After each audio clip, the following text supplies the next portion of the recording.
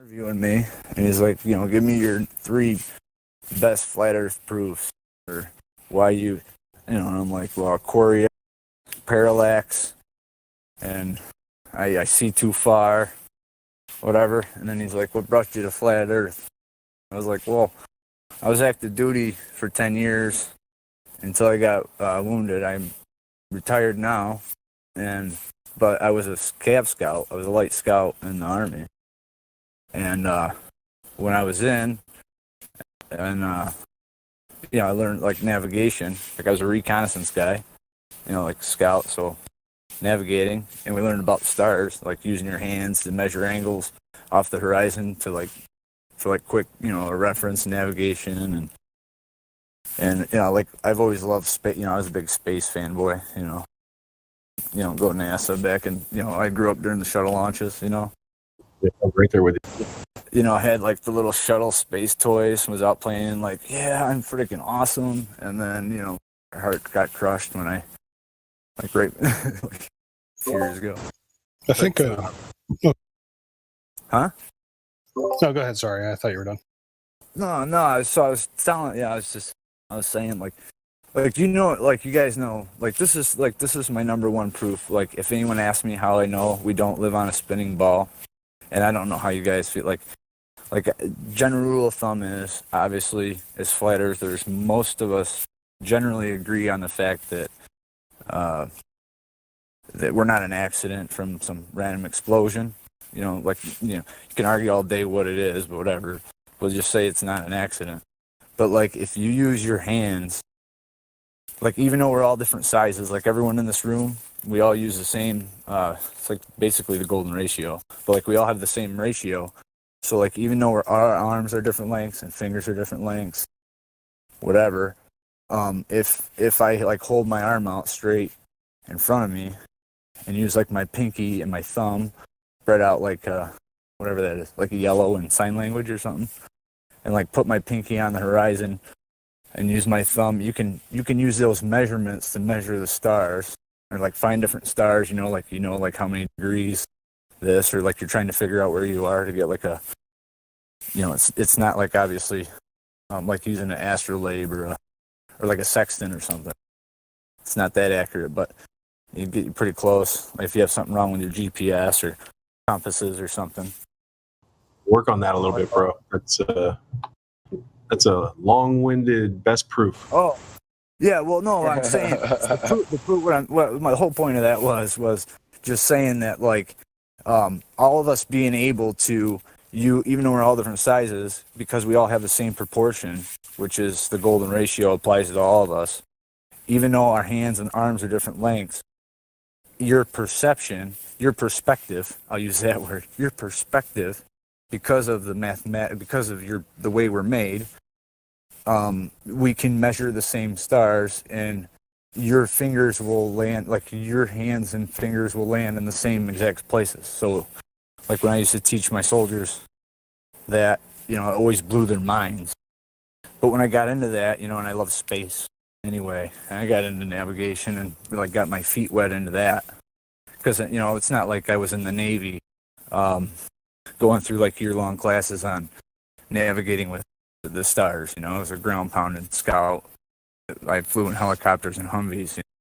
So, but once you realize that, then it's like, oh wait, there's no parallax. Like, what do you mean? Like, they've been using astrolabes and sextants for 1,000 years, and I can still pick one up and then measure the stars and go somewhere, and it will take me to the same place it did 500 years ago. And once you realize that, then obviously we're not on a spinning, twirling, hurling ball going, 100 million fucking miles an hour around this and that, spinning 10,098 miles an hour, and that's a bunch of bullshit. But that's cool. Like, Google it. Like, I'm telling you, go out tonight, you can test it. You go out in the dark, and you can look it up.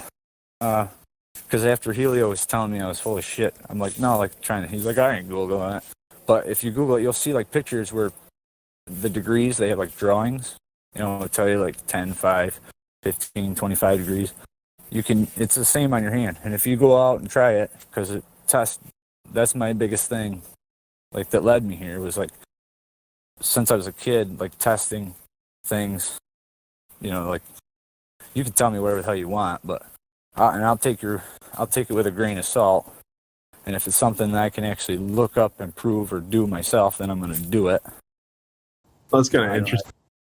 You know, but yeah, if you go out right now. You go out right now, and if you're in like the north, I'm in the Northeast, up in New York, and if you can see the same sky I can, we could hold up like the Big Dipper I can see right now, and we could hold our hands up, and I can tell you exactly like where your pinky and your middle finger are, even though I can't see you, because they're going to land in the same place. I see the Big Dipper every night in my sky. Yeah, and I'm in Georgia. Yeah, right. Yeah, like one night I was on here last year, and I think Becky down in Australia.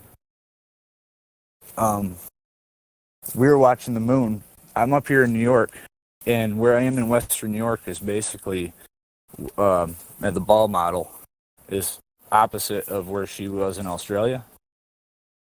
And I watched the moon. I was shooting azimuth at the moon, and the moon was to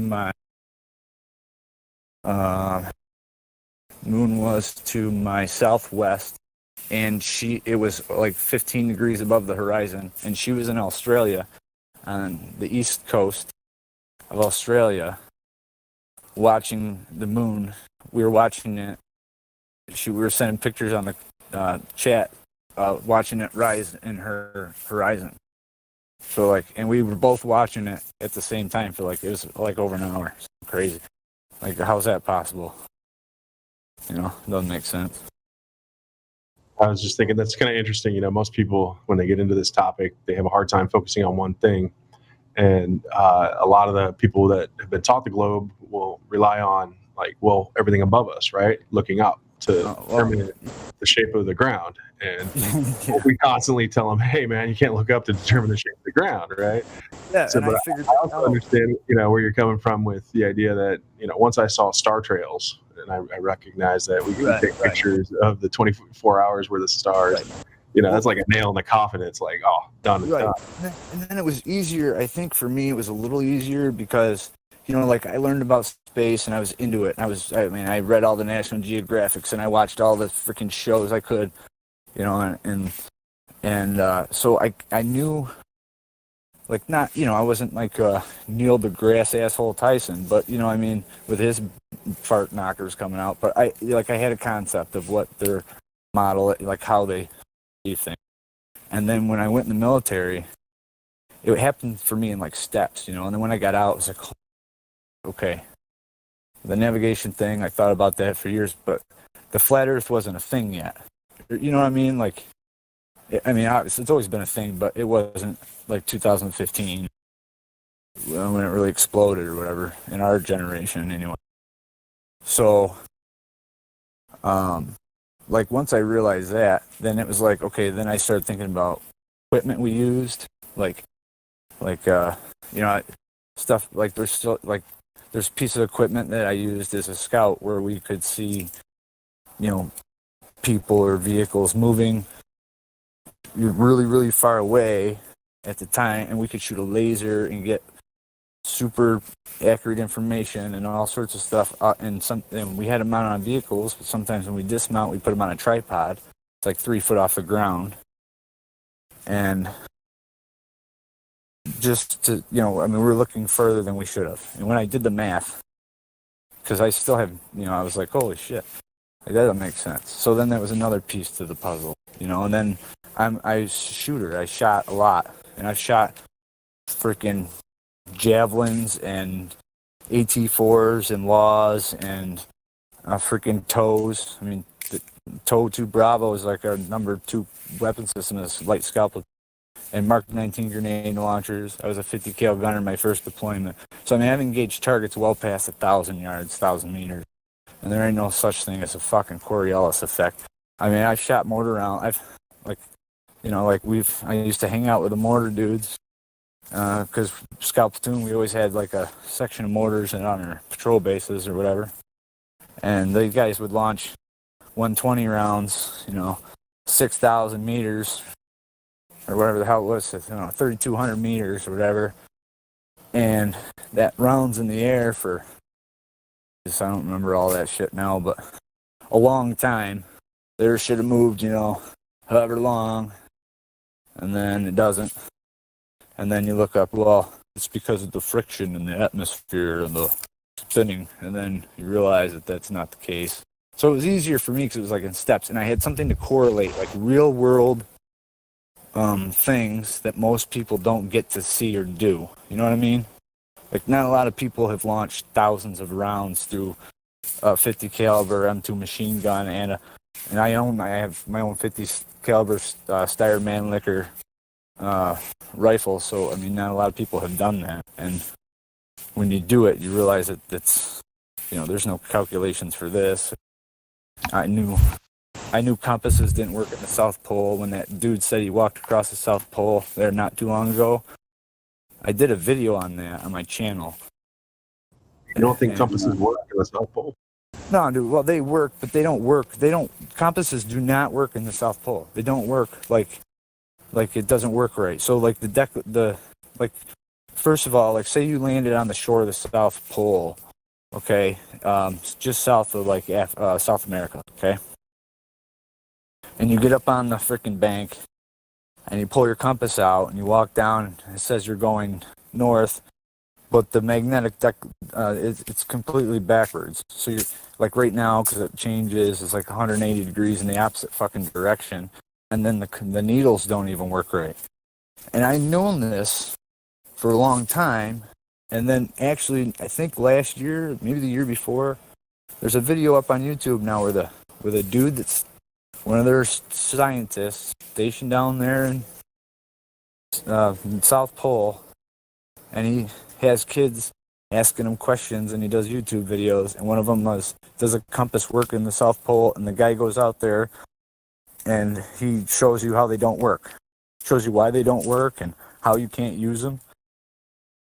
And when that guy said he walked across the South Pole, I listened to his story, and none of his navigation techniques make any sense. I mean, I used to teach it. I wasn't just like... So, his story's complete bullshit. His battery situation, like, when you do long-range reconnaissance and stuff, you have small, or even anything with you have a 5-man team, what you can carry. Like, you know how much batteries weigh? This guy said he walked so far with batteries that the temperature was too cold to even run the battery. None of his equipment would have worked. And then he said he used a compass to just look down. Sometimes he couldn't see. All he could see was to look down. He had a special thing made to hold the compass on his chest, and he would just follow that fucking needle. It's such fucking bullshit that I couldn't believe it. And you can look it up. I mean, So he gets to a spot where the compass just starts flipping and switching, like... No, the shit drags. It doesn't work if you use it's the same thing up in the North Pole. If you use a compass here, like a compass is obviously magnetic. I'm assuming you guys obviously know like how a compass and like magnetic declination and all this shit works. I think it's controversial. Like, it's not something that he is right, by the way. On. What? The guy is right, by the way. I'm not a flat earther, but the guy saying compasses don't work properly at the South Pole is right. Yeah, it's absolutely right. Also, how do they not work, Law? Well, as far as you know, how do they not work? Well, it just doesn't work properly. Like, for navigation, it's useless. You might as well take a fucking ramen noodle and the wet noodle out in there and flail it around or some, whatever. So there's magnetic anomalies that distort it. Right. It's unusable. Yeah, whatever. It's unusable for navigation. Any kind of accurate navigation, and especially if you're a one-man team by yourself, dragging a sled with apparently 1 million pounds of shit across the fucking Arctic or whatever, you're not the math. Like, there's no way. You'd have to know like where you are, what the anomaly is for that area, what the mathematical, how many degrees, in what direction to add or subtract from your compass reading to get your actual azimuth. So it's... Does the compass work everywhere else on Earth? No. There's places. That's what I'm saying. Like when I was like, that's why, like I learned like got the crash course about the stars, because there's places, there's places where shit just doesn't work right. I mean, there's a place right here in New York. It's down by down towards the city. What the hell is in there? Salem. Salem. There's a big, huge boulder in Salem, but it's not the boulder. But if you go there with a Wait, compass, Salem? the shit goes. Yeah, Salem, New York.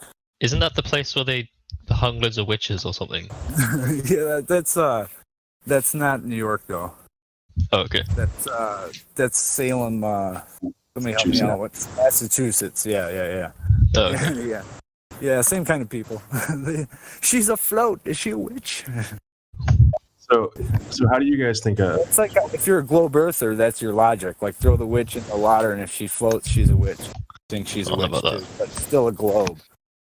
You have been listening to excerpts from the 24/7 Flat Earth Discord Live YouTube channel. If you would like to join the discussion, simply type in your address bar discord.gg/flatearth. Thanks so much for listening.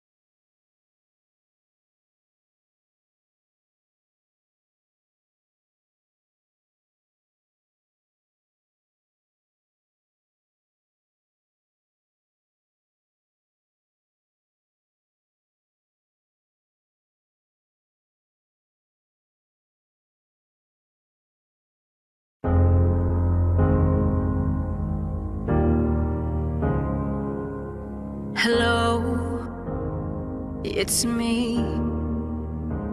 You know, indoctrination started while we were still naive, programming our beliefs. And that inertia is the reason we don't feel the earth spinning. Hello, can you hear me? Did you ever stop to question the confession of gravity as a theory? Funny thing, force alone can be explained with buoyancy and density. The sun is closer than what they've told us, not 90 million miles away.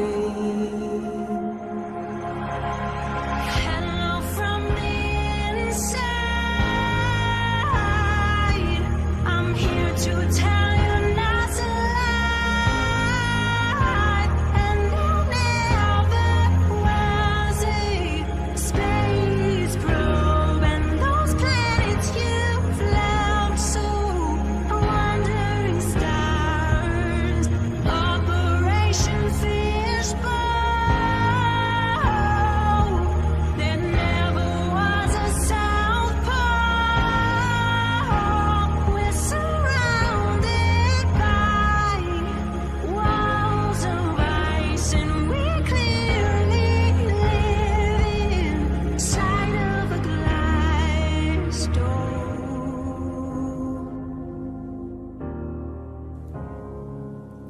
Hello, how are you? Did you get a chance to join Flat Earth and Globe discussion group to discover all the truth? How the sun, the moon, the stars are all revolving around you. There's no more secret. The earth is stationary, it is fixed, unmovable. Hello from the brighter side. They fooled you with that CGI. While sending rockets into the sea, and then faking that life ISS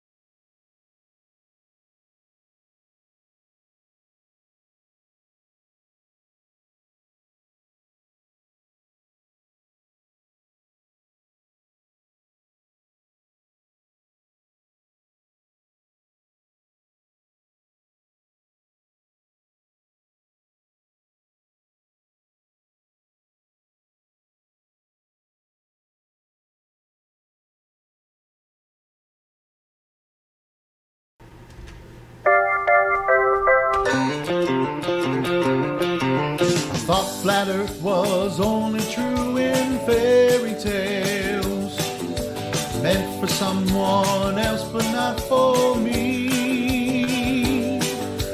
The moon landing on TV, they really went, just trust me. They showed us what the Earth looks like from space.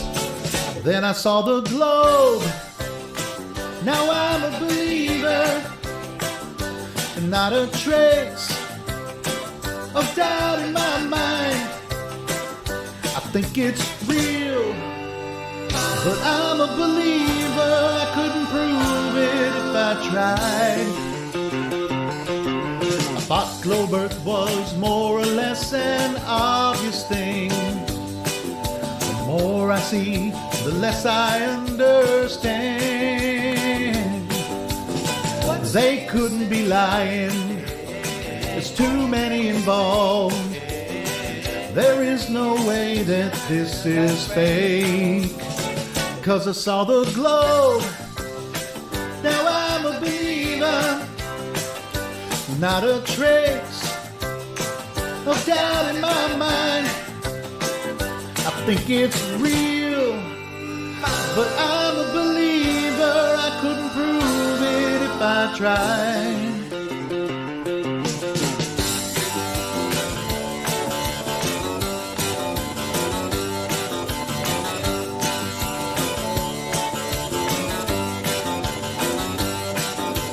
I think they're out to get me, that's the way it seems. Flat Earth has haunted all my dreams. Then I saw the globe, now I'm a believer. Not a trace of doubt in my mind. I think it's real, but I'm a believer. I couldn't prove it if I tried. Then I saw the globe, now I'm a believer. Not a trace of doubt in my mind. Yes, I saw the globe, yeah, yeah, yeah. I'm a believer. I'm a believer.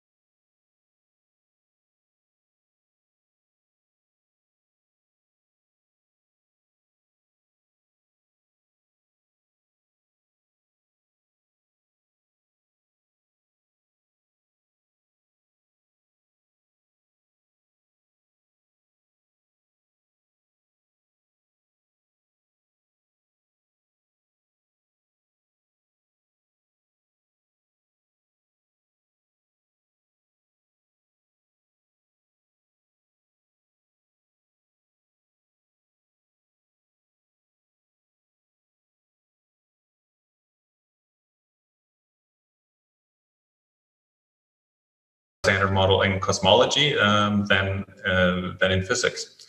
And so from my point of view, having studied and followed this discourse for over a decade, the standard model of cosmology looks quite flawed, I would argue even deeply flawed. But you pose the question of whether it's fatally flawed. And so fatally flawed supposes the science will sort of die out the moment it's shown to be wrong or inconsistent in some way. And this is a very idealist notion. Instead, I would suggest it's actually possible possible in practice, and this is what's happening, is that the model can be flawed, and it will keep persisting as the only operative model because it's the only one that's put to use. So in the sense, the point I would like to make is that the science, and here I'm talking about cosmology in particular, is kind of stuck.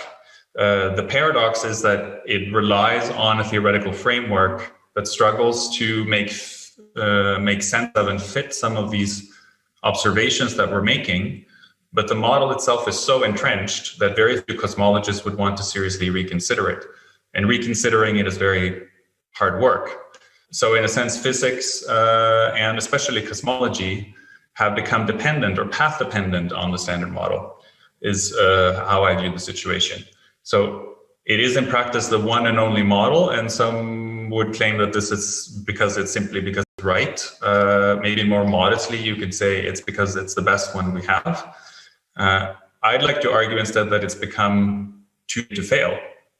The reality is it would take enormous funding and work to develop an alternative theory that could explain all our observations better than a model that has been put to operative use for more than half a century. And without all that collective work, there will never really be a paradigm shift.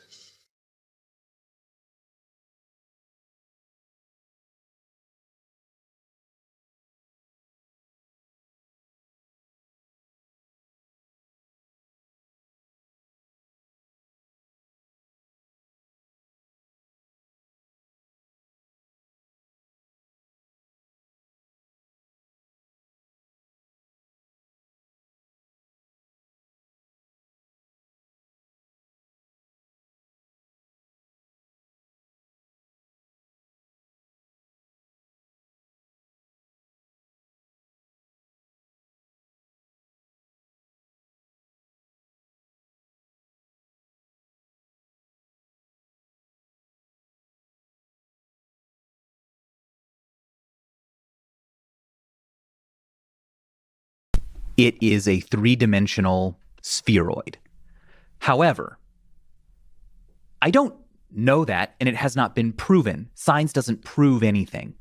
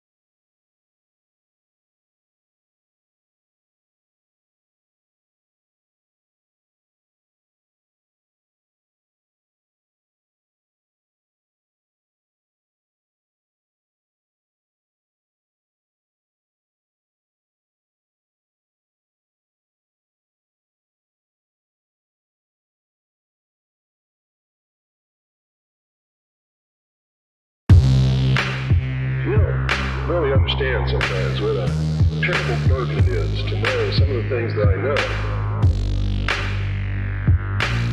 To try to wake people up and impart this knowledge to them.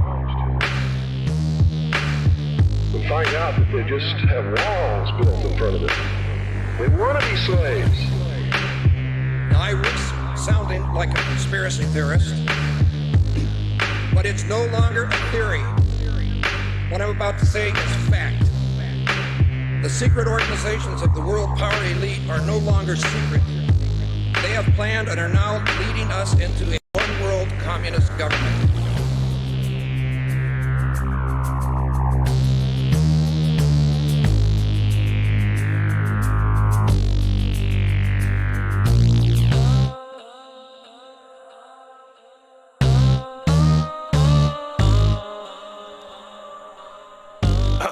ODD TV. Take a journey with me deep inside the rabbit hole. Wake up, my friends, there's some things that you have to know. Everything you ever thought you knew, it has to go. For instance, NASA is the world's largest magic show. 9/11 was a planned demolition and Sandy Hook was a scam. Come on, man, are you tripping? Constant programming being crammed in your vision. Just take a step back and examine this prison. Turn on the news and they're trying to blind you. All they ever do is tell you lies and divide you. There's nowhere you can even hide, they'll find you. Illuminati, all-seeing eye right behind you. It's about time you find out we're being lied to. They're attempting to control the mind that's inside you. Hide you from the power that designed you. Does anybody have a problem with this? Well, I do. I want the truth, the whole truth, and nothing but the truth. They say they got it, but they're never coming up with proof. If you're looking, then they got you jumping through these hoops. The lies always continuing to rise and busting through the roof. I want the truth, the whole truth, and nothing but the truth. They say they got it, but they're never coming up with proof. If you're looking, then they got you jumping through these hoops. The lies always continuing to rise and busting through the roof. They're lying to us about everything. How can this be? I know I'm not crazy, and yet I'm questioning my sanity. I see what the Illuminati's doing to humanity. The truth is stranger than fiction. We're living in a fantasy. What I'm witnessing is unreal. It's a one-way battle for us cattle going uphill. If we don't stand and fight now, then no one will. Our children will never know freedom. It's a done deal. The future's not looking so promising. It's the poor who go to war while the rich keep on profiting. It's us that they're slaughtering and money that they're honoring. And soon it's gonna be the new world order that they're offering. It's mind-boggling how so many don't seem aware. And if they are, it's like they really just don't even care. Our world is broken and I'm hoping it can be repaired. But we'll have to fight for it, so just be prepared. I want the truth, the whole truth, and nothing but the truth. They say they got it, but they're never coming up with proof. If you're looking, then they got you jumping through these hoops. The lies always continuing to rise and busting through the roof. I want the truth, the whole truth, and nothing but the truth. They say they got it, but they're never coming up with proof. If you're looking, then they got you jumping through these hoops. The lies always continuing to rise and busting through the roof. Forget the politicians. The politicians are put there to give you the idea that you have freedom of choice. You don't. You have no choice. You have owners, and they own all the big media companies, so they control just about all of the news and information you get to hear. They got you by the balls. They don't want a population of citizens capable of critical thinking.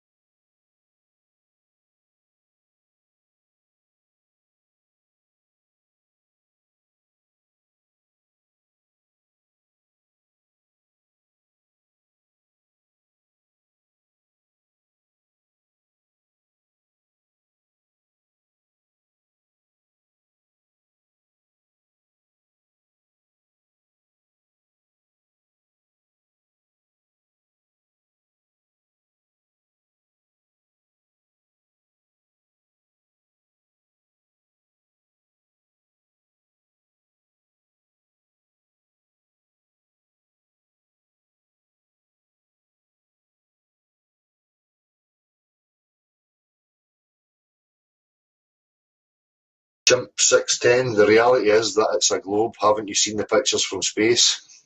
I'm going to repeat it again for any of you out there who's struggling with that. The logic and the acceptable scientific measurable proof that you must stand by is that you accept images and video as measurable scientific proof. Okay? Now, if you're willing to stand by that logic and standard of, proving things objectively, you're opening up a can of worms to every other charlatan that's alive to start producing images of Superman, unicorns, Yeti, whatever it might be, fucking Loch Ness Monster. And you people who, push that will have to accept it, that these things are reality based on whatever image somebody can produce. You don't go to images and video. Science deals with measurement of substance, practicality, practical demonstration. Now, if somebody's offering you an image or a video that contradicts physics, chemistry, biology, the substances, somebody offers you an image that contradicts those, you don't ignore the substances. You throw out the image. It's as simple as that. So that should make it easier for the dipshits out there who think my space pictures is real. Right? They're no fucking real because they depict something that is physically impossible. If you doubt that it's physically impossible, recreate it. Demonstrate the claims practically for yourself. That's what science is.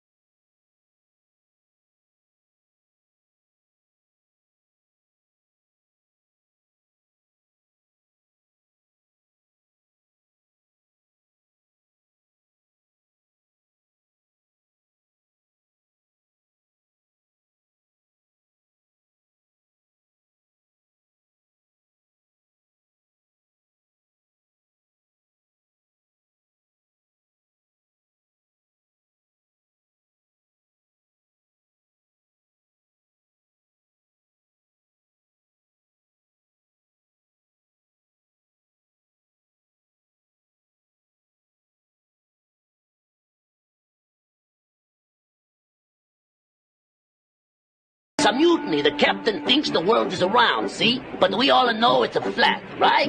Of course it's flat. Sure, I know the world is flat. Well, so do I. Everybody knows that. Good, good. You see, my crew thinks the Earth is flat, but we know it's round, right? Yeah, right. Sure, it's round. Of course it's round.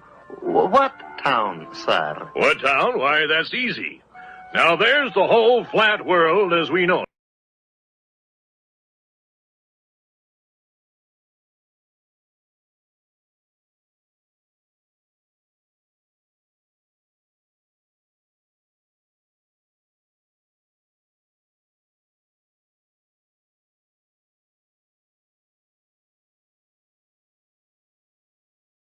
A UAP video here. He's making fun of rockets. The video is called "Watch This Rocket Deflate," and it's a beauty. This is really funny. So, hang on a sec. I was gonna watch that last night. I didn't have time. Yeah, it's funny. It's great. I love his videos, man. Yeah, me too. You know, He's good he stuff. drones on a little bit sometimes. I mean, he's just one of those people. You know what I mean? He gets takes a little right turn. Well, he does, you know, and he's got an audience and everything that has helped him develop a little bit of a character and stuff. You know what I mean? But I think he's great, man. Yeah. Yeah. I mean, that's insignificant gripe. It's just hard. I like his style too, but you're right. Yeah, he likes to go down some rabbit holes, but it's never to me, it's never okay, guy, all right, bring it back. It's I guess that makes sense, at least to me. Well, yeah. The thing is, when his videos pop up in my feed, I'm like, shit, because you really have to pay attention. And then his video's 40 minutes long. Man, do I really have time to watch this? Yeah, for sure. Yeah, it's a good one. I'll be right back. Oh, do you want me to play it? I mean, the audio is good. It's just I think you have to be watching it too. But I mean. Oh, yeah. Then it's kind of useless, right? Kinda. Yeah. I'm not sure. The title's sure. "Watch This," whatever. Yeah, exactly.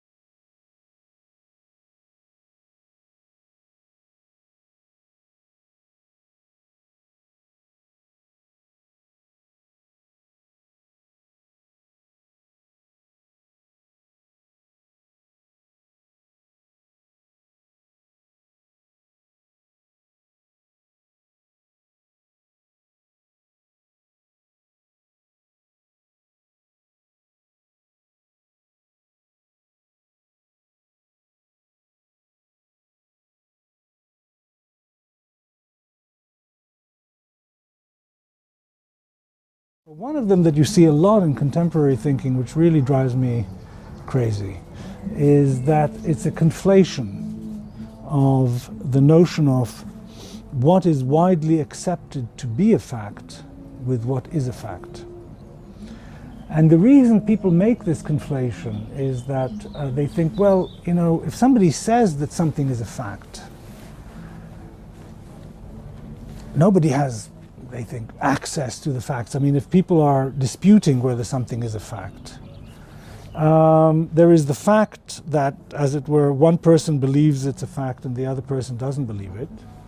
And then one person, the person who believes that it's a fact, might be supported by a whole bunch of other people, all of whom also believe that it's a fact. And so it becomes a widely accepted fact. And when those kinds of situations, they can bully the person who doesn't believe it's a fact, or they can outnumber them, or they can outlive them, or they can whatever. They will somehow prevail. And so what really matters is whether something is widely accepted to be a fact. How could it matter whether it is or is not a fact? And so through that process and maybe a few other steps, you begin to eliminate the notion of something's being a fact, and you replace it with the notion of something's being accepted to be a fact. Now, this notion of being accepted, widely accepted or taken for granted to be a fact, is a socially constructed notion. You see, that is because it's a fact about societies, whether or not they accept something to be a fact. Could you give examples of either? Yes, so course, something that's widely accepted to be a fact is that the Earth revolves around the sun and not the other way around, which is what people used to think. Or if you like, that the Earth is spherical, not flat, which is what a long time ago, before the Greeks, people used to think. Well, I mean, quite an understandable view. When you look around, it looks kind of flat, except for the bumpiness. So is that an agreement about... Widely accepted to be a fact. Rather than a fact in itself?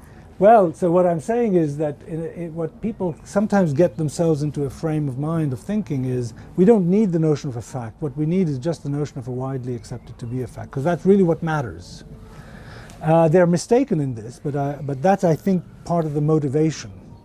They just think whether something is or is not a fact drops out as irrelevant. What really matters socially, what really matters in the argument is whether something is widely accepted to be a fact. And you can see this in the way in which when journalists talk like this, you know. So they will say things like, is evolution a fact or just an opinion or just a theory? That's the contrast. Is it a fact or is it just a theory? Where they mean, is this something that people are toying around with, or is it widely accepted? But that's a terrible, that is a misguided way of thinking about things, because what you're aiming at when you aim to discover whether to accept something as a fact and then whether to make it to be a widely accepted fact is whether it is a fact. So, you know, what people were trying to figure out is, what is the shape of the Earth? Yes, they used to believe it's flat, let's say, and then people thought, well, there's some very interesting astronomical data that can't be accounted for if you think that it's just some disk.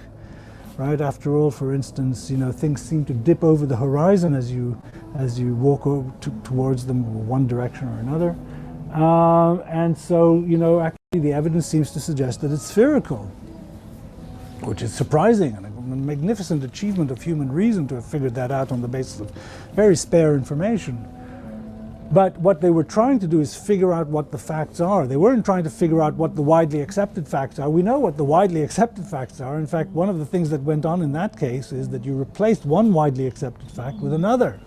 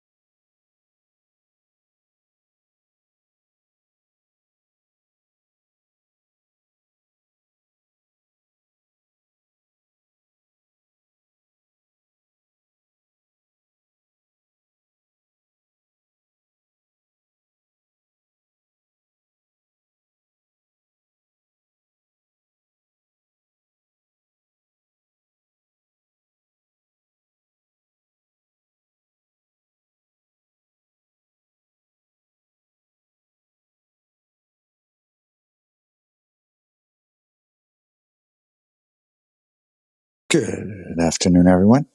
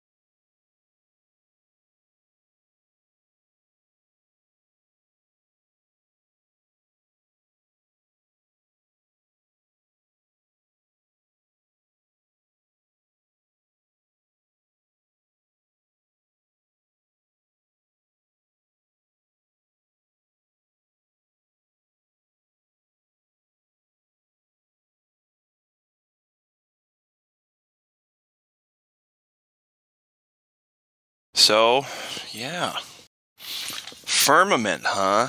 Sprites, huh?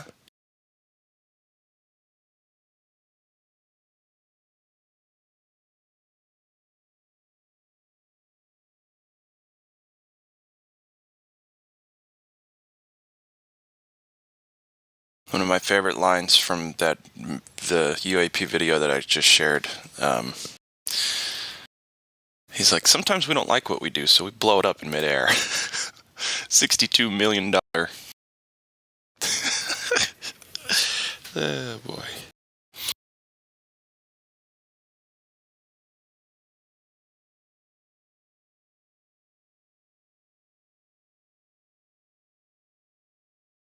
I wonder if all of this quote-unquote space travel is ever going to glean for the human race anything positive.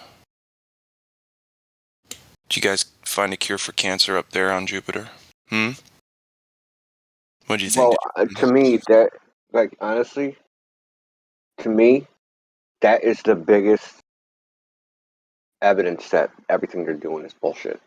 Right. It's the fact that even if you believe it, and even if you take the most positive possible outlook, it's never going to reap any human benefit. If you look at it just from a financial standpoint, like just like think of every dollar ever spent on so-called space travel, all the money ever spent, right? We're way in the red. When are we going to get in the black, right? Never. Never. We're never going to be in the black. So then you go, okay, why do we do this anywhere else? Like, let's look at any industry, any human endeavor where we're going to run in the red forever. Nothing. We don't do that. We just don't do that where we never make a profit. Like, that's like, not even the communists do that. Right. like, people just don't do that. Why in this instance are we doing that? Okay, because we're going to do, so the counter would be like, okay, because we're curious and we want to explore and we want to expand. We're trying to take the space age of discovery. Okay, so where are we going? Oh, it's too far away to go there.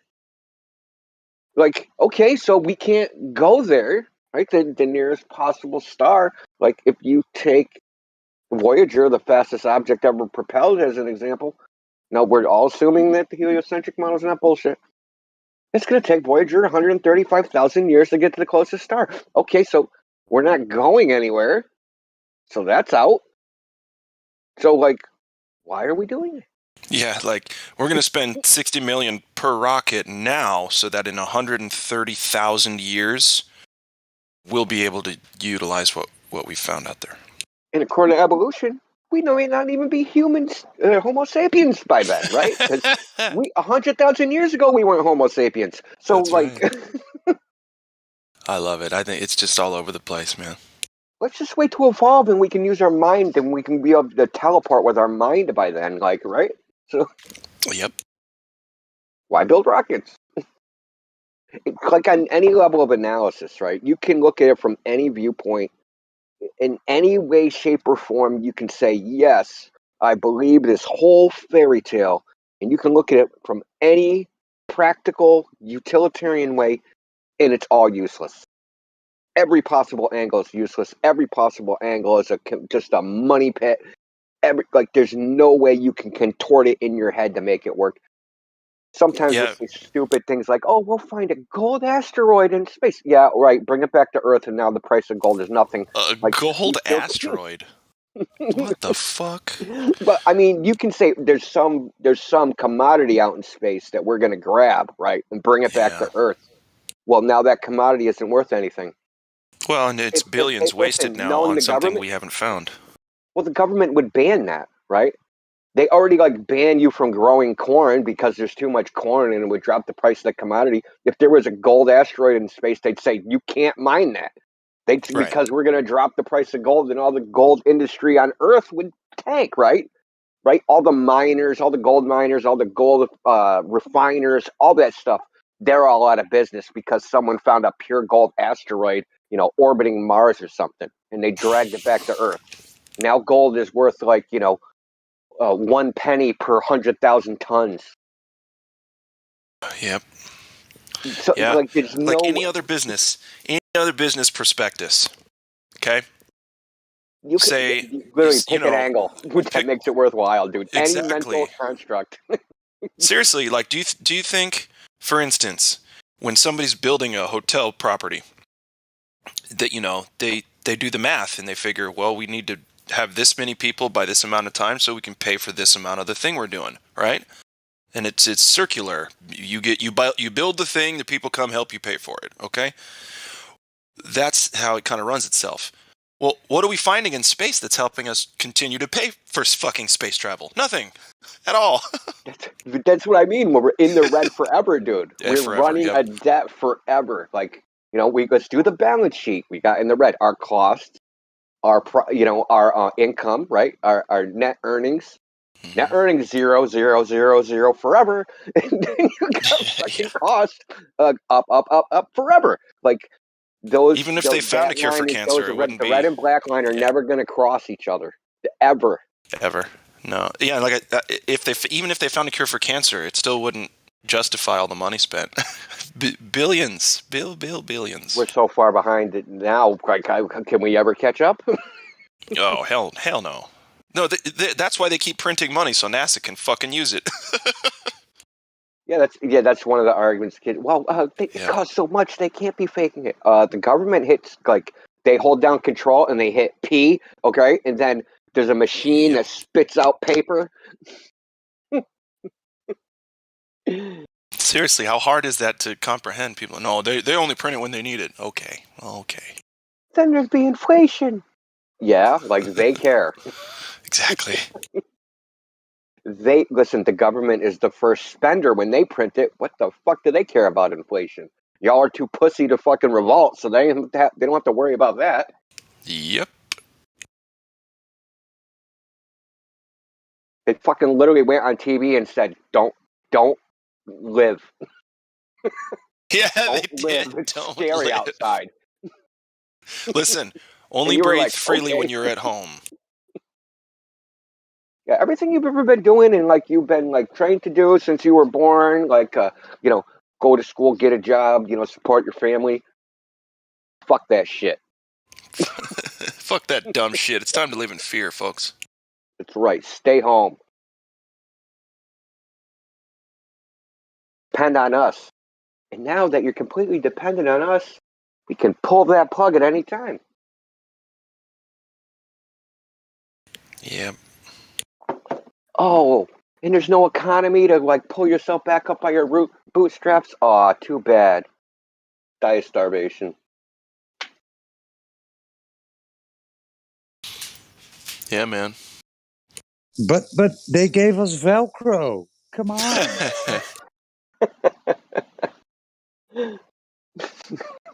And Tang. Tang, bro. Oh, yeah. Tang. Delicious. Makes a great carburetor cleaner. Right.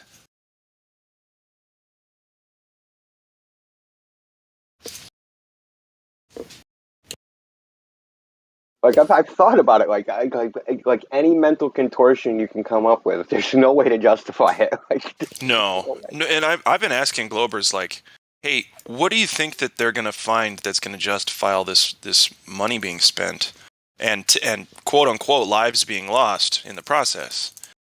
And none of them can say anything. They're just, space travel is extremely important. We might this and this might happen. We might discover this. Okay. But it's been a long time and they haven't really discovered anything or brought anything back. They just spent money and supposedly killed people. But you're okay with that? Oh, we as a human race, we're yeah, exactly. Shut the fuck up. They've done nothing. Let's look up space tourism. That's going to save it, man. Okay, so let's look up tourism profitability. Let's look up the profitability of tourism generally. How profitable is the tourism industry? Come on, man. Google. It's one of those things you ask a question and it answers a question you didn't ask. Yeah.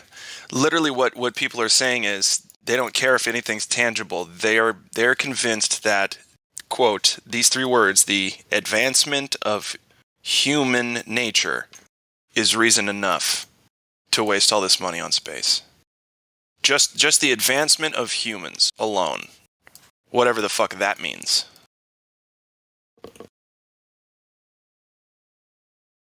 Okay, so I just saw the gross margin is 38%. And that was in 2018. I'm trying to get the net profit, 28%. Well, tourism is crashed the last 2 years, so I would say I'm zero. going for the best case scenario for any argument that space tourism is going to save, that's going to justify the cost. So I'm looking for their net profit margin, like how much money you can make for every dollar invested. How much money am I making? If I want to invest $1 into space, how much money am I going to get back? Am I going to get back $1.10? Am I going to get back $1 and a penny? What am I going to get back? here we go. I think I found it.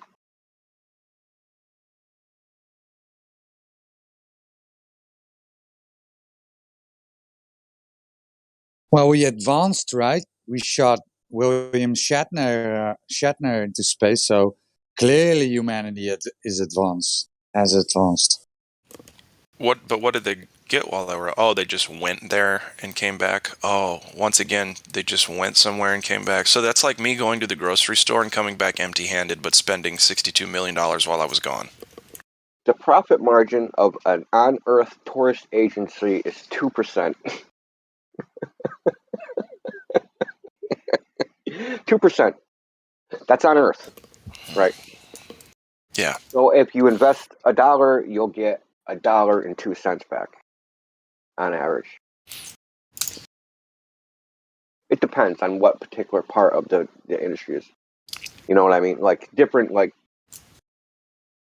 there's different acceptable margins depending on like, you know, what your capital cost is or whatever. Anyway, point is, China tourism is pretty good, man. That's a net profit margin of 21%, so that's not that bad. So we have the space tourism industry. Now we just increased our cost by what, 10,000%? Yeah. 100,000%. Oh yeah, inflation. Yeah, sure. Well, wait, yeah. Well, you know, you want to serve, you know, some caviar in space, dude. It's like, what is it, $10,000 per pound to put into space? So, you know, everything has to be shipped in, right? So you're increasing the cost, right? So now you have to charge, you know, the tourist that cost.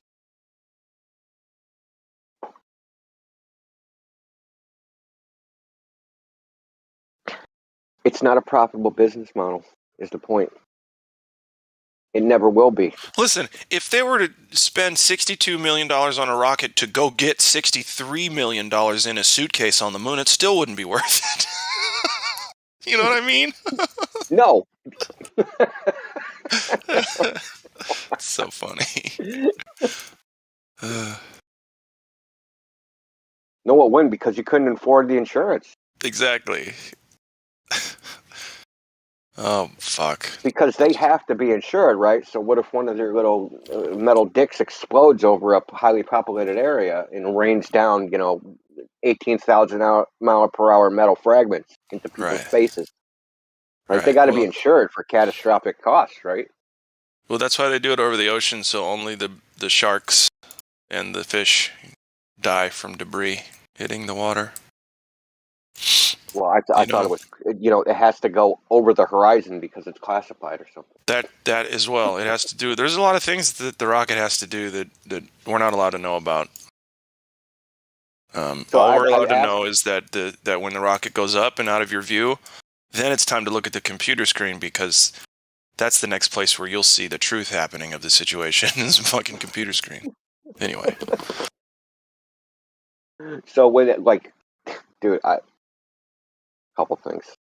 First of all, they're not allowed to show, in the United States at least, they have their little, the Department of Commerce runs the private rocket industry. They're not allowed to show any video of second stage or further of any rocket, right? So I used to ask Globers, and I'll still ask them, this is a call out to Globers. Longest continuous launch to orbit, single shot, single camera shot, no cuts, launch to orbit. Where is it? I actually have the longest. No, I actually have the longest continuous shot. Earth, so-called space, is the space shuttle. It was the very first shuttle launch. One of the astronauts had like a camcorder, an '80s camcorder at that, and they like stuck it out the window, right? Yes. And you know what? They go up. They don't go to orbit. It goes up. I think it's like 30 seconds. The Earth is observably flat, and then the video ends. Whee! I'll just post that in a live stream. Yeah, post it, please. People.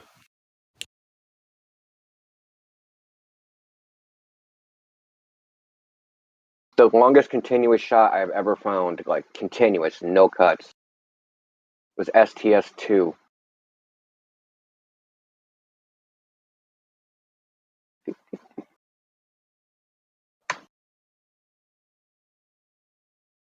Can't remember how many seconds this is. It's obviously sped up or something. So the video was from after they supposedly went in space. They came back and the astronaut gave a presentation, and he put his video up on the screen, and it was filmed by the media. Right, the screen, like what he was portraying, and he says that this was his personal home video that he took sticking out the window. Huh. Sticking out the window? Well, not out the window, you know. Yeah, I got you. This is the longest continuous shot that I've ever found. Wow, and yeah. And it goes concave at the end of the video, too. Yeah. By the way. Yeah. That's funny. It is a pretty cool video, though. It is, yeah, that's neat. Yeah. But no ball. Anyway, yeah. No. And if anybody comes in here with they don't do it anymore. A lot of things the Glovers used to do, they just don't do anymore because they know it's going to end poorly. They used to come in here and be like, the Falcon Heavy is SpaceX fucking car, blah, blah, blah, blah, blah. And I said, okay, so everything in that video, you're saying that it's real, and I have to take whatever's in that video as real. Why should you doubt it? Blah, blah, blah, blah. Okay, I go, okay, so the last listed altitude in that video is 111 kilometers. So that car only went to 111 kilometers. And then it shows a picture of Earth really tiny, right? So the Earth is super small. I guess. Well, there was something wrong with that part of the video. Yeah, so the video doesn't accurately pick reality. Yeah, never mind the fact that they edited it, right? They edited it. Do you know about that? Do you know about the Falcon Heavy edit? No, I don't. Okay, so the Falcon Heavy edit, when they showed it live, so you know how they supposedly landed the rockets?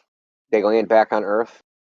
Oh, right. Hey, Okay, sorry, so my they had a grandma's calling me camera. right now. Oh, I apologize. I gotta grab Yeah, Are you aware of the edit, Roger? Yeah, they Jeranism pointed. Yeah. Yeah. Jeranism pointed it out. But Yeah, I mean, continue. I mean, even if you go, listen, you don't even need to like. So I'll just tell anybody that's listening. So what they showed was they supposedly had cameras. So the Falcon Heavy was a rocket with two booster rockets that were returnable. They put cameras on the left and right booster. So they had a split screen video, one camera from the left booster, one camera from the right booster. When they launched live, they screwed up, right? So they were showing a split screen of one camera. So on the left was one camera, on the right was one camera. The video that's up now is the camera from the left and right booster. They went in post and edited it and inserted it into that. And you can tell because the overlays are screwed up. And there's a skip about 2 minutes into the launch where they inserted it, right? So there's actually because they had the timer on the screen, so it's something like 2 minutes or whatever, and all of a sudden it goes from 2 minutes to 2 minutes and 30 seconds. It just jumps.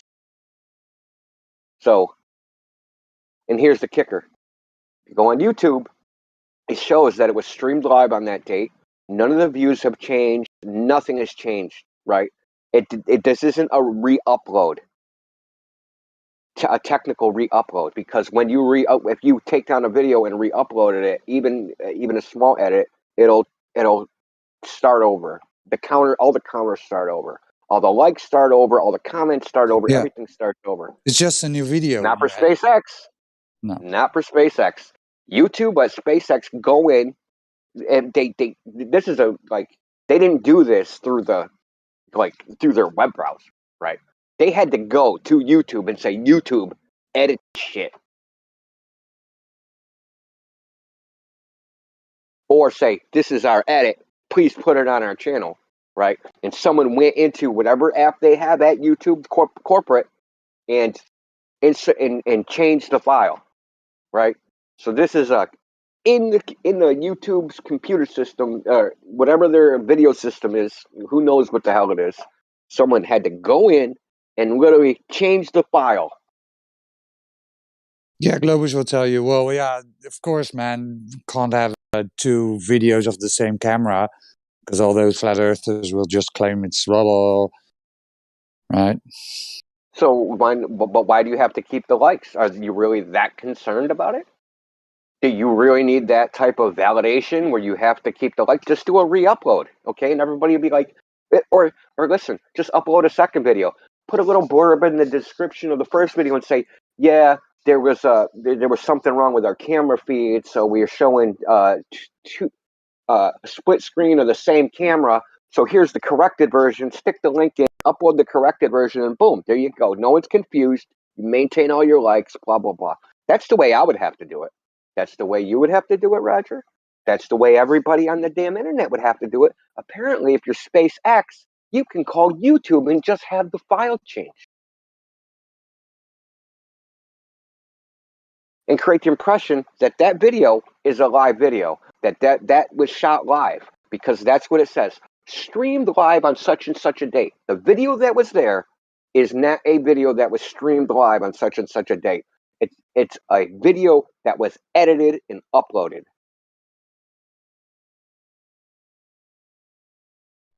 It's the memory hole, Indio. The past can be altered. Oh, but why would they lie? It's obviously a stream video because I don't know why they would lie. So that proves it's a stream video. You know, comments like that, and really like when the Globers say things like that, I literally just feel bad for humanity. That is literally, that's what you come up with? Like, literally? What else do they have? You have a whole buffet of shit you can say, and that's what you say? It's They don't only, need to even me, pick. it just proves the weakness of their position. Well, they don't even need to try hard. That's the other thing, is people are so gullible and willing to believe that they could say anything, and they could tomorrow come out and say, hey, guess what? Earth's flat. And Globers would still be like, well, they only said that because it's going to turn out to be flat in a few 100,000 years, and so they're kind of just preparing for. It's like, what the fuck are you talking about? What I'm waiting for is this: is they're going to say it's some weird effect like quantum mechanics, right? Where it's like it's like a superposition of Earths. It's flat and a ball at the same time. Right.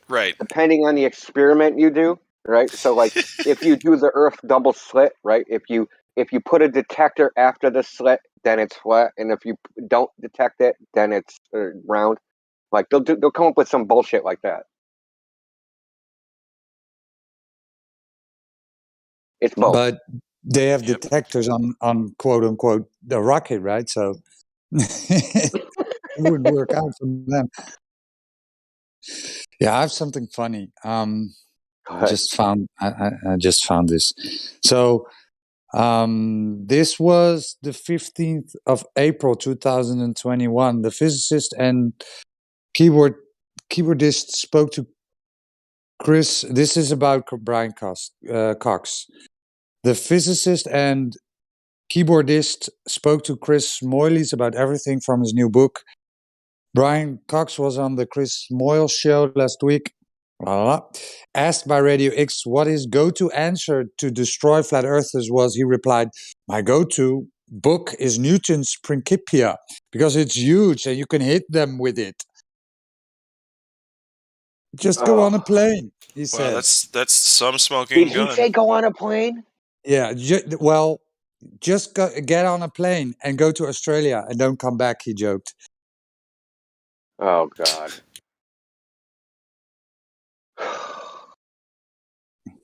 Nah, my favorite thing to do, my favorite bucket, it's a bucket list item now at this point. I want to take a Glober and go up high and go to the top of a mountain and do a measurement over a frozen lake. You know what I mean? I want to do a few things with a Glober and watch them turn into a flat earther. That's what I want. Because if they genuinely join me, they won't return a globe earther. You know what I mean? If you just go out and you do a couple things on the earth, you'll turn into the person that knows what's up instead of the person who just believes what's going on. Yeah, that's why we're asking for globe laser tests. Yep. They won't do it. They can't do it. Imagine trying to do that and getting flat, level, horizontal every time, but expecting to at some point get curvature. What a sad deal. Laser tests only count if you're bouncing them off the retroreflectors on the moon. Right.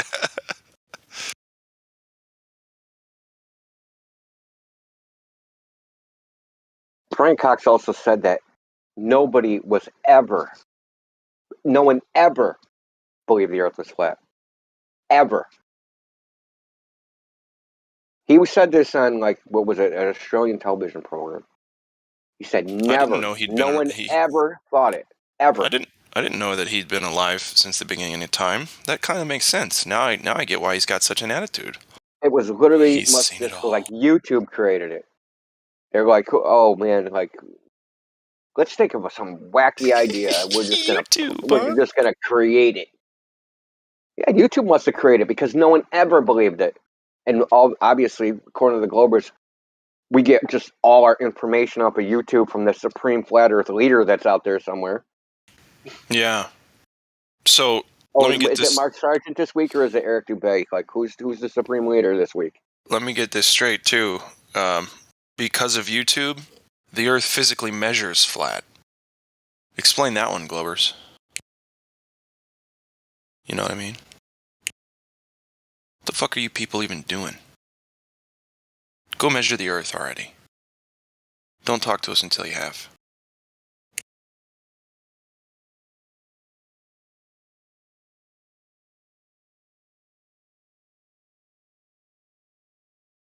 So all Brian Cox had was an insult, right? Hit them with the Principia, or go to Australia and not come back, or he said, "I can't comprehend how anyone could comprehend the idea that the Earth might be flat." That's all they got. Incredulity. And it's feigned incredulity because you know Brian Cox knows it's flat.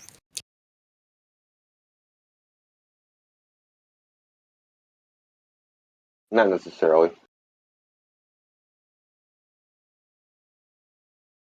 He seems like an MK Ultra drone.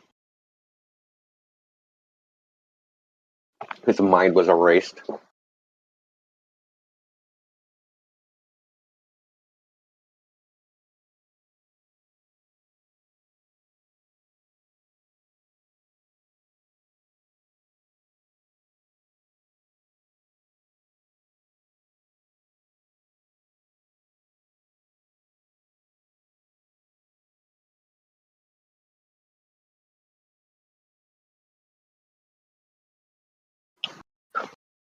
Dude, what's up with XL? What a full-blooded? What's a half-blooded Christian?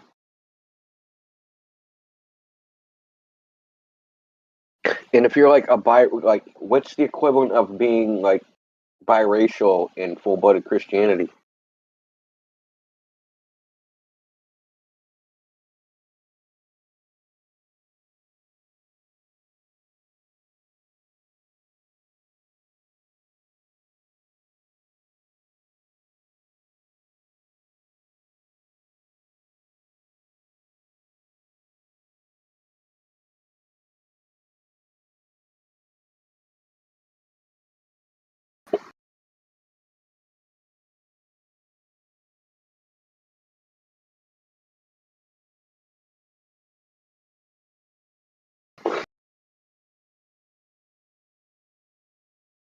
How did you get muted? Never mind, I don't want to know. Yeah, you don't want to know. But yeah, that could be a long story. No, it's every day. Actually, it's Groundhog Day. So that's the thing, is that the full-blooded Christians are gonna be attacked. You know, we're hated, but you know, we go to a flat Earth server, we try to help people with flat Earth, and we get muted for doing that as well. So, yeah, there's beginning to be some very uncomfortable behaviors happening with the abuse of the mute button lately, for some reason. Yeah, nothing new though.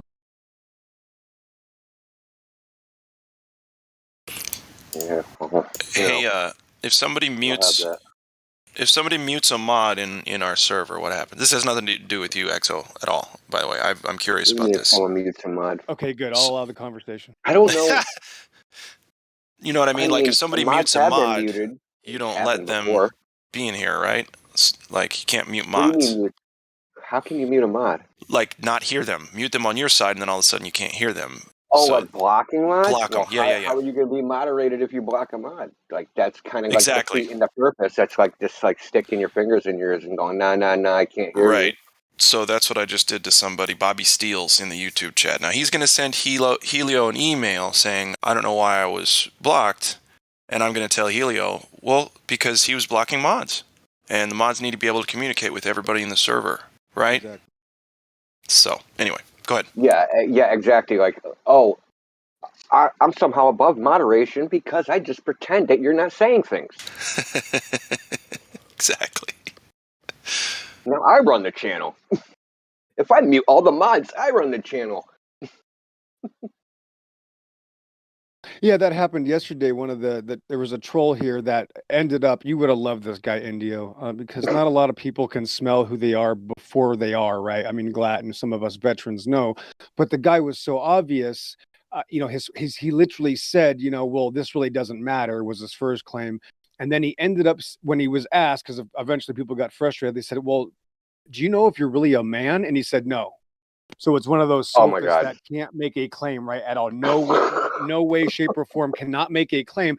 His entire mission was to hide from his own claim since the moment he got here. And I'm trying to unravel this. And I get attacked by flat earthers, and I get muted, and because I'm trying to unravel this so that we don't look stupid, so that the flat earthers don't look stupid. And people who haven't changed, you know, people don't want to be helped. They want the glory to go to them. They want to feel special and go look at me. And they just really hate it when a Christian shows them how to do their job. And that's just the ultimate, you know, reality. You know, some entertaining certain types of stupidity makes you look stupid. Oh, Entertaining people that don't know if they are a man or a woman makes you look stupid. Because that's like, you know what I mean? It's like, that makes you look stupid because like you're entertaining an absurd idea that on its face is ridiculous. Like that makes you ridiculous that you think that that's even a valid position. It makes you look like you're entertaining idea. Hey, maybe this guy's right. Maybe he doesn't know if he's a woman or a man. I mean, maybe if he had an industrial accident, like I could go like, did you get mangled? Like maybe I can see then. Did you get mangled at birth and like they lost the birth certificate and like nobody knows what you are? Like, I mean, that would be the only situation where you wouldn't know. Every other situation, though, you would know. So entertaining it makes you look foolish. Exactly. And those people should be exposed as fools, dude. Like, really. So I'm with you on that. Exactly right. And that's what I try to do off the beginning, because if you can tell something that you know other people can't tell, you kind of want to get involved quickly because you know that they're being set up. And you don't want, you know, 30 minutes, 45 minutes to go by, then the setup happens and it's like, wow, I wish I would have said something. But no, even after it happened, I still got banned because, well, that's people get butthurt when you show them, hey, that obviously didn't work out well. Well, now you're the asshole for showing them that was really ignorant and ridiculous. And that's kind of it's kind of like a cult-like behavior. Like there's these set rules that if you don't follow and don't have this robotic reaction to everybody and then give everybody a chance, even the people that don't know which bathroom door to use, there's not going to be any production. They don't know whether to stand up or sit down. Right. Like even when they get in the bathroom, they're still confused. It's like the whole thing is a confusion. Right. That's why I call it the LGBT Can't Trust Your Eyes Earth Society. It's literally all the same belief system. They can't trust their eyes. They can't trust their senses. They can't trust their hands. They can't trust the sign on the bathroom door. It's all the same religion.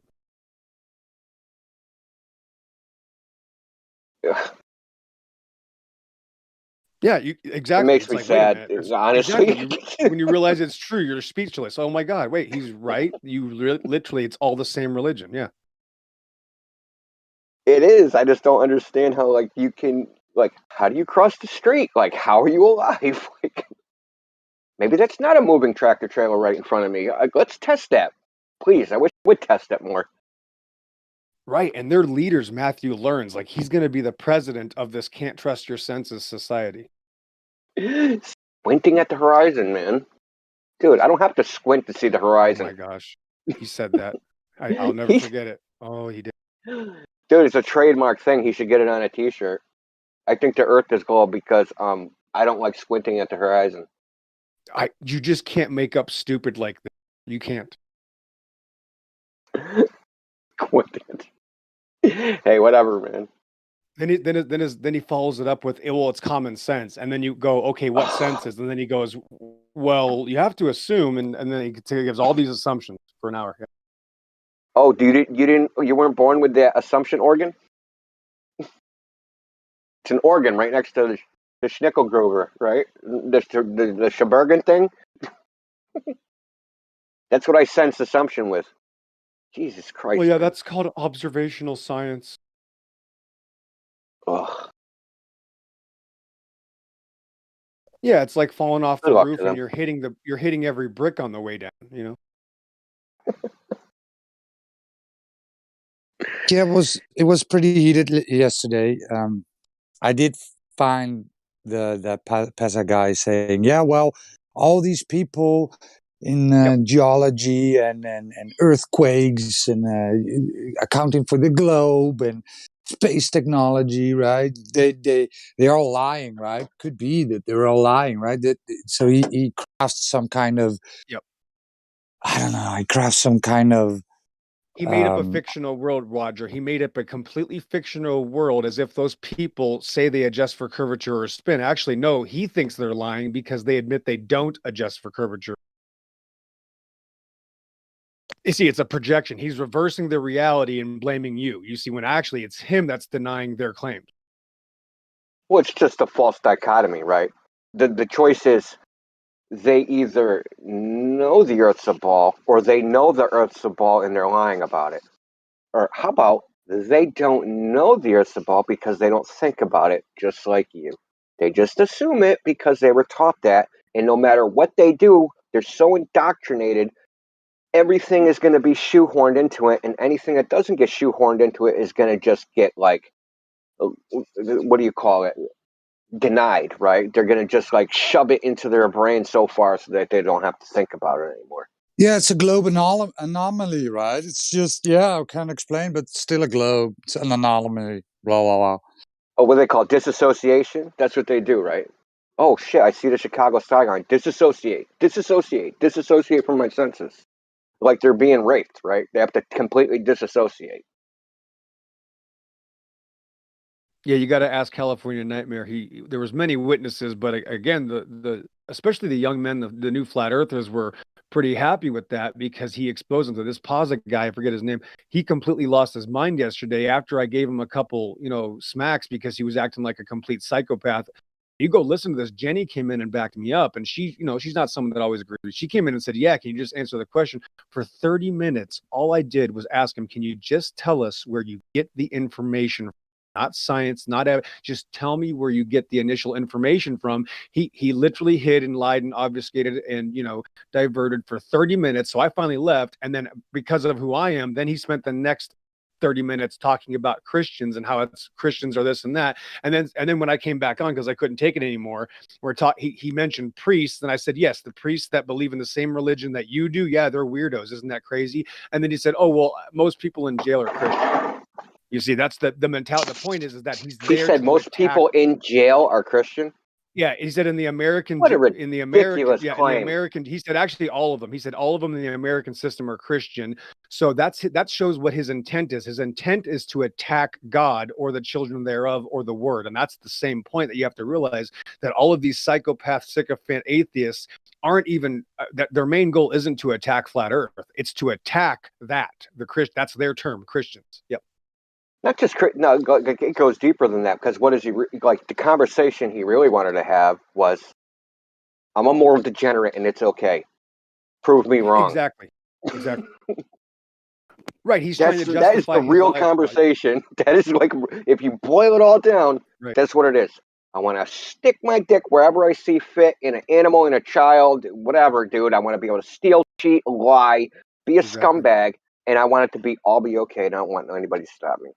That's 1000% true. Yes, they're literally all there to hide from morality. We had 2 in a row. Then another guy joined, and I got him to admit it right off the bat. He said it doesn't matter what the earth is. So that's automatically the same thing. You're hiding from truth, therefore you're admitting morality doesn't matter.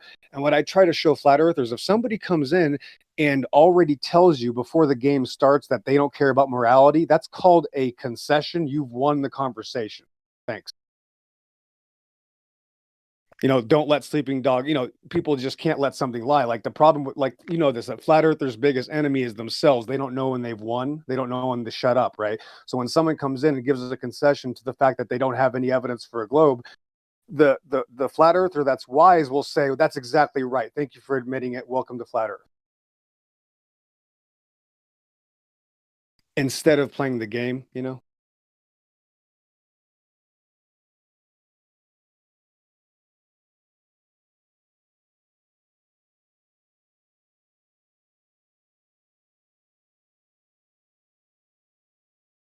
the problem is that we're so used to being trolled that even when we're trolled and we know we're being trolled and someone just admits that they're a sophist, they don't know which bathroom door to use, they don't have an opinion. No, I don't have an opinion of any earth at all, which means he's a glober, right? Hiding from his own belief system.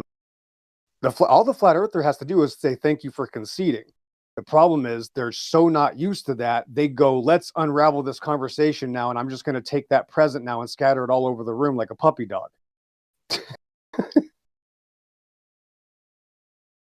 Well, in defense, right? When people like that come, it's also good for the audience to, what you said, unravel it, right? To show them this kind of behavior and what the globe has to offer are these people, right? These trolls, these people that LARP, make up shit, justify their beliefs, any means necessary. So, I mean, that's also a gain for me. But no, it is a gain either way. There's no such thing as losing. What I'm saying is that there's 2 ways to unravel it. We can be the 3-month-old puppy dog and just shred it all across the room, or we can let them, completely admit to the crowd, to the watchers, to everybody in the room, I don't have any evidence, and then he's going to then expose himself and unravel it himself instead of me having to do it. And that's why it's going to be much more powerful when the glober ends up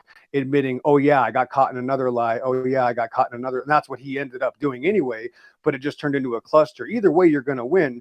What I'm saying though is that the methodology is going to be much more profitable. It's going to be easier to understand, and everybody's going to learn from it, because if I step one, get them to admit it right off the bat, then the game's already won, and now we can unravel the present that we know we already have, instead of having to play a game and allowing him to hide from his own claim. Because if we allow the sophist who doesn't know which bathroom door to hide from a claim, everybody gets dumber, because we're playing a game, not just getting down to the reality of it and plainly stating it, because he's scared to make a claim.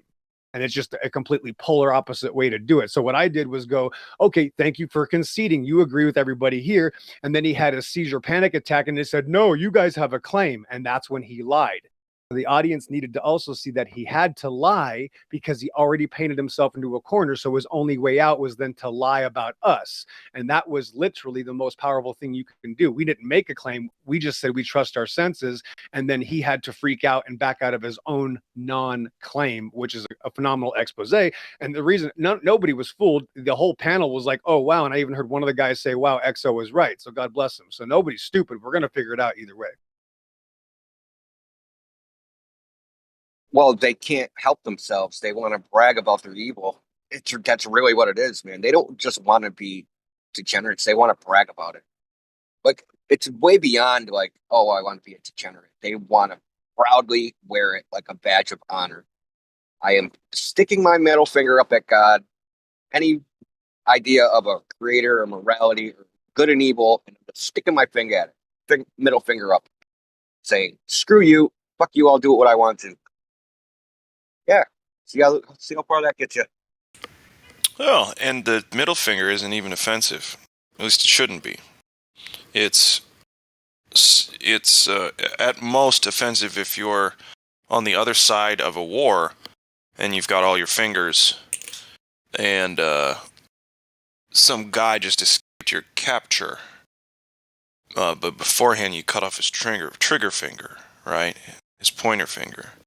And so, but then he goes back to his people, he gets taken care of, he gets another gun in his hand, and he's starting to use his middle finger to pull the trigger. And he sees the guy over there that cut his finger off. And he holds up his middle finger as to say, look, I can still shoot a gun. I.e., fuck you. But if you were to do that to God, it would make zero fucking sense. Thanks.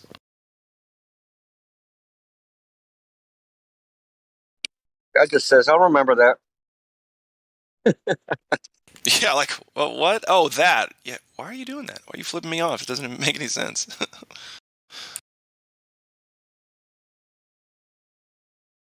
Oh, that old chestnut. Like, I made that finger, dude. Like, why are you pointing it at me? Yes, it's beautiful. I made that. What? Anything else?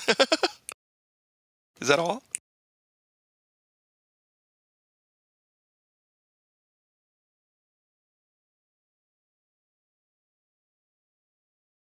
People that just don't understand that man has literally never created a damn thing. We've only ever rearranged things. Right. That's all we ever do. We rearrange things and say, look what I created. No, Well, you didn't create anything. You rearranged it. You swept the dirt under the rug and said your room was clean. Exactly. Same with the Satan character, right? The reason that, this is my opinion, the reason that it happened that way is even though the evil force knew that it couldn't create while it remained here, it did know that it could control all that was created, and that's good enough for it. So it can't make anything, but it can manipulate everything.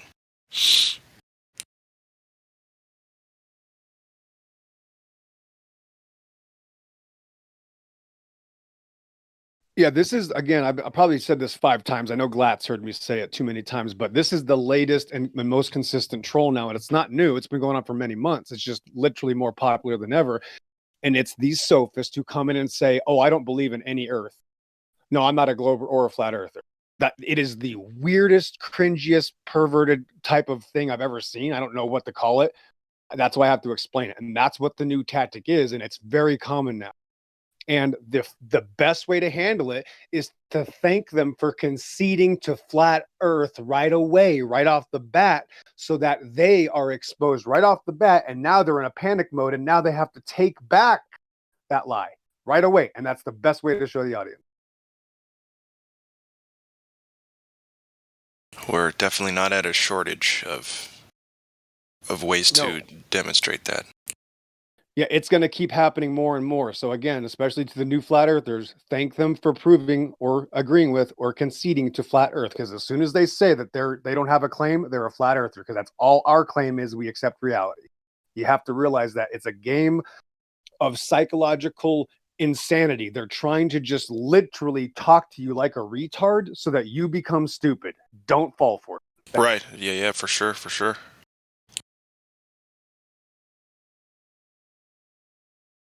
It's like happened every day, I swear, for the last 2 weeks, almost. It's unbelievable. Some guy's going to come in today and say, oh, no, I don't have a belief. No. Oh, where are you from? Oh, I don't want to tell you. That's what this guy did. You remember him? I go, okay, where are you? You're not from America then? Oh, no, I don't want to tell you. So again, you just have this, I'm going to just hide. Everything about me, I'm going to hide so that I can make fun of you people. That's what that means.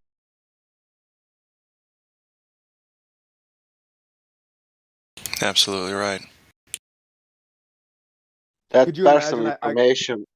So you cannot know that, that's personal information. If you find out that he's from that country, what can happen.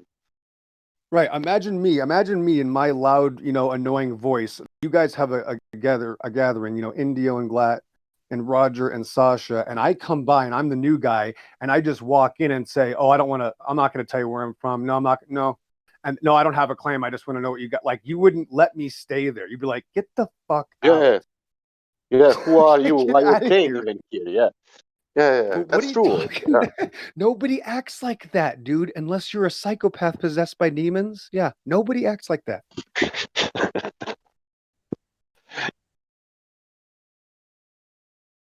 I'm going to go to the butcher shop and tell them that I don't believe in meat and that I don't eat. By the way, I don't eat anything though. Well, what do you eat, Exo? I don't eat anything and I don't believe in meat, so I'm just here to learn.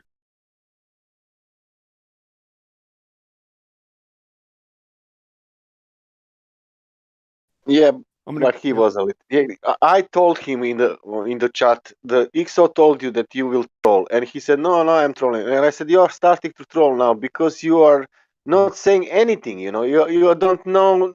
You don't know anything." He said almost, "I don't know for anything." You know, correct. If you ask him, you know, yeah, and that it's trolling. You cannot say, "I don't know. I cannot remember now," but it was some normal question. Jenny asked him, or Truth asked him some honest question, some normal question, and he answered again some bullshit. Like milk is black, you know, or I don't know which color is milk, you know.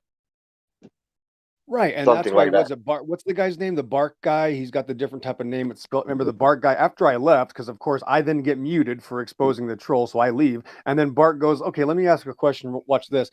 And he asks him, "Do you know if you're a male or female?" And he says, Yeah. "No, I don't." Yeah, that's the. And then Yeah, everybody was like, "Oh my god, Exo was right." I was like, "Well, I guess I don't. I mean, thanks." I don't even work here. I just, come here to hang out. Yeah, I don't know.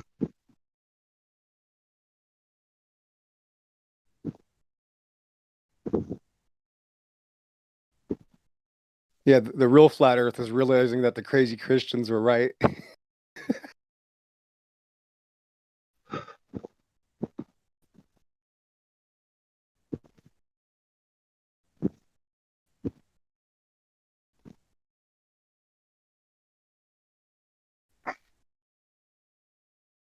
We need to. He said, "I feel lonely." You know, we need to to make payment for people who are have some psychological problems. I don't know. If we are giving advice, also a part of flat earth information, we need to that need to be paid. You know. Right, and remember though, these are really big lessons. This is about morality, Sasha, and to anybody listening. Remember, there is a couple things that are a bigger deal than flat Earth, right? One would be the creator of the flat Earth, much bigger, right? Number two would be morality, the laws given to us by the creator, right? So if somebody comes in and says they don't care about laws or truth or reality at all, and just they don't care about morality, then the flat earth topic isn't for them. You actually you could actually immediately say, thank you for again showing us, right? Immediately, listen, it's another concession though. Watch this, because you can allow it to again help flat earth, because it immediately shows that only people that care about morality can become a flat earther. That's the point. Without that, none of it matters anyway. The whole point of flat earth is that you do care about truth. You do care about right and right. So if that's not addressed right off the bat, it's also a serious loss. It's an opportunity missed, and it literally lets everybody down that did have the morality to go, you know what's right matters, and the earth is not what they told us. That's what it's about. Morality supersedes any measurement, right, or any experience. Morality is everything. So if they admit they're not moral right off the bat and they don't care about morality, thank them for proving your point. Thank them. Exactly right. Yeah, you believe in a ball earth and that's why you have morality. You have no morality. Exactly. Like you got to thank them. Like that's my point. That's all I'm saying. That's it. I tried yesterday. I told him, okay, leave it all this and let's go to and I told him, about drop and everything, But on the end, it's wasting time. I saw that it's wasting time. Why to speak with somebody who is not interesting only about himself, what he will say. But yeah, he was speaking about some other shit. Yeah, he asked Jin on the end, "Are you believing God?" What's the point of that? Yeah, he can say yes, and then what? That mean because whoever believes in God, God didn't send us message. It is maybe, but for this flat earth, he didn't send them. Somebody find it in Bible. I don't know, but most of people realize that in reality that is not. But nobody got message. Oh, earth is flat. I know that. Without without how to checking. I know that is that will be the guy who is reading Bible and never check the earth. For example, how you can say that the earth is flat if you never check that? Do you understand me? If you believe, if you are religious, whatever you want, but on the end you need to prove that it's true. Yeah, let's see. In reality, it's true. Oh, it is not true. Oh, it is true. Flat earth, of course. Right. And like Indio just mentioned, 20 minutes ago, Indio said what it was and used a different term, but he's right. It's about them hiding from the creator, right? That's what it's about. It's not about the shape of the earth. It's about them hiding from truth, right? And you got 1,000 different versions, right? You got the psychopathic atheist all the way up to the cocky Christian who doesn't know what his Bible says. They're all hiding. It's all the same problem, right? They're scared. It's fear. It's cowardice, right? They have no. Yeah, I don't understand that. I never read Bible, but I realized that Creator Matrix. I realized everything, and I'm happy because of that. I'm not scared. I'm fucking happy. Because some sense has finally. I want to tell you this. Now, here's the thing, though. These people are actually my favorite kinds. When I go out to the battlefield, Sasha, especially like this, when I've been, I don't want to go up against the noob that doesn't. I want to go up against someone that's vitriolically hateful and wants to kill me. So they're my favorite type of enemy. I love when people are psychotic or demon possessed or just nut jobs and they have panic attacks and seizures, because I'd be without a job, right? Like, obviously you don't need an XO for every type of problem. You need an problem and you don't want to get your hands dirty and you just want it taken care of swiftly, efficiently, in a way that's going to be very artistic, right? And that's what I'm here to do, Sasha. When those serious perverted problems show up, they're actually the greatest thing I can ask for because it gives me job security. So I don't want them kicked out. I want them handled appropriately, and I don't have to do it. But if other people don't know how to handle it and it keeps hurting the entire message, I'm going to stick my 2 cents in. And guess what, Sasha? People are going to get mad at me because I know what I'm doing. I know what I'm doing. So now people are going to get pissed at me when you think they'd be thankful to learn how to do something they don't know how to do. No, because people are still very prideful. People still love themselves. People don't care about what exactly are you trying to do? Now, here's the deal. So, Sasha, here's my point. Like, again, another perfect example is this Orion character who perversely constantly harasses. I mean, you want these people to get better, right? Perversely, like this pervert right here. He won't leave me alone. I can't get this pervert Orion to leave me alone. In real life, he wouldn't do this, but because he has the opportunity of the safety of his computer, he can pretend he does things in reality now. So the pervert constantly harasses the Christian that knows what to do because he doesn't. And that's why I refuse to talk to him, because after months of having to put up with a pervert interrupting me and ruining the conversation, I've lost patience. I've dusted my feet. But because he's a little, stubborn, brat with no life experience, this is all you just said the words you like it when people are demon possessed. You're a sycophant. Yes, that's what you are. You're a perverted criminal who you like it. You like it when people are demon possessed. You are a sick. Yes, you are a perverted criminal. Yes, thank you. I'm going to put him on mute now. So he's on mute now. This person's a great example, Sasha. Literally, for the past year, dozens, if not hundreds of times, he has interrupted me in mid-sentence when I'm trying to. Does it hurt your feelings? Understand this truth, Sasha. So when you and get together and Glad, you tell me how many times you've seen me help people versus how many times you've seen Orion help people. And guess what? We already know that's 1,000. You don't want to help people. That's the problem. And then perverts like Orion who hate Christians can't let me do that. And that's why Flat Earth fails, because that cult-like mentality from people like Orion is what destroys the opportunities. And that's why when I come here to try to help out, I get attacked by Flat Earthers that are do nothing, have no experience, have nothing to show for, and they're here because that's the only thing they have in life. So they have to be here because in reality, they hide from truth. So again, yes, I'm so glad people like Orion exist.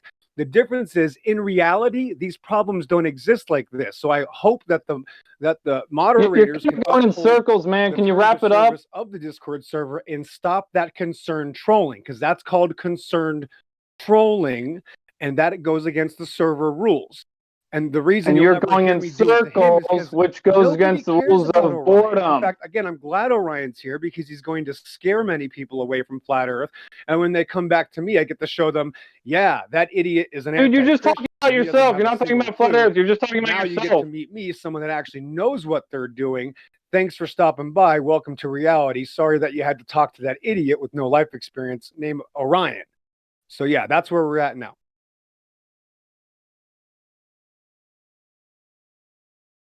And I yield the floor. Hey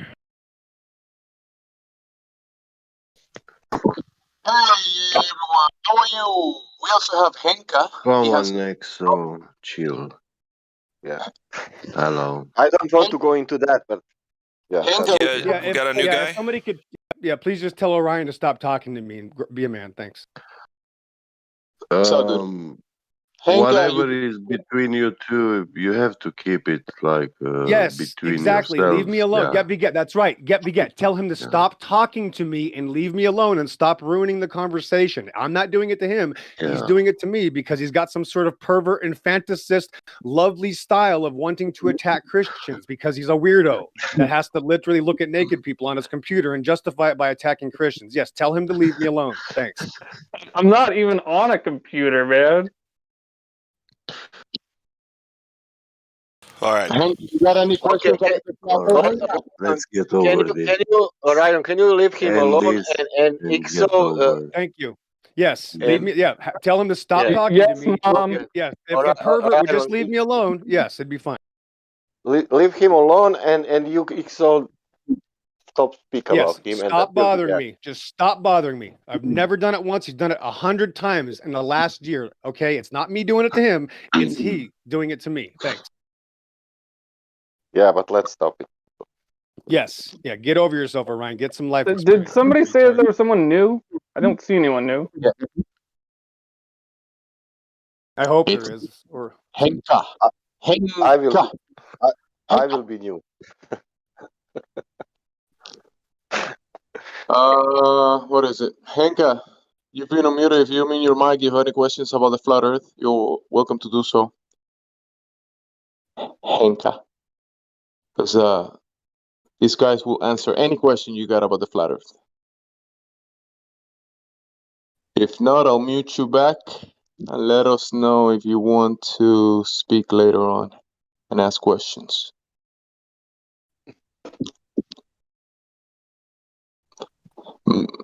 You be unmuted 1 more second.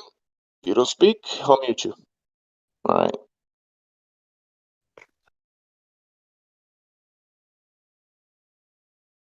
Henka is not speaking.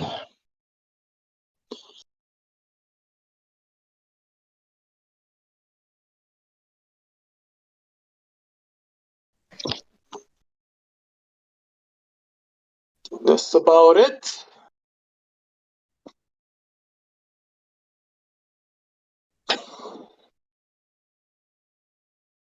Where is curvature? yeah, where's the curvature? Yeah. But yeah, if you're still looking at pornography, guys, that's why you're still a weirdo. You guys got to stop looking at pornography on the internet. It destroys your brains. Please stop it. Thanks. I do agree with that. Yeah, a real woman is better. I agree with that. Well, hold on. If it's just for lust, it's useless and you're fucking up. Yep. Even if it's with a human being. That's my 2 cents. Glad you're the most improved of the decade. Fastest learner I've ever met. You don't know how long it took me to get here. Oh, if it took you 15 years, you're the fastest learner I've ever met. Okay. Well, good, because according to the YouTube chat, I'm a child. Which I'm fine with. Real. Well, and I'm not real? You're not real today. Well, today you're a child. Tomorrow you won't be real, and then you'll be a shill. By the way, you're a shill. I am a Russian Chinese spy. I'm both of those things. What the Mexican side? Yeah. I'm Czechoslovakian, almost Romanian, but I'm not for that's luck. If I'm Romanian, man, that's So, awful. yeah, you could be a spy for like what, 4 or 5 countries, couldn't you? No, one guy asked me on the server, "Are you Romanian?" And I said, "No, my God." oh, thanks a lot for that. Jeez. You know. No, right? No, I get you. Ain't nobody want to be called a gypsy now. I'm just kidding. Yeah, like what would happen if I'm Romanian? You know. Exactly. Well, so what if I am? Only get beget now. How is that? He owns it too. He loves it. Fuck. Or to be Australian. Come on. Yeah, we got to get those Aussies out of there, man. Before it's too late. Or to be on the edge. Yeah, aren't they right next to the edge?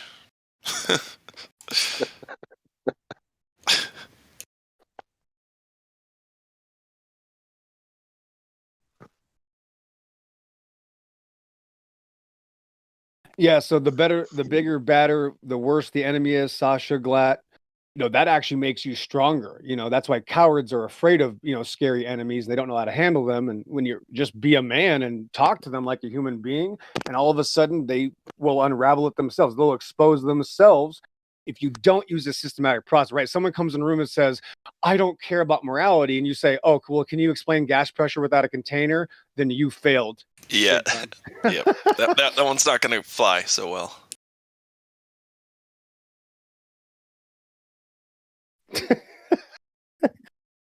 Go outside and look it up. That's the proof. Oh my gosh. That's going to be my answer. Just go outside and look up. Go outside and look up. Exactly. It's that easy, folks. Man, that was Nathan after show. That was the real honest answer. And they were telling me, Glovers, yeah, that's the proof, man. I know, they think it.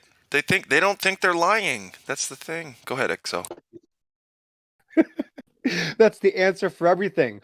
Well, where's your God? Let's go outside and look up. Oh, well, how do you explain gas pressure without a title? Oh, we'll go outside and look up. Well, how do you know the Earth's flat? Wait, how do you know the Earth's flat? We'll go outside and look up. Fixes everything, right? Yeah, and make sure to have an overactive imagination while you do it. Yep. Yeah, that always helps. The best way is to think back to when you were raised on Disney movies and then try to match your reality with that. And if you see something wait a flat, minute. that is not Sasha, reality. Wait a minute. Are you saying that the moon isn't real? Can you go outside and look up? Thanks. Listen, I just said go outside and look up. And that's my new claim. I'm going to go outside and look upper. So I just go outside and I look up and I say that's what it is. Is that okay? I that's want to make sure. Okay, so we're good. All right. So anything you have to ask me, my answer is go outside and look up. I might even get really spicy and crazy and go, wow, look down. Ooh, see what I did there?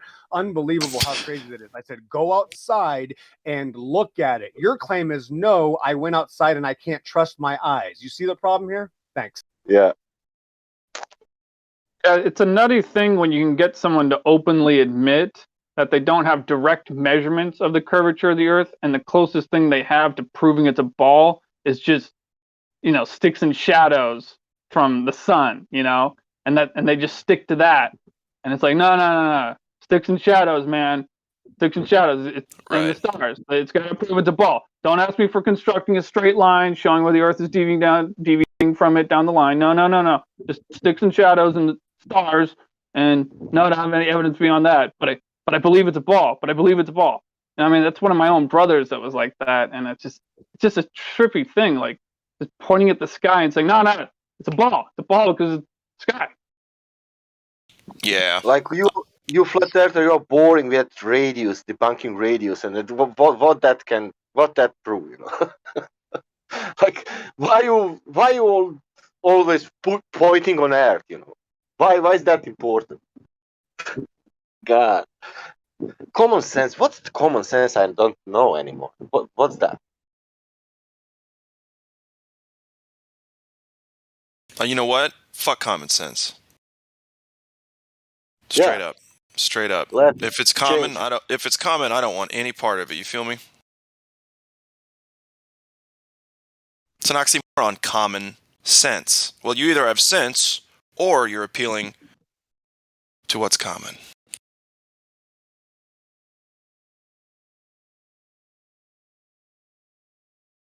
Yeah, that's Matthew Learn's own line that completely contradicts everything else he's ever said. I mean, again, these people just can't even make coherent claims or sentences. They'll first tell you can't trust your sentences, and you actually have to base off of a presupposition. And then the next day he comes back and says, "Oh, it's just common sense." So again, it's not about evidence. These people are not able to think.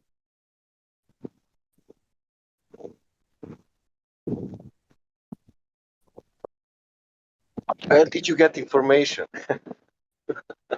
One answer. There's no answer. You can, that's the one thing. That's all you have to ask anybody ever from now on is where did you originally get the information? And then when they say so, okay, well then you have to show me how they got it. And if they can't, there's no claim. There's no claim. Game over. They've conceded. If they can't tell you where the information came from, they've conceded. It's over.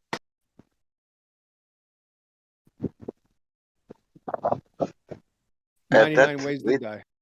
That little thing information helped me to understand the creator. I don't know. There's so many things right that we could go on for that, but that's all you have to do. Yeah, Stop but somebody in their tracks. that's the basic thing. What it cannot come from nothing, you know. It must come from intelligence. All right. And I agree totally. Can't have information without a knower. I just posted in the voice text the angle of elevation formulas. QE is nice enough to continue to boil this down so that we can show the layman. And that helps me because I'm not the smartest fucking dagger in the drawer. So I like to see stuff like this. So anyway, it's obviating once again that you have to have horizontal straight lines.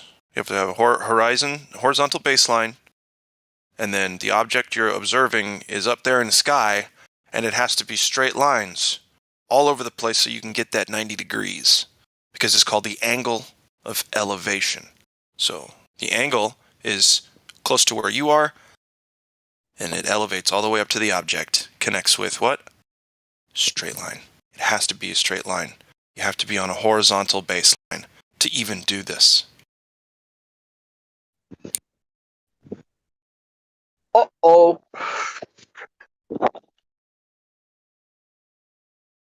So that's the science part. So earlier we destroyed some argument tactics, and now this is some science. And we can do this all day, Globers. That's the problem. You can't. You can't even do it once. Prove to us otherwise. See if you can.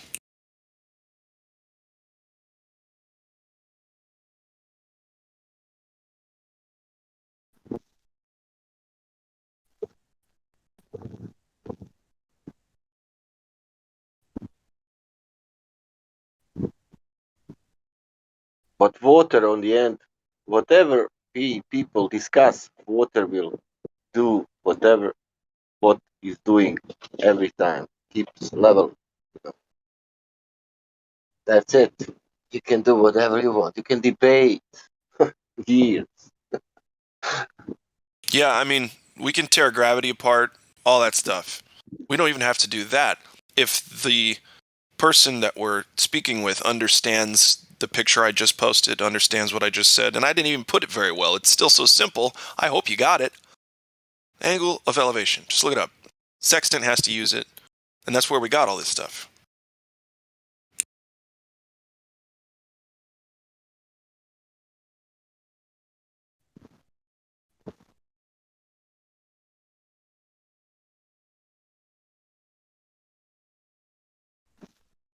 There's another one that's a little bit more spread out and laid out for those who want to see the even bigger picture. Let me see if I got that real quick.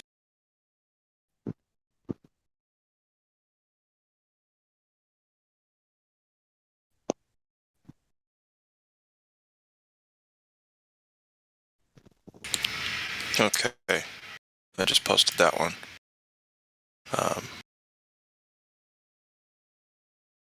It's a screenshot, so you got to blow it up and zoom into the whole thing. But that breaks it down even further. Check the live stream voice text, y'all.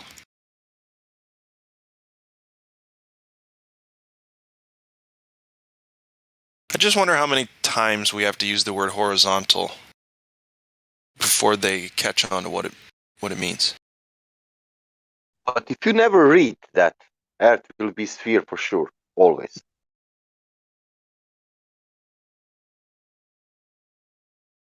That means it will be good for globers that don't read that what you posted now. Oh, they're not going to read it. Look at all those words. Look at all that stuff. Yeah. Look at all that destruction of their non-argument right there.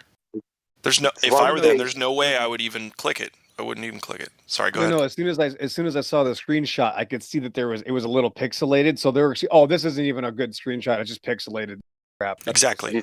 They won't even. Yep. It's flat Earth CGI. Hey guys, this isn't even real. He's a young new member. Maybe he have some questions to Flat Earthers if you guys don't mind answering. Chark, you have any questions to Flat Earthers about the topic? What's up, bro? Sup, dude. Yeah, I just came here to talk a little and ask some questions. Super. First, do you think the Earth is flat, or do you think it's a globe spinning in space? My personal opinion is it is like a globe, yeah. Okay. Okay. But I totally respect guys that are saying it's flat. So. Oh, appreciate that. Yeah, great. You're a real person. Amen. And yes, and I appreciate that that you're here to talk about that. So thank you for that. You said you have some questions. We can just start with those. What's your first question for us? So, a lot of people are saying that the Earth is spinning around the sun, and some of the flat earthers say it is the other way, like the sun spins above the Earth and everything. So, and I just wanted to ask how timelines would be like, because in the middle of the world it is 1 hour. Yeah, I'm German. My English is isn't. No, you're doing great. You're doing great. So, like, if in Europe is 1 hour or 2 more than in America, and this is not like a circle. Instead of a circle, it's like a straight line through the Earth per hour or something. I just wanted to ask, how do you guys explain this? Yeah. Okay. Well, I'm gonna give you my answer. This may not answer everything for you, but these are 2 things that I consider when I'm thinking about the sun and whether or not it's the thing moving or I'm the thing moving. Right? Yep. Okay. So, first thing I do, this is going to seem kind of silly and simple, but this is what I do. I go outside and I say, well, what's moving? Mm-hmm. The thing in the sky or me? Well, clearly the thing in the sky is moving, right? And we just watch it all day and it moves from left to right. Yeah, that's kind of right, yeah. Well, hold on. So when I'm looking at the sky, so the sun is moving, correct? It's going from left to right? Yeah. So it is the sun that is moving. Okay. Okay, does that make sense? It is as it presents itself. Okay, and that's just to start simply. The next thing I like to do is I like to, and people posted this, a lot of stuff regarding this. I like the images. If you can check, please, the live stream voice text. Watches, sundials, this thing called the astrolabe. EXO posted at 51 after the hour. Those things only work on, see how it's a flat disc?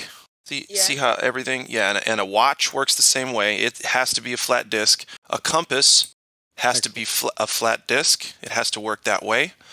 And so the sun moves above us in a circuit, and that's what gives us day and night.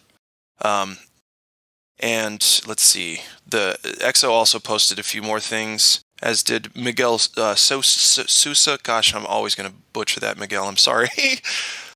So there's a bunch of information in the live stream voice text that, now, I'm not claiming this is 100% the model and the makeup and everything, but so far as we can actually observe, right, this is what's going on.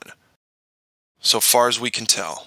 In conclusion, I have to say this to him, but yeah, sure. In conclusion, all of those engineers and whoever you want to call those people that make all of these measurement tools rely on a stationary plane surface. So they also admit that they can't adjust for curvature or spin. So they actually, all of them agree on this flat plane assumption, if you'd like to call it that. But there is no ball model. All models that work are actually flat Earth models. So go ahead. Yeah, that's nice. Thanks.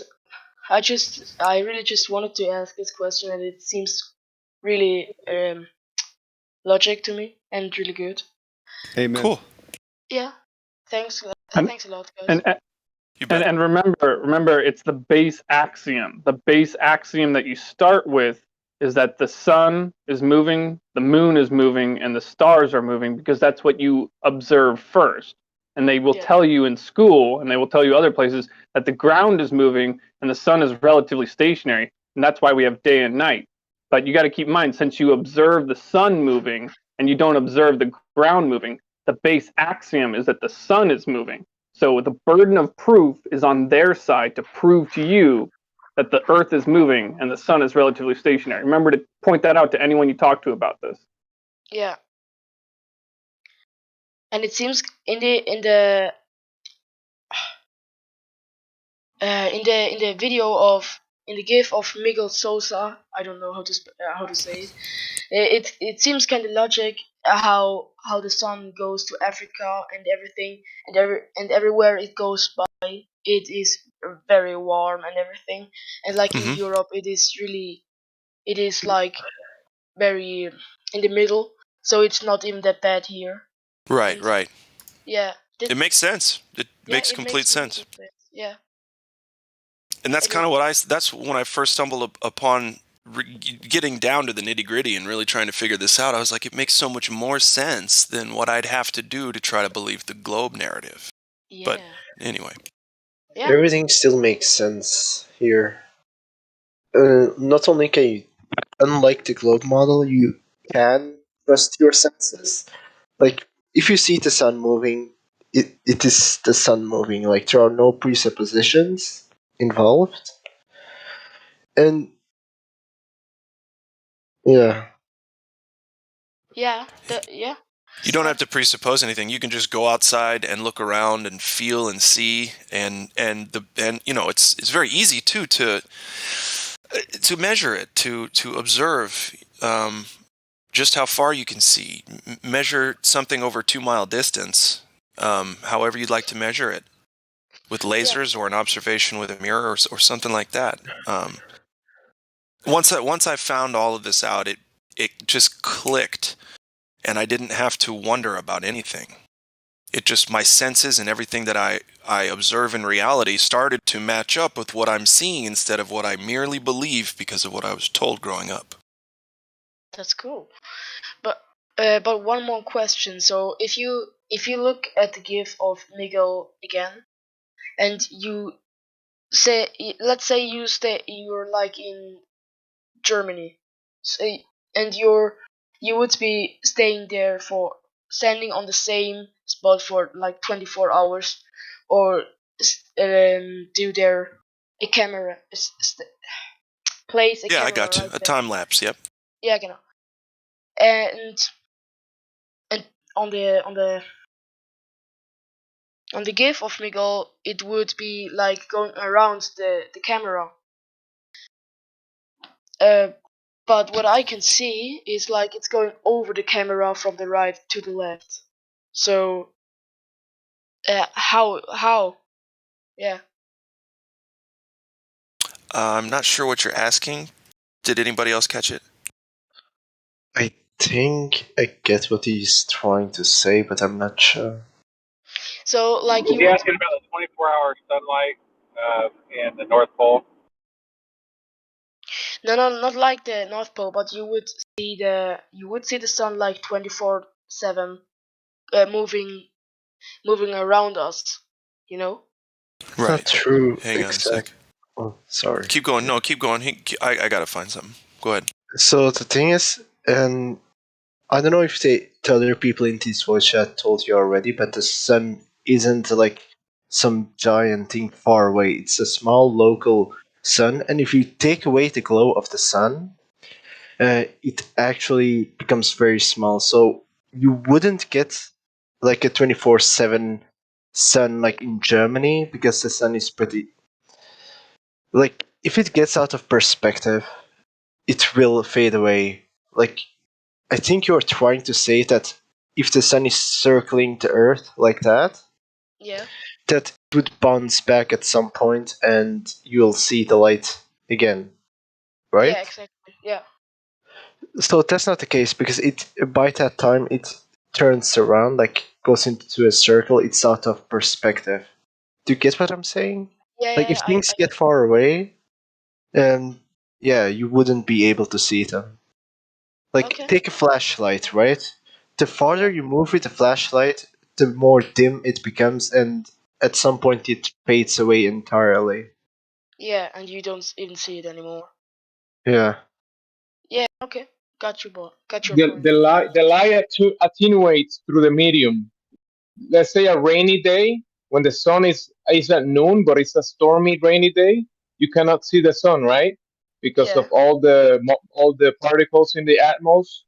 Then when it moves further and further away from you, between the observer and the light, there is hundreds and thousands of miles of media, right, of particles in the air, and that makes that attenuates the light. You cannot see the light at a certain point. Okay. You know when you look through a pool, when you're inside a pool and you look and you cannot see too far away inside the water. Mhm. When you're inside water, you cannot see too far away. Same thing. There's water in the air. Check the real quick. Check the live stream voice text. I posted a video of the Alaskan summer sun, and Okay, wait. I'll see it. what do you say? Do you see it? Yeah. I'll Okay. see it. Yeah, just take a look at that real quick. It's not a long video.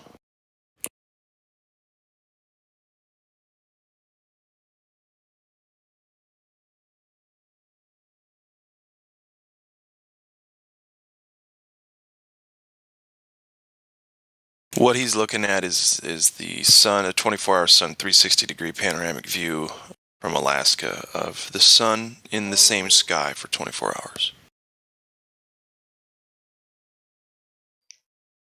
Now, Globers are going to claim this also happens in the South. They're going to claim that. We don't have any proof of that just yet. Wait. So it's pretty accurate. So I can see what you mean. Yeah. So it's possible on Earth. Yeah. You know what I mean? And see how it goes up, not only up and down, but back and forth. There's a back and forth movement. Yeah. It's like going in the middle, and then It makes a figure eight in the sky, basically. Yeah. With time lapse, it just makes over and over and over again. It's just whether or not you're at advantage on Earth to see the whole thing or not. But yeah, I mean, it happens. Mm-hmm. Yeah, that's. I'm not sure about if it would in Germany, but in Alaska, that's where it happens. And there's other, like, I think in Greenland you could probably see it, stuff like that. Yeah. Thanks, So guys. anyway, That's yeah. all I wanted to know. Awesome, brother. Well, we're here 24/7. So any other questions you have, we love to answer them. Oh, and lastly, sorry, one more thing. So if you're on the left-hand side where all the servers and people's names and everything are, if you scroll down almost all the way and you start seeing additional information A through L, and then additional information M through Z, do you see those things? Wait. So if you're scrolling all the way down under like the names list. The names list. Wait. Okay. Wait. Yeah, I'm at Bean 100. You're at what? I am at the name as a. I am at the ground. Yeah. Okay. Yes. But do you see how everything's in alphabetical order there? Yeah. Yeah. Okay. And it says additional information. So all of those are subtopics. There's tons of information. Just if you explore that whole area down there, the beginner's references, there's an Antarctica section, there's introduction videos at the top there, FE introduction. So all that stuff in there is really good information to dig into if you want to learn more about the topic. Yeah. Okay, thanks a Cool. lot, guys. Yeah, thank you. Appreciate it, man. Bye bye. Have a nice day, guys. You too, brother. Thanks. Solid, right there. Oh, Hope sir, every you dropped your conversation. wallet. Oh, it's too late. That's okay. We'll mail it to him. Yeah. Truly heartwarming conversation. Nice job. Thanks. It was his fault. That was great. Honest young man, curious young man. It's awesome. I mean, the world wouldn't be the place it is right now if more people would be like that. Yep. I'm glad that guy is part of the next generation coming up. That's good stuff. That's a good sign. Yep.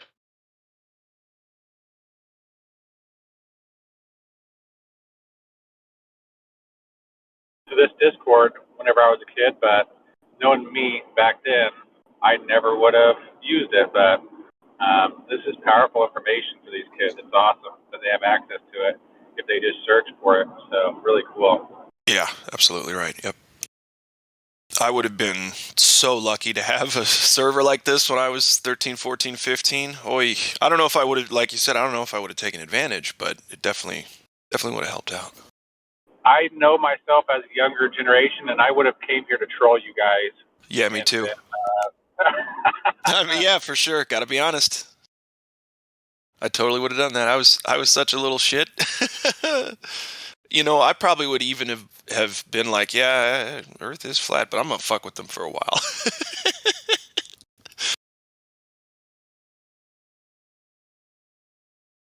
No, that was good. That was really good.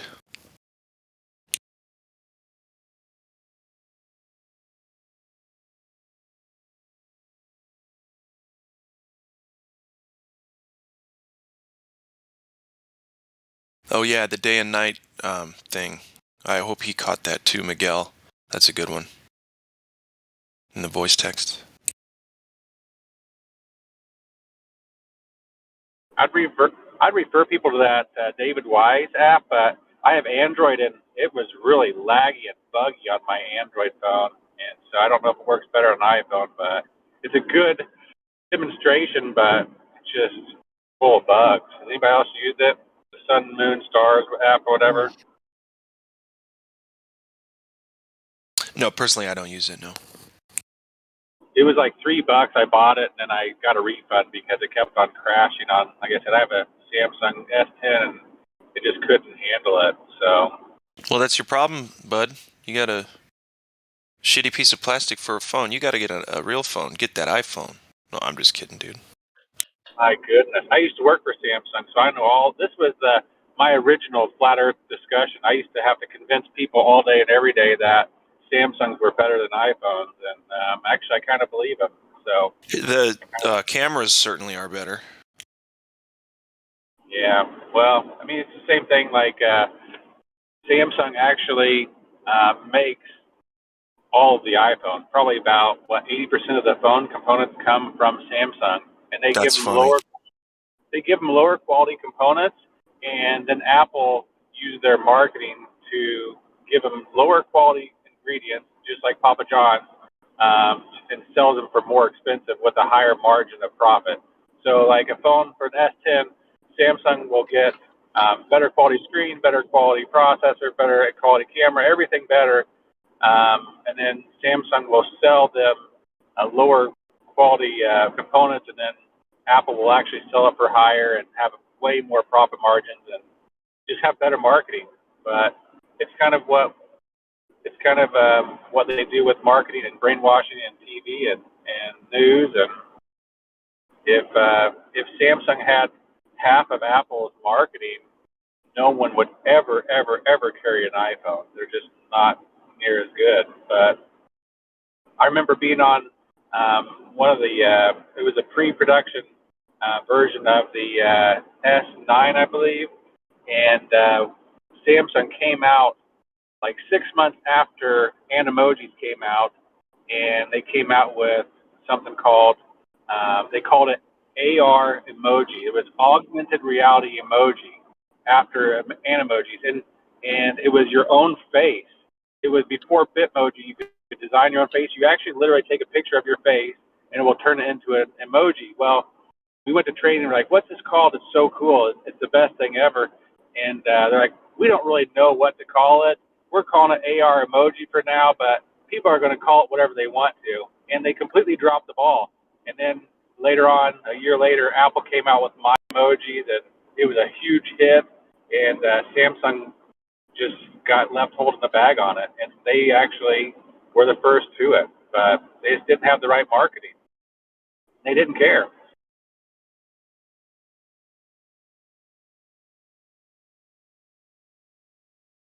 Sorry, it's not flat Earth topic, but I got a little crazy.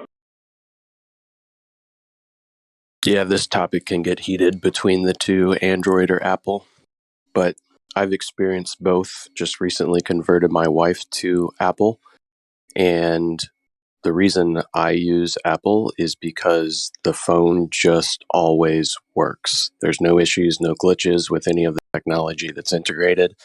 I know it's slightly behind what the Samsungs come out with, right? The thing is, I feel like Apple takes the cutting edge technology of whatever the year it comes out, perfects it, makes sure there's no glitches, make sure it functions properly, and then integrates it into their phones probably about a year or so later. So what I've found is Apple, if you want a phone that just works, you don't have to worry about glitches or apps constantly shutting down or having to power down and power back up because you're having issues, an Apple phone is perfect. If you want the latest and greatest technology, but it might be a little bit glitchy here or there, go with an Android. Yeah, if you're a boomer that likes tyranny, get an Apple. Amen. Thank you, sir. That's exactly my point. It actually revolves around a flat Earth. It's like it's the tyrannical leader that tells you what you can have, when you can have it, why you should have it, in a closed proprietary system that costs you 4 times as much to do half as much stuff. It's insane. But I mean, to each his own. I mean, if you're used to that and you don't want to learn something new, and there's no problem in that. It costs more to do less, and you have to wait on whenever they tell you when you're ready to have that technology. Then that's great. That's fine. Yeah, much like the Globe model, they have a better advertising staff. So I get my phones free through work, so it's not a cost thing. And I just utilize my phone to get on apps like Discord to listen to podcasts and audiobooks and watch YouTube and call and text people. That's the extent. I take pictures with it as well. So I don't do anything outside of what I feel like is the norm for what a cell phone should do. So I'm No, not. you're I don't being feel like biased I'm. because you get it for free. Sorry, what was that? You're biased because you get it for free, bro. Come on, admit it. I mean, I can choose whether I want an Android or an Apple for free. Oh, So that's it's cool. That's a good perk. Getting a free phone from work, man. That's a good perk. yeah. I'm I just mean, messing with you. It's similar things. You know, it's Linux. You know, it's all based on Linux. And I the mean, Apple has a huge store and everything. It's just that it's more. I don't know, when I deal with people that they have issues with the app, it definitely works. But I don't know. I kind of prefer the Android. It's for whatever reason, but yeah, the Apple is okay. Like you're saying, it works for people. Yeah, it does. yeah. It That's the does thing. work. Like, and you made a good point about boomers. Like, I finally just got my parents to convert over to Apple because every single time they got a new phone, they got whatever the newest Android was. It wasn't. They didn't stick with Samsung or any specific provider, and they're in their 70s, like mid to late 70s, and they're having to relearn the phones. They don't know how to use any of the shit. So finally we got them on Apple, so anytime they do upgrade their phone, everything's going to look the same, it's going to operate the same. There's going to be a few little differences here or there, but it's much easier for them to navigate. And I don't really give a shit about technology as long as I'm able to get on here and talk to you guys, get on here and listen to an audiobook, take a picture, call somebody and text somebody. Other than that, like, I don't use my phone for anything crazy. Okay, when you boomer. converted your parents to Apple, did they get baptized?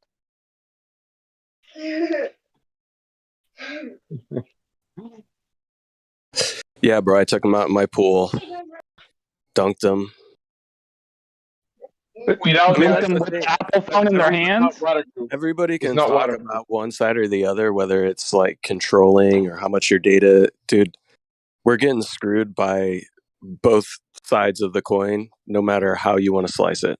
Yeah, and where's the third option, right? Both sides of the phone. Dude, Where's the fucking third option? If this is capitalism, we only got two options for a kind of phone we got. Fuck out of here. What? If somebody finds a non-GPS phone that just allows you to text and call that operates on cell networks, let me know. Hit me up. The DM third me. option is that if you want to talk to someone, if you want to talk to someone, you go to their house, ring their doorbell, and speak to them. That's the third option. Okay, I like it. I dig it. Yeah, and that's a good point, Glad. This isn't a free market. This is not a free market. That's why you have only two options, not because it's even an close. illusion of a free market. Mm-hmm. Two options. Jesus Christ, if you're gonna fuck me, give me at least 3 or 4 ways to get it done. I mean, you could get a BlackBerry. I guess you could, yeah, but yeah, no, you could. You could get BlackBerry. Or You a know that, Microsoft phone. BlackBerries actually sell Samsung phones in their highest end phones. They actually use Samsung security and hardware security in the BlackBerry email server database on Samsung phones. You couldn't just let us have the third option. There's never a third option. It's all really one because Samsung holds all the circuit boards and all the micro LED screens basically in the whole entire on all of Earth. So okay, they're like 97% of all LED screens. Well, shit. Phones are dependent on the flat Earth. They don't work on a globe. And don't forget, Samsung always puts a microphone and a camera in all those TVs you buy too. They just don't tell you about it. Oh, I bet I have at least 10 cameras watching me constantly with all my stuff here. Yeah, probably about 8 to 10. Oh yeah, perverted, just trash people watching me and everybody. Look at Glad Globe. He's such a sexy flat earther. I was thinking the other day, I have a Samsung TV that's in our bedroom, and we've had it for a while. And I just kind of put 2 and 2 together. Just realized when it's off, there's a little red light that comes on, showing that it's Right. off. But the little red light used to indicate record. Well, yeah, the red light. Yeah, I have the same. I have a smart TV, and every time I turn it off, yeah, this little red thing down there. You know, you ever watch the movie Terminator? When the red light is on, that means he's online. When it's off, he's not active. Correct. Red light, man. Learn from the movies. Learn from the You movies. just guys. can't trust red lights. It's a bad deal, whatever's going on with the red light. I really think we need to have, as a society as a whole, a very in-depth conversation as to where technology is heading and whether we should continue to integrate it so much in our life the way that we are. I mean, every product is going to be tracked and traced and monitoring and Well, all that's of the that thing. shit. I think the bull has already been let loose in the China shop, and we just have to wait for it to finish freaking the fuck out now and see what's left over at the end. That's my opinion.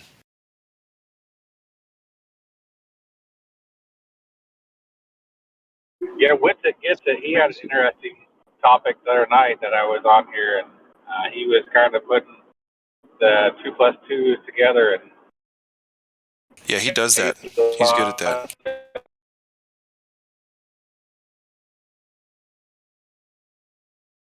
You're roboting just a little bit. I wasn't here for that. You want to give us a brief synopsis when you're done roboting? Yeah, can you hear me now, or is it bad? You're good. All right. So no, he basically was talking about the Jabba Dabba Doo is what he would call it, and the presence of a substance in it, graphene, that could essentially be activated to alter your state of mind, and you would literally become an unaware, almost like zombie type of person that either did know or didn't know what you were doing, and you could be activated on command, basically. One thing that he actually put together was there was a guy that came out, a scientist that came out in the last month, I believe, and he had a big warning on this, and he also just had a mysterious sudden death of natural causes shortly after. German guy talking about how it acts like razor blades can splice things, all kinds of stuff. Yeah. Yep. So anyways, he was talking about that and how it's a reality. And I've heard other people talk like we actually have created that technocratic society, which is essentially the Antichrist type of society or satanic society that we've actually built ourselves that is going to imprison us. It's essentially the Terminator in-game plot that we've actually built a prison of our own thing. So same thing like the cell phone towers, there's no GPS, it's all triangulation. So Wi-Fi is a wireless fence. It's all controlling you, and I mean, basically the cell phone towers, in my opinion, are basically the new police state. I mean, they can track you wherever you're at. Anyways, it's super conspiracy theory, but it's like it's not too far from where we are right now.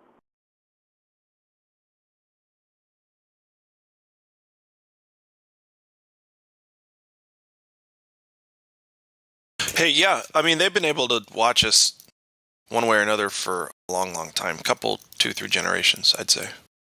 It's just my opinion. But no, we've literally built our own prison, right? And I mean, there's a lot of videos of people talking about that New York is a prison that is built by its captives, and it's policed by its captives. You try to leave it, you can't. You basically live in. Yeah, I've heard of that place. Where is it? New York. New York, yeah. But I mean, any large city has the same exact type of feeling, though. You know it. Yeah. Hunger Games, bro. Is that in Mexico? Truman Show, Terminator, real life documentaries. Yeah, in so many words, in so many ways, you bet.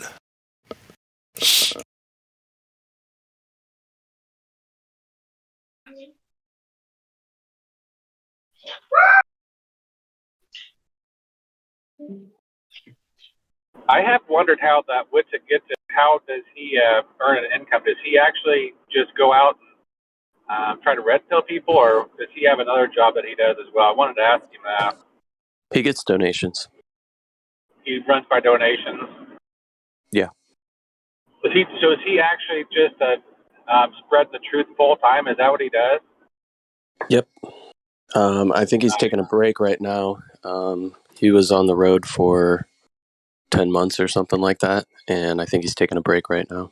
But yeah. Does he have children? I know he has a wife. Does he have children too, or? He does not have a wife. He has a girlfriend. Okay, got it. I hope they have kids soon, though, right? Oh, yeah, it'd be wonderful. What a smart, funny kid that one's going to be.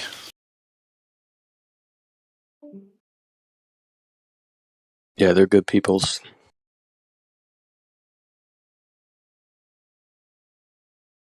But yeah, you're right that the whole system that's being created is definitely antichrist, anti the creator.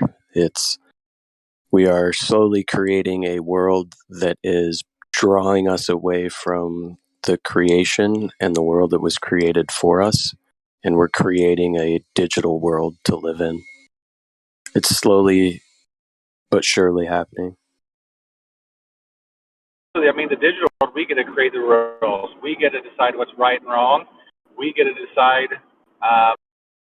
who exists in it. It's completely backwards. Taking a bite out of the apple. I think it's worth pointing out that only in the digital world is the Earth ever a globe. Yeah, and you can go to outer space in the digital world. You can, take your mind beyond reality. Yeah, they're taking you away from the one verse, the universe, the one verse, and they're creating the metaverse. But still, there's still a limit to this whole thing, guys. The digital world, not everybody's gonna be, their minds is not gonna be in it. You cannot function completely attached to a computer. It's not. I don't think it's possible. And Right. many of the elites, they don't even use, they don't use cell phones. They don't have Facebook. They don't do social media. So this construct, this man-made construct of the digital world is more for the workers, I think, and for the consumption of these ideas. And whoever wants it is gonna, participate in it. But not everybody will. Right, and they're going to make it really hard for you to function outside, because once all payment becomes tied to this system, it's going to be much harder. People are going to have to make really tough decisions as to how they perform work and what they receive for payment if they decide to not buy into the new world. And there's this layer. There is a layer of the administrators that they're just gonna keep doing what they're doing. That they don't need to participate in this digital world. About.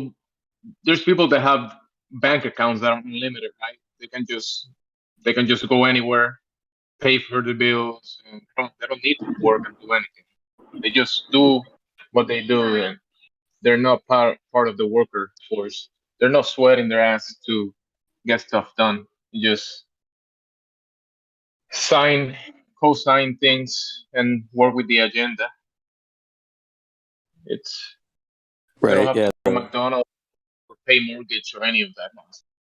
They're the Bezoses and the Musks of the world, and I feel like those people are. Those are clowns. Those are clowns. Those are trolls that are put in the public space. Yeah, those are the characters that are put out there to show if you work really hard and you You put can your be one of mind these to it, clowns.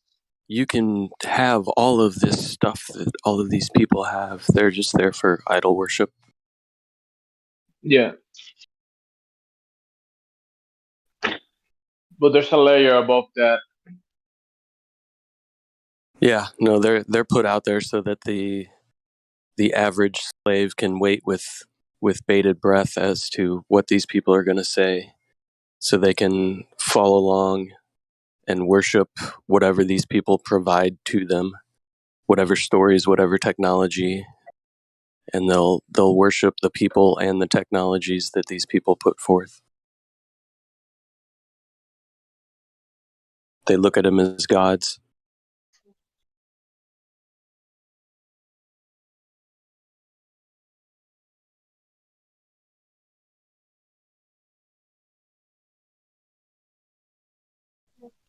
I mean, just look at what happened about a year and a half ago with Dogecoin, right?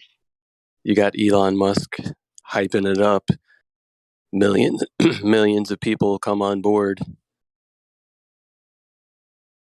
with a snap of a finger. Yeah, you know when he tweeted, he already had his bag ready to go.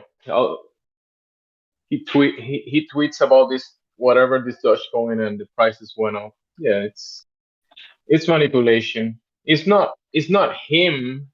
He's part of a bigger group, obviously, but he's a public face because a lot of these systems, the crypto market is definitely manipulated. There's big hands playing their hands in it. So whenever he tweets something, it's probably pre-approved somehow, and people start buying it because Elon Musk said something about it. Oh, Elon Musk said Dogecoin in Twitter. Let's go put millions of dollars in it. Or he's already holding a bag, so he can just dump it and make money.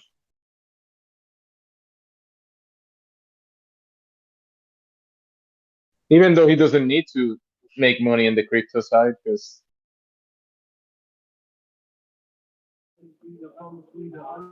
I mean, how much money does someone need?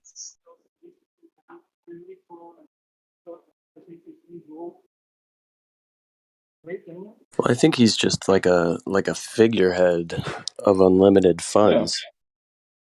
Yeah.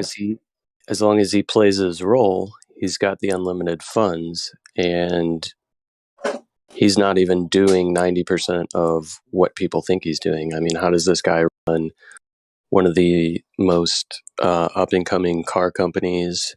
He runs a boring company. He runs SpaceX. Like, this isn't possible for somebody to do all these things.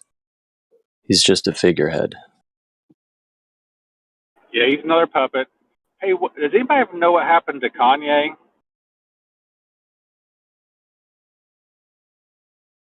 I know they were together at one time. I'm not a Kanye West fan, but he seemed like he was almost trying to unplug from this reality a little bit and warning people, and it seems like he's disappeared.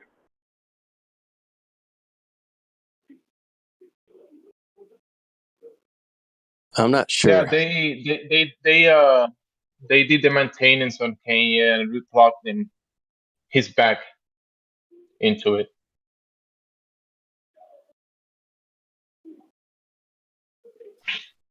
He's in the entertainment side of things, right? Kenya and the music, that kind of stuff, promotion of artists. Yeah. products. Also, he was also preaching almost like a false gospel, also too. So he became religious, and he was filmed talking about, like, he actually was supposedly predicting this 2019 crap and all that stuff. So, but he hasn't really been in the media since then.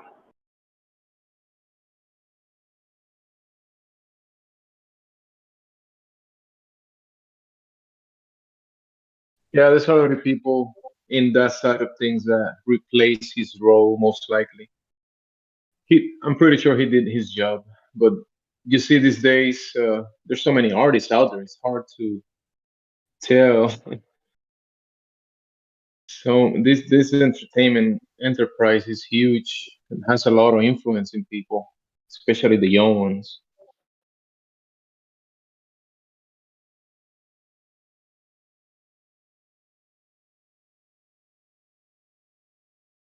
And the music is so bad. Oh my goodness. It is, but it Whatever. seemed like Kanye was trying to eject himself from the system, is what it seemed like. Looking back, I'm like, man, this guy's crazy. And I didn't believe what I believe now. And I just thought he was a crazy psychopath. But looking back at it, it seemed like he was almost trying to unplug himself from this system and disconnect himself. But I could be wrong too. What do you believe now? I trust nothing except for God's word and the Bible, and that's it. That's the only foundation I can stand on. And I think everything in this world is an attempt to remove us and pull us away from the Creator. So that's what I believe. I used to think that there was truths in the world that I was taught in school and by my parents and by other teachers, and they now present myself that they're not truth. They're not based on God's foundation of creation and what His goal is for my life. And like I said, the Bible has become more of a foundation than anything before. I've always believed the Bible, but I used to have, I guess, the world's pillars and the Bible pillar, right? And now I've eliminated the truths that the world has taught me because they're all fool me once and shame on you, but fool me twice, shame on me. So I've been fooled by them before, and I just can't trust anything of this world.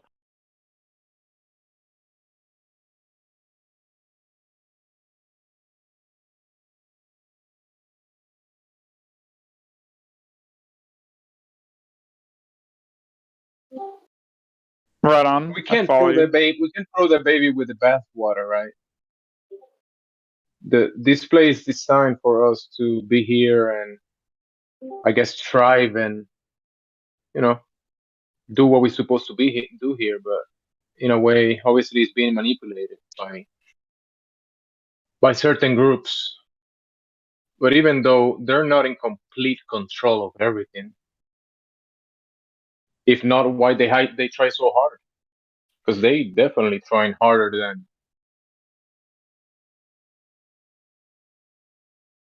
than probably even us. Yeah.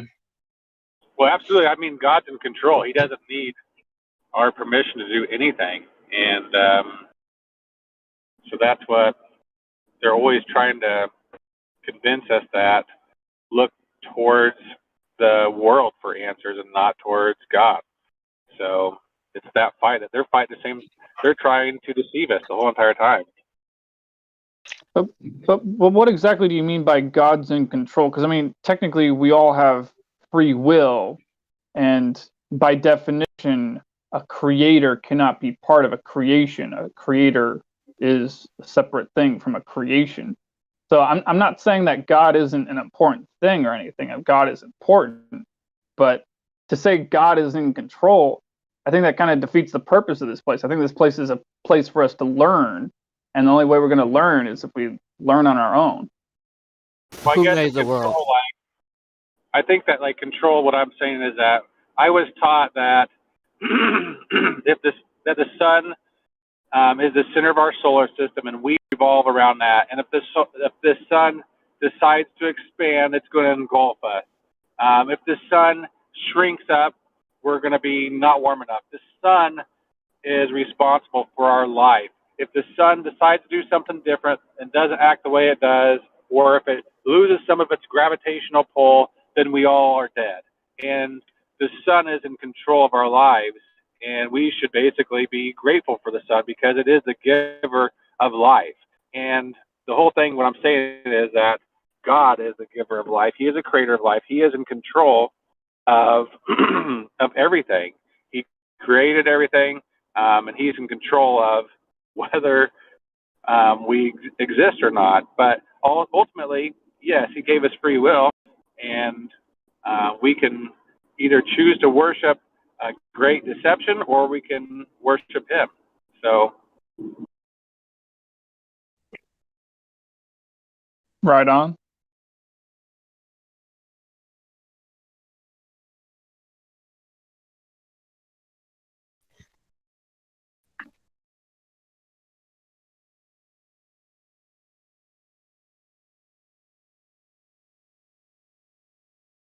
So worship the Creator, and we are here in creation.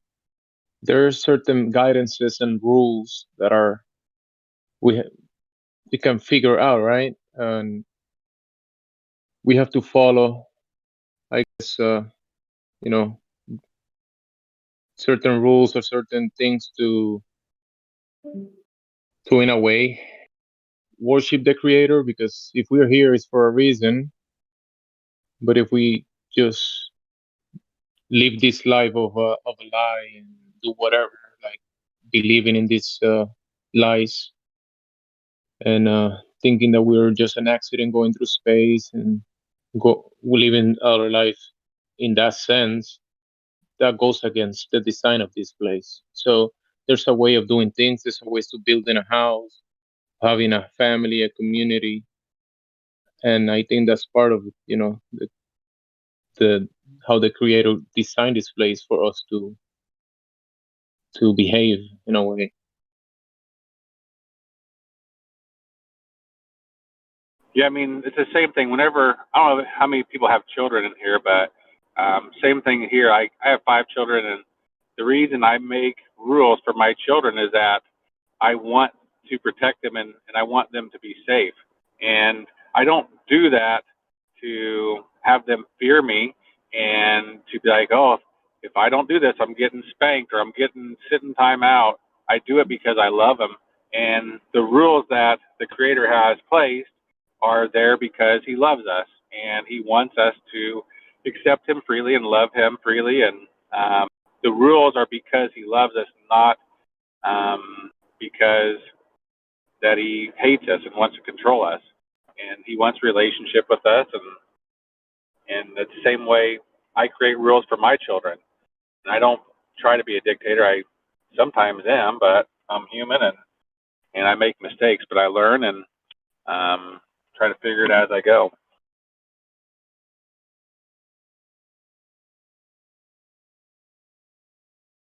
Yeah, and I think you see all the energy that is put into this system to control people's behaviors. It's to take away from what we're supposed to be doing, which is, I guess, family, community, and above that, the Creator. Yeah, and that's what's crazy is like, again, I didn't start the server and I don't make the rules on it. But that's the one thing that baffles me more than anything about the server is that this great flat Earth conspiracy that we've been taught to tell it's a conspiracy or the debate. What they've been trying to hide from us, to me, seems to be the idea of a creator, and they're working so hard to confuse us and to get us to look the different direction. However, it seems like in this one Discord that I'm grateful for, even though they're trying to get us to not look towards the Creator, we're almost told in here to not talk about the Creator and different scriptures and stuff like that. But again, I don't know the rules good enough, and again, I didn't start it. I don't make the rules here, so everything to me though comes back to those biblical truths, what we've learned, and we've now, to me, have come to know as truth and pillar to my knowledge. So anyway, that's my question, I guess, is that why there isn't more biblical discussions allowed. Well, I can answer your question very easily. So I'm not a Muslim, but let's just pretend for a second that I am a Muslim. All right. So let's just go into pretend town for a second. Pretend that I am a Muslim and you are a Christian. We both acknowledge that the Earth is flat and stationary, and you cannot have gas pressure without a container. and we're both in the same Discord server together. So if we start talking about religious doctrine, you're going to put forth the Bible, I would put forth the Quran, and we just end up in an endless argument, bickering back and forth about stuff that, either, I'm not saying it doesn't matter, but I'm just saying it's not in the realm of what you can prove solidly, And so what I'm saying, it's not like, any of us here are anti-Christian or anti-Muslim or anti-this or that. It's just that you can't bring one religious doctrine in here and then not have it challenged by another, So it's just, you just got to be agnostic. We acknowledge, for the most part, most of us in here, I think we acknowledge the fact that you cannot have a natural creation without a natural creator. So we acknowledge a natural creator. But then beyond that, any religious discussion is just pointless. Don't get confused, guys. Don't get confused. The server, it has rooms for God's talk or religious or Bible talk, even Muslim talk. There's rooms that people go and do that. This voice channel, the live stream that is the most active in the server, it's for flat earth talk, and to when people come in to talk about that, like you pointed out, if we start talking about, I don't know, Catholicism or whatever, right? The Bible and all. So many people don't come in the server to talk about that. So that's why this channel specifically is about flat Earth. If we want to talk about in the other channels, people spend hours and many hours talking about the Bible and even the Quran and many different topics about it. There's other channels for that. So the server itself, we talk about many topics, but this channel that we're in at this moment, the live stream voice text, it's flat Earth. You get it, right?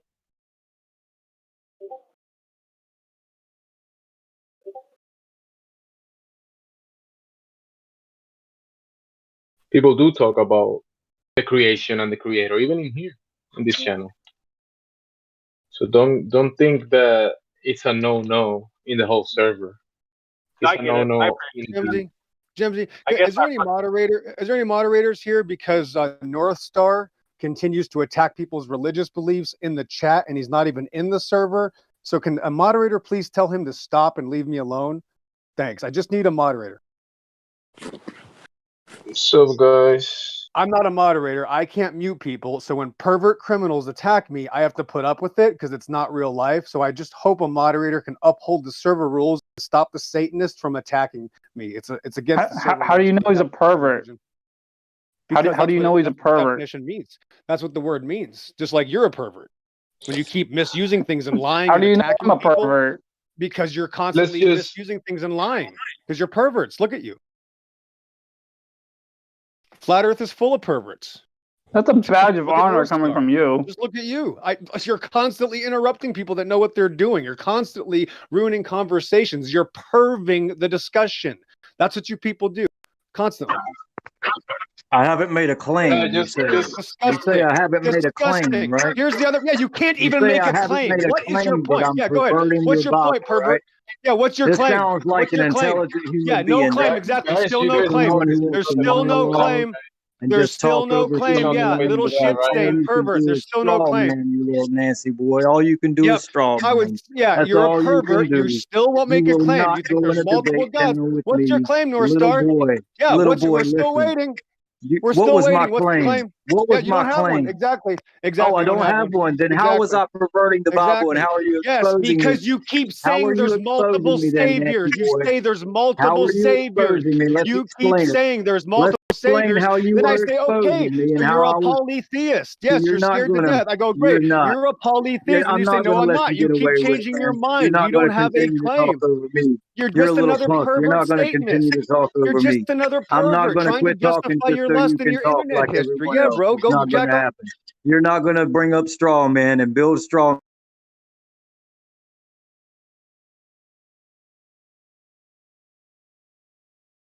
And that's why we don't talk about religion in the live stream.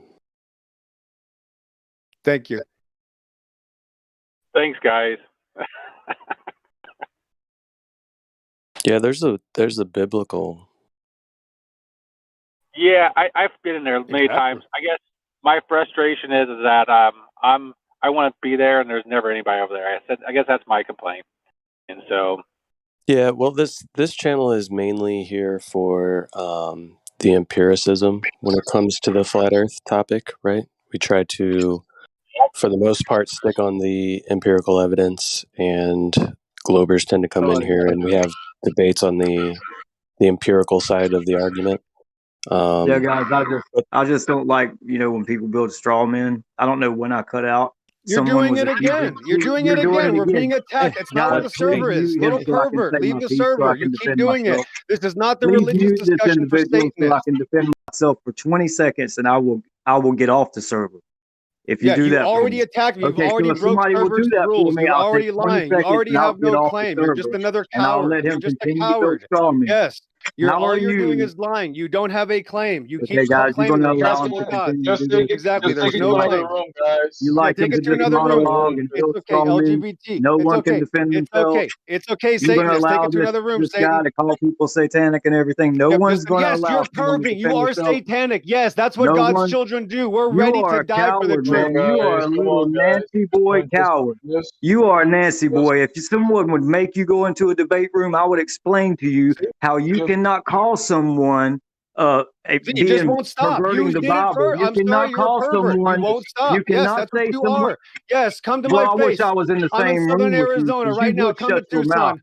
You Come to would Tucson, shut your mouth Arizona if I right was in now. the same Come room to with you, Tucson, Nancy. Arizona. I will snap you in half, you Listen, little tell your queer. wife to I go will make that snap paycheck. you You in go in the half, you kitchen and little fix me a Satanist sandwich, pervert. I Nancy. will snap Hey, you Nancy, in half. go Come to in the kitchen Tucson and right fix me now. a sandwich for the one who wears the pants in your family, Nancy. Go on in the kitchen. Because I'm going to tell you something. Yep, nothing. When you make Exactly. a Just a false troll. He claim, has when you nothing. make a There's no false claim claim. and you say that There's someone's no perverting the claim. You Bible don't and then have you a say they haven't claim. made a claim, Big you know how there's no ignorant claim. you sound when you say that? When you You're say just a someone perverted. hasn't made You're a just a claim and pervert. then You you're don't going even to have a expose claim. them for making You a have claim. no claim. No claim. Exactly. No claim. This sounds perfect for biblical.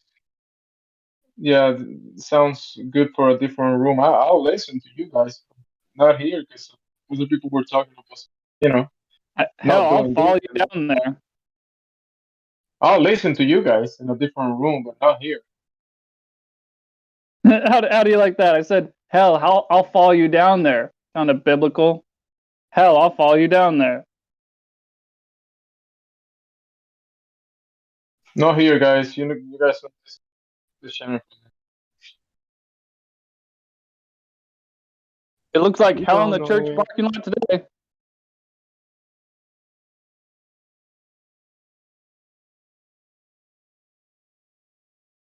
Any new people? Hmm.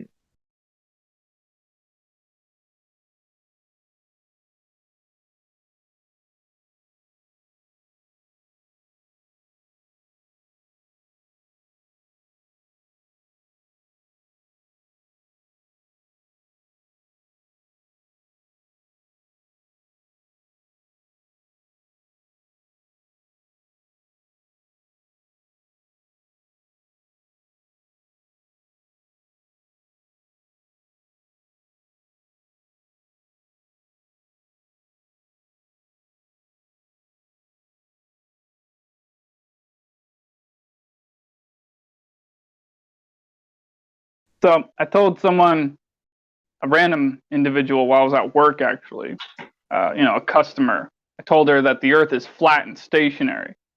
And I loved her response. Her response was, that makes sense, because the sun's moving, we observe the sun moving, so the earth would be stationary if the sun is moving. In her mind, I'm pretty sure she realized she didn't have any evidence to the contrary. So she said, that makes sense. She's not the only person that said that to me. I've had maybe 5, 6, 7 people have that same exact response over the last few months or so, last year or so. That exact word for word response, not even a similar response, that exact response. I'm just saying, it might be a little intimidating, the idea of just outright telling someone, a random individual, that the earth is flat and stationary and you can't have gas pressure without a container, which means by definition and by default, we are inside a container. I know it might seem a little nerve-wracking to say that to someone, but keep in mind, if you run into someone who doesn't have trouble accepting the truth, that's exactly the kind of person you should be saying that to. It's a very important thing. It's a very, very important thing. that you say that, especially to those people.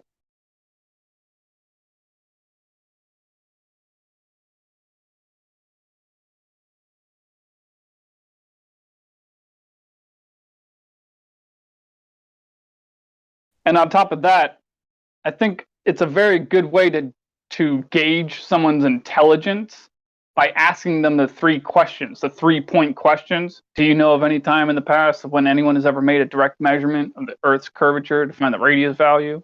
Do you know how anyone's ever proved an axial rotation of the Earth, proved that the Earth is rotating, that the sun is relatively stationary, even though we observe the opposite? And has anyone ever demonstrated gas pressure without a container? I just think that when you ask certain individuals these 3 questions, their reaction is a great way to gauge their intelligence. Have you seen the 3 questions for the section? You're kind of breaking up. For the what? North Star, I've unmuted you. So, have you seen the 3 questions for the section, Orion? No, I haven't. I'd like to see that. Let me find it.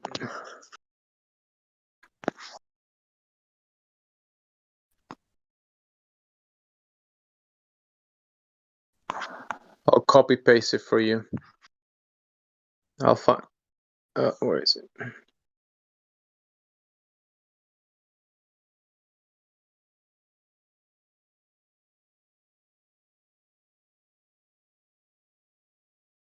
I'm copy pasting from Quantum Eraser.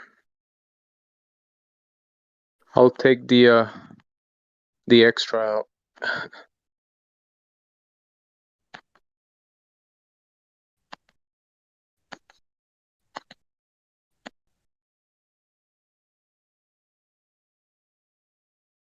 yeah, I want to unmute the EXO again, only if we can drop the personal things, right? We're here to talk about flat Earth.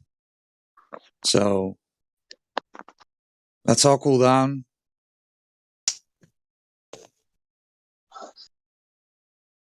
Yeah, Ryan, these questions are pretty cool. Okay. So are sextants used by mariners to successfully navigate using the relationship between the Earth's surface and celestial objects? Question 2. Are sextants used to obtain elevation angles from your position to celestial objects? Question 3. Can you obtain an elevation angle from a curved baseline, spherical surface? It's a bit for the newbies, right? For the new people that come into flat Earth, this is a bit, I think, higher up the ladder, right? Is RJ in the room? RJ, you had a question about a sextant?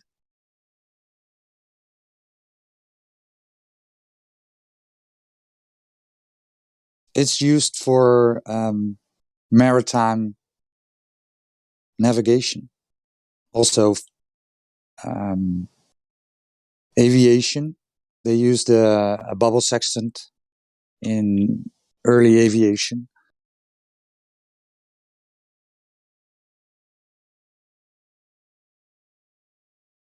So,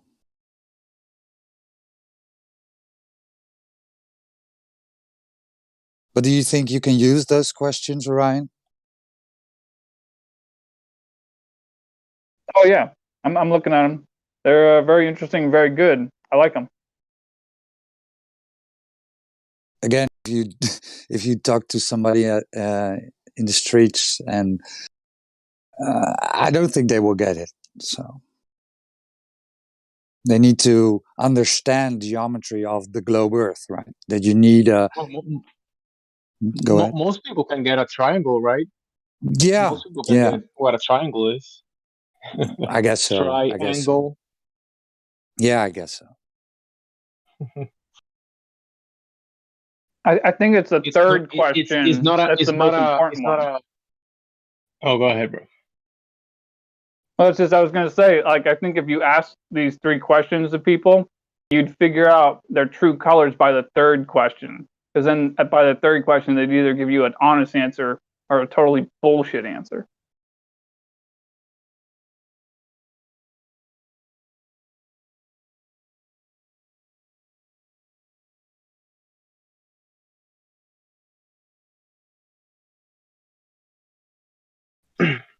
Yeah, the sexton is powerful because something that is being used for a long time, practically, on reality to navigate, right? And then it requires a horizontal line adjacent to another straight line, right? But then the globes are saying that that line it's curving, but there's no curving adjacent line to the triangle in the sextant. There is no curved line used to navigate.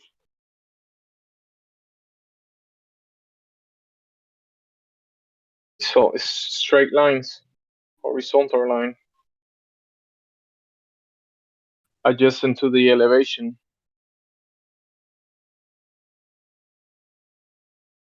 angle.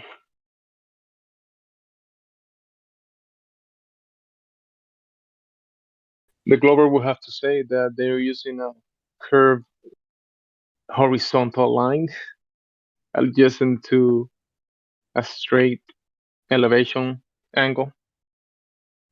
But nobody does that in reality.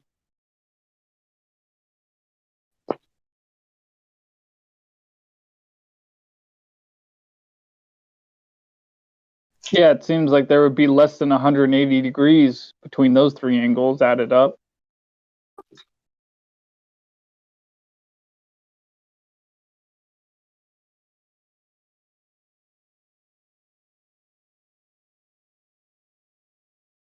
So maybe we should ask the Globers, can you show us a triangle with less than 180 degrees with all the angles added up?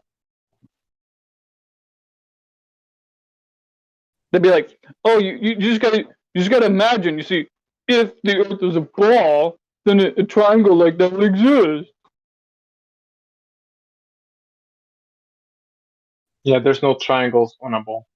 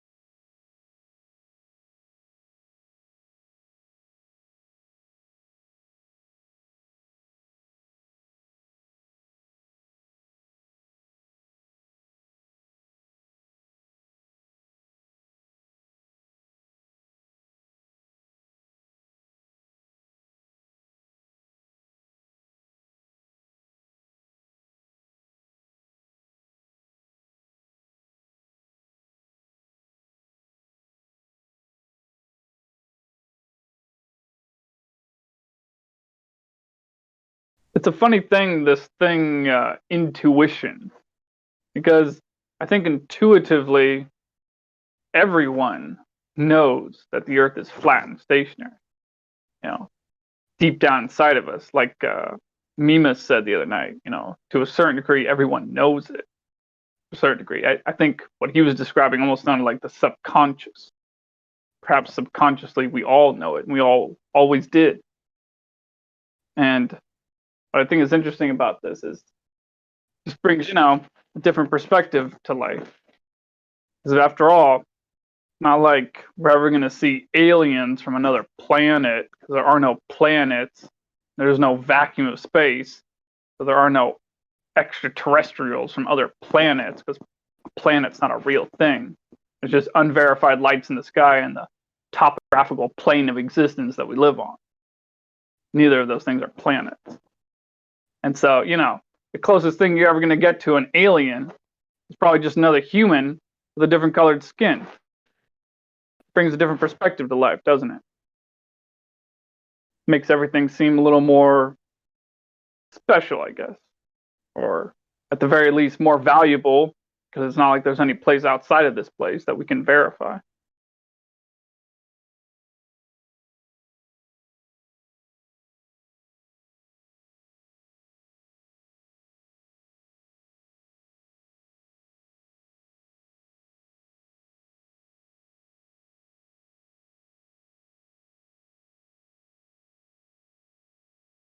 But you gotta believe in space, man. You gotta believe. No, I believe in aliens.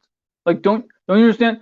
I believe that aliens came from other planets and they seeded us here, and that's how humanity came about. It's aliens from other planets. I don't know why they did it. They just did. All right. What's the matter? Don't you believe in aliens?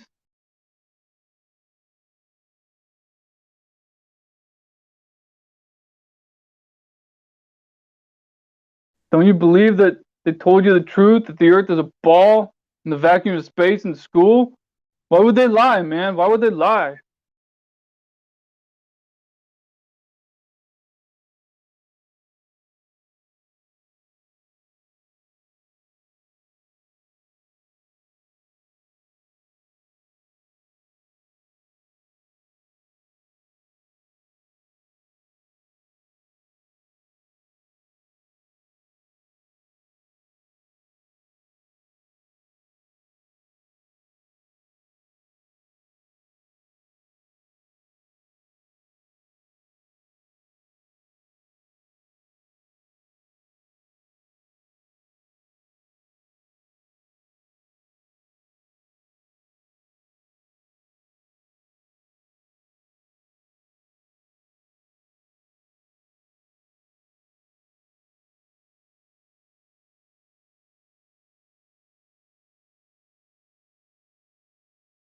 Well, that's to be expected, I guess.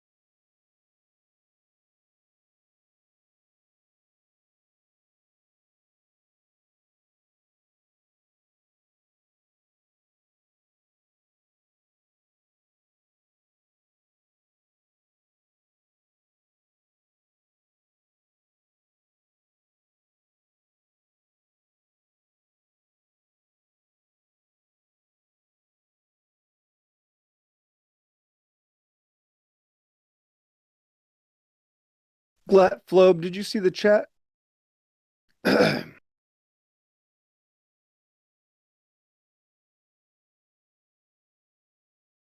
Uh-oh, time to go back to the chat.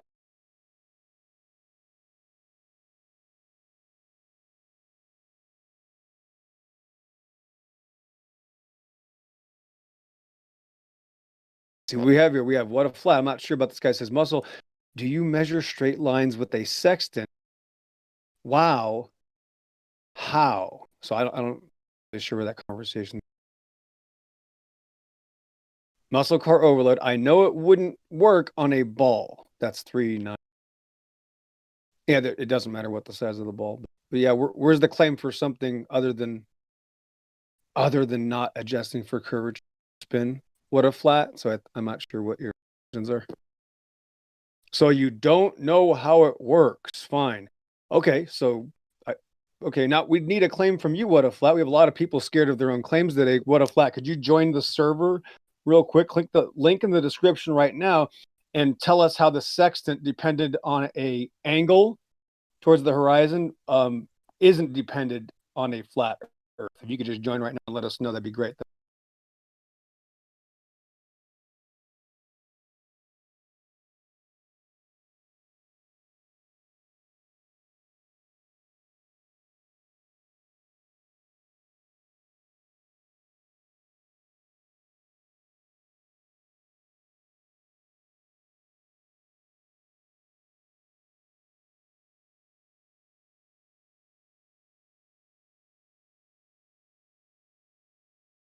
Well, yeah, muscle car. That's the thing is, first step is to get a claim from the person that has a problem with you. I know it's weird these days. We got people coming to us, right? And we literally have to get them to tell us what they're trying to communicate to us because we can sense the hate and hostility. So this What a Flat guy, he says, you don't need the horizon. You can use a bubble sextant. Okay, well, notice we're still dependent on a flat earth muscle car overlord. So see, he's not really making a claim. He just said you can use a bubble sextant. Well, that's not something he's ever done. He's never done it. So he said, no thanks. Not keen on being yelled and muted. See, he says I'm very sensitive. So he won't be showing up anytime soon with a claim. So he's now conceded that he also depends on a flat earth. He can't even make a claim, muscle car overlord. So you get the credit for that, muscle cars. It's that easy. Just see if they can make a claim, and if they can't, they conceded. Thanks for playing.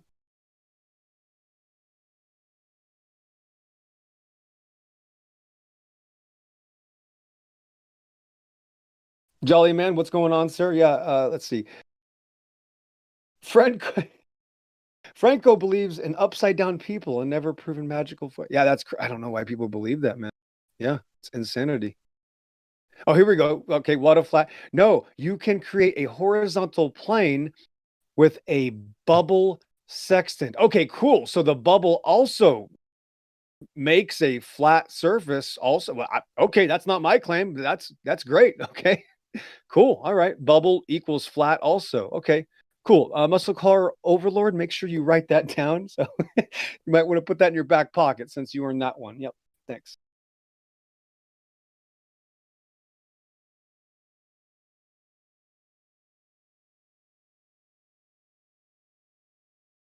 Okay, so Jolly Man and Frank Coyce. Jolly Man, I forget. How do I pronounce that guy's name?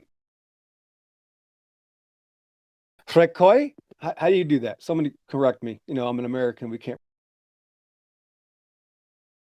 Well, that's a weird thing. I want Frekoy to join the server since you don't believe in this cartoon ball Earth, but there might be some other things that we can help you with. Well, we certainly can. Okay, What a Flat comes back. He says the bubble creates a horizontal plane perpendicular to the terrain you are in. Yeah.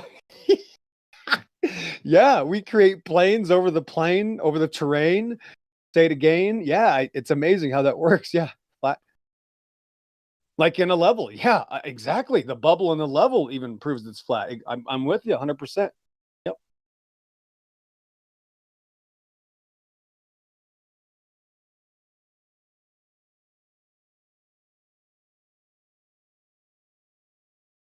All right. Well, I got to go out to the farm real quick and let the dragons out. It's already 12 minutes past 11, so I'm late and they're breaking down the door, but we will continue this conversation. Frank Coy, Well, certainly not you. Yeah, that's not the first time that's happened, frankly. This isn't QE. This is the XO. So close, right? We're both people. But yeah, very different actually, kind of a, peanut butter versus jelly kind of situation. Both are on the bread though, right?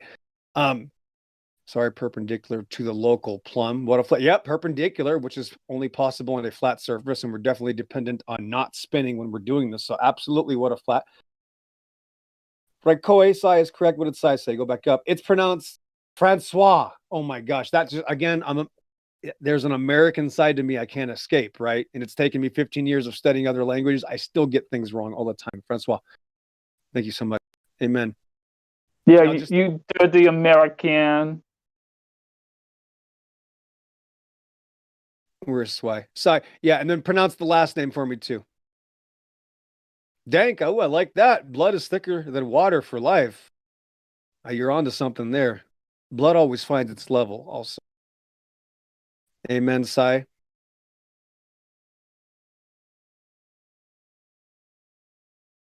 Uh-oh.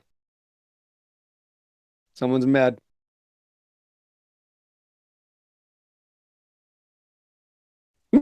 There we go. Why do you do this? Okay, you just did it. What a flat.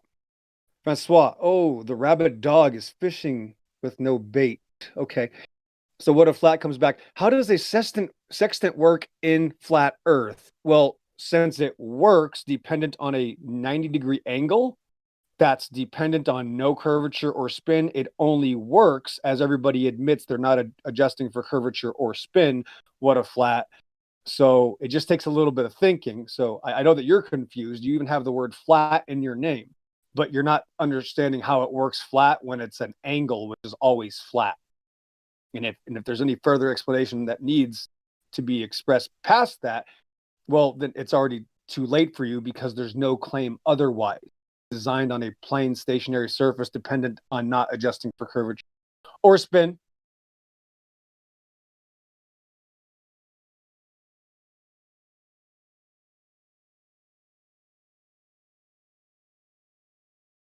It's sad, Francois. All right, I'm going to go release the dragons. I'll be back in a minute.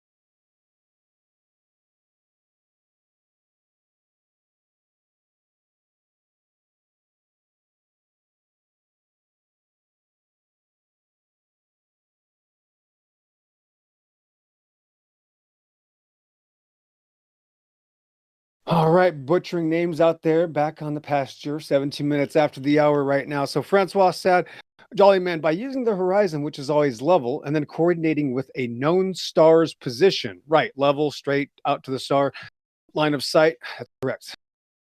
Traveler. Sorry, Francois, if I butchered your name. No, you did not. Okay, what a flat word salad. You don't know how it works. So again, this is the triggered troll.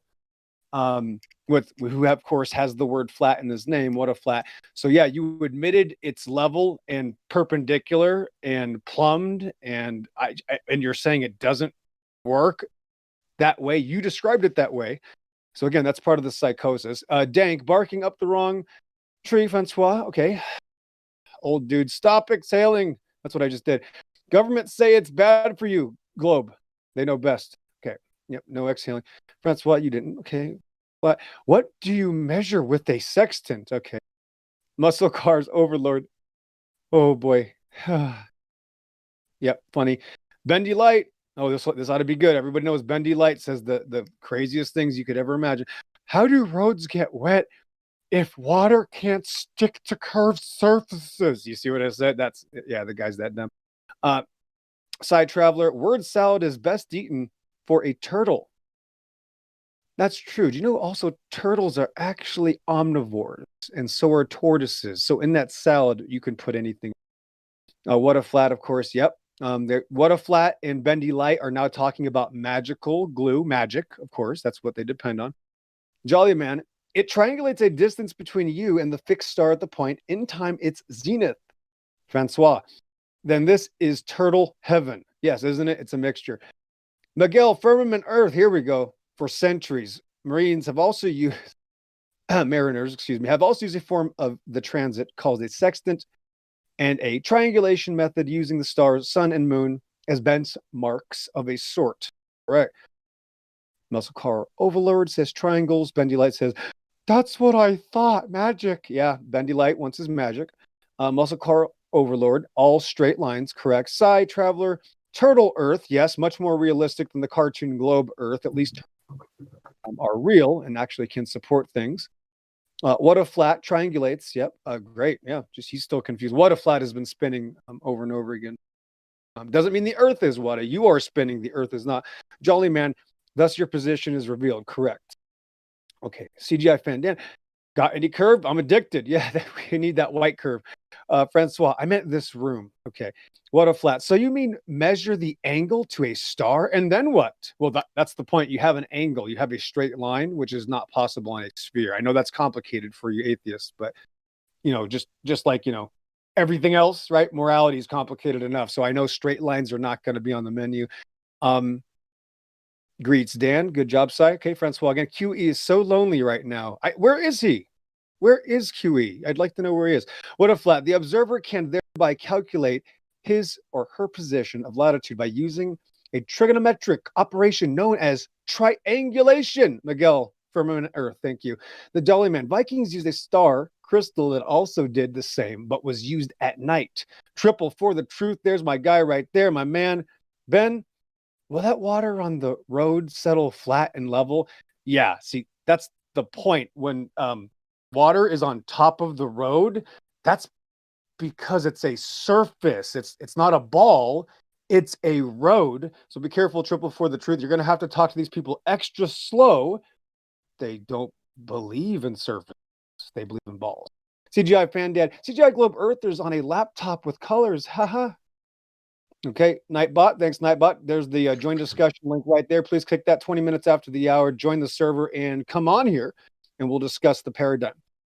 Lumpy gas in a vacuum. Try to model a 90-degree curve adjacent in SolidWorks or any angle with a line with any curve.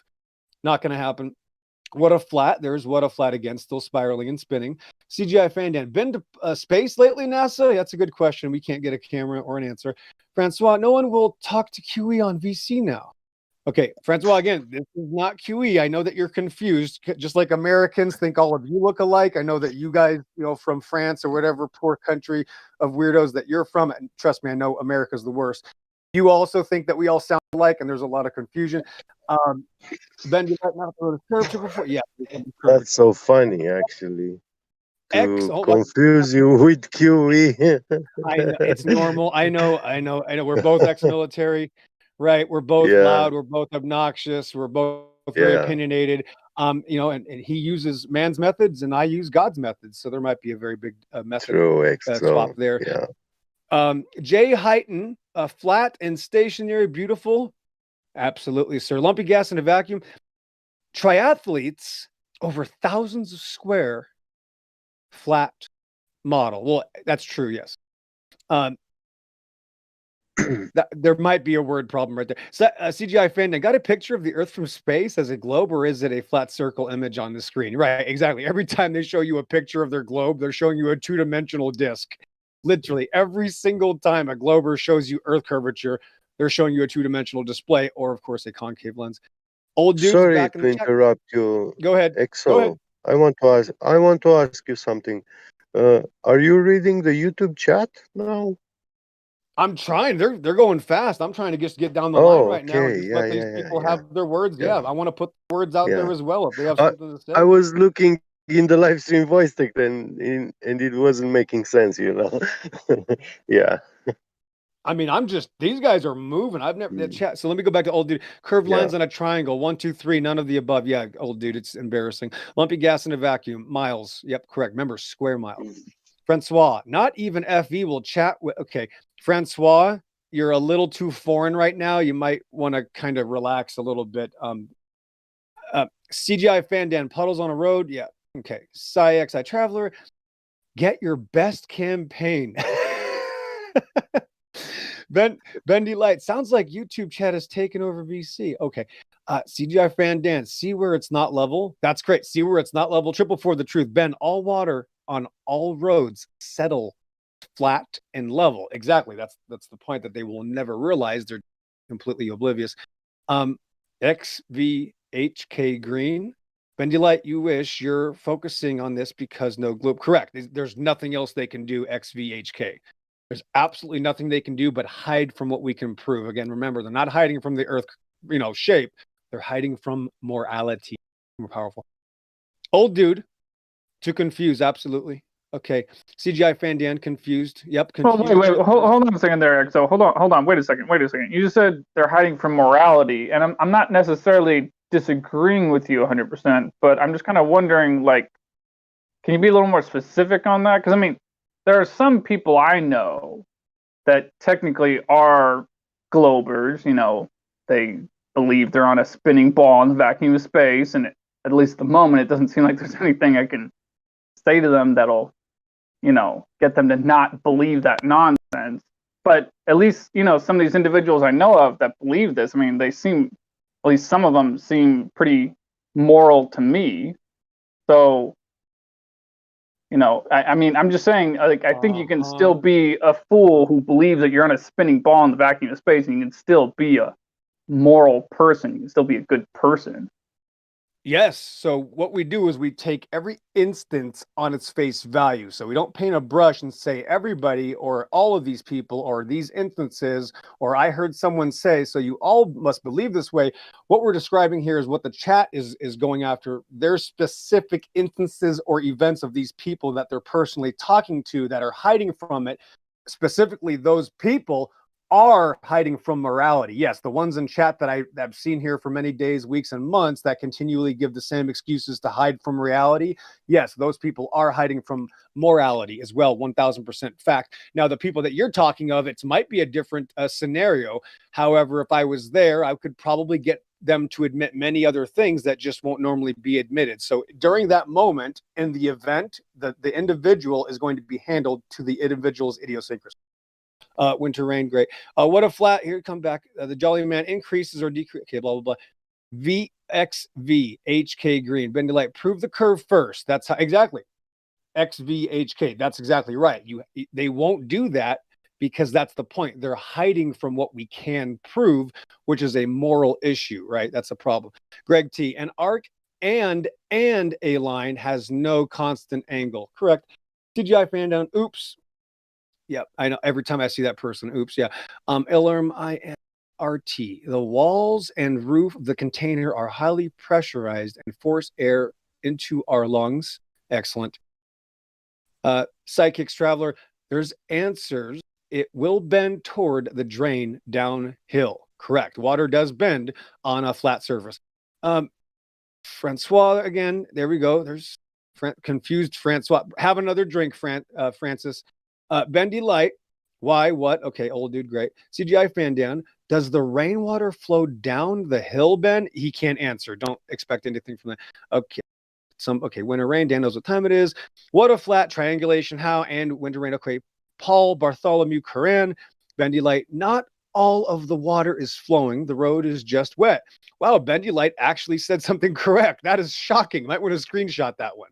And here we are. 1128 West of the Rockies, south of the 33rd parallel. Francois, thanks for having so many beers. The drinks are on the house.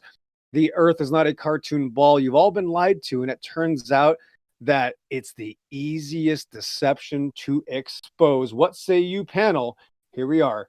This day, December 8th, 2021.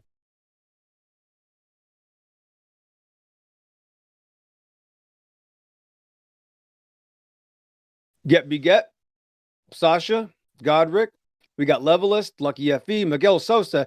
Napalm Moment just joined. There's the shark again. Let's see, little shark person's back. Nice to see you. We got some Seb. Don't know who that is. SV Pravesi. I don't know. Travis. Waddles. Yeah, there's Waddles. I've been talking to you, Waddles, in the back chat. If you'd like to come on, we can, go through some morality conceptions. Demok, 21 Saviors.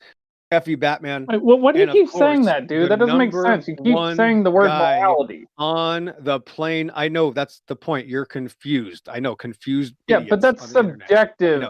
Like we're talking about objective reality, not subjective reality. You don't believe in morality. That's the point. Again, flat earthers are still in big trouble. Like Orion's the best example. He doesn't even know what morality means. I said reality, not morality.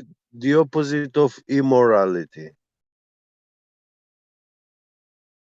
He doesn't have a clue what he's saying, Get Beget. He can't even form a sentence that makes sense. Yeah. Well, I was just saying, let's just focus on objective reality, and at least for the moment, not focus so much on morality. Just focus on objective reality. Like with stuff that we can touch and hold and stuff like that. You're focusing on objectivity with who in here right now? No. Without morality, you have nothing. Without the truth of understanding the logic of morality, you're dead. You're a zombie. You have no claim. You have no. I didn't say get rid of it. I didn't say not talk about it at all. I'm just saying that it's not exactly okay. Well, I mean, I'm not saying it's not a good thing to talk about morality anywhere. I'm just saying, like, we're talking about the shape of the earth. That has to do with objective reality, not morality, right? No, that's the difference. That's the difference is that I help thousands of people understand this truth, and you scare thousands of people away from this truth. Thank God you do, which is great. It gives me job security, but that's the point. You have no idea what you're doing. Thanks. I heard my name. Yeah, what's up, man? How you doing? We're wanting the panel to come alive. What's up, Godric? I think morality is important to talk about because nothing makes sense unless you have an almighty God that has a presence in your life. Yeah, and I'm saying it's an important thing to talk about too. What I'm saying is it's not an important thing to talk about here. You understand that?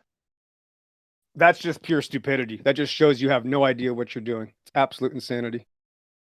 Well, I mean, maybe in regards to lying. I mean, after all, NASA lies to us, and we can all probably agree that that's immoral that NASA lies to us. And don't get me wrong there, but I'm just saying it's not like, it's 24/7 Flat Earth Discord 2.0. It's not 24/7 Morality Discord 2.0. That's the difference between atheists and theists. The theists have a moral compass. That's right. You're trying to separate. I'm not saying I don't have a moral compass. I'm saying it's not the topic of discussion. Orion, you're trying to separate discussion subject into some sort of categories and blah, blah, blah. Yeah, evidence is worthless if you can't establish morality. These people don't care about evidence anyway. They hide from evidence because they have no morality. So if I can't establish the moral foothold, like the guy yesterday that said, I don't know which bathroom door to use, then asking him how to explain gas pressure without a container does not matter, and it just makes everybody look stupid if he doesn't believe in morality. Yeah. Yeah, but that's not morality. That's just a guy being plainly stupid. Like that guy's just an idiot. wrong again. Period. It's not really a question of morality. Pure He's morality. just an Pure. idiot. Period. Pure Yeah. morality, nothing but morality. Are you moral or immoral, Orion? I just said I am Are moral, you moral but I'm just or? saying it's not. It's not. It doesn't have anything to do with what we're talking about Then here. if you are moral, it means you have a problem with NASA lying. Yeah, I just said that. I don't Yeah, understand where just we're like disagreeing all with of each us. other. Yeah, Talking out but both sides you of the don't have to pose now like, hey, we shouldn't discuss about this. Yeah, we actually can discuss about this in here as long as we want to. No, I wasn't saying that necessarily. I'm just saying, well, Yeah. I just kept hearing XO say the word morality over and over again in just places where it just didn't seem to make sense to me. I'm not saying to not talk about it. I'm just saying it seemed like that was happening. That's all I'm saying. Well, now you're making it a XO problem. Your issue with XO. Mm-hmm. Well, yeah, to be more specific, saying things that don't make sense. So Oh wait, go ahead. it does make sense. You are attacking him. You're picking on him. Yeah, it's normal. Yep. Okay, all right. Let me rephrase that. Let's just be more concise. All right, how about that? Let's just all be more What do you concise. mean? What do you mean? Am What I I mean not a is, man? Am I not allowed to make mistakes? Am I not allowed to correct myself? What the hell are you talking about?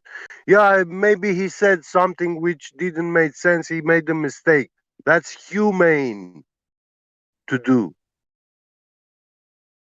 If you notice the that, problem, yeah, Gabby, fine, bravo, congratulations. You know, you pull his arm. Hey, XO, you made the wrong statement. Okay, he's gonna reformulate, and that's it. But why do you have to make it such a matter of discussion? Like we have to babble about it, you know? well, to be honest, I think it's worth pointing out it's not really a good place for every type of moral discussion because I'm pretty sure there are certain things that I think as a libertarian political activist, there are certain things that I think should be legal that would be that would be moral to me that I think some other people in here would think are immoral and should be illegal. So the question arises, is this a good place for us to have a discussion about morals? Like, I don't think so because we don't all agree. Some things people here should be legal and other people here think those same things should be illegal. So, I mean, unless we're going to switch it from flat earth to what should be legal and what should be illegal, like, we can't, we can still have a, discussion about what's moral and what's immoral, but we can't have it to every extent because then, this would be a libertarian debate forum, not a flat earth Discord. To establish if you are moral or immoral, you need to search which rule set governs you.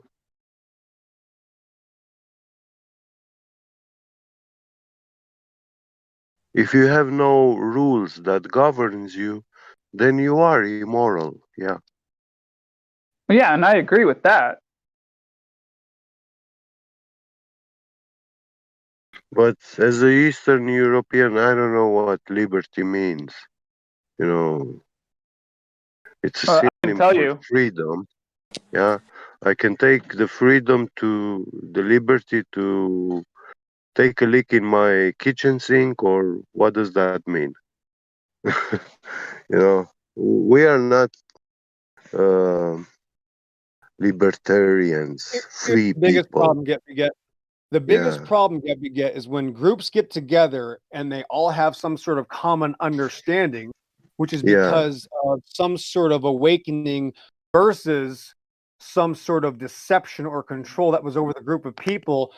The worst thing you can do is to limit that group to a specified box of discussion points because then you've made it a cult. And that's why so many flat earthers act very cultish, because they're so scared to go outside of their comfort box when there's a million other things that are actually literally more important than the earth, such as the creator of the earth, such as the morality makers, such as these things that are the foundations of truth, the waters, but all these other subjects.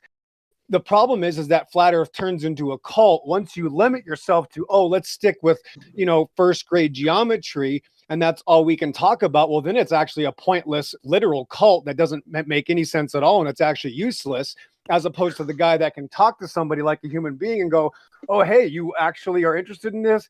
Great. Let's have a human being conversation. And the greatest thing about this topic is that it literally is related to a million other topics, which get beget, which many people we do know this. And that's the greatest thing about this flat earth topic, is that it literally encompasses thousands of other deceptions and exposes one of the most important things, morality. It literally shows if the person is moral or not. And it's such a powerful tool. And I just feel sorry for people that they're so limited in their discussions, because not only does it hurt them, it hurts the people they're talking to, and it makes the group suffer in the long, which is fine with me. It's not going to bother me. It gives me plenty of job security and more ammunition, and it's just going to prove my point. Why do you keep saying job makes security? It that much easier. Yeah. So I think it would be honesty. Whether or not they have honesty or not is what you'd be exposing, not necessarily just if they have morality or not. Because, you can show someone a measurement of the earth and it measuring flat, and they can be dishonest and say, oh, no. It's just a ball anyway. It's just a ball anyway. Morality. That's morality. Exactly. That's morality. So I stand. Isn't it honesty first, though? A lot of these globers, they will deny you honestly. They will deny you, and they will have no clue that they are committing a fallacy. They will simply tell you, okay, hey, I know this is a problem, what you're exposing here, but I'm not... they make this appeal to authority fallacy. They say they are not scientists, they say there are things that they don't know to explain you, and therefore they will not believe what you tell to them, despite how correct you are. You can, in this world, the truth is, you can die with the righteousness in your hand. You can die with it. And nobody's going to be impressed. That happened a lot of times. I still think it's worth pointing out, though, that it's not necessarily a morality thing. Like I said, one of my best friends, one of my very best friends that I've had as one of my best friends for about 8 years now. Yeah. He's a glober. He's an absolute total glober. There is really, truly nothing I can say to him that would stop him from believing the bullshit that he's on a ball in the vacuum of space. But the point I'm trying to make is he's a very, very moral person. In fact, I would say he's more moral than most people I've ever known throughout the course of my entire life. Well, he's truly an ideal citizen. Do you know I'm just saying, why? Honesty and morality are two separate things. You cannot change your best friend. Yeah, exactly. Do you know why you cannot change the mind of your best friend? Because he's brainwashed. I'll admit that he's brainwashed, but he's still a good guy. No. Let him speak. Let him speak. The problem is you are accusing him of being brainwashed, and this doesn't make you a good friend to him. I didn't say that right to his face. Come on. Yeah, I know, but this is the mindset you have. This is your vibe when you talk to him. And he feels it. There is something that you are not telling to him straight in his face. You lost me, man. I'm sorry. I don't know. Yeah. I went through the 3 points with him, and he couldn't answer any of the 3 points. He just accepts that it's still just a belief anyway. I don't see where we're misunderstanding each other. Gabby Get. Let me help you out, Gabby Get. So when my friend, let's just give you an example of my friend about 5 years ago when I went to him, I basically started talking about other deceptions first and slowly led him into this outer space deception, and then eventually said that's because the earth is flat. And he fought me for 24 hours. And I said, well, do you care about truth or do you care about what you're told? And he is a former sniper in the United States Marine Corps, one of the best shooters I've ever known. And now he's still in the Marines. He now teaches flat earth to thousands of people in the military. A method, and there's a different level to this get beget, and not everybody has it. Yeah. Yo, that's kind of cool though. All the glory goes to God. Listen, if you just listen to how God tells you to do things, it's easy as butter. Yeah.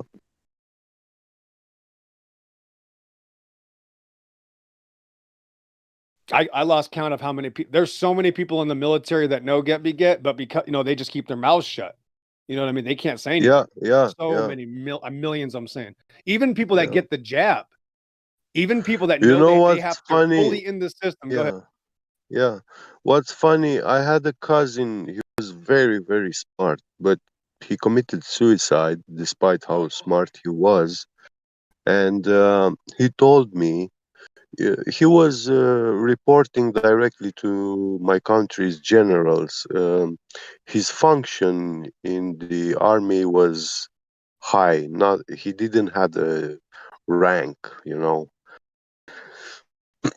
but yeah, he said he is getting sometimes some orders which make no sense, and he was discussing this with the generals directly, and the general said, this is not my order, my wish. It's not how I will do it. This is how I got this order, and I have to pass it further. And they don't know to explain how and who gives those orders, but they have to follow them. And they all speak like there is someone behind the scenes. And it's not even human. And yeah, this is what a military expert told me.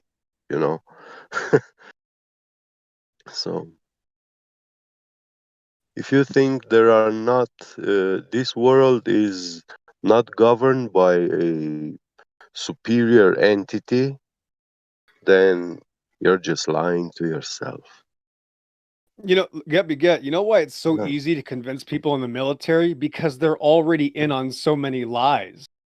Like when you talk to these people, they're already sworn to secrecy. They E1, E5, whatever clearance, blah blah blah. So when you go, obviously we know they're already lying to it. I'm telling you, the military, I swear, it's the easiest people to convert to if you that's what you want to do. If that's your goal, to convert people to flat Earth. Then go talk to people in the military, because they'll have to ask, well, how do your systems work? What's air warning and control system? What's J-stars? How does a JDAM work? How does a laser work? How does line of sight work? Everything in the military is dependent on flat Earth. It's hilarious. Yeah. Don't use the word convert like that, though. You make it sound dirty when you say that. Oh, it is weird. Yeah, you guys try to convert people all the time. It's cringy.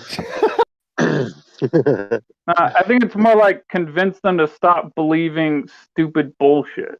Sounds like, well, there's it's a longer set of words, but it sounds better to me. Illuminate them. Yes, Illuminate. just don't put yourself in. Right. Hold on, Gabby. The thing is, these are normal conversations. Listen. If I was approached by anybody with some sort of cookie cutter method of using some sort of tactics, I would be very turned off with the subject. But if someone comes to me and just says, "Yeah, I think this," I'm much more open to listen to them. If somebody just starts asking me questions before I even make a claim, it doesn't matter. Just let people, if you just have an organic conversation, the best way is just to let people talk, express themselves, and then go down and see where the conversation goes, because otherwise it's all your fault. Get you brought this up. Get you said this. No. Make them bring it up. And it's like, I didn't say that. You said that. It's that easy. Yeah. And if it was your really good friend, you can always ask for his help. Hey, help me out with this problem. I have to solve it. It's bugging my mind. You have, as a friend, good friend that I consider that you are, you have to help me out. Okay. Get. I'm going to give you Get. I want you to tell Sasha about this if he's not here. Okay. I got a big secret for you, Get, and Sasha, and anybody that, of course, is into this topic and wants to tell other people about it. Okay. One of the greatest things that I've done this so many times, but I've never told people how to do this. This is hilarious. Is if you really want to get somebody right, if I don't care what it is, we all have a friend or a family member that I want this. You know what I mean? There's always something. This isn't for everybody, but if you really, really want to shock them so that they won't even mess with you, or you want them to concede, or whatever you want, if you want to be in control of this topic, have you and a friend discuss it in front of them as if they're not there, or pretend they're not there, like you and me. Hey, Get. Yeah, they don't know the earth. They don't know the earth is flat. Get. This is hilarious. And then the third person listening goes, "What?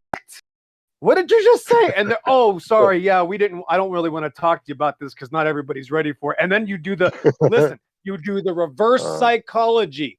Listen, you have no idea how this literally is so powerful. Oh, you know what? That's something I really don't want to talk to you about this yet, because people get really upset. This is what you're saying is very much like joining the secret club. Yeah. Right. Exactly. Listen, Get. I go, listen, you're not ready for this. I can't. I don't want to. Listen, I love you. We get along. I don't want you to be upset at me. And so many people just keep getting upset and flipping out when I show them that their outer space cartoon is fake. And I don't want you to be upset, bro. And that's it. You have to do this the exact opposite. Bring up that topic around them, but then you can't be active. You have to be passive, because if you're active, then you're blamed. If I try to walk away, listen, I don't want to talk about this Get, because he's going to get upset. You can't blame me then. You see, you cannot blame me. Correct. That's what you want to do. Yes. Hey, Exo, would you say that you revel in the ignorance of others? Absolutely not. No. I actually revel in the evil of others. Well, it seems to me like you shouldn't do that either. I mean, isn't that wrong? Like, why would you be happy about other people being evil? Nope. That's exactly what God's children are about. The whole point is for God's children to conquer evil. That's why David killed Goliath, and it's one of the most important stories ever. Yeah. But are you actually happy, though, that other people are evil? Yes. It gives me job security. That's why it's called the mystery of creation. Without evil, and that's why you're immoral.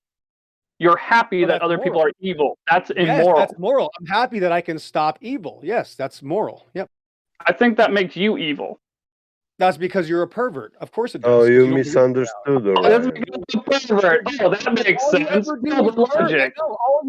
know the guy that constantly interrupts. So, Orion, this thing, I want to react. You really misunderstood this. Every time he's a Orion, pervert.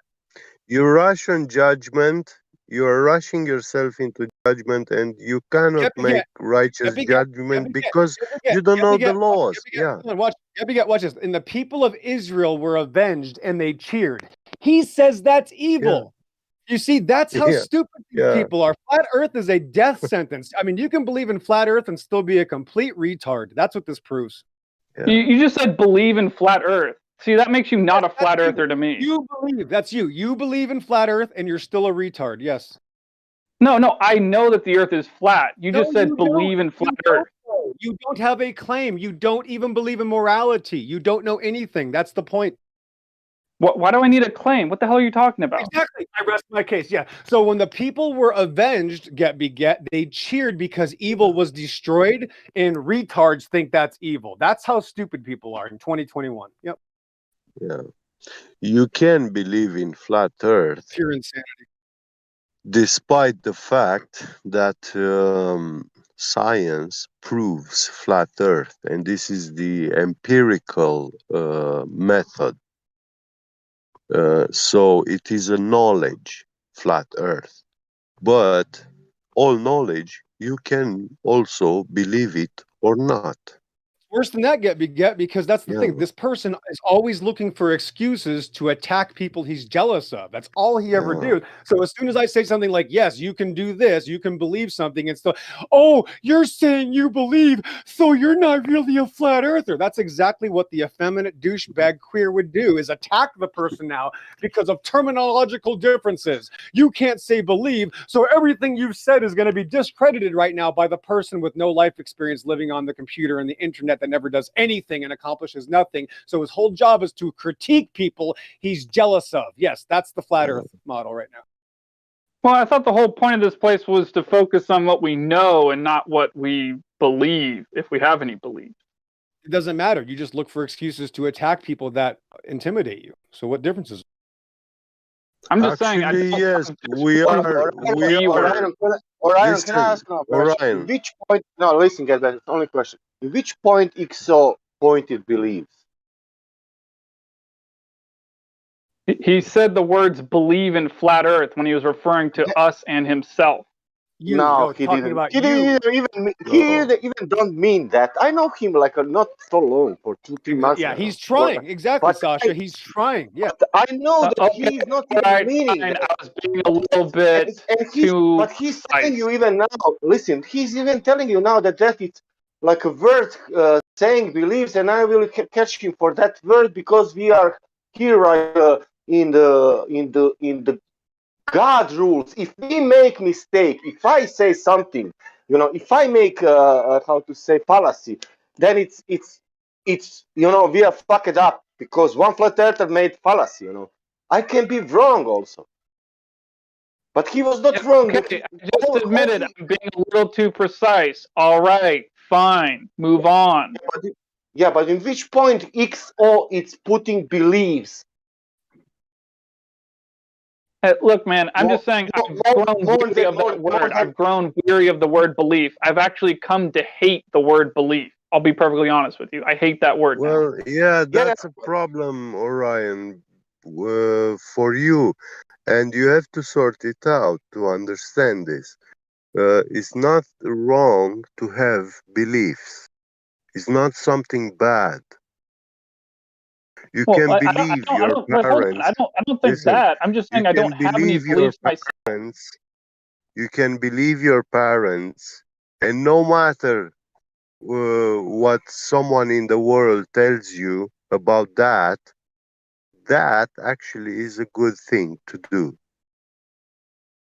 To believe your parents. If I say it's not good, you can still keep doing it and you're not doing wrong. Any wrong. But if you will listen to me and start not to believe your parents anymore, then that will make you a bad child to your parents. Get. I mean, I don't try to, as my father used to say, he said, don't pick the fly shit out of the pepper shaker. He used to say that as a kid, because if there was fly poop, right, in a pepper shaker, it'd be really hard to pick out. Now, here's the thing, and let's just be honest, flat earthers are still, right, fallible, stupid human beings. That's what we are. We're still people that do stupid things, right? So when I hear lots of stupid things all the time, by including flat earthers, I don't correct them because we're on a public server. So if I just try to correct all the stupid people on a public server, would I ever get anywhere trying to help other people? No, it would actually hurt the server, right? If I constantly said, oh, you're doing this wrong, 21 Savers is wrong, Denmark, you're wrong, Get, Glatflub, you guys are all wrong. If I said that, it would destroy the productivity, right? So it's kind of like it's kind of like in any business or relationship, even if your spouse or partner says something incorrect, during the meeting, you don't want to publicly correct them during the meeting, because now you've ruined the entire opportunity for whatever you're trying to accomplish to proceed, right? So that's just the kind of thing that if I am going to point out a problem, it means basically this. Yeah, my problem is you guys need to stop pointing out problems in public and bring them to a back chat, right? Or bring them to a private conversation. Because when you do that in public, you're literally just ruining the entire Discord server. Now it doesn't have an opportunity because we can't even get along. If you and Sasha and me are arguing, it's over. We lost. Hey, Exo, I've been meaning to ask you this for a while. When was the last time that you spoke to a random person about the Earth being flat in public that you'd never met before?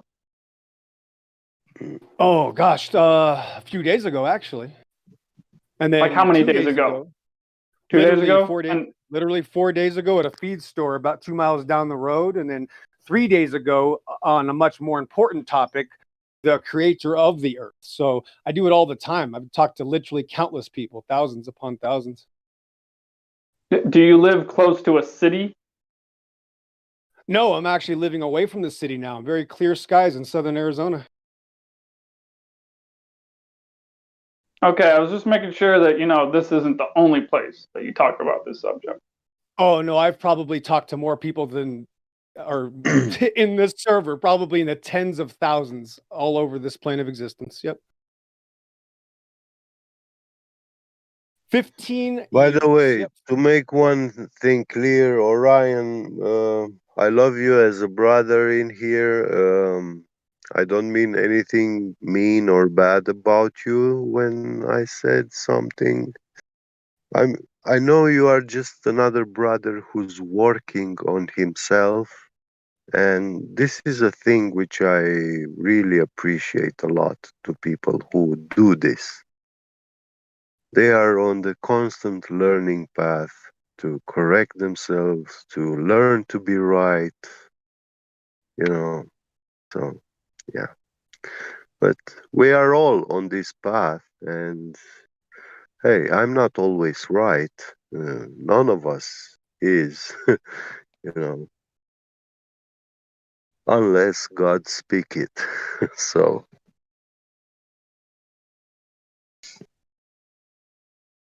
Yeah, so it's kind of like, right, if we're in the middle, I hate using the word deal, but when we're, and I don't know what else to compare it to, right? Because there's nothing to compare the server to, right? It's a very different place.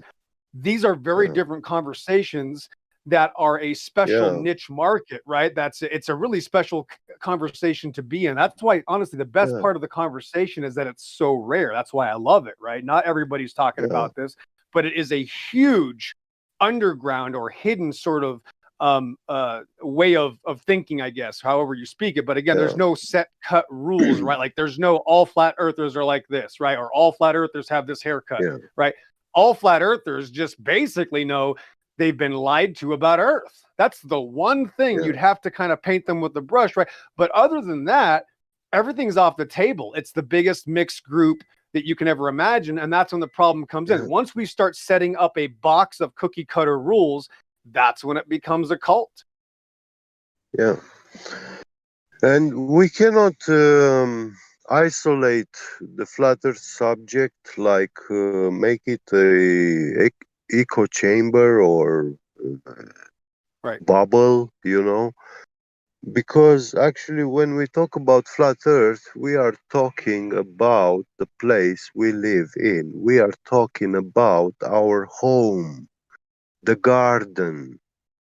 It's in a good state or bad state, that's a different topic, but it is concerning us because we live in it. It is the place where we live in. We are spiritual and physical beings. So, yeah, we cannot exclusively isolate it to empiricism and stuff like this because we are spiritual. And we have also spiritual problems in this world and the world. Yeah, so. Listen, this guy. Is it 45 years a lot of years to believe in something? Yeah. Yeah, it's a lot. Yeah, it's half-life. Okay. Yeah. Okay. Now I will say like this. I believe Earth is flat and I don't give a shit what other people think. Yeah. Yeah. because I'm new believer. Yeah, now I'm new believer of flat Earth. And I was ex-believer. That 45 years I spent it in some religion what was so bad. Yeah. Now I want new religion, and I have no problem to call it like that. But we can empirically even prove it. But I will say for myself, I believe, and take it for that word, whatever you want. Well, if we make flat earth a religion, then the distinction will be that flat earth religion can be empirically proven. Unlike the heliocentric. In the heliocentric, you have positive claims which you cannot prove. Yeah, why you believe something? Yeah. I believe something because it depends, because it could be spiritual. Yeah. I don't want to go to spiritual because that's personal. That's everyone has Yeah. their Intimate. That's illegal. Right. And without saying that word though, however, let's just give it, let's just be honest, right? If somebody comes into the room, and I have to keep using this guy as an example because it's a perfect test bed. So when people commit evil acts, we can learn from them. So please bear with me. When somebody says that it doesn't matter, they're going to come into this room and tell all you guys what you're doing doesn't matter. Let's see what we can take from that comment. That first of all means, number one, he doesn't care about morality. Number two, he's conceded that he doesn't care about morality. And number three, he doesn't care about morality. That's what that means. You mean the truth? The truth? He doesn't care about the truth, right?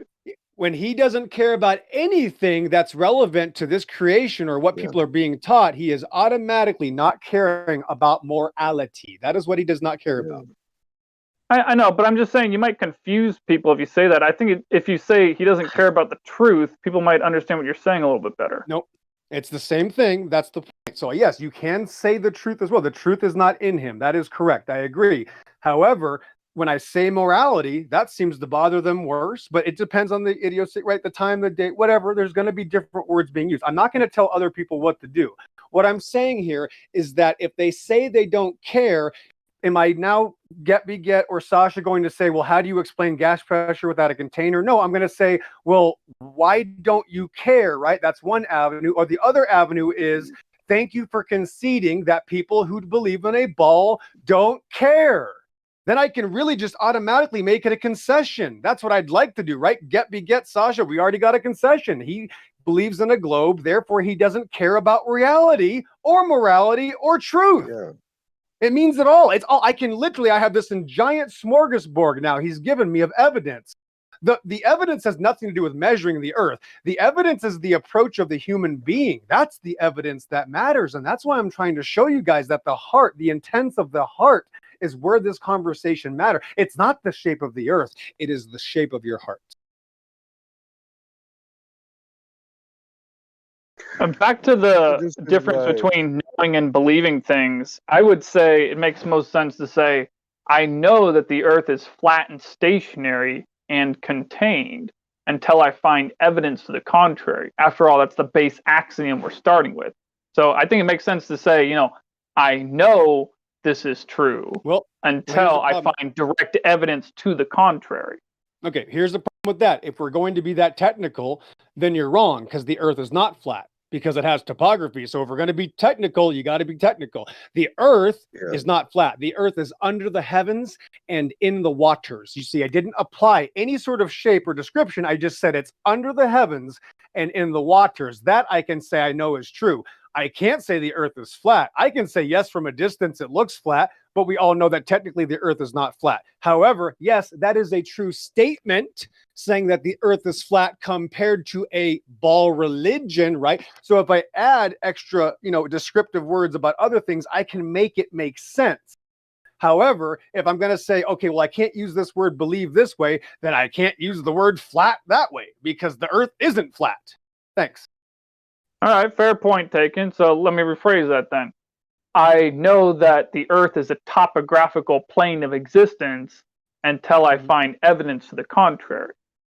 Okay, fair enough. There it is. So that's the correct statement, right? Without having to worry about that terminological issue, because remember, especially the type of people that are going to attack you guys and me, they don't care about anything except when you make the smallest error, right? When you make the tiniest error, they will jump onto that and say, oh, you said a word wrong, or you forgot to dot the I and cross the T, and that's all they care about, right? They don't care about evidence. They care about when you make a clerical error, right? Like when you'll ask these people things, that they'll literally try to wiggle their way out. And of course, we've learned from the evil. Isn't that amazing? Because of the evil, now we are much stronger. It's amazing how that works.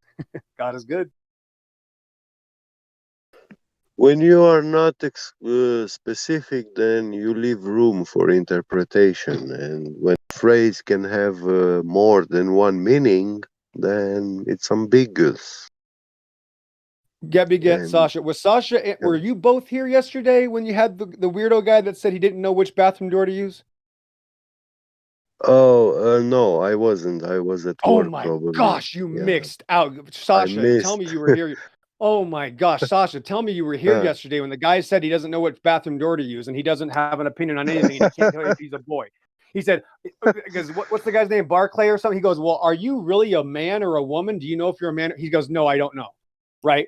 So when I started that off, right, you weren't there. When I started that off, I said, well, I just want to lay down this foundation. Nobody's here is making a claim. And I know I'm blanketly speaking for other people, right?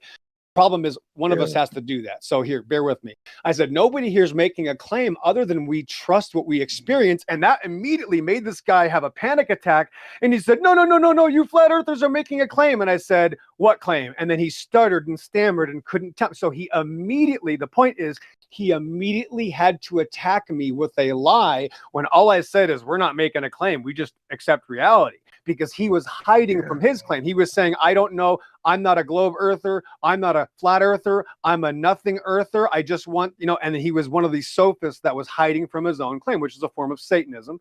He didn't want to make a claim. So I said, great. Then again, this is a concession. You're admitting you don't have a claim for a ball earth. Welcome to flat earth. I don't need to say, well, do you know the radio? Listen, get Sasha, especially. If somebody says, I don't have an opinion of the earth, I'm not going to ask them, well, do you know the circumference of your globe? He's already hiding, right? He's already hiding. So that doesn't work. If they say they don't have a claim, say, thank you for conceding with the flat earthers. Yeah. It's over. Thanks. And then they're going to what? That actually means it's futile. It's futile to ask the radius because they don't know it. They don't just recognize it. Yeah. Exactly. No, so not because they don't want. When they concede, they actually make the affirmative statement that they do not know the radius. They do not know a lot of the science. That's what they admit, actually. Right. So my point is, right, that is a concession. If you say, I don't have any evidence, right, or I don't know of a globe earth, great. You just agreed with all the flat earthers. Thank you for conceding, because that's what all the other flat earthers said too. They don't know of any evidence for a globe earth. That's why they're here. So as soon as I did that, he had a panic attack and realized he just lost. So he flipped out and said, no, you have a claim. And all I had to say was, oh, what's my claim? And then he then had another panic attack, another seizure, and muted me and ran off. And there was no moderator to, of course, assess that situation. So the guy, of course, not only he conceded, he showed us another example of what happens when this outer space religion destroys the mind, removing morality, which is the entire point to all of these discussions. If you admit you are hiding from morality, you just proved why flat earth matters. That proves everybody here now has the high road. That proves everybody here was not only right, they are to be trusted because they care, and this person does not. And that argument is 1,000 times more powerful than going back and forth and asking about gas pressure without a container and asking about black swans, because that's all pomp and circumstance. That's all a waste of time compared to, do you care about reality? Thanks. Yeah. And well, it's a waste of time with that kind of individual. this is very much like when I was a Glober. I wouldn't concede because I knew too much about satellites. I had root access on quite some of them, and I saw that all these television network satellites and stuff, they are geostationary. They are fixed points on Earth on which you point your antenna towards and you get that signal. Yes, you are pointing the antenna like upwards to the sky, but that's not actually how the radio waves work. It's about the way they propagate through the air.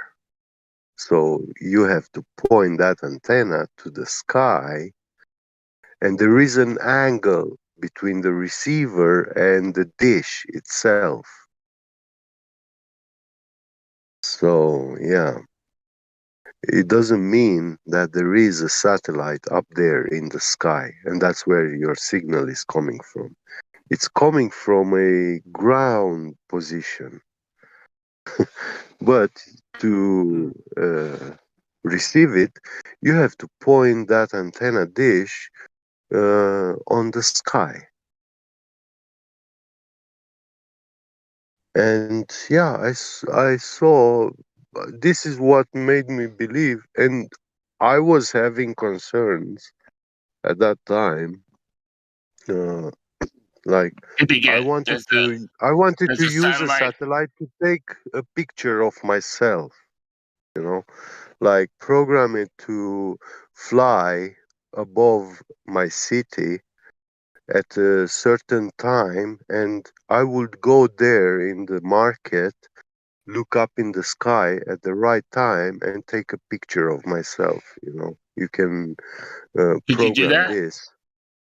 I did, but I don't think it was a satellite. I think those were some sort of balloons or some sort of high altitude drones.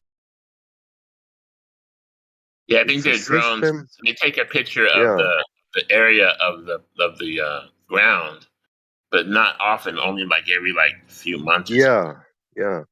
Actually, I saw years later, about 2007 or 2010, I saw the technology, which it was. It was a military high altitude drone, which there is a guy who invented this camera. Is, I don't know, mind blowing how many pixels can. It has the highest resolution camera on it, and that is actually even today secret technology, so secret that when they made this documentary about this drone, the guy was talking, the inventor of this camera was talking about it, and he was in this hangar where this drone was, and it was covered with a sheet, so you don't see it. It was illegal to take close-up video recording of them. So yeah, it's military secret. And yeah, they defend this technology very much. But this camera actually takes a picture of a whole country from the sky, and you can zoom in that picture in all the cities, and you can see on the ground. If you drop a cigarette on the ground, you will be able to almost read the brand name of that cigarette. That's how much information is that camera taking. And Yeah, that's a very interesting, nice Get thing to get. do. How do you debunk satellites for the flat Earth? Because the government says that they're floating in space and that we use them for everything, and then without satellites, we won't be able to do nothing. So how do you respond to that? The satellites are virtual machines. I'm sorry, they're what? Virtual machines. Seeing virtual? Yeah, they are virtual. Right. What does that mean? Inside the network. You They're have a fictitious, they're virtual. worldwide network of radio antennas interconnected. So you have coverage over the land. And now these radio antennas, they can create a virtual point in space above this ground, where if you point your device towards that point, you will be receiving a certain radio signal. But that radio signal is transmitted from these ground antennas, and it's made to interfere and resonate at a certain point they choose. So when you point your antenna towards that that, makes sense. But listen, that makes sense. But if you're in the boondocks and at camp somewhere on a mountain where there's no cell towers, how do you explain getting satellite signals like with a satellite phone? I will tell you. You see, at worldwide level system, they have many antennas in Europe. They have many antennas in Russia, in USA, and this when you use all this system together, I'm trying. you can make them send a signal, and this signal will be orbiting above the world. It will spin. It will be like a circle line, concentric from the North Pole. And you are pointing your antenna like 45 degrees in the sky. And you are pointed towards exactly that circle line. And you get that signal. And you can be even high on the mountains, far away from these antennas. You will still get that signal which they are transmitting, because this signal is circling the world. Oh my goodness, get. This is that topic again. Get. Listen, this Yeah, is that it's topic again. Now, complicated, but listen, watch. No, yeah. well, listen. I got to help you out. Listen, if I said, listen, I'm getting my signals from the golden elephants that are flying in outer space. Yeah. I need you to prove me wrong. I need you to prove me wrong, Godric, that I'm not getting my signals from golden elephants. By the way, they're invisible. They're invisible golden elephants flying in outer space, sending me the signals to my phone. Prove me wrong. Okay, so that's the same question, but remember, there's 1,000 ways to answer this. You can start off by asking them, is this the burden? So when I disprove this, then you can trust measurements here, or are measurements here still not trustworthy after I settle this other issue? That's one example. The other example is, oh, maybe you should find a claim first and tell me who told you that you're receiving a signal right now from the sky. So call the phone company and get a claim, because there is no claim that a satellite is sending a signal to anything. They already claim, listen, here's the punchline, guys. Ready for it? Uh-oh, big surprise. They already claim it's a cell tower giving you the signal. So you're saying they're lying to you? Why would they lie? Again, I don't have to explain anything. The phone company admits they're using a cell tower. You know what I mean? This is an insane conversation. The first thing, Godric, is saying, are you saying the phone companies are lying? Why would they lie about using cell towers? That's what you got to do. You got to make them realize how stupid they are by asking them another stupid question. They are not on that scale, you know. This is not space scale. They are only on ground scale. Yes, do Hang on, not hang though. on. Listen, hold on, wait. This is my final statement. You can't. Okay, Godric, go ahead. Go ahead, man. Thank you. I get what you're saying, but I didn't hear the answer to how you're getting a signal at camp where there's no cell towers. They already admit they're sending you a signal from the cell towers. What do you not understand about this? The phone company doesn't say they're sending you a satellite signal. If you call them and ask them how they're getting a signal, they'll put a technician on the line with you and tell you how they boost their signals, which are 1,000 times closer to you via a cell tower 20 miles away versus this magical satellite that's 250 miles away. Which one do you think's easier to get a signal from? The freaking thing that's at 50,000 feet or 1.3 million feet away. Okay, there's no claim that a satellite is sending you anything. So when the person asks you that, say, where did you get that information?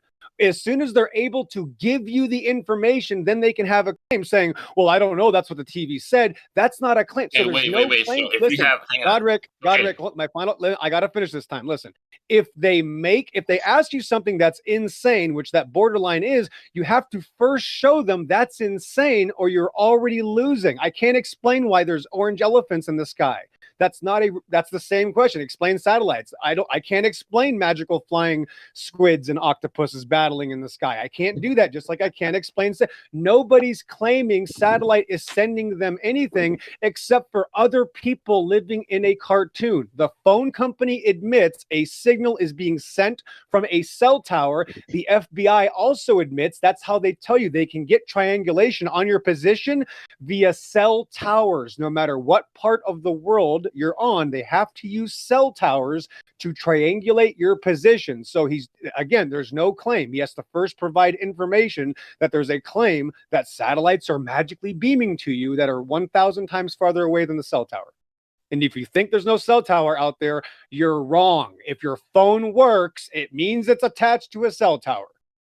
Thanks. Okay, but what about if you're like in the middle of nowhere, like in the ocean? Well, yeah. Well, that's where hold on. That's where you're talking about the Iridium network. Hold on. Which one? That's the point.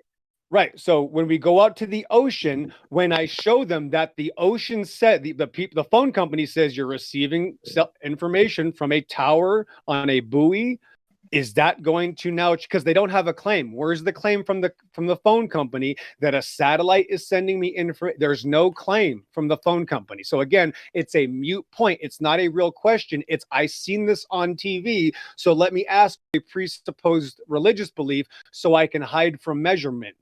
There's 1,000 ways to skin a cat, but if you try to answer a non sequitur, ridiculous, insane question, you also become insane. You have to first explain that doesn't make any sense at all. Where are you getting your information from? Because if I don't start there, I've already allowed it to grow. Are you saying that the satellite phone company claims that they're getting their signal not from satellites but from cell towers? Is that what you've been saying? Well, Call the only phone company that right claims now. Call the phone company right now and ask them what satellite is giving you this information, or is it a tower? And just record the conversation. Yeah. Which company is satellite phone company? Yeah, Thuraya, I for don't know, example. but these satellite phones, which works like I guess I thought it's independently of cell towers. We're on a separate. You are talking about the Iridium network, Godric. That's the satellite phones. That's how they are called, satellite phones. Thuraya phones and working in Iridium network. This is a different kind of network. What's the difference? The plan is different kind of money. I mean, it's much more expensive to own a plan in this network because it works even on the ocean. And this is actually exactly what I was describing you. They are using this cell towers network, which we have in the world, and they are creating these high altitude signals, which radio signals, which they are spinning above us. And these phones, they are connecting, getting the signal from that circle line. And it's not actually a geostationary satellite up there. It's just the radio signal propagating, spinning. It's just like in a particle accelerator. You have the LHC accelerator. It accelerates a particle and it will shoot it inside this giant circle accelerator. But you see, it's spinning. It's a circle. And once you shot a accelerated particle inside it, it will take a lot less energy to keep that particle accelerating even more and keep its velocity, high velocity, maintaining it. It's less energy consuming.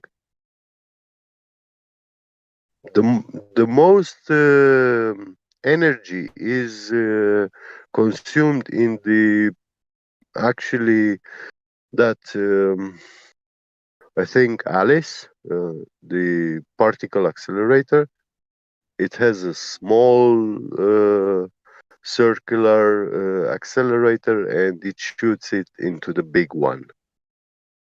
Okay, but the satellite phones are also using cell towers. Is that what you're saying, and not satellites? There are no satellite. Here's the point: when you call the phone number, call the phone company, ask them what satellite is transmitting information. They can't tell you because there is none.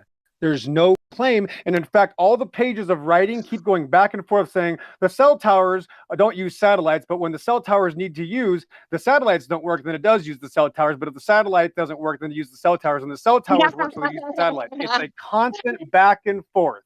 It's a constant, literally, it's like you're talking to an atheist when you're reading about cell towers and cell phones because they constantly keep contradicting themselves. They can't even tell you of a satellite. They just say satellites. They can't tell you which one. They can't tell you where it is. They can't tell you which direction it's going. There's no information. That's why they rely on the cell towers. Excellent point, sir. It's pretty simple. Godric. Hey, Jenny. Welcome. Hello. Hi, everybody. Yeah, hi, Jenny. Yeah. Go ahead, get. Godric, take, for example, when you get your hands on a telescope, look at your neighbor at his satellite antenna pointed in the sky, and when you look with that telescope in that direction, you're supposed to see that satellite.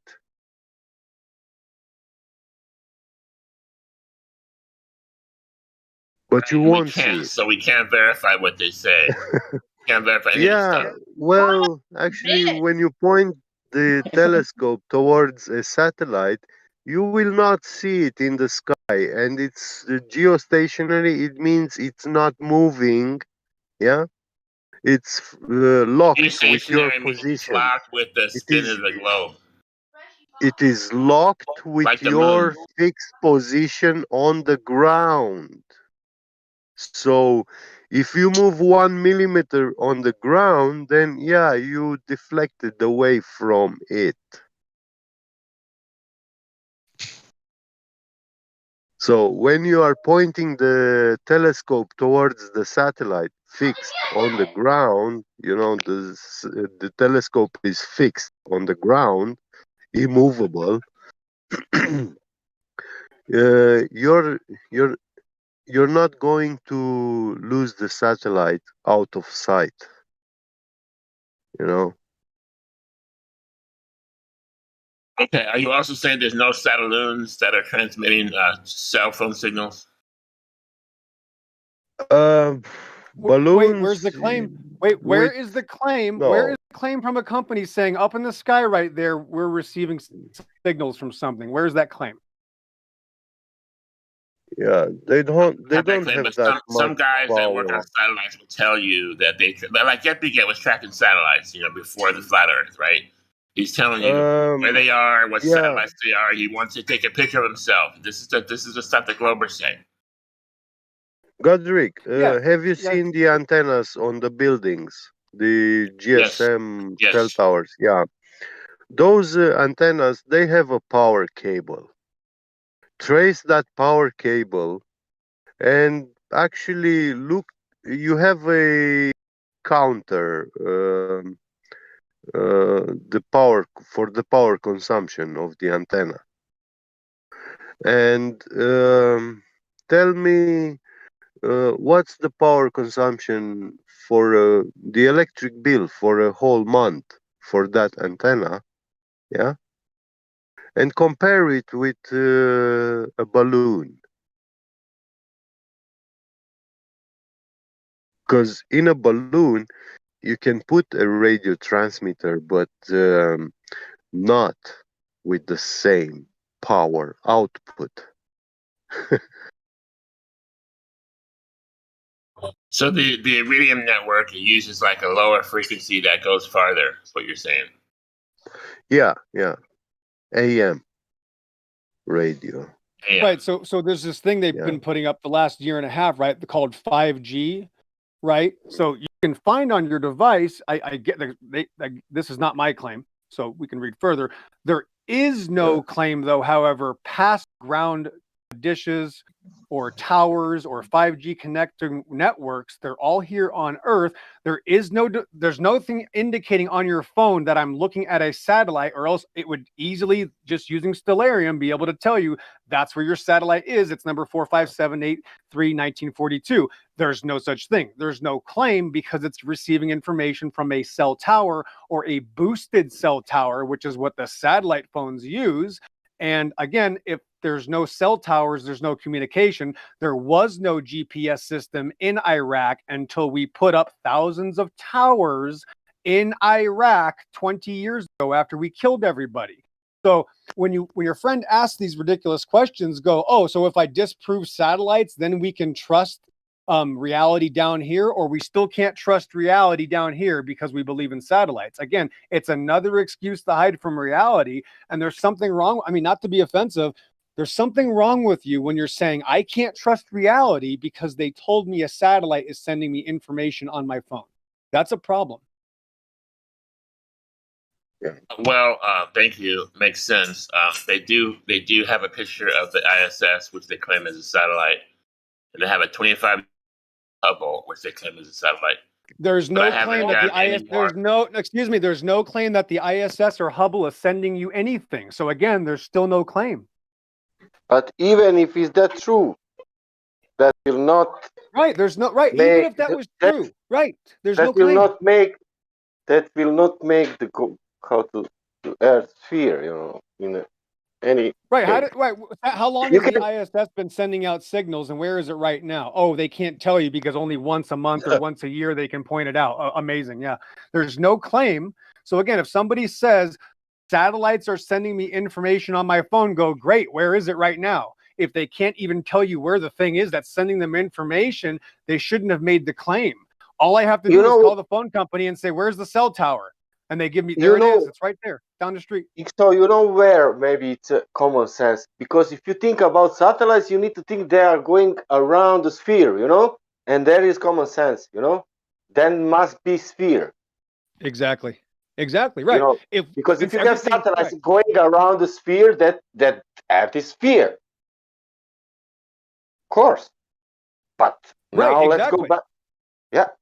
They're saying they can't wait. We can't believe our senses here. I can't trust the measurements of Earth. I can't trust all observations in history. I can't trust lasers or radars because on TV they tell me satellites exist. So I can't trust anything in reality. So again, when I meet somebody that's psychotic, I hope I record it next time. Or if I'm allowed to speak here, that would be nice. And then we can find out what happens. Why don't you have these people call me Godric so that we can find out why they're acting this way. Because when they come here, it doesn't work. When they come here, all I have to say is, great, what's the name of the satellite They're that's sending you? insane in the membrane. Insane in the brain. So, who's That's that? what's going on. Right, so car 54. So where's this satellite? Okay, so all you need to do is we have to have a claim first, right? So all you have to do is go, great, where's the satellite and what's its name? Dang, man. Yeah, I don't know why people think. I don't know why people think. So next time I have this discussion with the Glovers. From 1990s, they are not giving names anymore to satellites. Yes, because there's no such thing. If they named them, we would have to track them. Therefore, we'd have to observe them. Therefore, the there's reason nothing. is that it was so much they sent it up, and they could not spend time to give, because they were sending like a 30th per day, and you cannot give all day. Yeah, we lost track of them, but trust me, they're just going to give you the signals and send them to you. It's just going to work. Just trust us. It'll work. We can't tell you where they are, what they're doing, where they are right now, or how fast they are, or what they're made of how long they've been there, if their batteries are still on, or what their name is, or what the number is. We can't give you any information, but just trust us. They're there, and you can't trust your eyes when you're down here. Thanks. Yeah, that's cool. All right, so sounds like I'm having a little bit of deja vu from yesterday. XO in here shredding everybody, telling them how it is, crushing dreams. Yes, but thank God we don't have the sophist Gaza here to tell everybody how morality doesn't matter. Oh, okay, sure. No. I want to know. Much more productive today. Oh, really? That's great. You choose the name. Sorry, Jenny. No, you're good. Glad to hear that there's progress in your opinion. That says a lot. Well, you're a serious dude. You're a serious guy, man. I mean, you don't take light of things. So that's my impression. Amen. Thank you. God bless. God is good.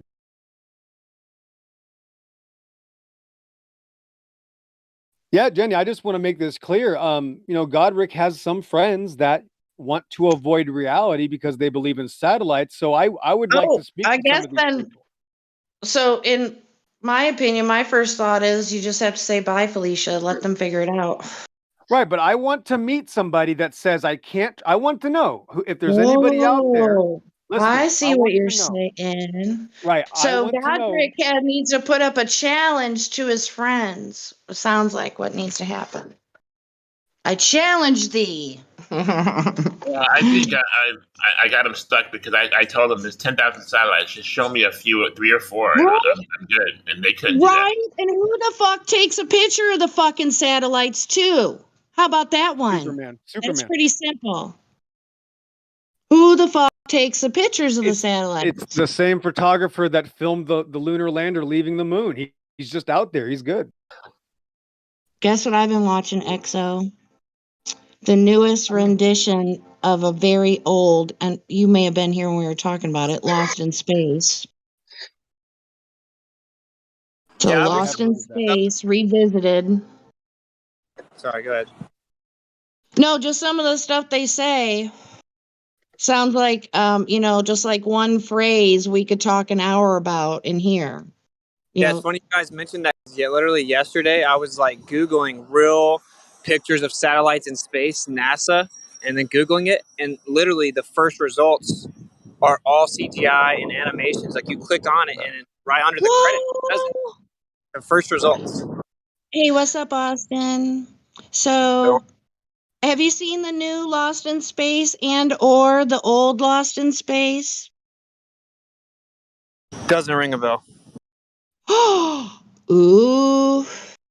Well, I saw it might be in Space. a browse. You might want to browse it. It could spark your attention.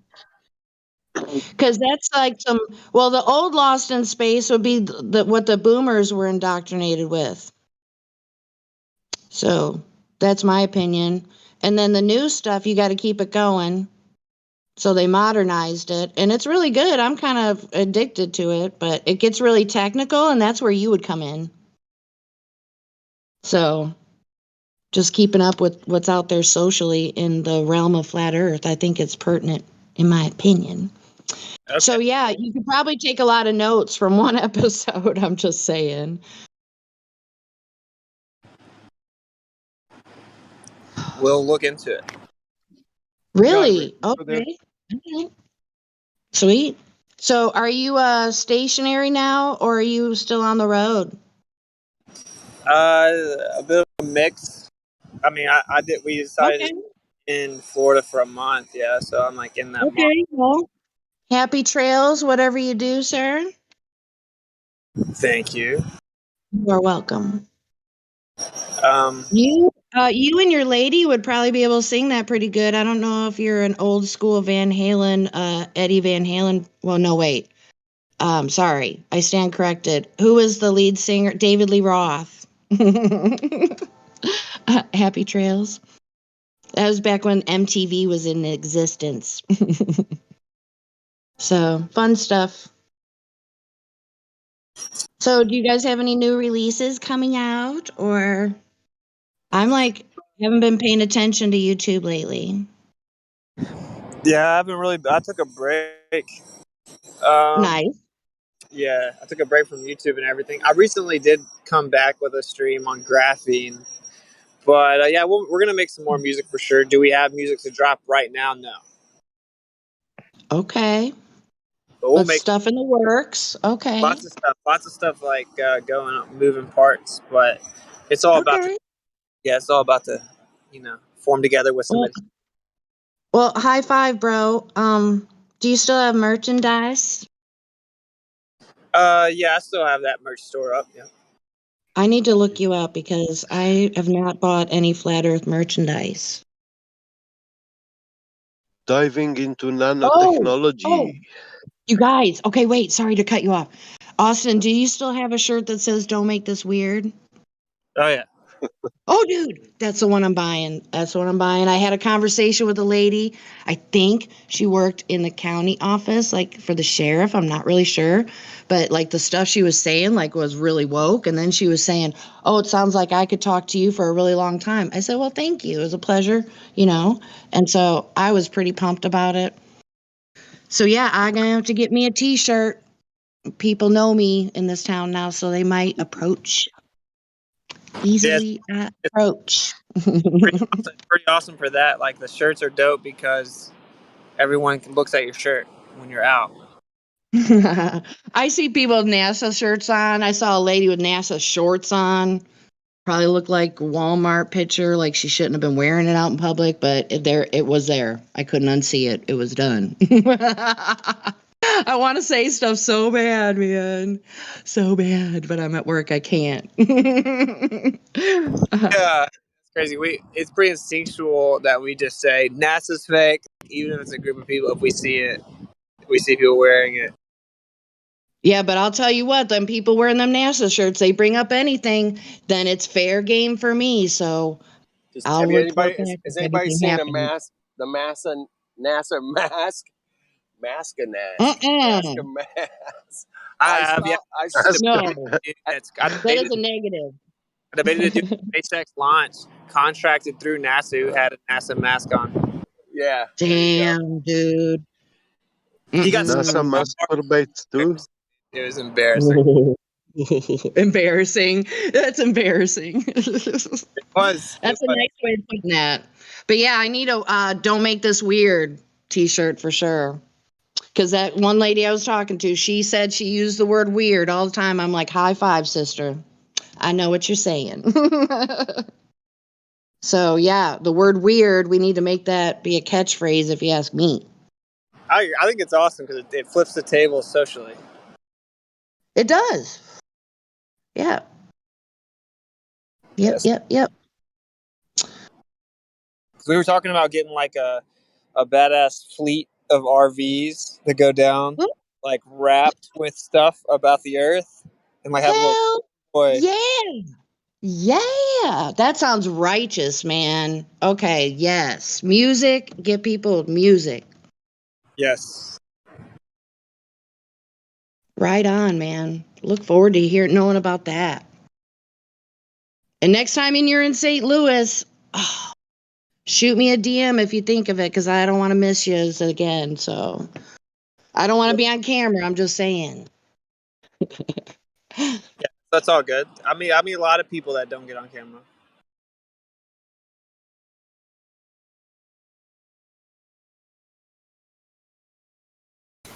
Yeah, same. If you come to St. Louis, hit me up. Yeah. I went up to a little area that you're supposed to go look at the ark from across, I guess, up and across. You walk up these stairs, the structure that's built to see the ark. It's all right, you know. Oh man, Which is Missouri's so when you're beautiful. coming to Germany. Hey. Sorry, Jenny. Well, Which is when you're coming to Europe, Germany, or something. When Germany stopped locking down the entire country because they taking experimental medicine. Hey, Not now. At the moment, it's Austin. lockdown and stuff like that. But maybe in the summer. So Austin. Oh, sorry, guys. No, go ahead. Oh, I was just going to say, if you do travel through Missouri, you have to look up the National Parks website. It's incredible. The terrain here is beautiful. I mean, I grew up in Illinois, and we all know how that is. So That's cool. We're going to get a national park pass. So I just visited Jefferson Barracks National Cemetery. It's a deer sanctuary right now. Just saying. They know where to go where they ain't going to get shot. It was incredible. I think all the national parks is a lot of forbidden history that was hidden, and the government took over those areas. And so all we know about is the little roads and tours they built. Dude. You figure that's why Cahokia some Mountain. places. Have you heard about those staircases, the mysterious staircases in the middle of these national forests that go to nowhere? Don't doubt it. Cahokia Mound, I'll be visiting in the near future. It would get some relevance to the national parks being off limits for a reason because they're hiding things. Yeah. I live really close by an awesome conservation area, and you don't have to register to camp there. It's pretty amazing. So I wouldn't be, when I drive through there, it's like really mysterious looking, if you ask me. I don't know. So. Well, in a way, that kind of backfires because now, if that's the case, you know exactly where to look. Really narrows it down. Right. Well, I mean, like, you got the Grand Canyon, that's a national park as well. Yeah. Yeah. Oh, there's all kinds of good stuff there. There's no doubt in my mind. Yeah, they provably lied about the Grand Canyon and shut it off. I don't know. I think that's interesting to look at it from that angle. So what are they hiding at each of these places? Yeah, you got to get up a bird's eye view on that. Possibly, I'm thinking possibly an earlier civilization that goes in the, like, slaps Christopher Columbus in the face. Well, you know what's so about it? These very federal parks, so really the government, that means that the people bought it for public use or whatever, and the government gets to decide. So if they're hiding something there because we're only allowed to go certain places, that's messed up.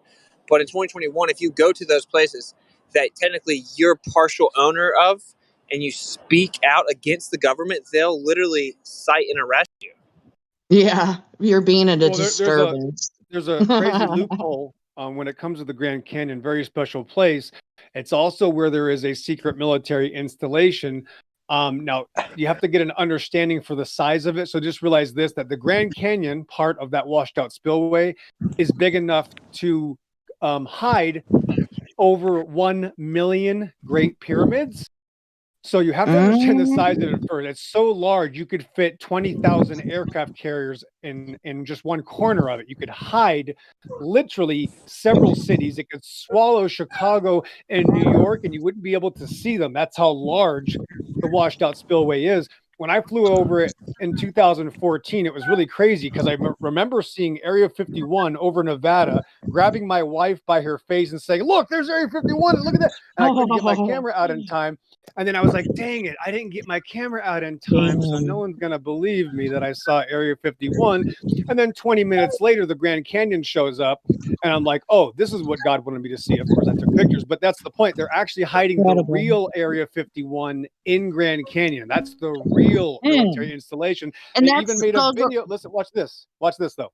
They even made a video game about it. It's called Oh my Half-Life. God. Half-Life Oh my takes gosh. place Half-Life in 2 is better.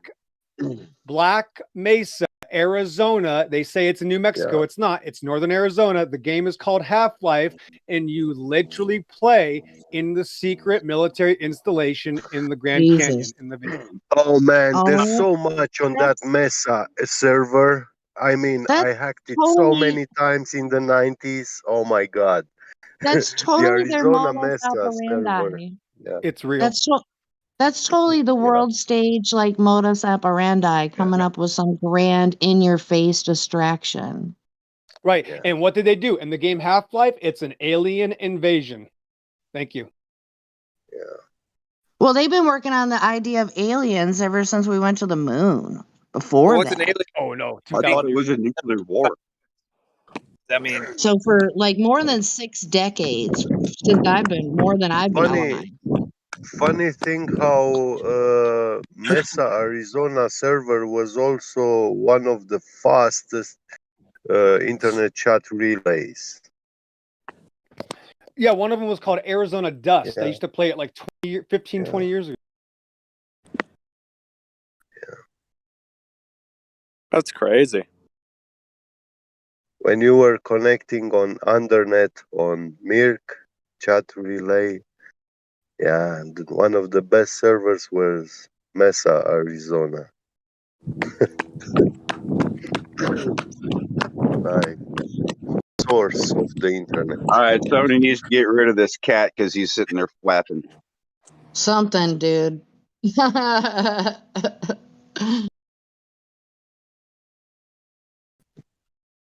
All right, people, it's been a pleasure sharing my lunch hour with you. The time has come for me to go. TTFN, All right, everyone. Hey, Jenny. Bye. Take care, Jenny. Have a good one. Bye. Thanks.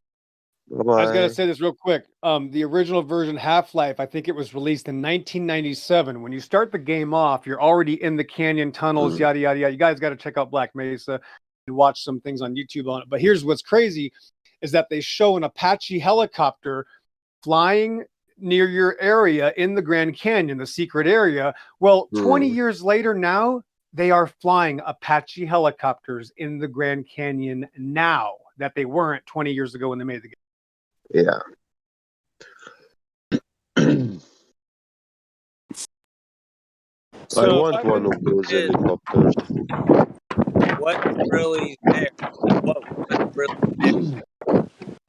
Importance of That sounds terrible. Someone's got to fix their microphone situation. I can't tell what's. I think you're getting Yeah, locked it's on. that cat. It's that cat person. He keeps turning his mic on and making flapping sounds. Yeah, it sounds like a washing machine. Go ahead, Witsit. Well, yeah, the question is what was really there? Like, why is that location historically significant?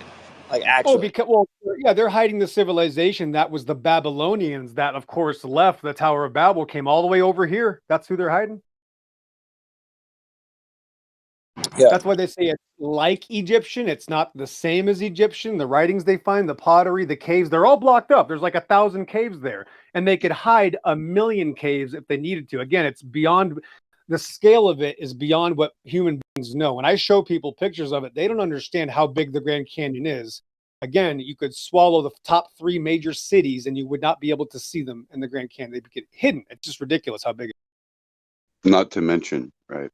The natives that live up there in the canyon, the Hopi, they have tales of when there was a cataclysm. There was a great cataclysm, which is destruction by water. They were taken underground by a race of ant people, and they survived the deluge. Usually you hear about them going up in a boat, but these guys went underground, right? There's a couple other native groups that have stories of going underground, but the most popular one is the Hopi with their ant people, and their native areas, like ancestral land, is up there at the grand confluence of the Colorado River and the Pudding or whatever it is. I can't remember the other tributary, where Kincaid had supposedly found that all those mummies But we don't know about that because it could have been one of those tabloid things to sell more newspapers, you know. But the thing yeah, that's true. is, They did find Hey, what's up? giants in the Grand yeah. Canyon. They did. But the thing is, you know, I'm thinking possibly that's an entrance to a large underground cavern, a large underground city that, you know, we don't know about because we're not privy to it, because it's, you know, one of these things where destruction's coming, it opens up and we go in, type of thing. But we don't, you know, it's just, it's neat to like look back to the old tales of the tribes and the native peoples. It really makes you go, well, why wouldn't they want us to go over there and inspect all this area in the Grand Canyon? Because the natives say, you know, they emerged from there. Yeah, it's the largest cover up in modern history besides the construct of the Earth. It is the literal landmass that's a half a million square miles. We're not even allowed to go there, and it's right here. I could literally drive there in 5 hours and then be told you have to go away. So they won't even allow you to go to the land that's here, let alone other islands. Get real. Yep. For real?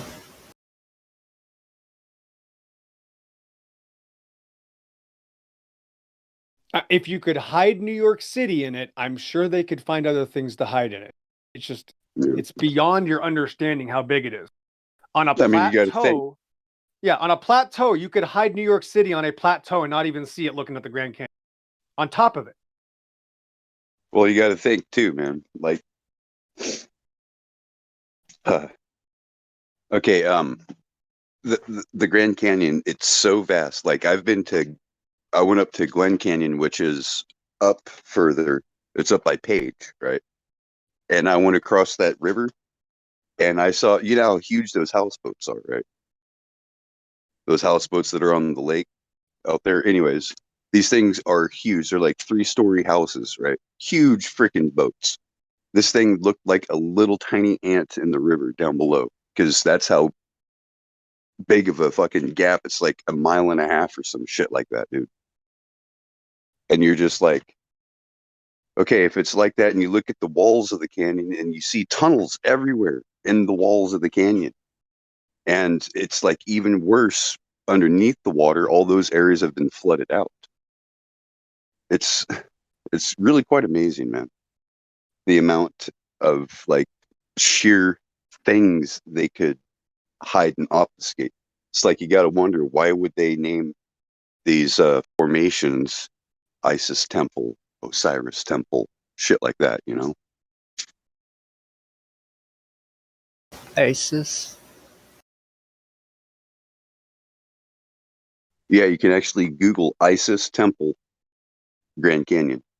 Yeah, it's it. Well, they name every single part of Grand Canyon some sort of pagan satanic name. And the reason is because the Grand Canyon is one of the judgment scars. It's the largest known judgment scar of the flood of Noah.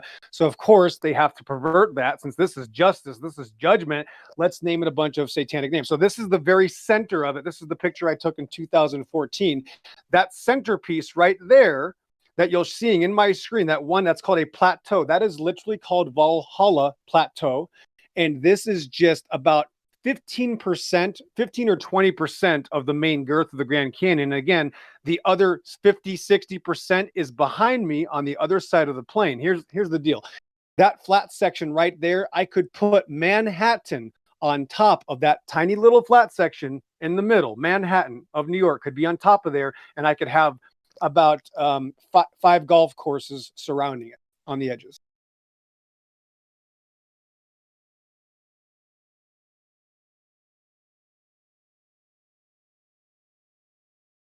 That's actually about 35 square miles, just that one section cut out there in the middle. The edge to the right, that's pointy, that's 4 square miles by itself. Just that little tip on the right. You got to think too. Australia is larger than the United States, area-wise, right? It looks And like how much are they hiding in Australia as well? It looks like the Milky Way on the ground, man. It's huge. Just a thought. Beautiful. It is the Now, largest some people thing say, in existence. some people claim it's a plasma scar. Right. You ever heard of that? Some people claiming that it was formed by a plasma scar. Yeah, I But won't then listen to any again, of it. that doesn't explain all the sediment down here where I live, and I'm right on the Colorado River. I'm like right there in the spillway zone, and you can Yeah, see and like again, all this rock here came from up north, man. All this fucking sediment came from up north. It's about 800 feet of sediment down here. It's a large amount of dirt. So if it's spread out all along, the Colorado River Valley and flooded out Waddles, don't to lie, form the please. basin and all that, then it's like Yeah, but yeah. that. Think about it. I mean, there's a lot of material that was removed, and there's a lot of material under the feet of, the western desert of Arizona. So. Yeah, the problem here is where the reason I'm so vocal about the Grand Canyon is because in 2015, a lot of people that were deceivers and liars came out and convinced a lot of flat earthers that this is a mining project, which again is really sickening and disgusting because this is the act of God. This was caused by the creator of the heavens and the earth. This was carved out by water over a short period of time. Is no such thing as mining like this. This is literally how water cuts things out. So to again pervert the truth and say, oh, God's creation actually made this, not God himself, is a form of blasphemy. And the reason why this is so serious, because this is judgment. This is the judgment scar. And you're saying God's judgment is a lie, which is borderline the worst thing you can say. So you guys got to stop making these internet claims about giants carving the Grand Canyon out, because it just shows that people don't have a clue. You're lost in the sauce, buddy. You got to stop it. It's just pure insanity.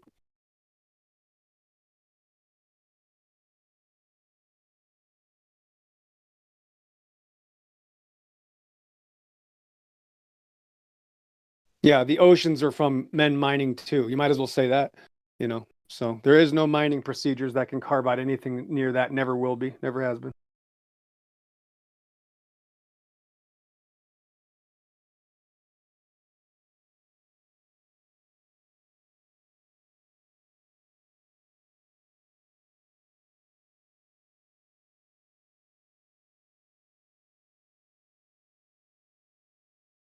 Yeah, all these internet videos coming out and saying there's these.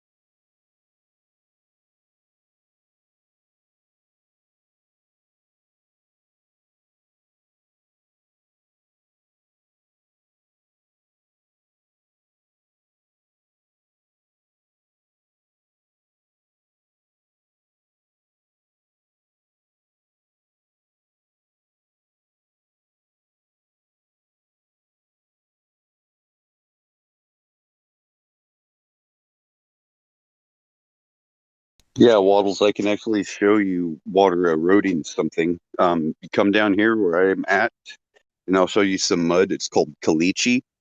This stuff pretty much makes up this bedrock out here. It's a false bedrock. It's an ancient clay that's mixed with a bunch of conglomerate stones and sand. So the thing is really hard. You cannot drill through it.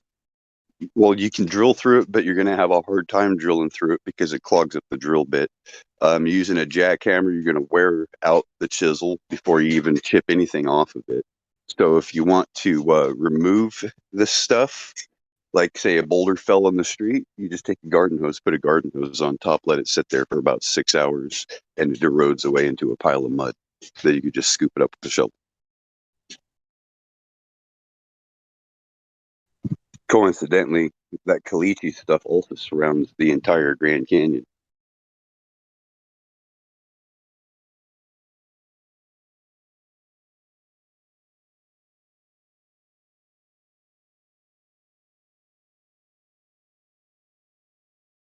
I had a buddy that was out on one of these areas by Page, Arizona, up in Glen Canyon, and which is the northern, like the upriver portion of the Grand Canyon, right? It's not north because that would be fucking Utah.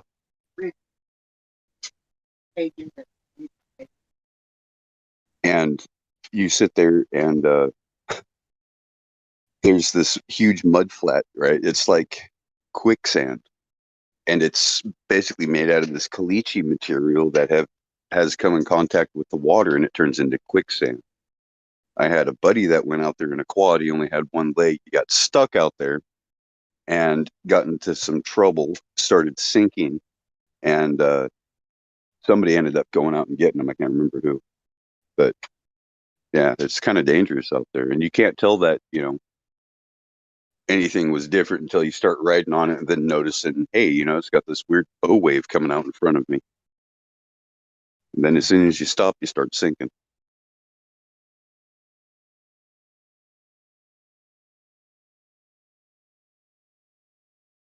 So yeah, you want to see erosion caused by water? Go outside. Yes, I said it. Go outside, grab a garden hose, and turn it on and point it at the ground. Just take the garden hose and stick it on the ground, right on the dirt, for about 2 seconds, maybe, then pull it off, and then turn the garden hose off and let the water dry up, and you'll see a divot caused by that water. That's erosion. Yeah, he keeps lying. He keeps saying water can't do that. So again, this is the point, that people have to lie to protect their internet religious belief systems. You already made the claim, and you've told several lies now. That's the whole point, is that flat Earth is not a solution if you continue to habitually lie. In fact, flat Earth is a hindrance. If you realize the flat Earth and you keep telling lies, you're actually worse than the Globers. You're worse than these people that control us, because now you're pretending to be awake and you're still spreading lies. You apparently don't believe in water erosion. Well, that shows that you have a serious disconnect from reality, and you desperately need some life experience, because they already admit water erodes. Everybody knows. Well, no, that water erodes. hang on. He said then all the rivers would be Grand Canyon. See, I think he That's a lie. misunderstands That's how the another. Grand There's Canyon no was claim formed. there. That's I know.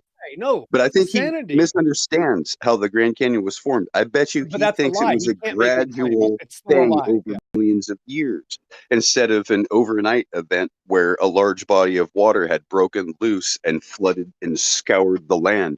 Same evidence of this exists in the state of Washington. It's called the Scablands, where a huge glacier had melted. There's a large lake, and it melted, and it came through, and it scoured all the topsoil away from eastern Washington. Grand Coulee, all that stuff. Lake Moses. These are all Right. Well, scars. hold on. Right now, there's the lake. There's a lake north of the Grand Canyon, right? So we have the Kaibab uplift. There was obviously a massive lake there, and then once the dam broke, once there was some event, right? We'd have to speculate on the event. We don't know which identical event, right, or the timeline, but what we do know is that it's very obvious that water literally formed the entire face of the earth, especially in the southwestern United States, where you have literally countless millions of land formations literally formed, massaged out, eroded out by water. So again, it's too late for Waddles, though, because he's already told several lies, and he's literally giving credit to the creation instead of the creator, which again is the reason why we're here. That's worse than what the Globers do. The Globers lie to us fully. Well, this is worse, because now you're saying the earth is flat, but you're continuing to lie to us with your religious beliefs, because you got these religious views from the internet. And that's why it's so dangerous. And that's why it's actually evil. You don't have a claim. You're denying hydrologic sorting. You're denying what we experience in reality, just like Globers. You've never experienced any canyon ever being carved out by man.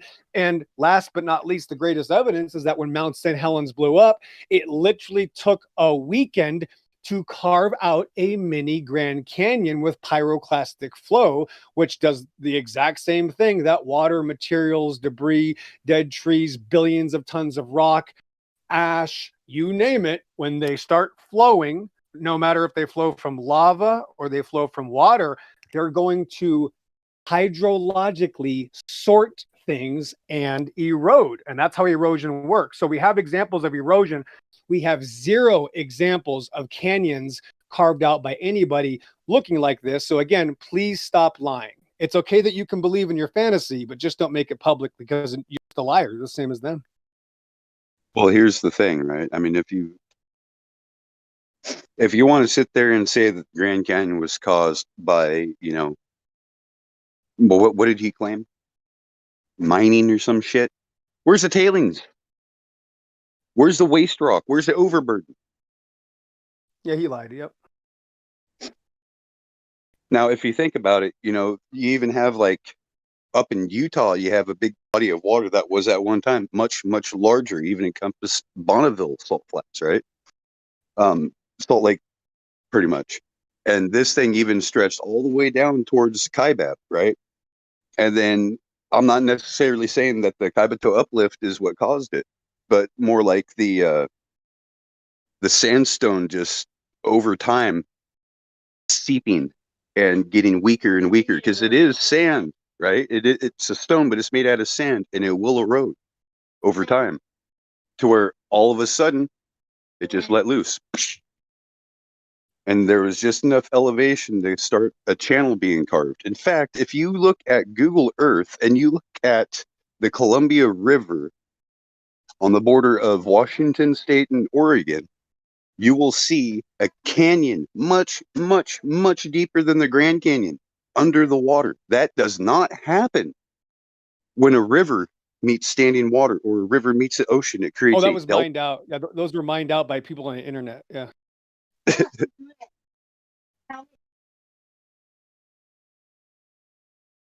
The point is, Is that where you the mine actual Bitcoin?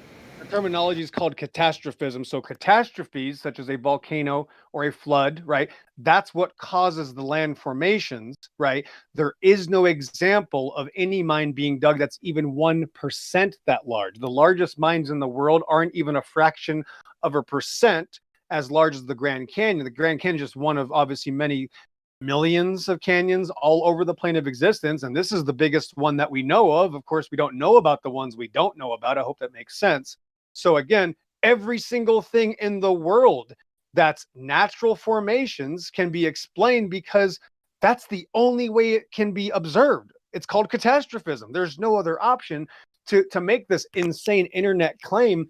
Again, we can see how dangerous it is, because once people make that claim, then they just keep saying another lie after another lie after another lie, because their pride's been destroyed and they're just another guppy living on the internet hiding from reality. Again, proving that flat earth can hurt you.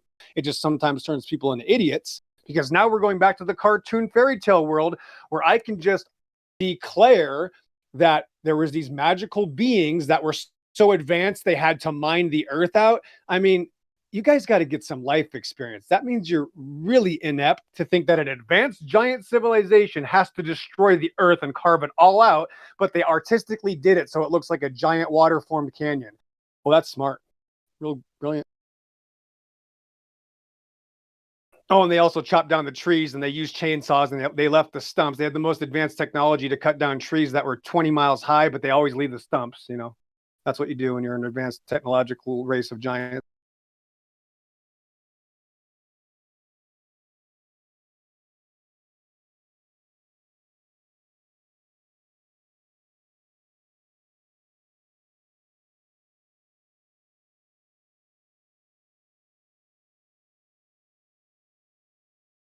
This thing on still?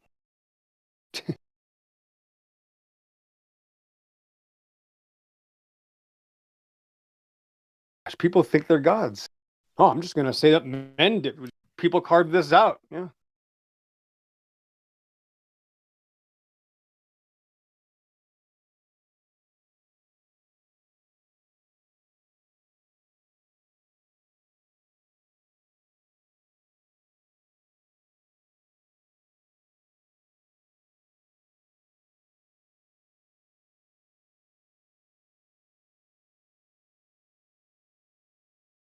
Oh, Francois, I see you back in chat. Time to go back to the chat, Francois. A bit of sauce with that. Muscle car overload. Sounds good, Francis. Let's go the right direction here. Dank. Okay, your smug posture makes you look very sad. Triple for the truth. I just wanted the depth. Triple for the truth. No more questions. That will do. Yeah, it's fine.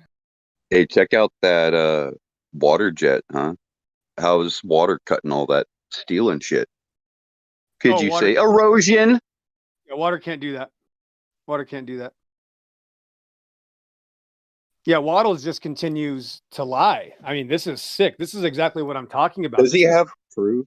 Did his This is great crazy. grandpappy mine the Grand Canyon or I know something? this I mean, is what the crazy. fuck is Why his are cognitive people so issue? insane? Why are people so insane to make these outlandish, ridiculous, psychopathic claims? I'm sorry to say this, bro. You're pushing child abuse. I'm sorry. You're lying to people publicly on a server about a religion you learned about on the internet. That's how we got here. Now you're just like the slave masters, killing people, justifying a lie. You know why the Bible says God hates liars? Because liars protect all crimes and all criminals. These 6 things I that used the to Lord go hates, around. these 7 are an abomination unto him. Twice God says he hates liars. He is so sick of people lying, not only about his creation, now people are lying about his judgment.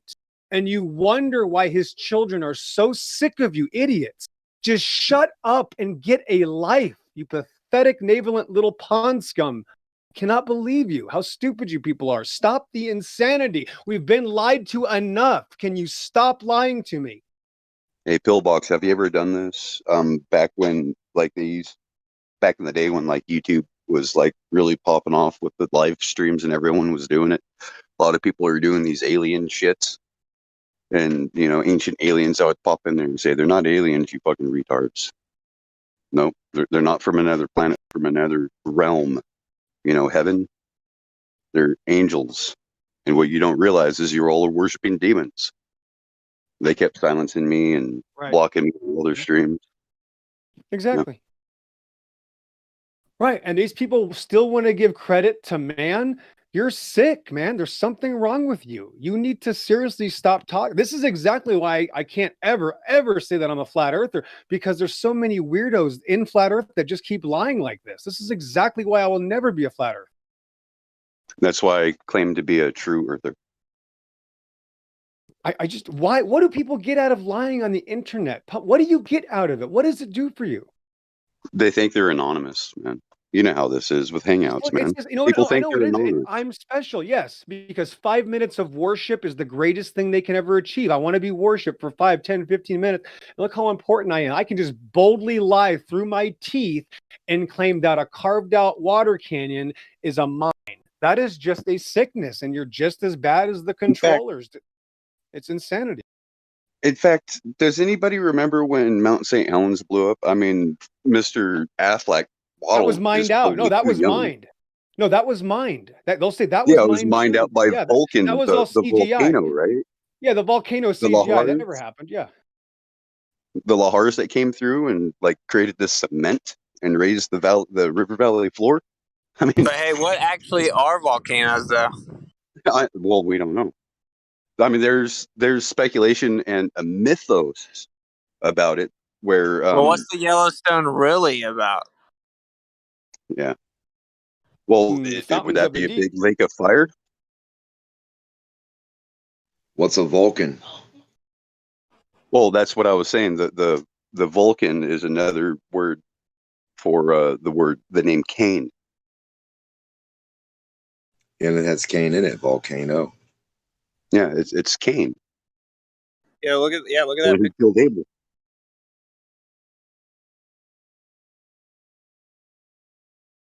It's his wrath. What's a His vol? kingdom's crushing down on his head, so the mountain's burning. That's what the myth is. What's VOL? What word is that? Vol? What's that? I don't know. Violence. To push up, to throw. I mean, what vol? Like volleyball. I don't know. But it's kind of crazy. Like, you look at some of these islands, and they're like a huge volcano, right? But yet, how come no new volcanoes have formed? I mean, we have Anak Krakatau that has formed, but it's been constantly spewing out ash since it erupted in the 1800s. Well, according to the scriptures, Like, blew crazy up. stuff in there, bro. Right? So, Wait, say that again, Witsit. Go ahead, say it again. like scripturally speaking, there's some pretty crazy stuff down below us. Yeah. Yes. So, I mean, if it's in a process working its way up, what would that look like? Well, yeah. Does this not go with the concept of a lake of fire underneath the crust of the earth? Exactly. Like I mean, I'm yeah. Go ahead. It's as if it's pushing up, though, right? So if that's the case, it makes them very significant events scripturally, like spiritually, right? Yes. Right. So what I'm saying is that this is literally just firecrackers and zits of literally the judgment of God's lake of fire that he made, of course, for the devil and his angels. So this is literally showing, I mean, again, this is the awe of God's judgment. I look at it to be in awe of God. I don't want God to explain it to me because I already feel it. Just when you're near, you ever been near one? I mean, the power of a volcano, it's only second to the Grand Canyon's number one.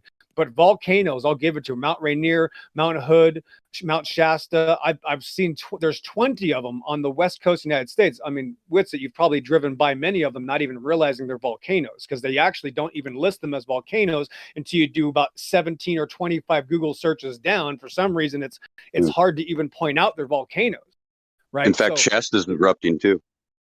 That's interesting, man. That's interesting.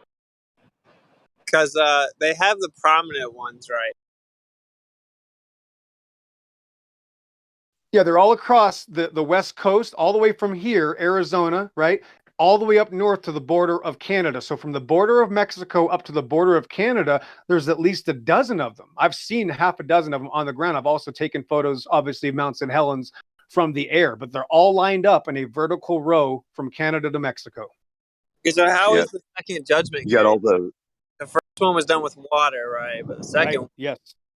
So the first one, you got water from above and below. So the second one, fire above and below. Bro. Exactly. And that's what I've been telling people. I said, yes, exactly. The reason the entire West Coast has all these volcanoes is because God already knew about California. Yeah.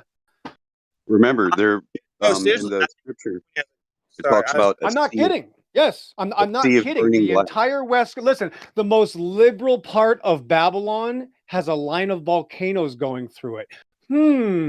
Well, it's history too. I think. I think it suffered some. Like its judgment is somewhat set apart. You know, in a way, like it's epic. If you come out of the West Coast, if you're looking at the whole country as a whole, the West Coast is noticeably different, as if it has suffered more judgment. Almost, you know, it's It's really yes.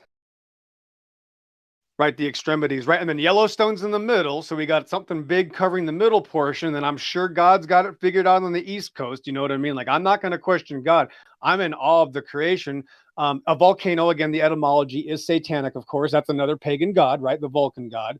Of course, they do that because that's what Satan does. Satan says, okay, this is part of God's judgment, so let's now pervert it. Now let's call it Valhalla. Let's say it's mining, and let's say it's Vulcan. You know, that's what they do.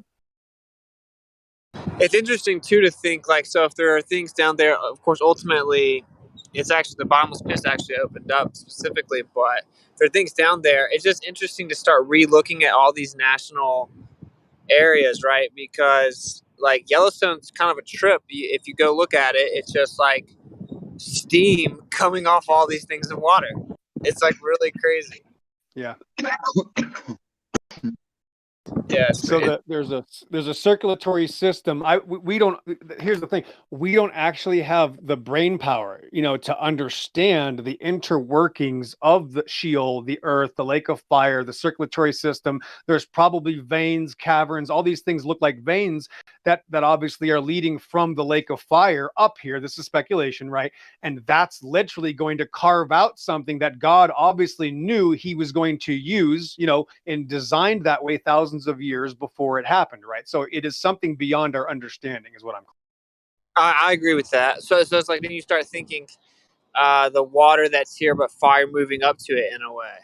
So what would happen in Yellowstone would happen in a way. Like it's, I don't know. You're right. It's probably the beauty of it is that you have to acknowledge it's far beyond like the carnal mind's comprehension. Yep, I got one. The pursuit of the truth is still a beautiful thing, also. You know. Right. Watch this. Okay, so think of it this way, right? We have the heavens above and the earth beneath, right? We have the waters that everything was made out of, and we have the lake of fire, which is the ultimate judgment, right? The polar opposite of water, which is the life, literally the literal design of creation was out of water, the lake of fire is the absolute opposite. And in Yellowstone, it seems that they are coming together. You see, it's like they're coming together in this thing that is beyond our understanding to create the judgment events. It is water, all of the life. It is the lake of fire, the constant death, coming together to create this judgment. That is my claim. Yeah, that's crazy, man. And when you get to Yellowstone, it is a very eerie, crazy feeling. It is. It spiritually feels like weird. Like it's like you know that there's something significant about it. And I was actually kicked out super fast just for like telling people you can breathe here. By the way, this is it's one of the craziest natural areas in the world to look at. You can breathe while you're out here.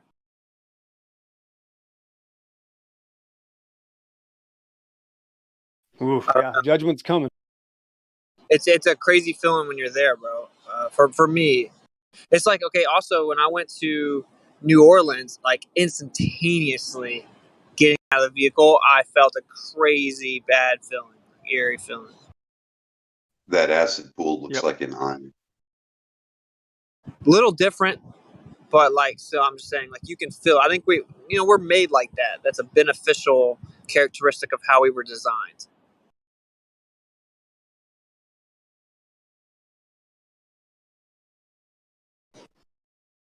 I don't know. Then you walk around and you look at it, and it's just really crazy looking stuff. I think what you said is a very good,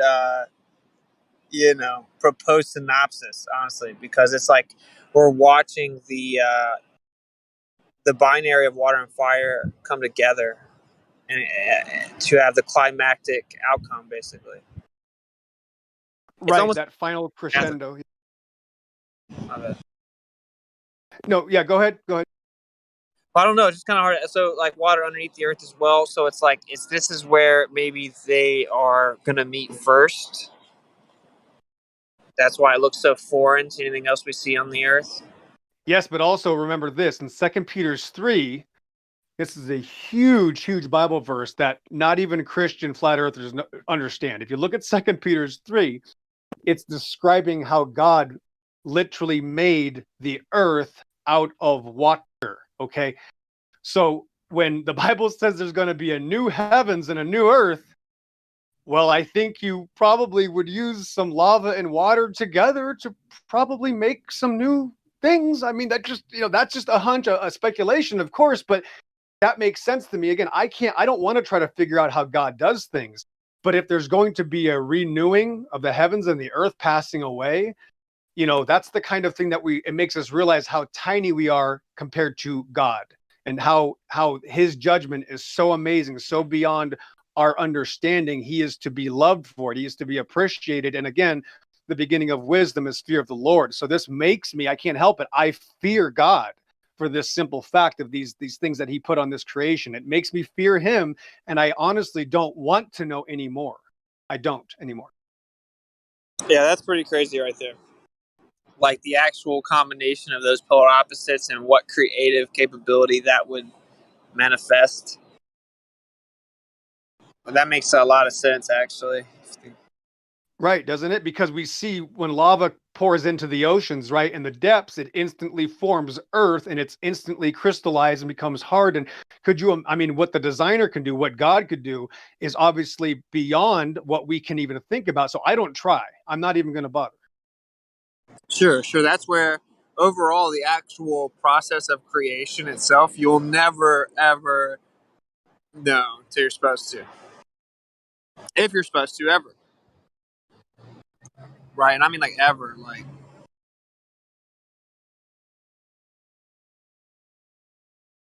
I don't know. I'm not going to say it's not necessarily that I had a bad feeling, but in a way it was. It was like the spiritual significance of it wasn't like a good thing. I don't know though.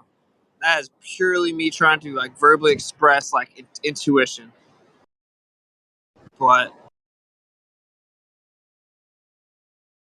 that's what it was, man.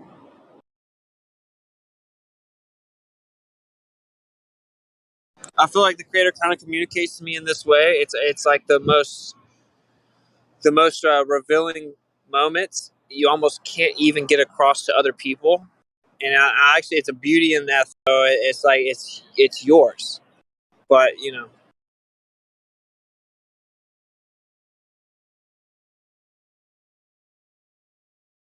like the line between the heart and like your intuitive spiritual like spirit self, because the spirit is intrinsically tied with this with intuition, in my opinion. Listen to this. I'm going to go to the Greek to explain this because the Old English versions are good, but again, it's always going to get further away from the original emphasis of the biblical scripture here. So it is concealed from indeed them this willingly. Okay, it is concealed from indeed them this willingly, which means they are willingly hiding from the truth. Okay, it says that the heavens existed long ago, and the earth out of the water and through the water, having been composed by the word of God. So it says that God created the earth out of the water and through water. Through water, having been composed by the word of God. That is the Greek translated to the T. So it is describing the earth, again, coming out of the water and in the water. It's about water.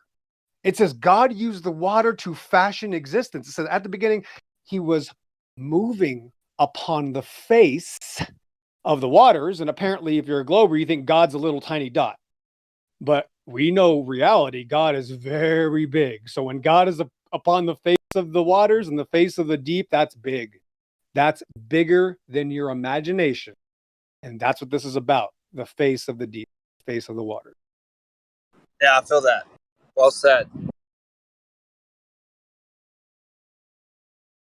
Because really, what is with it? But before we go, watch this. This is what it says they will hide from. It says they will hide from the heavens and the earth being out of water. What does everybody do when it comes to this flat earth topic? That's what they're hiding from. That's what this is about. That is the number one most flat earth scripture in the Bible. And there's over 3,000 more, not 200. Don't fool yourself. There's thousands upon thousands. And no, I have not found them all. But this is literally top three. Was it Exodus 24, Job 38, and 2 Peter's 3. These are the top three most obvious flat earth. I don't even like using the term, but they are 100% flat earth scriptures. I can't stress it enough. It's just so insane with it. The point is that you can go anywhere in the world, go to the Hebrews in Israel right now. If you and me were to go there right now with Joshua and a couple people, they would be telling us God was kidding. He was just joking about that with it. We would go to the priests and the rabbis wearing their long cloaks and all their diatribe and their setups and their staffs, and they would be calling us the religious zealots. That's what would happen.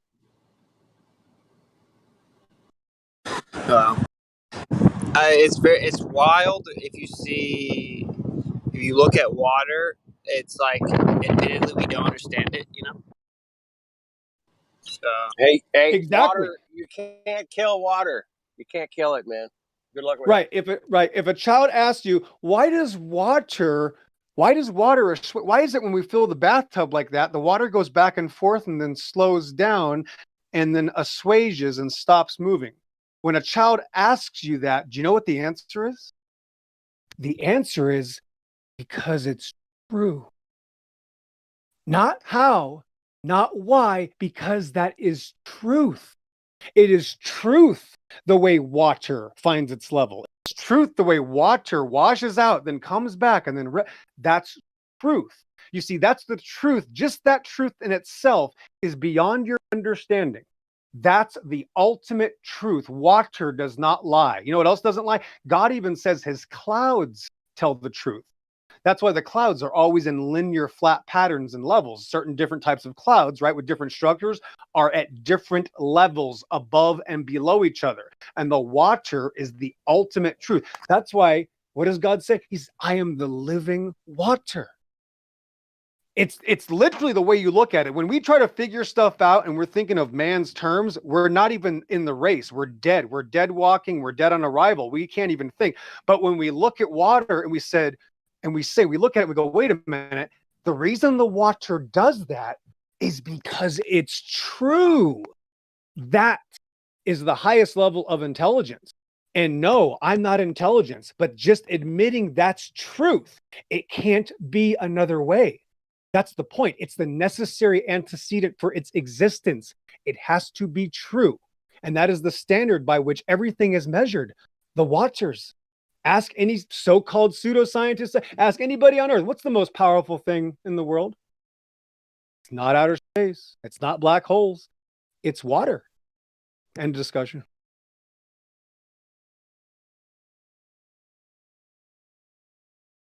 Because it's true is the answer. Not, I don't know, because it's true.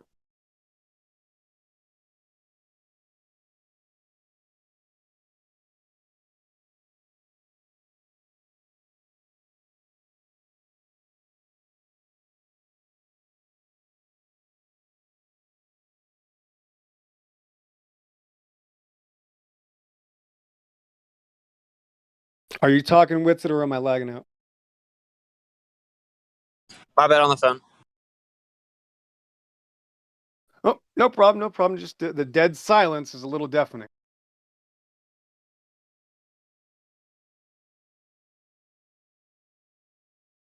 Oh yeah, the synopsis was basically like what really are volcanoes, all that fire coming up from the bottom, and then slight breakthroughs here and there, and they're spiritually significant.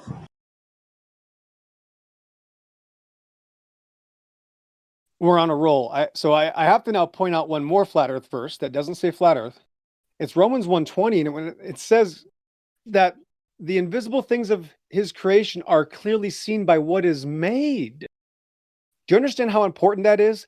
That means the cat or the cub or the baby eagle or the whale, that's the evidence. It's not the genome. It's not the code. Yes, that is other evidence, but that's not the crescendo. The genome, the code, the DNA cannot be deciphered anyway. And it does not matter what we read the code as. It is the final product in which the recapitulation of biology is the necessary antecedent of creation. So it is the final product, what is clearly seen. That's the evidence, not using a microscope or a telescope or a device. God says it is clearly seen. You do not have to look hard. It is clearly seen. So the evidence is already out in the open. So what I'm talking about with it is these Christians that want to have these debates about evolution and talk about the synthase cell and the genome and the protein and the mitochondria and the nucleus and the ribonucleic acid, deoxyribonucleic, all these things. That has nothing to, you're losing the argument. You're allowing the secular belief system to now guide your terminology. That's the problem. All I have to say is cats make kittens. It's over. All I have to say is whales make baby whales. All I have to say is tortoises lay a clutch. All I have to say is eagles or crows have a murder. Okay, that's the reality. That's the evidence. That's the highest level. And why is it that way? Because it's true. You see, that's what we don't get. We don't get that the ultimate truth is just that. That's how it is. There can't be another option. That's not science, right? That's how we know from experience and reality. We've had 6,000 years of farmers depending on this fact. They never called it science, but the whole world depends on farmers for 6,000 years. So the most scientifically inept and intelligent people on the plane of existence don't worry about the DNA or the chromosome or the mitochondrial, the deoxyribonucleic acid. That is irrelevant. They worry about the kittens and the puppies and the lions and the tigers and the bears. Oh my, that's the truth.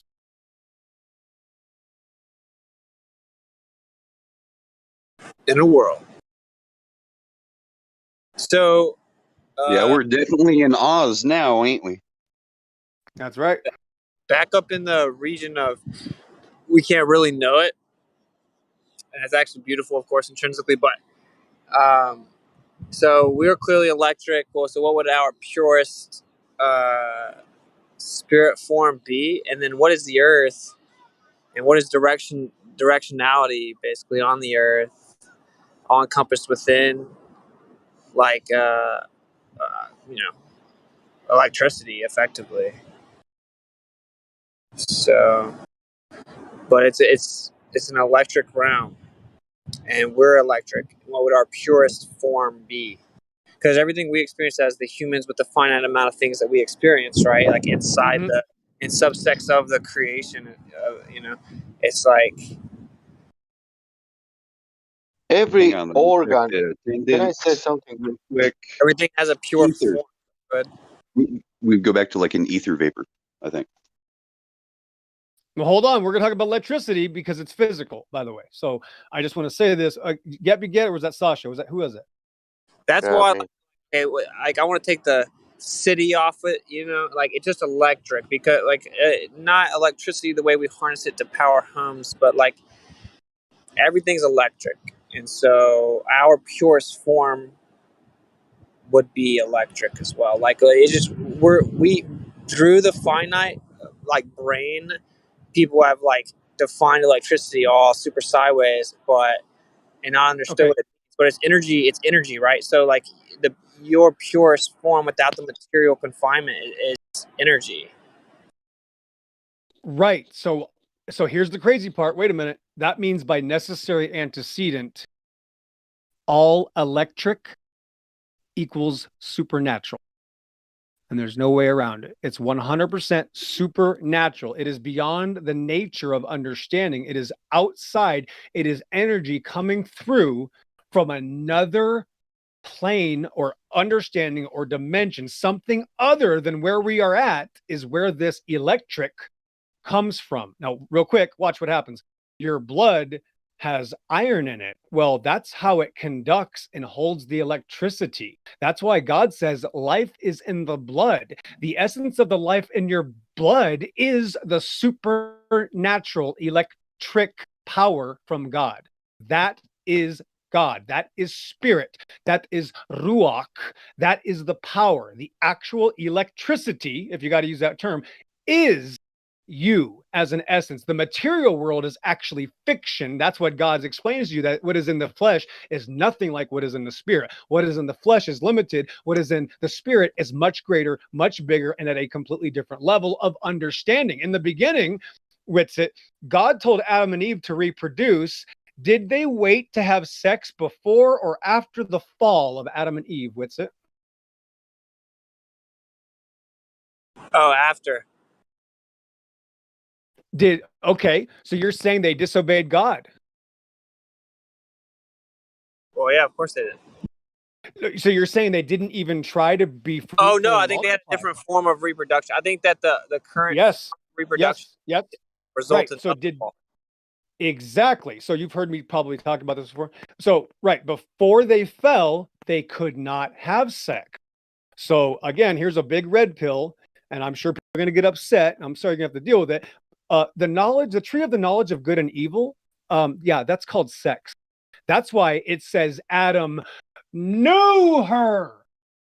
Knowledge. He knew her after. He could not know her until after, meaning sex is the knowledge of good and evil. There was no physical procreation. They procreated without sex before the fall. Now, I don't have to prove that. The Bible says your pain and your conception will multiply. Well, you can't multiply by 0. So that was easy. Number 2, you'd have to first say they didn't even want to listen to God and not have a relationship. No, they clearly listened to God. There was no sex until after the fall. This explains all of the hereditary issues. This shows that there were already people. Remember, they were not in the flesh. They were able to do things we can't do. Imagine superheroes, imagine angelic powers. Remember, it is heaven on earth. This is not when heaven and earth were separated. It doesn't say God created the heavens and the earth and separated them. Heaven and earth were one. Just like right now, the lava and the waters are one underneath the United States in such a place called Yellowstone, right? So back then, heaven and earth were one. It wasn't lava. There probably were no volcanoes. There was no entropic principles like we have today, right? So that was heaven on earth, and they were told, don't touch the tree of knowledge and good and evil, you dummies, okay? Don't do it. They couldn't resist. They had to have the tree of knowledge and good and evil. Therefore, now what is the biggest problem on the plane of existence? What is the one thing that gets all men in trouble, that really screws up relationships, ruins families? It's sex. The knowledge of good and evil was the final catalyst to separate the wheat from the chaff so that God can give an honest judgment. It is knowledge beyond naturalism. It is supernatural.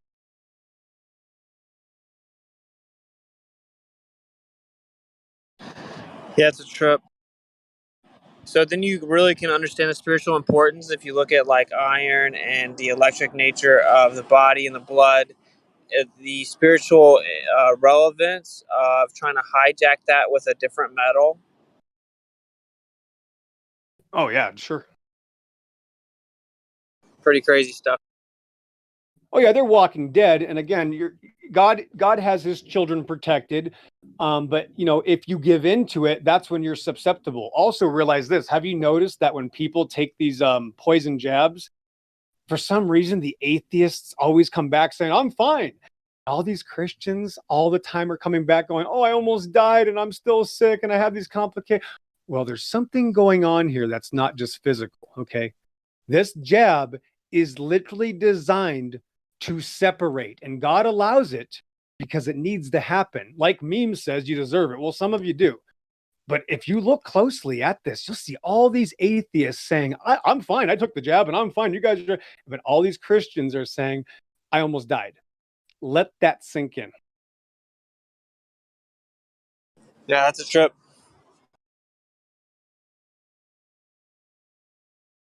Like stories of people screaming like they killed God inside me. I don't know. I mean, that's anecdotal,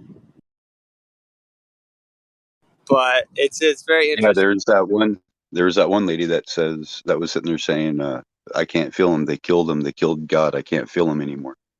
Yeah. Well, yeah, if it's messing with the conductivity of the iron in if it messes with you at all, your soul is going to hurt. Yeah. Yeah, I would say I don't know. Like where it would cross the line where you would no longer have control, which is what the mark is. You wouldn't like you would if you would long for death, but it would flee from you. It would be as if your material state was now a prison that you had to operate within, but you weren't in control. Exactly. You're creating that. That's what transhumanism is all about. Yes, that's absolutely 100% what it is. And of course, this mark, here's the thing, is that there's no fooling anybody into the mark. God knows your heart. He's not stupid. You can't fool God. So you have to fully give into this. Now, here's what you got to separate. You guys got to completely distinguish these two separate things. The snake jab is there to actually kill you, destroy you, and separate and sterilize. It is literally most importantly designed to sterilize, right? Sterilize, though, it's actually designed to stop your reproductive abilities and make it so that your children are it's meant to cut you off from the tree of life. Yeah. There's thousands of things that this jab does. What I'm telling you is that it's not the mark of the beast. You have to realize this. The mark of the beast is the exact opposite. You see, people will be fighting against against the jab to survive. On the opposite contrary, people will be begging for the mark of the beast to survive. They are completely polar opposite. You must understand this. And this is what they fooled millions of people, because people think it's this poisonous jab. No, the poisonous jab is just going to kill you. And that's nothing to worry about. That's a walk in the park compared to them killing your soul with the mark of the beast. That's what you don't want. If you die because you're an idiot, you took the jab, oh well, we don't have time to deal with this. Did you guys hear about that Catholic cardinal that was suicided? He had come forward a couple years ago stating basically everything that was going on and even named the people behind it. And he said it's just a precursor for the tribulation and the mark. Yeah. And the only reason why it's happened is because Satanism has been flourishing inside the Catholic Church for a millennia. Yeah. Well, I can't disagree with that. So, but what is interesting about it is graphene oxide So it's like, what's the point in continuously giving it? So okay, there's a few options. They're like literally just crossing that boundary of everyone accepting some synthetic stuff being thrown in you, everyone, as if it's what saves you, and then they have this final product. I guess the next step of their trick in that scenario would be to start normalizing that really strong metallic nanoparticles are inside shots that we're going to give. It's an interesting thing because I'm not going to lie, or there'd be a different maybe facilitation method. It would maybe literally be on your wrist or your forehead, right? But it's Bro, they come out with this painless tag, right? Have you heard about that? It's got these microneedles, and every state is working on it. It was University of Tucson that was working on it, the one that I saw here locally, and that was on the news. So this is not disinformation or anything. This is actual news. It's this little tiny gel type thing that you stick on, and it's supposed to be a painless jab, but it's got like 90 little pricks on it. It's not just one. Have you seen that? No. It's like a little tag, like a little sticker you just stick on. You can self-administer it. Oh, no, I haven't seen that. No. I'll send you a DM. Self-administer gets crazy, yo. That's like you did literally just. Maybe that is what it I was. just have to say this. My point is, there's no accidentally taking the mark of the beast with it. There's no, I thought this was a bus ticket. No, you're going to know that you have to have this to allow them to pay you, because they are going to pay you in, guess what, kids? Big red pill of the day. I know this is going to hurt. Cryptocurrency. They are going to pay you via cryptocurrency with the mark. I know this hurts. I know it's just tough. Don't worry. It'll just be a little pinch. Yes, cryptocurrency is the last step of the beast system. The very last crescendo, when they implement it, that's why they're slowly have been rolling out the cryptocurrency for about half a decade now, or whatever, 3 years. I know it's all over flat earth. What an embarrassing egg in the face there. But yes, that is the literal beast system that is going to get rid of all the cash. If it's hidden currency, how could you think that's a good deal when we already have a false fiat currency? Now you just want to make it completely invisible? Guess what cryptocurrency is going to be backed by? Your souls. That's what cryptocurrency is backed by. It's not physically backed, it's backed by your spirit. So there is no confusion. Now, they haven't rolled it out yet and said, okay, you have to take this yet. Could be next year, could be 5 years. I don't know. However, it's already patented. The number is W0200 0060606. So W020200060606, patented March 26th by Microsoft. Yeah. Yeah, very real. It monitors body activity and rewards compliant body activity in the crypto cloud. Body activity data, acronym BAD. They even admit it's bad, and people will still take it. People will be begging for it. Your neighbors will say, look how great this is. I get paid for just walking around and watching YouTube videos. That's the future. Wait, so in Revelations 13, 16, 17, and 18, I guess it also is that one. In the King James Version, right, it says that whole thing. I think a lot of people know about this. Instead of saying on, on the right hand and on the forehead, in the King James Version, it says in. Like the preposition is changed in that one. So as I'm hearing it makes a lot of sense, because I got this red pill a couple of days ago. I was on Binance, for people that don't know, it's stuff about crypto. And I was reading stuff about this bullshit metaverse stuff. And it suddenly hit me that, okay, they're genuinely trying to push this down everybody's throat. And it basically, so it's like dots, it just connected into my mind. You create this false pandemic, whatever. You put everybody in homes. Everybody gets used to it. Now you come up, because everybody's in homes, let's just use things via the internet. Ergo, the metaverse. And also because the metaverse is in an electronic form, let's just use crypto. And so you connect everything in this whole bubble of stuff. Like they all connect. It's as if the whole COVID stuff wasn't even meant to be anything in itself, was just a stepping stone towards the actual thing. I guess a lot of people had the feeling that COVID wasn't really anything, like not the real thing, just something a little bit behind. I guess, people agree with that. But I'm just thinking that problem with the preposition of in. I think if there, it makes a lot of sense what you're saying with the crypto, but I would think it would be something actually inside of us that would give us, let's say, the hash code, because everybody needs the hash to their own wallet, right?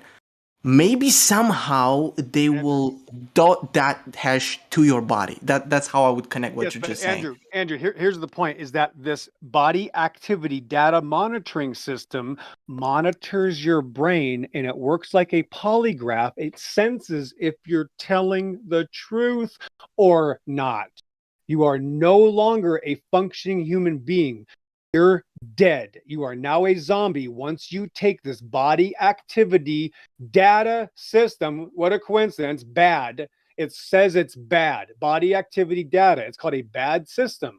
Wow, that's weird, because Satan has to be honest with you. Do you guys know that Satan has to tell you what he's doing, and you're still going to do it? That's the great deception. Satan will come to your door and say, "Hi, I'm Satan. I'm here to take your children and all your souls." And you'll say, "Oh, come on in, Satan." That's literally what is happening to this world. And that's the point. Here's the reason why we know this is the mark of the beast. Not only does the number matter, it tells you this is how you're going to get paid. Okay, if I look at the Greek, 1318, Revelation, right? If I take first number, 600, right? Okay, the next one, 3 score, next one, and 6, okay? Well, 666, right? All right. If I take 666 and I turn it backwards, is it a different number? Anybody? No. Okay, Backwards yeah. is There you go. Right. Back in the excellent. Thank you. Back in the right. classroom. Thank you. Right. So it's not. So 666 backwards is not. It's not backwards. It's still 666. There's no such thing as a computer being able to turn 666 backwards. So let's look closely at the body activity data number. It is W020 to 006 0606. So again, let's go to the Greek. The first number is 600. So I'm going to be, let's pretend I'm Satan for a minute, which means I'm much Holy smarter. shit! I got it. I got the What? point. Yeah, I What? see what you're saying. I know. Wait. I know. Hold on. So hold on. So watch. So I'm going to reverse the first number, 600. Now it's 006. Now I'm going to reverse the second set of numbers. It's 60. So now it's 06 out of 06. There it is. The mark of the beast confirmed. That's pretty crazy. Dude, my brain is just. But here's what's so crazy. It's there. Yeah, okay, so it says it needs a body device. But like, what's so crazy is if you talk about graphene oxide, it can, in theory, how is it? It could be used. It is a device. It's a nano-sized device. Correct. So it's really crazy. Like, well, like it would be in such a way that it's so blatant because you were forced to see it anyway, long before it happened. Then it happened anyway, and I'm not saying that's impossible. I just know that, like, okay, the part for me that's the hiccup scripturally is, well, you know, I don't see this dude coming from the bottomless pit, given his decree, but I don't know that it necessarily specifies that, like, it doesn't. The mark isn't present till he comes out and says you have to take it, or a version of it, or what does that mean? And it's just crazy stuff. This is pretty blatantly a scriptural or a spiritual test for sure, but it's hard to draw. It's hard to, like, you know, state beyond. Oh, wait, there's more. Wait, there's more. Wait, there's more, contestants. Lucky you. We are going to add on a lifetime subscription of free upgrades to the body activity data system, because technology is advancing so fast, Billy and Sally, we can't even tell you what type of upgrades we will give you, but we can guarantee you this: we will be making them, and there will be no limit to the upgrades that are potentially capable of being added to the body activity system. They've admitted in the patent that many upgrades will be coming to update this patent number, not a new patent number, not a new mark. This same number will be used from here on out and be updated for your body activity data system. Here's the reality, is that whether it's in or on, it can be both. It's not going to be so much a physical thing as it is a contract. This is a contract. They might, what if they have an ability? All they need you to do is sign this paper, sir or ma'am. Listen, Witsit, we already put the mark in your children. So it's going to be a lot easier if you just agree with us and sign this paper so we can activate it. We need your permission. It is the permission that's called what in the Bible? Worship. If you worship the beast system, you're dead. If you have the mark on your forehead, you're dead. And if you have the mark on your right hand, you're dead. Any of these, it says if you have any of these, you are dead inside, literally. It's not just one it says any part of these qualifications. If you fulfill this, you've accepted the mark of the beast. Again, it's not a physical thing. Yes, they are physically doing it to you, but it is the spiritual contract. You're literally giving yourself over. I don't know if it's going to be in pen. I don't know if it's going to be in blood. I don't know if it's just going to be, I'm going to, sign by holding my hand up in front of a camera to say, yes, I solemnly swear to, affirm the mark of the beast the rest of my life. Whatever it is, I don't know. The fact is, this has already been admitted to being the mark of the beast. You know what another name for coin is? Mark.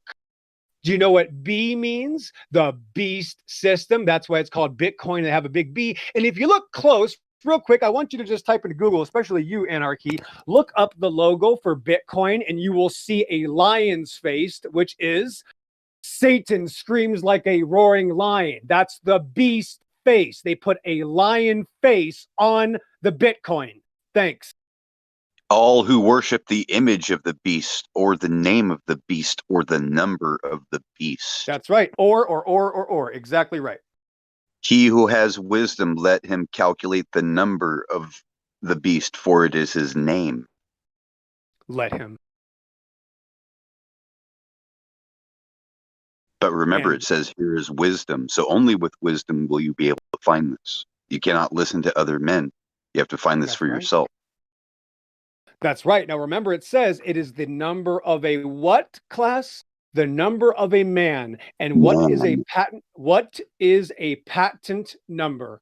A patent number is the number to help and assist and be of a man. Well, not just that, but you will have a special identifier, right? Your own specific number. Well, yeah, that correlates to you because it is your name in the system. Supreme Court ruled that cDNA is patentable.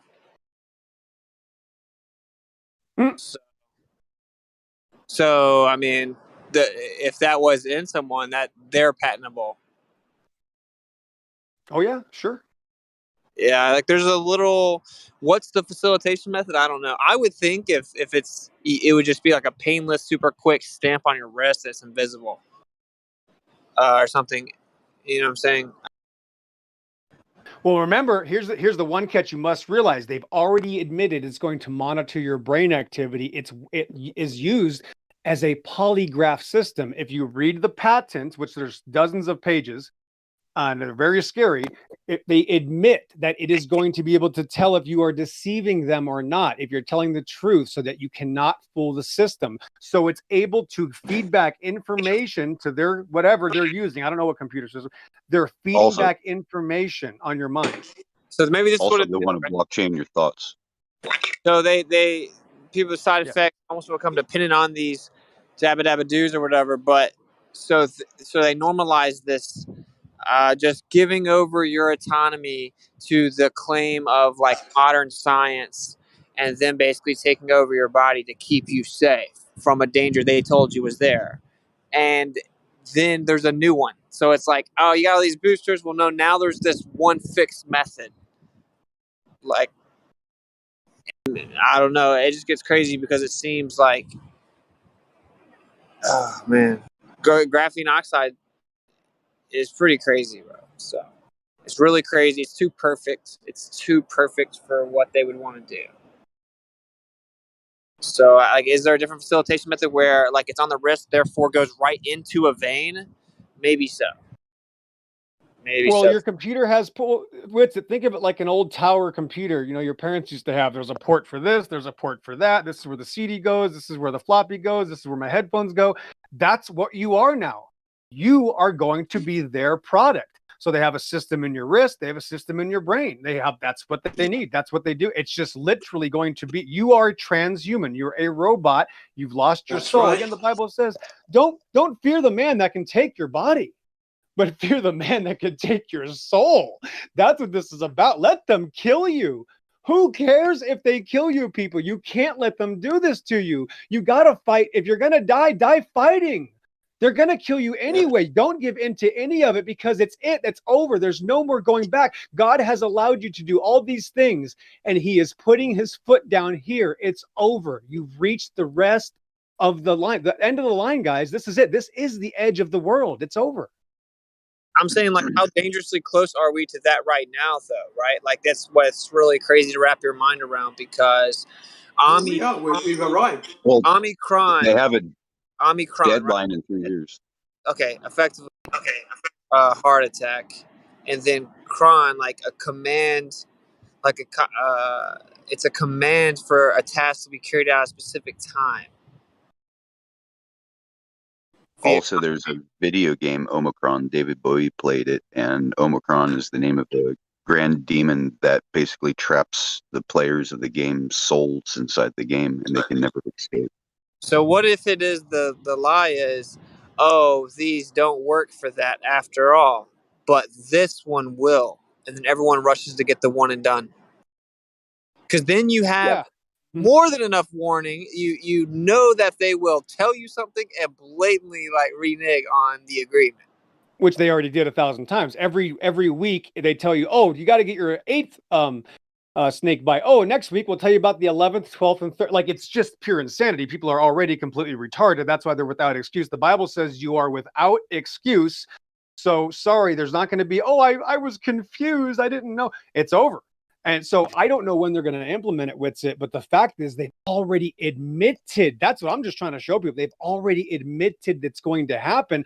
I think there's going to be a couple more scamdemics or plandemics or, false flags. I can't imagine them just going right to it. I expect many more false flags, and I expect the population to fall for all of them, just like the retards they all are. Yeah, I don't necessarily disagree with that. Like, if they just keep coming out and they normalize the idea that the government says you have to get a shot, so you have to run to the doctor like a good boy and get it. Like, that's the main thing here. If they just keep doing that, then there's the one that, it takes you over. Listen, if you want to do the next right thing in life, don't be retarded. Thanks. And I gotta say though, I guess I have to just ring the bells of like, you people that took it, you need to really soak in exactly what you're doing. It's very, very, very possible that there's something called graphene oxide inside you, and that's what this is what all can be used inside, like activity wise, inside your body with graphene oxide, like everything, where you don't even have control of your thoughts. And so how would you ever attain someone feeling like they're a prisoner in their own body, like a material confinement or prison, where they long for death, but it flees from them? Someone taking over your mind would certainly be a great start. You become a prisoner in your own body. Possessed.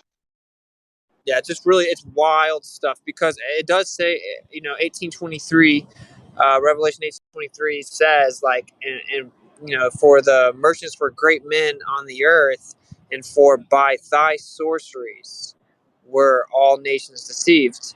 Now, of course, that does just stand true in and of itself, that all the nations are deceived by pharmakia, like drastically. Like, whenever something happens, they don't just they don't look up and like, the creator, what's going on right now? I know my life's in your hands. They instinctively think I have to rush to get to the hospital for man to keep me alive. With all this sorcery. Yeah. Not just that, but these companies are protected. Right? Yeah. These companies that produce this stuff, they're not liable for any harm that's done, so you cannot sue them. That goes back to what I was saying, right? Because like, you don't have an excuse. Like, that you have to take full responsibility. It's if it's a precursor, you just have to actually be almost in awe of the mercy of the creator. because it's so blatant. And so that's when I can kind of see how heartbreaking it would be for people to after all this go do it, because they're just wore down and they're like, bam, just make it be done. They have What no about faith. this? What about this, Wetzel? Think of the worst case scenario, which we haven't discussed yet. The worst case scenario is when Matthew learns is forcing his children to take it. You see, this is what's going to happen. This is what I'm curious about. If the children are forced to take it, I think God is going to protect them. That's my claim.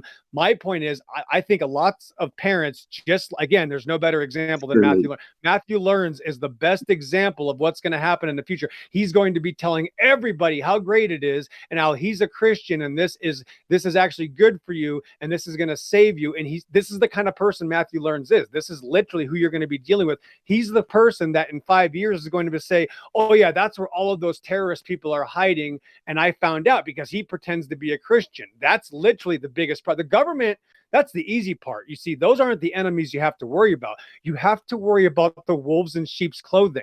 You have to worry about literally the person next door to you who is like, oh yeah, I'm friends with you, Witsit, and we're flat earthers. And then all of a sudden you have people at your door and he's standing in the background talking to he's ratting you out. That's going to be the real event that's going to take place. People are going to be ratting. Do you really others think out for Matthew protection. has children? I think he does, which is unfortunate in itself. A very depressive sentence. Yeah, isn't that crazy?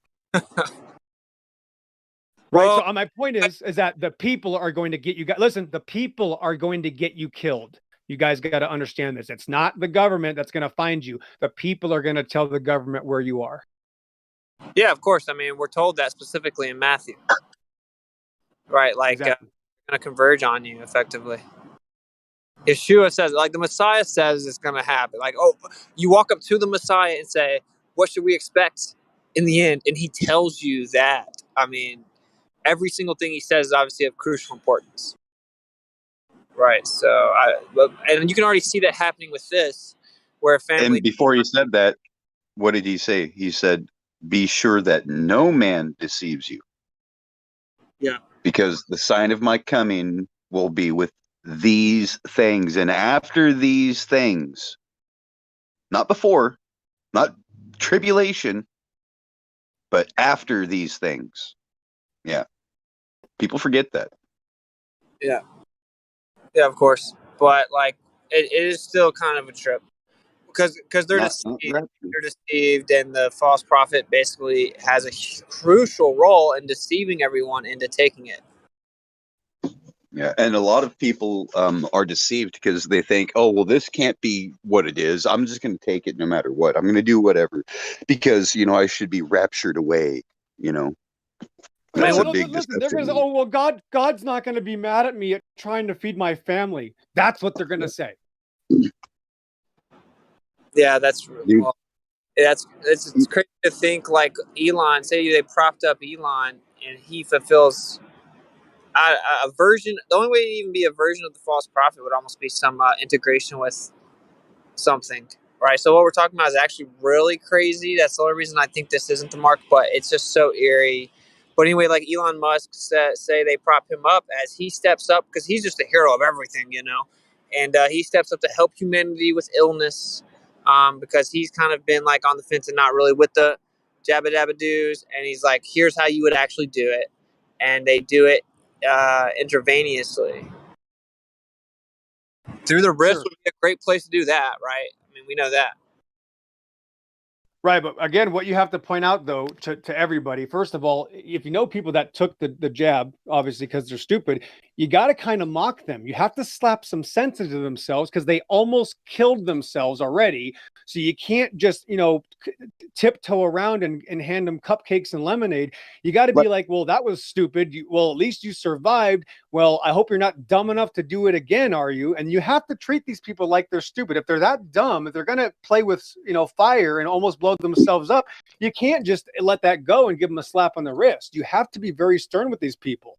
But here's the deal, Witz, is that this is, hold on. This is the mark of the beast. Let me explain this to you. This is not the mark of the beast implemented.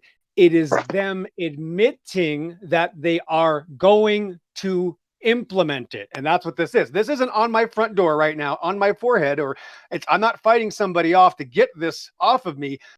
This W020200600606 is them admitting it's already real. That's what this is. It's not the mark of the beast in play. We're not sure about how it's going to be in play. It's them admitting it's already patented. So is it basically then it's like a pop quiz spiritual test, and you can kind of see where everyone's at? Sure. I mean, there's a million ways to skin a cat, right? So every individual is going to be different. But again, this isn't going to set well with people because, again, nobody wants to admit that they had to be shown the mark of the beast. So when you go to people, they're all going to say, no, that's not it. They're all going to say no before they even look into it. And that's one of the telltale signs I noticed several months ago when I started talking to people about this. Before they'd even look into it, they were already hand waving me. And obviously, that's a big no-no. People are scared of it being the mark of the beast. The problem is it's not a physical thing yet. It's them already admitting it's patented and getting ready for it. They're also admitting it's going to be upgraded. And it says that there are no known limitations to the upgrades. Yeah, that's crazy, man. Well, see, my cousin, my elderly cousin took it, right? And she had told me exactly that. Well, I won't be here if it really is the market. I wouldn't be here for it, so it's not the mark, right? Because she thinks she's going to be raptured away. That'll This get a is lot one of those things. It's like willful ignorance of the matter, you know. Yeah, so that's a very conveniently crafted door that'll get a lot of people probably. Yep. The Bible even says that even the elect will be deceived. Well, That's actually, it says that if possible, if it were possible. It is possible. Yep. It is possible. Don't fool yourself. Well, then you get into what exactly is a elect. Do people maybe? I'm going to show you. I'm going to show you right now. Just remember that already Peter was deceived, the most important right man of God. This is probably the top 30 most important people in 6,000 years of human history was deceived. So be very, very careful. Yes, all of us can be deceived. That's why we don't want to make any hasty judgments or say, no, that's not it, or say, oh, I know I have a solution. Yes, we can all be deceived still. And that's why I keep my mouth shut. If I don't know something for sure, my mouth stays shut. But the problem is that these people who are elect, yes, these so-called practicing believers in Christ are greatly deceived. Yes, they are. Yeah, I don't dispute that. I just think that maybe people use the word elect, like they throw it around a little bit. They give it to people a little presumptuously. That's right. That's right. That's not the 144,000. You know, the 144,000 are all virgins. So all you other people out there that aren't virgins, it's not you. Get over yourself.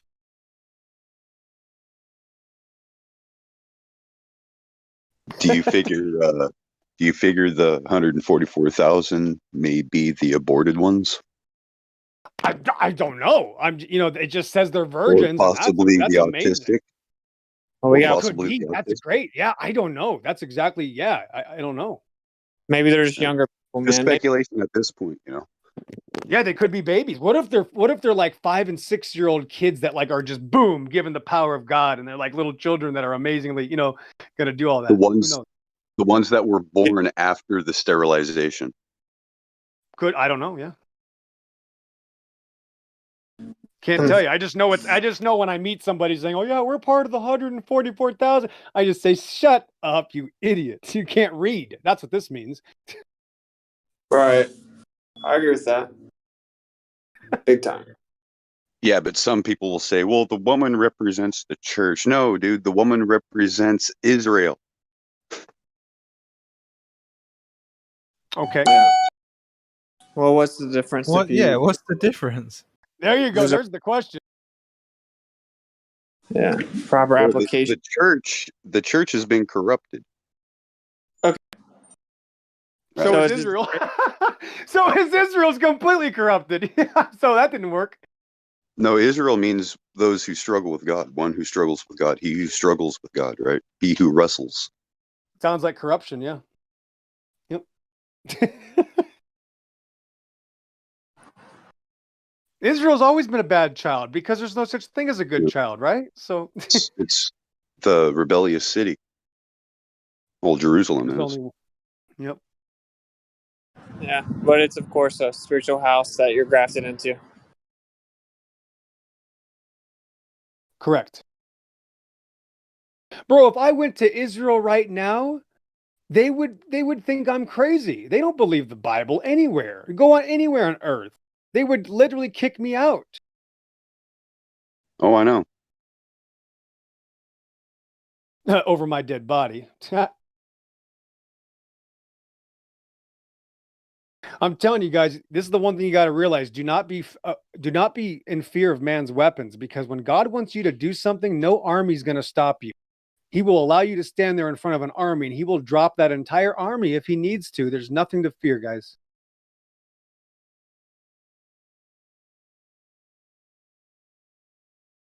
Except he. Yep.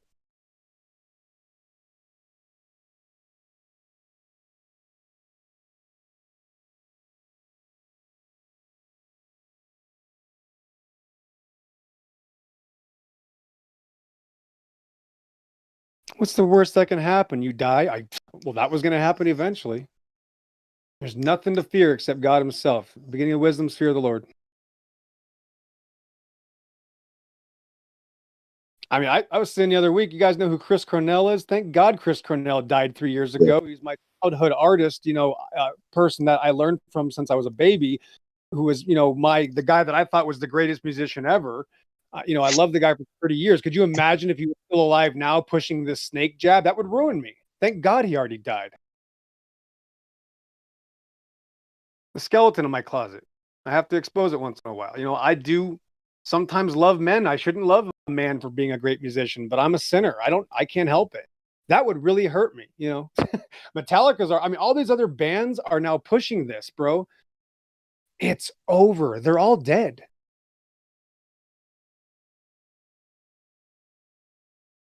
All these people, Arnold Schwarzenegger says, forget your freedom.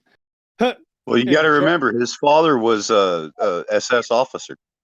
I don't even care. He could have been forgiven. I don't care what his lineage is. My lineage, my grandfather was a medic in the Nazi army in World War II. Not that that means anything to do with me, right? Obviously, I'm very different. But actually, he was a pretty good guy from what I hear. He wasn't a Nazi. He was just a German soldier. But that doesn't matter. What matters is you, right? You can end the suffering, end the abuse. But Arnold Schwarzenegger says, screw your freedoms.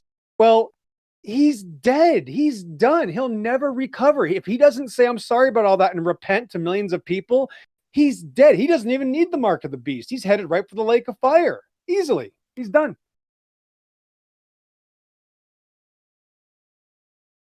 Well, see, my family fought in World War II as well on the Japanese side.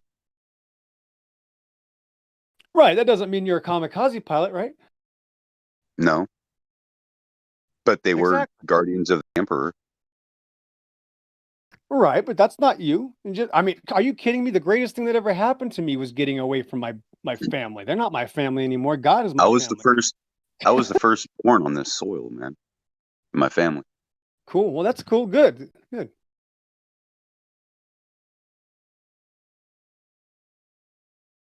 I lost my family a long time ago. Greatest thing that ever happened to me. It's been the greatest thing ever to not have that baggage and that evil to worry about. It's over.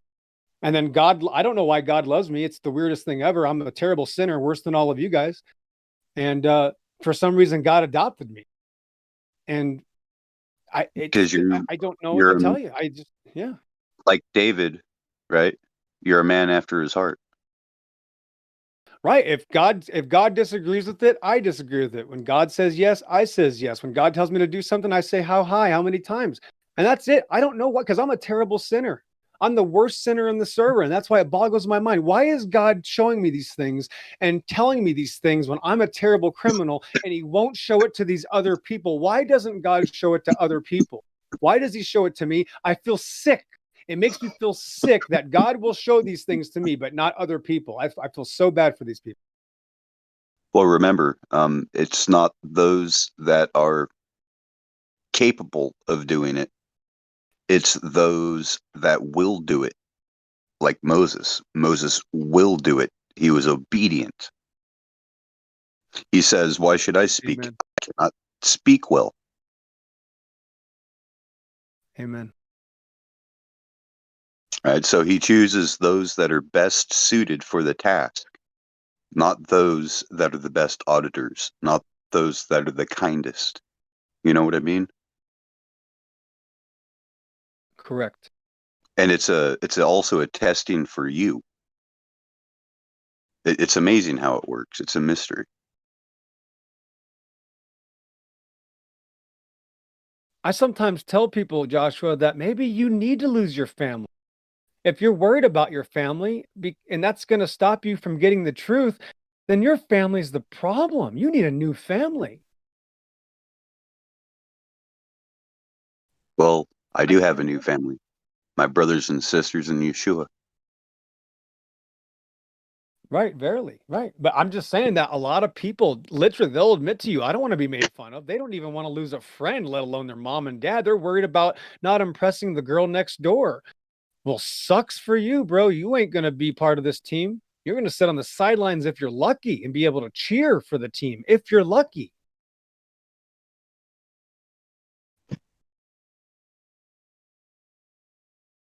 We're in big trouble. Anyway, it's too late for this People do world. not Sayonara, realize sucker. the darkness that is about to hit.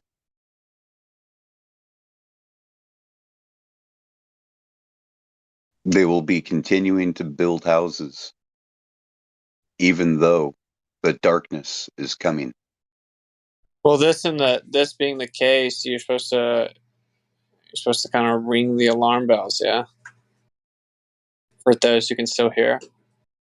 So it's kind of our job to fulfill the role of finding out who can still hear. It's more so, it's already known, of course, but We had 7 years of prosperity, and then we had an eclipse, and that marks 7 years until the next eclipse. And right now we're in the 7 years of wanting. Things are being taken from us. We're becoming enslaved. At the end of the 7 years, bad things are going to start happening. Darkness. It coincides with their agenda. Kind of funny, huh?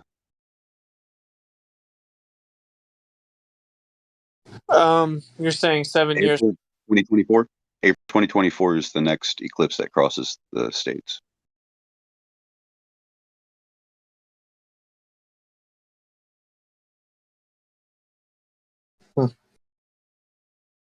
And then you're saying what happens then? That's the final fiscal year, so to say, until the deadline of 2025, where they have to bring in the new carbon deal and the green deal. It's their deadline for their new world order to happen, but it won't happen. So instead, they're going to make war against everyone to try to make it happen.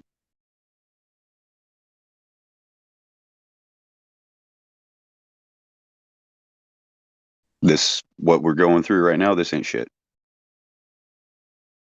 It's going to get to a time where we are literally going to see family members killing each other for food to feed their children.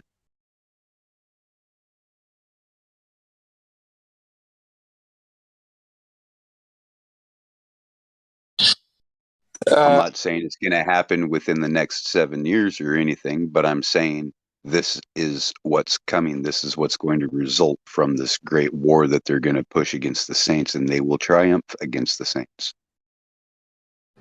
Gotcha. So you're saying that this eclipse in April marks what time period exactly that you're going into? It's the end of the 7 years of wanting and the beginning of tribulation, the birth, so to say. Interesting. And 2 years after that, there's supposed to be another eclipse that comes pretty close to crossing out Egypt and China, or not China, Egypt, Saudi Arabia, and part of India.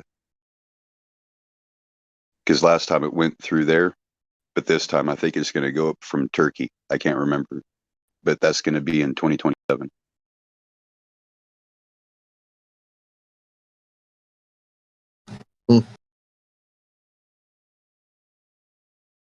I don't know, man.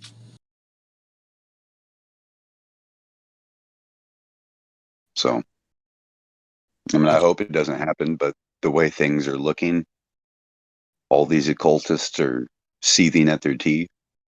And the address that the Queen had made a couple years ago to her subjects, that it's the last Christmas that you'll be able to celebrate because there's powers more maleficent than her own divinity that will cause a great shaking, right? And then 3 years after that came out with the 2020 events.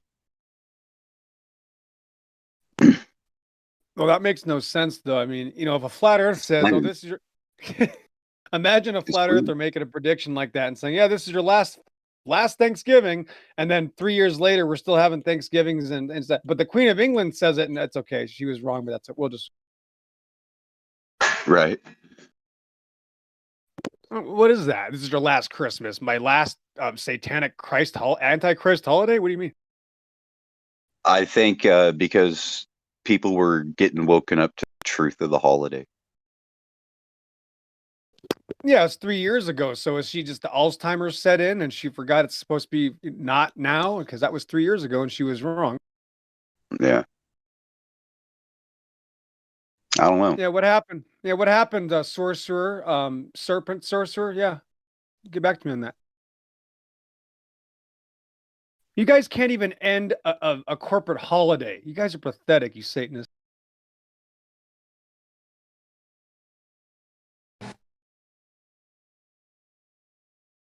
Oh, how about listen, bro? There's Christians that are flat earthers that still put a Christmas tree in their house.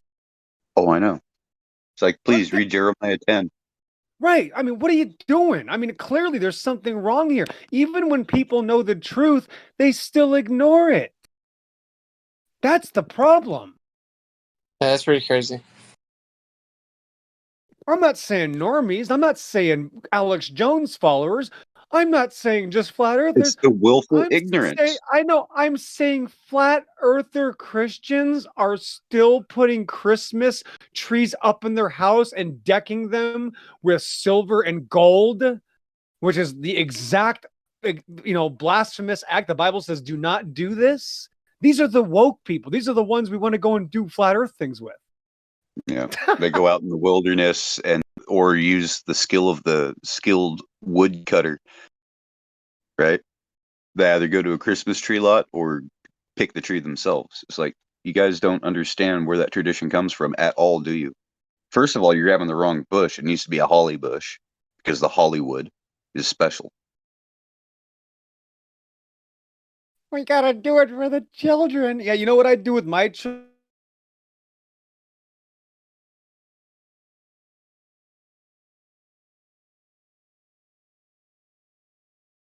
Did he break up?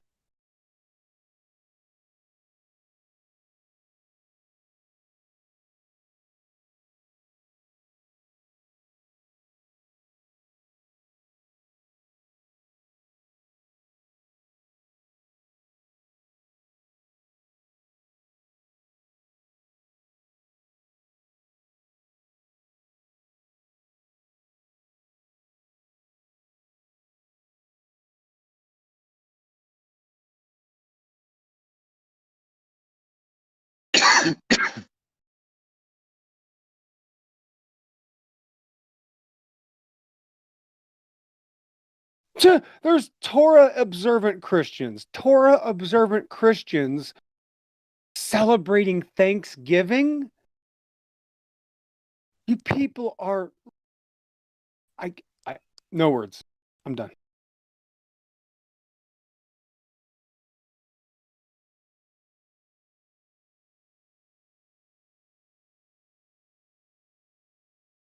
You got others that still celebrate Lupercalia too. Right. The moral of the story is even the people that are like, oh yeah, the law of the Bible, okay, great. The law of the Bible you're claiming, they don't believe it. They claim the law, but they don't even have the clue. And they also don't believe in the first law, which is love God, all your heart, all your mind, all your soul, right? That's the main law. They don't do that. No, immediately, as soon as you try to show them that the Bible describes Earth not as a cartoon made by Satanists, When you show them that, all of a sudden, oh no, well, that was just allegorical there. So they don't trust God at all. No, the first commandment to love God with all your heart, all your mind, all your soul means you unconditionally trust God. So these people that claim the law can't get stopped at the very first law. They cannot follow the first law. What is pretty wild is that like seems that the sky's a clock and we have appointments, basically Deem appointments, and they're just replaced with all these knockoff satanic holidays. So I think it's really crazy. I think everything is crazy. But I will say, I think we live in a time of so much like deception being brought to light. The important part is definitely that the purity of intention regarding pursuit of truth. Like I can't as a human go beyond that. I would say there's an aspect of wisdom that you get in tune with the spirit.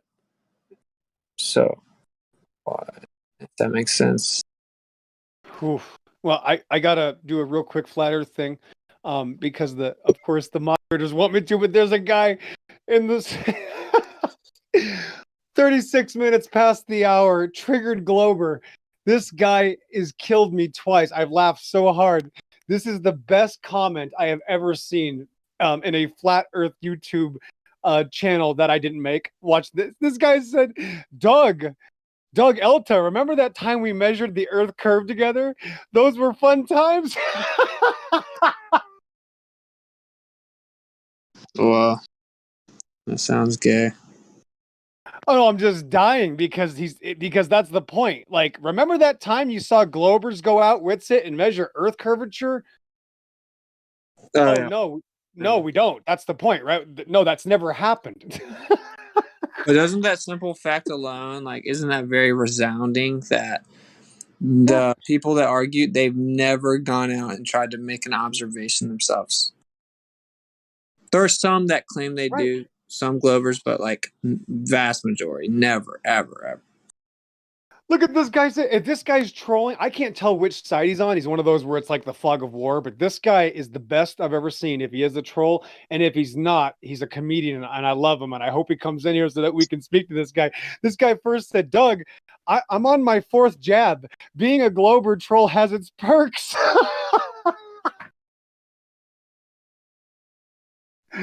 I'm dying right now. I never laugh at YouTube comments. This is absolutely killing me, man. What a guy. You got to give that guy a wrench. I don't care if he's a Glober.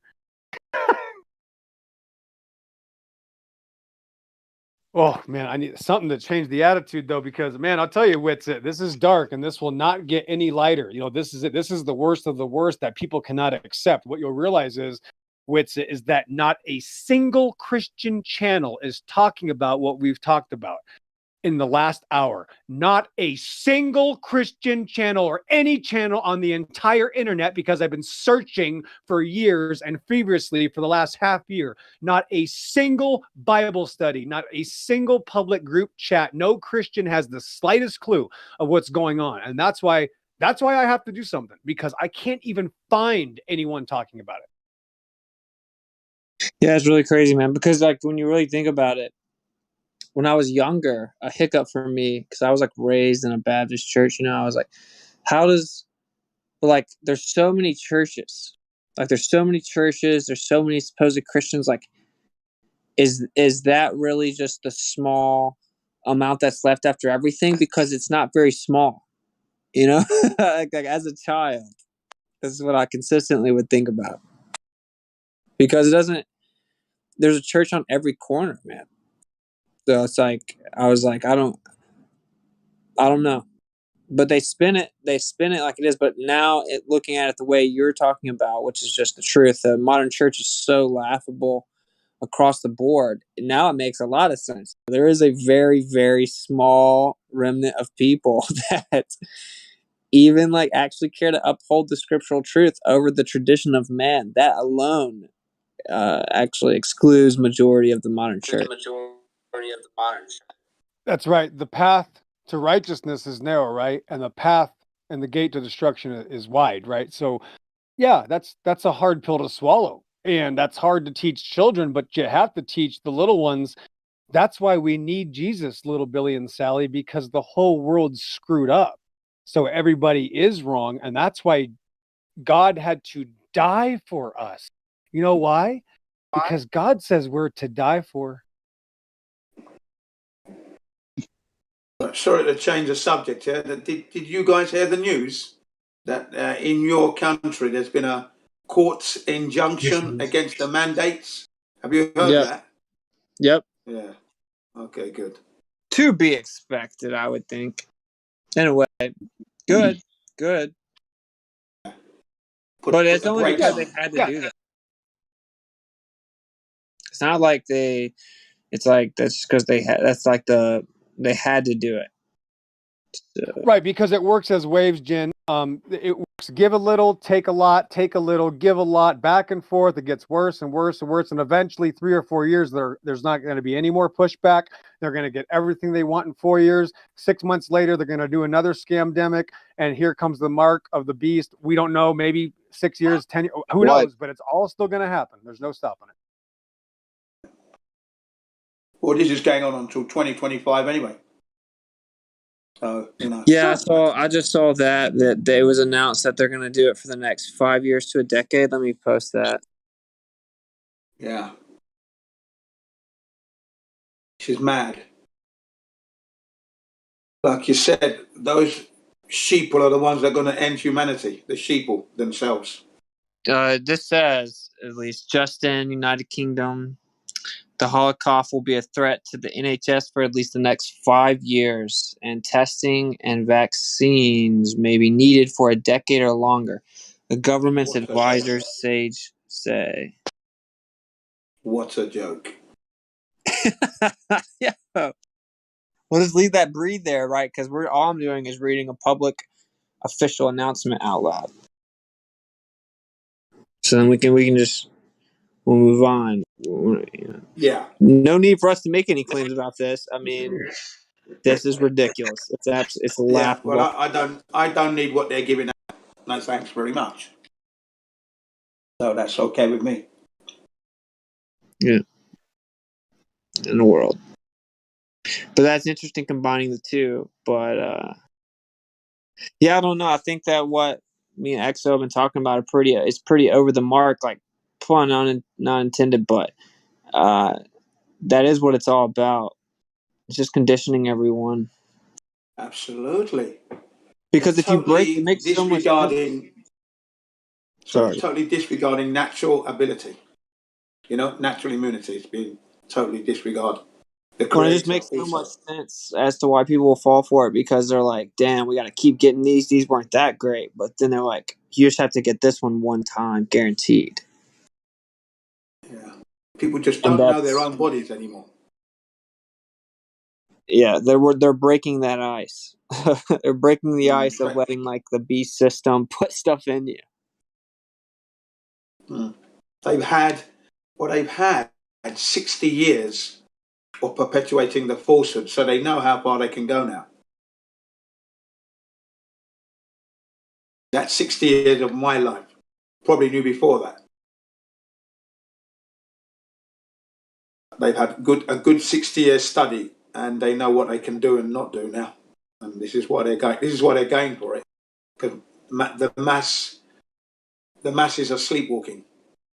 I think effectively they declared war on us in 2020, and they've just been going along, setting up, and preparing for the war since then. And you know that vast majority of people don't even fully grasp that war was declared yet. Yeah, it's true. So like the enemy's just building their infrastructure right under your nose, but you don't even realize they declared war. Can you imagine you go on holiday and then you come back and you've got to go into quarantine at your expense, $3,000 hotel, at your expense for 10 days? Isn't that ridiculous? I mean, how is it not war if you're talking about people have to allow them to put stuff in their children? Yeah, stupid, man.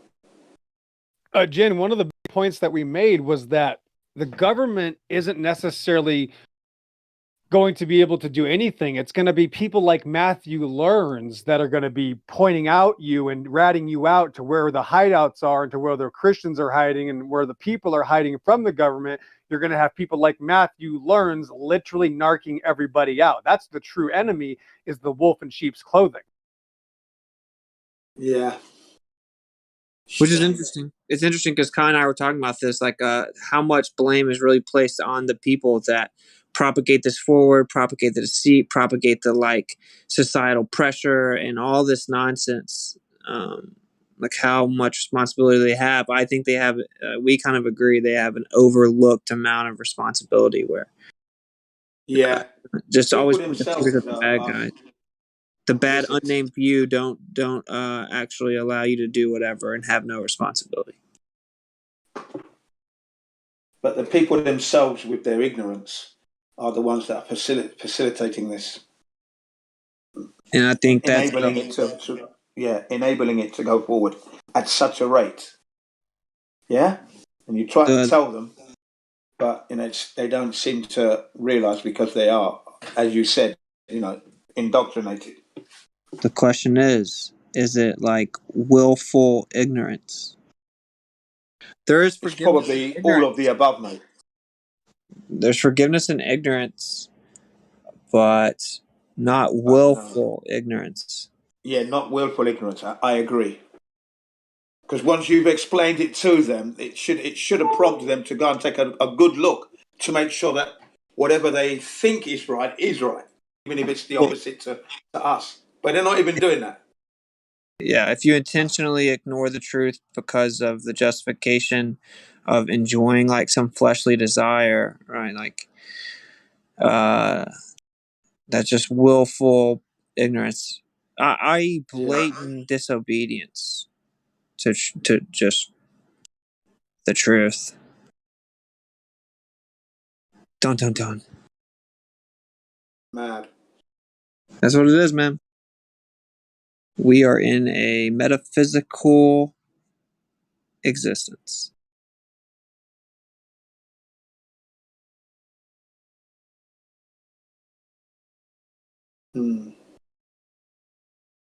So who knows, man? They just come out with this like quick fix. Maybe they even work with Elon, but similar idea. And like bang, bang, take it. You're good to go forever. Painless. Bam. Elon's on record saying, you can just use the veins and the arteries. We don't have to surgically put a chip in your brain. I mean, you can just use the veins and arteries to get to the neuron. Crazy, man. Yeah. Definitely a no. Like, I don't want to take too much of their bait. At the same time, I feel like it's wild how somewhat overlooked this has gone. Like, they shut the whole world down, and then they put these Starlinks in the sky, which I watched. And then they put these towers, like these internet towers, all over the place during the same time period, and they have to be in close proximity because they have a higher spectrum of frequency, and the range of the higher frequencies is not as far, of course.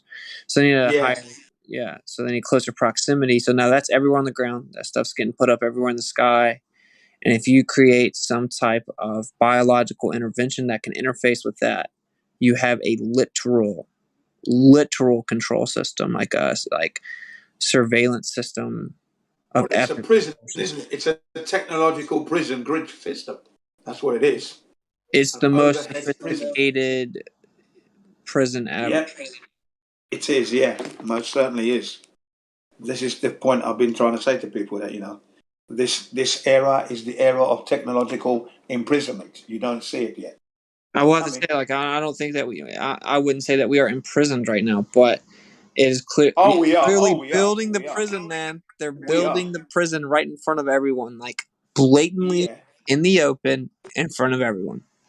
Well, yeah, okay, but we are in prison now because if you don't have your immune passport, you ain't going nowhere.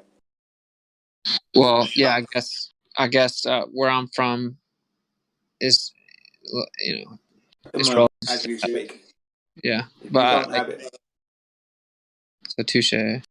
I don't. And we're not free either. Freedom. We were never free. When you were born into slavery. You were never born into freedom. It was never there. It's never been there. We've never had democracy. It was always dictatorship masquerading as democracy. Always was. The slavery is contingent upon your agreement that they give you freedom, which is, I think, untrue, right? So, are you technically enslaved? Like, yeah, your father and mother almost assuredly was deceived into a system of slavery, but you're actually, in all actuality, My ancestors certainly were. They didn't have a choice. They were picked up, by force. But after, when they said, slavery was over, and the wars are over, you're still not free because you had to vote for these people for your enslavement. So you're still slaved. You're still enslaved. I never voted, so I could say I was a little bit more free than other people because I never actually voted for any of this shit. Sure, I definitely disagree with you. I guess what I'm saying, we're now in this crazy time of existence where we have to somewhat realistically entertain what would appear to be pretty sci-fi and realize that that is actually being built around us. And wireless interface with your neurons and neural pathways is a very wild concept to fully try to wrap your mind around. Yeah, very, very dangerous concept. Wild and dangerous. It's insane. It's insane. Wireless transhuman transformation, basically. Yeah. Fucking hell. How many people would buy it? Like, all you gotta do is say stuff like you won't age anymore. They can reverse the cell degradation process to where you don't show signs of aging anymore. Dude, most of the world would take that just for that. They say you won't get sick anymore. In theory, you can't actually even die. We don't actually know how it is you would die. You get hooked straight up to this electronic banking system worldwide. I mean, how could this not be the mark? Yeah, go ahead, Jim. Yeah, go ahead. No, go ahead. I was going to say that they've admitted to this mark that's going to be in your mind. There's admitting to it, right? That's what W020200600606A1. So they're admitting that it's going to track your mind. So that answers the question that it's obviously has to be in or on my head area, right? So it's probably the forehead.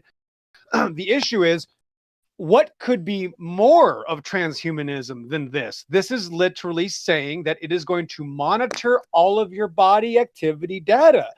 How much more can you get in control of me? You're already monitoring and controlling all of me, and it says it can read my mind. It says it will be able to tell. It's a polygraph system. It's how I'm going to receive currency. So how could there be anything else? I don't have any room to add anything. This is literally, there's nothing else to add. And then it's upgradable. It has upgrade software upgrade.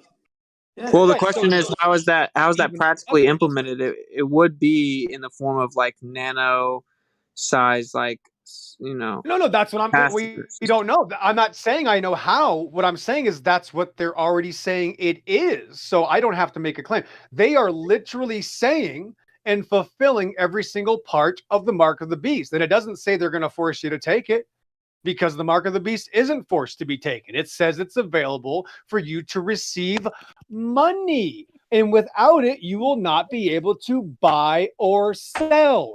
So it literally fulfills every single part of the mark of the beast.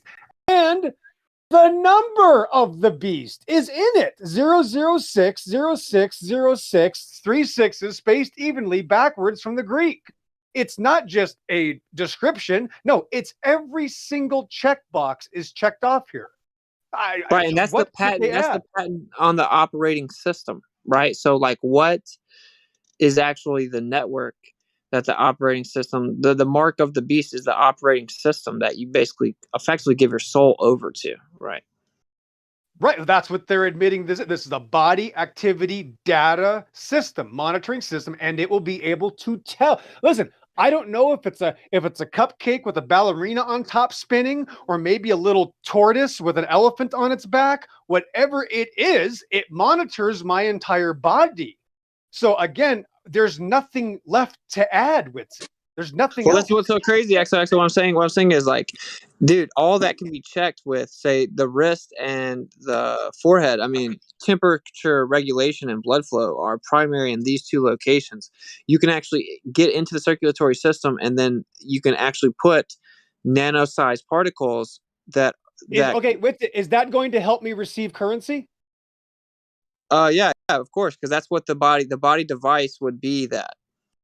Well, that's what I'm saying. So that's what I'm saying. This is the mark, because it says this is how I'm going to receive money so I can buy and sell. So it has every single box checked. Absolutely. Like, I definitely agree with that. The patent is very blatant, and that'll be the operating system that is the beast system that is the mark that everyone gives their soul to. Right, because the system already exists. Now they call it blockchain, right? This is the cryptocurrency system. This is the beast system. It has a picture of a lion. So I'm not even saying I know I don't know if it's like a barcode. Is it a dot? Is it a blue oval? Like, I don't know. But whatever it is the mark. Who's to say you even see it, right? Like, if you take a mark on your wrist, you don't have to see it, right? Like, for example, graphene oxide light. Sure, ultraviolet light. Sure, all kinds of things. Yeah, it's crazy stuff, man. It's great. I guess you're right. Like, there will be a spiritual divide, and you'll have to have the spiritual wisdom just to know not to take it or anything anywhere close to it. But it's just, I think it might have an aspect of speaking in still. I guess is my point. Right. Well, remember, they even put in the patent that this is subject to being upgraded, not a different number. The same patent has a perpetual upgrading system to it in order for, obviously, the advancements in these technologies. Because, of course, once you sign that contract, you'll probably have to continue getting those updates. So I'm just saying, there's nothing left to check on the box. And I'm not saying I know how they're going to give it to you. I don't know how they're going to advertise it. I don't know if they're going to deliver it to your home. I don't know if they're going to make you go to a building. But whatever this is the mark of the beast. Yeah. Like self, like if you give it to yourself is pretty crazy. I get also, I will say. So I definitely don't disagree. I just it's just so weird. I think that one of the big deceptions is a lot of the modern quote unquote church. They're like, oh, well, you'll know. And it's been marketed as if like they're going to come stamp 666 into your skin, and I don't think that's necessarily said. Like, yeah, you will make your own conscious willful decision to go receive it. That's what's said. Like via threat or coercion, you'll give in, but like, do you is it literally say, hey, come take the mark of the beast? No, right? Like, it doesn't say that. Like, there is an aspect of deceit, right? It sneaks in. Yes, who worships, right? So it's either worship or take or receive. Like, that's the thing. Like, it doesn't matter which one you do.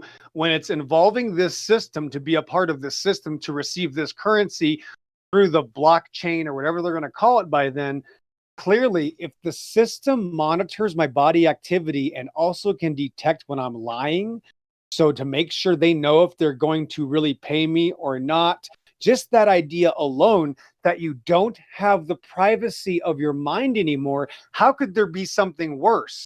It can't be any worse. That's the point. This is as bad as it gets. There's nothing else. You have to kill.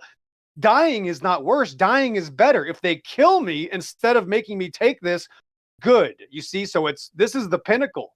Like, this is literally undescribable, because it doesn't just fulfill every box. It also has the number, and there's nothing left. What else could there be if it's already controlling me, monitoring me, it's in me, and it's giving me money so that I can buy? There is nothing else. And again, we don't know how it's going to be implemented, how they're going to give it. Again, I believe there will be people by the thousands literally lined up in front of all the hospitals begging for it. Well, I agree with that. And that's a Microsoft patent, of course. Correct. Yes, it is. Very, very well. It's a very blatant patent. Patents are where you get straight to the truth, just like the graphene oxide used as a carrier for drug delivery. The patents show you the truth. Now, look at this name, Gates. This is a weird name. Gates. Gates of what? Gates of what? Yeah, go ahead, Shin. Like, basically, Jesus says that he's the gates, and the people are his followers are the sheep. So what Bill Gates is trying to do is like imitate Jesus. So he's basically the Antichrist. One of them, yeah, sure. Yeah, one of them. Right, yeah. Sure. Right? Listen, I don't think these people picked I think these people's names are picked in the spirit world. I don't think you realize, like, the deception is not in the flesh. The deception and these coincidences are done outside of this world. Yeah, like, I think there's a layer above it as well. Like, the battle isn't just here in the world.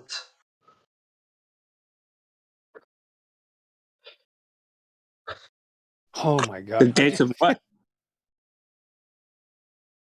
Yeah, the gates of hell. Yeah, Bill Gates or Hell Gates. Man, they're so close. Yeah. I mean, Satan does want to be like the Father. He wants to imitate God and be God.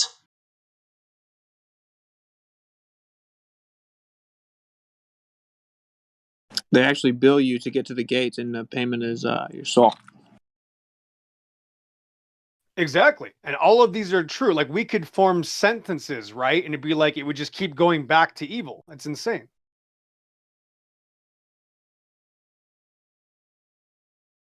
Oh boy. And again, you can't be tricked into it. And people need to realize this, that see, they're very, this jab thing just shows that we are surrounded by absolute retards. That's just what this means. That's what the jab proves. They will not be able to use that stupidity when it comes to this, is the point. They can't. There is no, I didn't know, I wasn't sure. No. The Matthew learns excuses is over. There is no Matthew learns, that's, the presupposition that made the most sense. And I thought, that's over. You're dead. Like, literally, you're dead if you do this. It's over. That's a good impression. Why would you want to live? Why? No, I was complimenting your Matthew Learns impression. I know, it's so weird. It is so, like, that's the thing, bro, is like, I actually respect weird Satanists and haters, but when they come in like that and they're the most obvious wolves in sheep's clothing, every single thing out of their mouth is a contradiction of pure insanity, double speak. That's the worst enemy.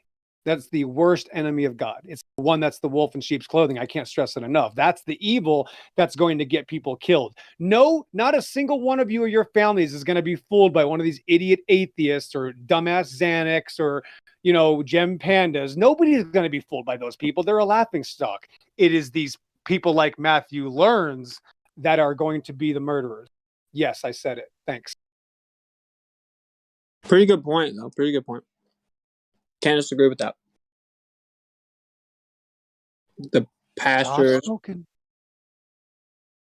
There's a song from like 7 years ago that's like, what are you going to do when the pastor you follow has gone after the mark? No, definitely not. Bro, this guy says he believes the Bible is the word of God and says, I had my like, he just says like, I had my jab and my other one, and yeah, it's blah blah blah. Like, he's just the worst. I can't, there's nothing to compare to this guy. He's the worst of the worst. You ever seen the movie Thing and the monster at the end? That's the comparison of Matthew. That's like the real Matthew Learns, what he looks like in reality. Question is, serious. why are you following a pastor? Why would anybody? Well, that's a song. I don't know. Ask the singer.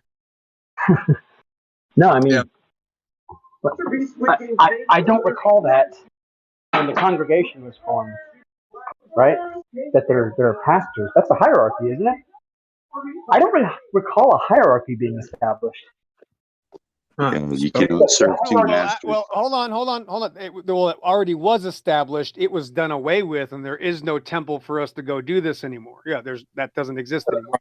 Okay, so I'm talking about post law. You know, we still Right, have exactly. Yeah, it's law. gone. Yep, it's So gone. Yeah. after he fulfilled the law, it was the hierarchy was you have children, and they're managed by the mother. The mother answers to the head of the house, and he answers through Christ directly to God. That's the hierarchy of the congregation. Agreed. Right? Am I wrong? Nope. Okay, so what are churches and what are priests and pastors? What are they? Failures. They're usurpers who have tried to become middlemen.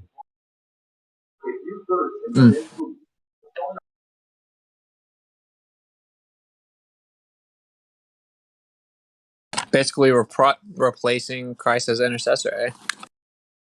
Eh? Exactly. Well, they're almost all fraudulent because they're not supposed to be doing it like that. They're supposed to be professing the word of God, which they don't even believe in anyway. So they're all frauds. They all ask for money, which you're not supposed to ask for money anyway. If somebody wants to give to you, that's something else. That's not how this works. Hands out asking for money because you want to do the word of God. No. It's the exact opposite. So they're all wrong. They're all deceived. Yeah, I agree with you. Think about it like this. Let me try and organize my thoughts here. So the Christian congregation started. Oh, you sound good now. Go back. Yeah, put your face close to the microphone again. So because it's really bad when you go away. Who, me? Yeah, for a second you sounded really good, and then you How went does it back. sound now? How does it sound? I'm good now? Oh, it must be that left hand Bluetooth. So,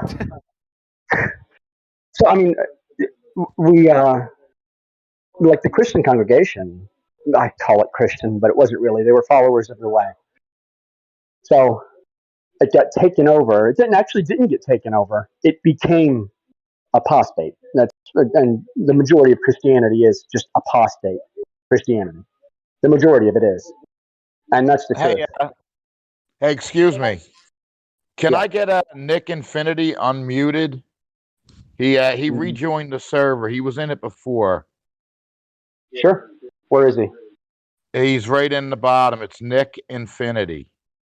Nick Infinite. Or Gotcha. Infinite. Infinite. Yeah, that's it. All right. Thanks. So are you asking me to give him the VC verified role? Was he in here? No, we just want to ask some questions. We have some viewpoints on what you guys have been talking about.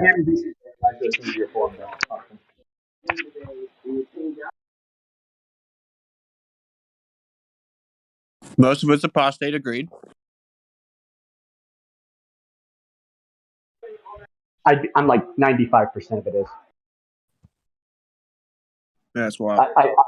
It's the same as everything else that's out there.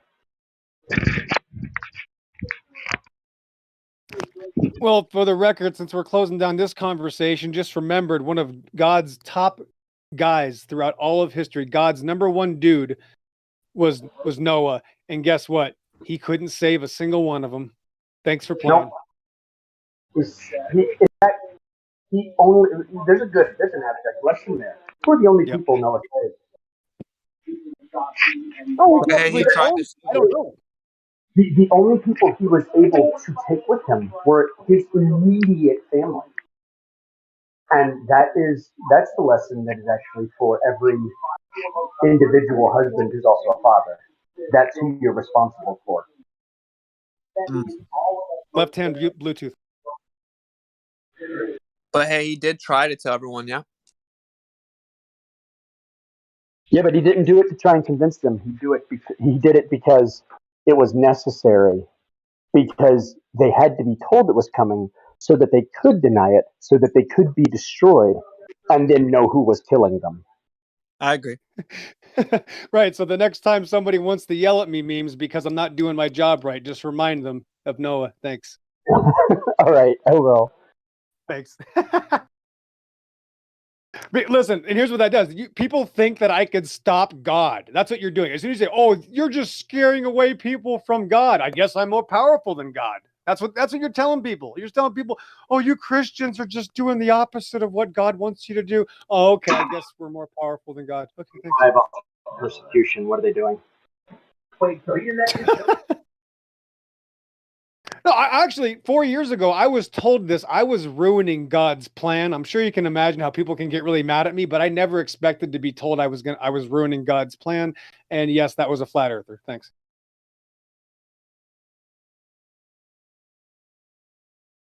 Oh man, we need to move on to these new people because I'm dying to hear their questions, and I just can't wait to talk to these lovely new people.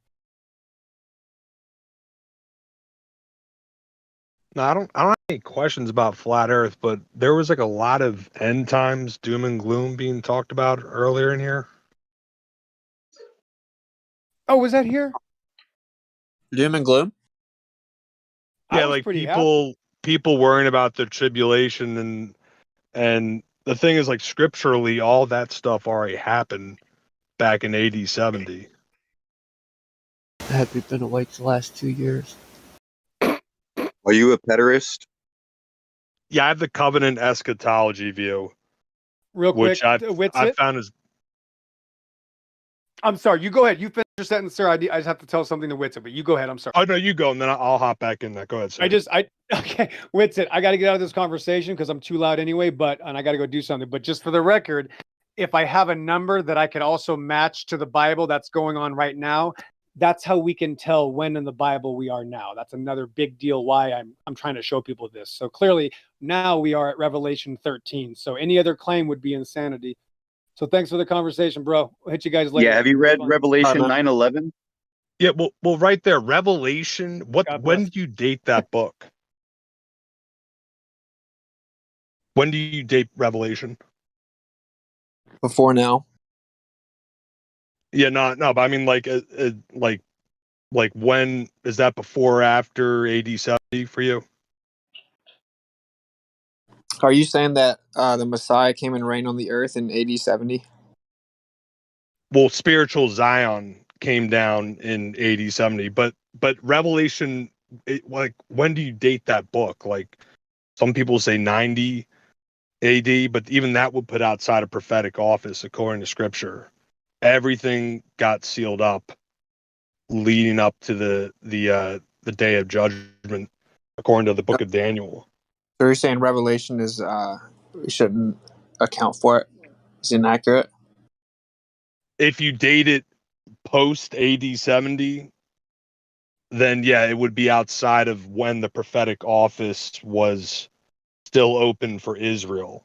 It would be after it was sealed up and the Messiah was cut off, everything in Daniel 9. So really Revelation, that book is describing within the whole Hebraic, writing style, the whole apocalyptic writing style, the tribulation that happened to the saints then, and New Jerusalem coming down, which is a spiritual city. It's not like a physical city at all. Well, it says Yahusha reigns on, like, the Messiah reigns on the earth. So. Yeah, and he hasn't. He has been. At And that also, time, there will be no sun or moon or light. He will be the or light. He is the light. Yep. Right, but that's within a very poetic Hebraic writing style, which we've seen before in the scriptures describing prior events. Where so it's not it's just an allegory. It also says there'll be no day or night. Everything else is like literal, though, right? Like to even say that any of this had to happen, you have to take it literal. Well, no, I mean, but like in prior days of the Lord and judgment days in the Tanakh, he, like, Yodevahi speaks in a very exaggerated, figurative way, which doesn't make what he's saying not true. It's just not taken to that literal extent. Like in Micah chapter 1 verse 4, when it's talking about Yodevahi coming, out of heaven as Nebuchadnezzar to take out that would be Micah chapter 1, when Yodevahi comes to Syria to capture the 10 northern tribes. It's saying stuff like, behold, the Lord is coming forth from his place. He will come down and tread on the high places of the earth. The mountains will melt under him. The valleys will be split like wax before the fire. I mean, it's literal. very. That's not literal. Okay, well, so you're saying then that there's not a new heaven and earth with the Messiah reigning? No, there is, but it's a spiritual new heaven and a new earth. It's not. It's a covenantal new heaven and new earth. That was an idiom within the Hebraic writing style for sometimes, like heaven and earth was sometimes the temple system, sometimes just to describe Israel within its covenantal status with Yod Vahe. That's why when the Messiah said, "Not one jot, not one tittle," would be changed until heaven and earth passed away. He was describing the temple system where God meets men, where heaven meets earth. Otherwise, why have all these jots and tittles of Moses been changed? Why is there no altar system? Why is there no Levite priesthood? Those aren't just small details. Those It are hasn't huge been changed. fundamental. It hasn't What's been that? changed. But the Torah hasn't been changed, though. No. But Yeshua said that not one jot or tittle of the Mosaic covenant will change until right. So where are the not just the small details, not just the small jot and tittles? Where is the Levite priesthood? Where is the sacrificial system? Where is all these components? The Levites are named Kohen. It's in the Torah. That's the answer. It's in the Torah. Like even Judaism, as psychopathic as they go down in these man's traditions, they won't even mess with the Torah and change it because they actually believe that the fabric of the universe depends on it staying intact. But he said, "Do not think I've come to abolish the law, but rather to fulfill it. For Right. not one jot or tittle shall pass until heaven and earth both pass away." And well, there, heaven and earth are here, man, and there's not a new heaven and earth with the sun, with Yeshua. So I don't know. It's not literal heaven and earth. I mean, I have more examples of that whole Hebrew writing style where 20 or 21. Are you saying that the firmament had peeled back like a scroll in 1870? Yeah, no, I'm during not the new saying it Madrid literally. earthquake? No, I'm not saying it. That's my point. It didn't literally happen. Like when in Isaiah chapter 34, when just Edom gets taken out, which is a judgment that happened way back in like middle 500s BC. It's described in that chapter like all the hosts of the heaven will wear away, and the sky will be rolled up like a scroll, and the host will also wither away. Like it's this very apocalyptic, exaggerated, figurative writing style, but it doesn't mean that actually happened when Edom got taken out in the middle 500s BC. I mean, it goes on like he says it will not be Edom quenched didn't night or get taken day. out. Sure, it did. No, So they're still around today. the baseline The claim of Rothschilds, man. saying They that are for, the House of Edom. They are literally the Red Castle. you're saying for in sure Geneva. that they're all off. You're saying that there's like hundreds and hundreds of added years to our history. Then Hold on, what'd you say? you're then having to say that there are hundreds and hundreds of years added to our history, right? Because there's a millennial reign. Is the millennial reign also not literal? Well, as far as it being 1,000 years, I don't know exactly like if that was also like a figurative exaggeration, but Yeshua in the kingdom has ruled and reigned. Spiritual Zion has ruled and reigned since AD 70 on this earth. And What happens at the millennial reign then? What's Rome that? still stands. What happens at the end of the millennial reign? Yeah, and if Rome's still standing, if you read Revelation chapter 22, there's still outside of Zion, New Jerusalem, there's still sinners, there are murderers, sorcerers, there are people who love to practice lying, and there's still terrible people in the world. That's the last chapter of the scripture. I mean, so it's Yeah, just but this at that time, there's that complete darkness. but just a sec, but this premise that like, well, there's still evil in the world and there's still these powers. That was never part of the prophecy of the kingdom, that it would be like all evil be wiped out. Like, no, like there is still evil, but within Zion, there is none. There's just Christ. There's just Yeshua. Okay, so you're saying it didn't merge with the earth, which is what it says, and it says there's no sadness, and at the end of the millennial reign, then something happens. Yes. So basically, then you'd be saying that there is no actual millennial reign, or you would have to say that there are hundreds and hundreds of years, almost 1,000, like added 1,000 years added Who's to, you know, Yeah, our I'm not saying I'm not saying I don't know what it looked like because I wasn't there, but I'm just saying as far as letting scripture interpret itself, it's the most before consistent y'all go on? Before y'all go eschatology. on, who is playing all that racket? Who's playing the racket? Racket. Yeah, I hear a bunch of racket, and I'm trying to hear people talk. The music's got to go.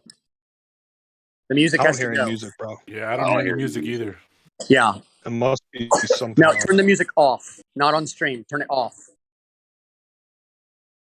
I don't hear any music though. Yeah, but if you'll go to Revelation chapter 22, verse 15, it says, outside of the city are the dogs and the sorcerers and the immoral persons and the murderers and the idolaters and everyone who loves and practices lying. By no stretch could that be describing like saints or someone who's part of the body of Christ. That's just the evil that exists outside of the spiritual city that is New Jerusalem, which we all live in. And we have Yeshua in us. He's our high priest. So And that anybody that's not a part of that one group is like the devil, or that's not a part of that city organization, that city design. well, yeah, I mean they're not in Christ. Yeah, I mean, I'm not saying it's like a hard line as far as being in and out of Christ and in and out of the Spirit. Obviously, there's more nuance to it.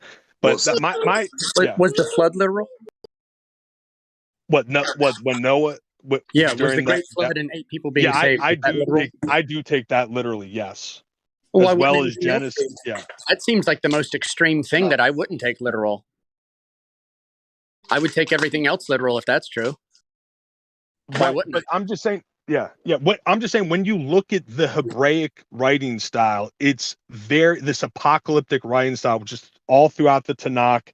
And then for the most part, it's not as much in the New Testament, except for the book of Revelation, and then a little bit here in the epistles. Otherwise, that's more like prosaic writing. I'm saying when you look at this Hebraic writing style, it's very exaggerated and figurative, and it can't be taken literally, even like just within itself. I mean, I just put upon anyone, read Isaiah 34, which is about Edom being taken out in middle 500s BC. And then later in the last book of the Tanakh, in Malachi chapter 1, Yodevahi's talking about like I destroyed Edom for you. Like, aren't you happy with me, Israel? Like, I took out your bad cousins, because apparently Judah was related to people living in Edom. But yeah, Isaiah 34 is a huge, will give you so much revelation about the writing style itself. Yeah, but isn't the Bible just the case laws of a contract between man and God? So it needs to be exact and direct. It's not filled with mystery. Well, no, the covenants aren't mysterious. No, I agree with you there. But there are components to the prophetic days of judgments which are written evidently, provably in a very apocalyptic, figurative, non-literal writing style. Exaggerated. I mean, that's I'll address the original claim of everything happening in 70 AD. If I could for just a moment. I understand that the preterists kind of look at Matthew, the account in Matthew chapter 24 and Luke chapter 21 as the same time period. Would you hold that same line of thinking? Yeah, like in Luke chapter 21. Yeah, specifically speaking of, just to get a point across before you go into it, Luke 21 and Matthew 24, if you do a study, and everyone knows that, the reason Messiah spoke to the people in parables is because he did not want them to understand. But when he spoke to his disciples privately and they asked him different questions and he was in a different place in Matthew 24 than Luke 21, see, there were different questions asked and there were different time periods spoken of. In Matthew, for instance, Matthew's account says, after all these things, they will lay hands on you, right? And in Luke, he says, before all these things, nation against nation, kingdom against kingdom, they will lay hands on you. In Luke, it's very clear that verse 1 through 21 is the destruction of the temple in 70 AD. However, Right. if one does an in-depth study on Matthew 24 and Luke 21, you will come to find out that there are more than 6 major differences, time periods specifically, on what is happening and the coming of the Messiah. Immediately after the tribulation of those days in Matthew 24, you see that happen. And, speaking of pray your flight not come in the wintertime, that's in Matthew 24. It's not in Luke 21. There are reasons there's a time period difference. And there are reasons why he spoke to his disciples privately and gave them more detail. And there are reasons why he didn't give details to others. And I would be willing to, debate or speak to anyone in a dialogue or a conversation, just calm, if you would have that with me. Yeah, no, I would like to deep dive and look at those individual examples you want to bring up. But if I could real quick, in Luke chapter 21, verses 20 and following, Yeshua says, "But when you see Jerusalem surrounded by armies, then recognize that her desolation is near. Then those who are in Judea must flee to the mountains, and those who are in the midst of the city must leave, and those who are in the country must not enter the city, because these are the days of vengeance, so that all things which are written will be fulfilled." And we all know all the prophetic writings just confirm one another and describe the same day of the Lord. So he's saying when Jerusalem goes down in AD 70, everything written is fulfilled there. That's Book of Daniel, that's Ezekiel, that's Isaiah. I mean, that's all fulfilled. Just continue into verse 24, right? Not all is fulfilled, because 24 says this, "And they shall fall by the edge of the sword, and shall be led away captive into all nations, and Jerusalem shall be trodden down of the Gentiles until the times of the Gentiles are fulfilled," right? So we have prophecy that's not fulfilled. So when you get into Luke verses 1 through 21, 22, those things already happened in 70 AD. Now, when you get past 22 or past 24, these are future times. This is going to get into Matthew 24, Great Tribulation time. Now, this was great distress upon the land and that people, the things that were written against that people. But we have an ultimate climax where it is upon the whole earth and all the people. The times of the Gentiles are fulfilled. Jerusalem will be trodden down underfoot until that time is fulfilled. So we still have prophetic things written in Scripture, not all things being fulfilled. So if ever you want to look at the Matthew 24 account and the Luke 21 account in 70 AD, in contrast to the Great Tribulation that's in our future, and people speaking of Revelation 13 being right now, well, the mark of the beast is not in your hand right now. The 2 prophets are not prophesying right now. The woman is not in the wilderness right now. This is not the Great Tribulation. However, we are quickly headed towards it. And again, I'll say, if anyone wants to debate these matters or have a simple dialogue, I'm game anytime. Yeah. And what's your name, man? Because I'll just send you the friend request now. Yeah, man, North Star. Oh, okay, gotcha. Well, when do you date Revelation? Hold on, Revelation, please. if you want to go into context, I'm sorry. Hey, Revelation I'm sorry. 6, chapter 6 would be your Can you guys hear me? That would be Matthew go ahead, 24. bro. That would be Matthew 24, your birth pains. That would be war, famine, pestilence, and death. That's what that is. I mean, when was that written? When was you guys? the book I of love your Revelation? passion. I love your Well, it was passion. written But long can ago. you please But take it the down to prophecies in the book of biblical? North Revelation Star, have can you hear not me, been buddy? fulfilled. And it's very easy to see. Hey, North Some Star, people, this other guy's talking. I guess you can't hear him. You might have muted him, but he wants us to take it to biblical, which I'm fine with. Yeah, that'd be great, please. If you that's want fine. to go If there. somebody wants to go with, that's fine. I can't hear anyone speaking. Yeah, but if I could just address the group on the way out, like I hate to hear the doom and gloom of thinking we're going into tribulation, all this stuff, when in fact the scripture consistently shows that all happened and got fulfilled in AD 70. So, Well, one thing to check it keep out. in mind. One thing to keep in mind with that is that was great distress upon the land and those people. However, we have a great tribulation, not just a great distress. We have the great tribulation, which is specified in detail, the things that must happen during that time period. And those things have never happened. And so Okay, when well, you have, I'll go to biblical with you. Yeah, man. If you want to go now, that's fine, or another day is fine. Whatever. Yeah, let's go now. Can everybody else hear me?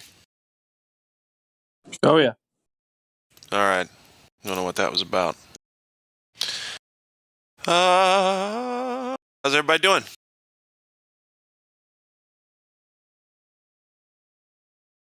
Oh, good. Don't everybody all at once now. Doing great. Doing Cool. great.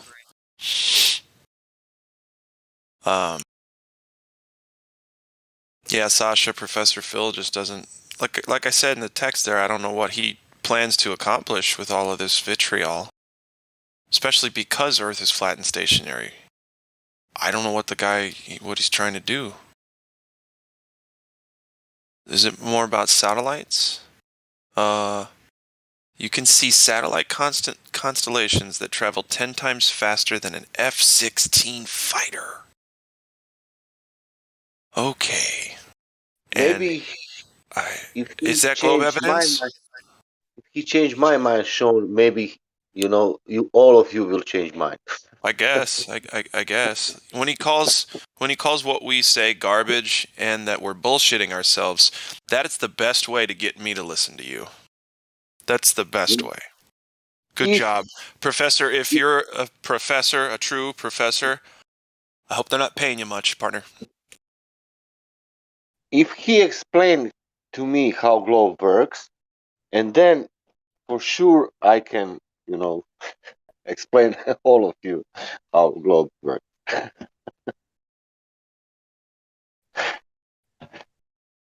Exactly. I'll be right back. Hang on.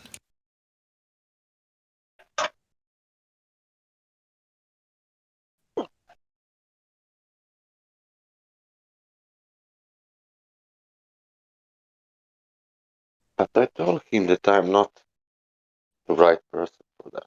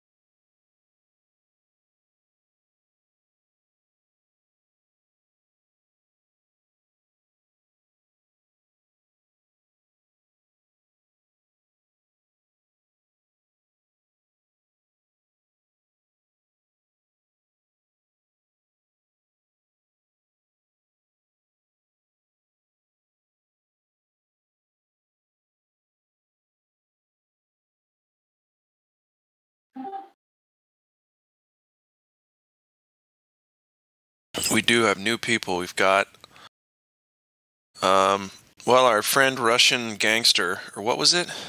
Crypto Gangster. He was in here, but he's gone now, so that was a cool story. How about Robert Luscombe? Man, Robert, I do not like your last name, but What? You don't like my last name? well, it's got the word "cum" in it. I'm gonna be honest. But other than that, Oh my god. that funny? Yeah. Well, that's not the first time you've heard that. No, I grew up with that. Come You on. grew up with that's what I'm saying. You're a good sport about it, I can tell. Yeah, it used to be, I guess in England it was spelled Luscombe. That's like a common. Luscombe. And then it got changed when, ancestors immigrated here, I guess. Yeah. Well, anyway, welcome. Yeah. Hi. Yeah. Well, thank you. Oh, I've been in here many times. No, I know. We've talked. Oh yeah, and I I just like to I like to hop in and listen, and I usually don't step up unless someone invites me to talk. So Sure, I sure, keep absolutely. quiet. I stay respectful. You're a good Glober. You don't speak unless spoken to. That's right. That's funny. So how you guys doing? Good, man. Good. Just had some like an early dinner, late lunch with my grandparents. That was nice. Oh, nice. Got to do it while they're still around. I'm just driving through Texas. What part?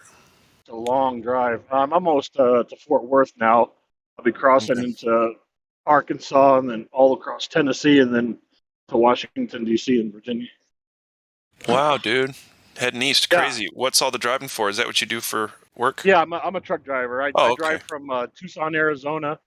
Well, I go down to the border in Nogales, Arizona, come up through Tucson, and then all the way through New Mexico. So, Well, you're roboting already, so that means that yes, you are a truck driver. no, That's funny. Yeah, someone just tried calling me right now. That's why. Oh, okay. Yeah. Well, of course, do what you got to do. I just wanted to say hi. Yeah. No. Yeah. Hi. I like talking to you. Likewise, man. I mean, and I'm saying hi to all the Globers. So it looks like we have. Globers? Are there other Globers in the channel? I don't know. This Saudade guy that's 2 names below you, I don't know how to pronounce that. He's VC verified and he does the Bible study thing, he or she. So I don't know if they're a Glober. Who else we got? I think that's it. Yeah. Oh, yeah. No, that's it. That's it. Everybody else. Well, there's FE Sunrise, but there's no roles, no VC verified. Oh, I just checked them and I forgot to. Thanks for reminding me.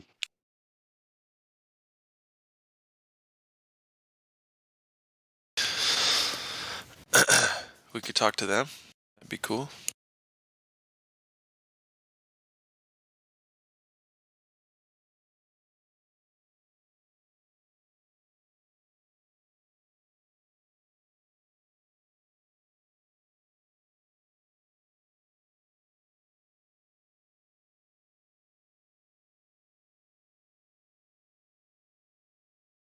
Alrighty, FE Sunrise. He's probably not gonna talk that much. He said. He told me in the check-in. He's new. He's real new. He said he's only been Flat Earth for like a month, but Okay. he says he's familiar with like he's been on Nathan's channel, I guess, like FE Debate or whatever. Yeah. He's from the Netherlands, so we have a few from there. Sure do. We got them all over the place. Those damn Vikings. Well, FE Sunrise, if you have any questions, we are here. Welcome to the server.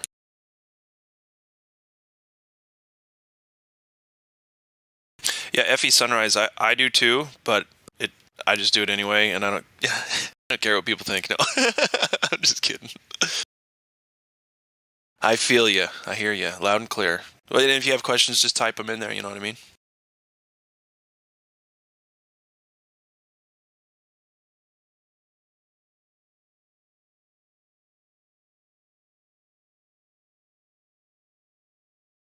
I think there was a video I wanted to show you guys that I want to make sure people are seeing, because I'm a propagandist of the truth, that is.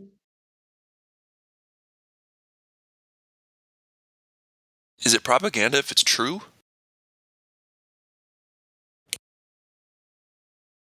I think it is. Can be. Yeah.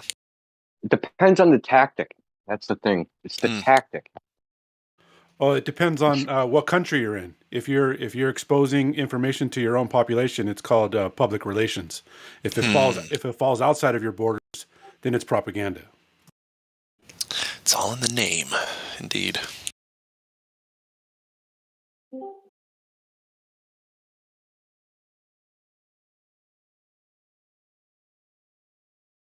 So this is one of the ones I love, right? This is a propaganda tactic. Actually, I don't love it. It actually boils my blood. So I had a Glober the other day, like in a YouTube chat. He goes, things go under the horizon.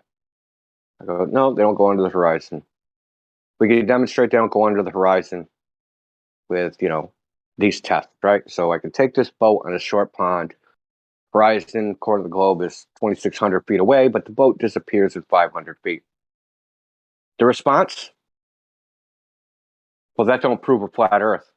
Well, yeah, no shit. Of course it doesn't. I never said it did, right? They'll say something like X is impossible on a flat Earth. You prove it isn't, like, well, don't prove a flat Earth. Like, yeah, I know. Right. That's Like, why would you think it would?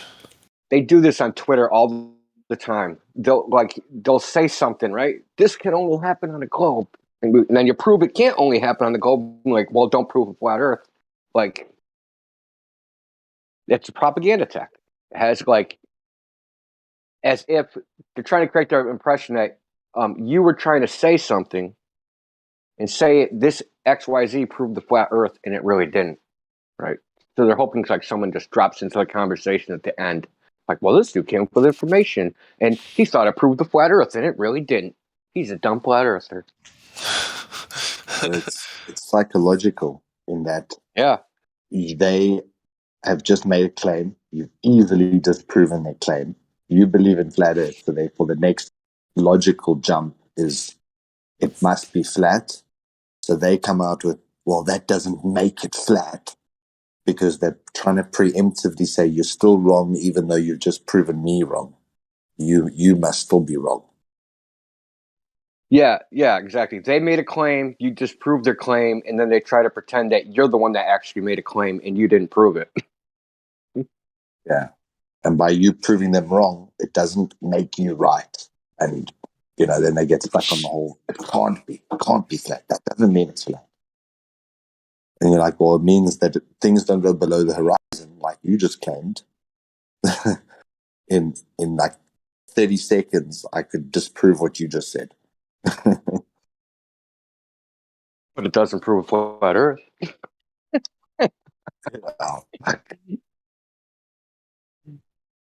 Like, dude, no one said it did. Give me another 10 minutes and then I'll tell you what does prove the flat Earth. I'm just proving what you said wrong first. Yeah, that's when they stick their fingers in their ears and go, nah, I can't hear you. Like a little child. So this particular person, I had a lot of fun on YouTube yesterday in the comments. Just these, I don't even know why I do it. I'm just like a glutton for punishment. Because you'll never concede no matter what it is. Like, I'm posting like citations of like published papers that like refute what they say, and they'll be like, you're just posting word salad. Word salad. Yeah, I mean, everything's word salad. It's whether or not you want to understand what it says. That's the deal. Well, he started off by saying, so someone posted a video. I don't even know how it came up in my recommended. I didn't even actually watch the video. I just went like right to the comments. And the dude says, refraction is measured every day. In fact, we have 2 years of where they measured refraction with a high altitude air balloon. And flat earthers just ignore this stuff. So of course I challenge him. I'm like, where are they measuring refraction? How are they measuring it? Right? So like, he's like, oh, there's a video, it's been out for a year. So I go to the video, right? Of course. No one measured refraction, right? They send up something called a radiosonde, right? And a radiosonde is an instrument package. It's not an instrument itself, it's the package of instruments. So you can stick whatever in there, right? They stick in a barometer. They stick in something that measures the humidity. They stick in something that measures the temperature, right? But they can stick in like a refractometer if they want. Anyway, this particular one, they didn't do that. But this YouTuber, they calculated refraction based upon humidity, temperature, air pressure. Like, dude, I'm like, that's not a measurement of refraction. That is a calculation. And all he kept saying was, they measure it all the time. You just don't understand it. Go look it up. And he just kept repeating himself, the same thing over and over again. And literally, I posted a citation from NOAA itself, the people that actually sent up the weather balloon, right? That said, a radio sound is an equipment package, and it listed all the stuff they may or may not put in there. And I actually had the data from that they were actually quoting, like, so I had like temperature. Just kept repeating himself, just repeating. That's what they do. Just keep repeating himself. No, it's true. What I said is true. I'll just keep saying it, and if I say it enough times, it just becomes true. But eventually, because I don't give up, that person ejected. But in the course of this other person is like, the horizon disproves the flat Earth. And he went through all this stuff about things go over the horizon. So I disproved that. So he's like, well, that doesn't matter because even if there's no refraction, there's still a horizon. So, of course, my response is, well, do you think there's no horizon on a flat Earth? Because if the horizon is where the sky meets the ground, that means if I don't see that, there's no horizon, right? So I would have to see either all sky, right, 100% of the sky, or it would have to look like 100% of the ground, because if I can see both, that's a horizon. That person disappeared. That's what they always do. They just disappear. Abort. But it's such a ridiculous claim. There'd be no horizon on a flat Earth. So if I had an infinitely long hallway, there'd never be a horizon in this infinitely long hallway. It would just like, what would I see? Like, I would see the hallway floor in the ceiling forever. That's crazy talk.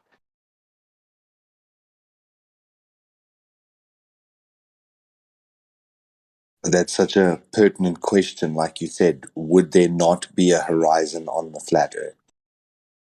And they, in their minds, think that they're justified in saying, yes, there wouldn't be. Because you could see Europe off the coast of New York, blah, blah, blah. And exactly like you say, when you break it down so simply, so is it all ground or all sky? Then they almost sense how retarded their point was, but they won't concede that the horizon is simply optical, which is our point. The fact that refraction causes it to move is our point. It's not a physical location, but then they'll do a victory lap after they've told us refraction.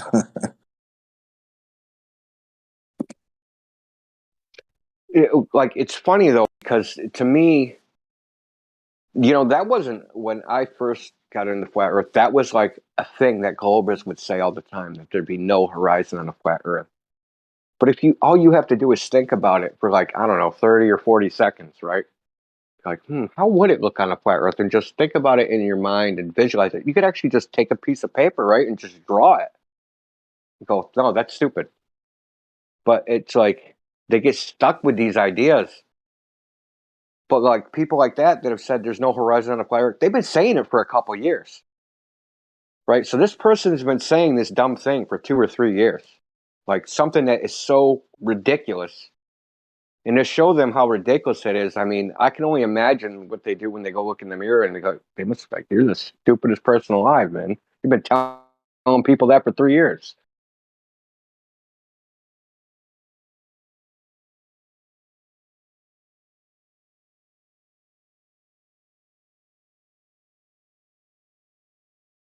Like letting them get away with saying refraction like they have for 2 years. They just say it. They can't demonstrate it. They got no evidence that it produces, that it changes the, brings these images up so you can see them. They got no demonstration that proves that. So they just say refraction and everybody lets them get away with it. Bullshit. There is literally nothing to support it. Nothing. Like, exactly. Okay, so like, okay, let's go get their, even if you just like, okay, I don't even care about the demonstration. It's not even predicted in their model. Like, I can't take any model of refraction, and yeah, there's like 6 of them. I can't take any one of them and like go, okay, I have this model, right? So I'm going to take like what something should look like. So let's take this photograph, this snapshot, right? And I'm going to use my model to predict the variables, the quantities of the variables in the equation. No one could do that. No one can look at a picture and say, Well, based upon where everything is in this picture, it was 30 degrees. It was like 95% humidity. It was, this much air pressure. No one could do that. Yeah, and then try to say that you can produce an image that's going to look like this or that in order when you're doing what you're just saying, you're going to use your model to predict the outcome. Well, the outcome's going to have to be some kind of an image that shows, exactly what you're talking about. You can't just say it's going to do this or that. You actually have to produce the image that is predicted that will be produced. They can't do any of that. Exactly. So like you got I went over like Walter Bislin's little refraction simulator, and I'm not going to get into it right now, but there's like huge problem with it. Huge problem. But anyway, so I'm just so sick of hearing the word refraction from these fools because they have got nothing that supports it, and they just say it, and people just like, okay, well, no one's got it. They shouldn't even be able to bring it up. It means absolutely nothing. They cannot show any evidence or any no evidence of it whatsoever. And they use the propaganda tactic. They say the way they ask it, they go, "Did you account for refraction?" As if accounting for it is a foregone conclusion that you must do it in the first place. Right. And then once you've accounted for it, what are you going to see? You have to show that as well. And they can't do any of that. It just pisses me off. They shouldn't even be able to. The word refraction should get them a straight slap right across the face. Yeah, and they have like there's like the Bislin, Walter Bislin, Mick West, a couple other guys have these simulators, right? So if you look at the mathematics, and so there's actually they make lenses, right? So lenses are made in the world out there somewhere. In lenses, they use a gradient index, right? So the index of refraction within the lens itself is not uniform; it's a gradient. They don't use the calculators that Mick West and all these other clowns, they don't use any of the mathematics that they use to figure out how to make the lens. They use complete other stuff, right? Yeah, exactly. You're right. Exactly right. It's so ridiculous. Just annoys the shit out of me whenever they say that word. It just makes me want to just grab them by the throat. Just shake them to death because they don't know what they're talking about.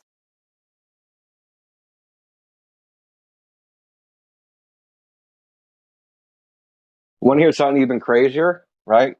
But that was such a good point about the measuring of it, because they'll often say as well, like they've measured it and it's so negligible that now they've calculated it out of the equation. So they've considered it was so small, and now they've moved on. Their only version of refraction is terrestrial, 7/6, which means an enlarging of the sphere. You have a radius of 6/6. Now we're going to assume 7/6. So we're going to assume the sphere is bigger than it already is, so it appears flatter than it should, so that's considered acceptable. And it's a presumption of a radius, the R value, the 7/6R. So it's never, like you say, pressure, temperature, distance, humidity, all of those factors, which are the actual ingredients for refraction.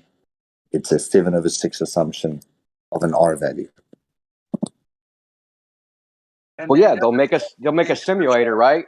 And you can put the image produced from those refraction index numbers or whatever they're called. Oh, they could. Like, listen, they do. All right, so they actually do. They're like I said, Mick West.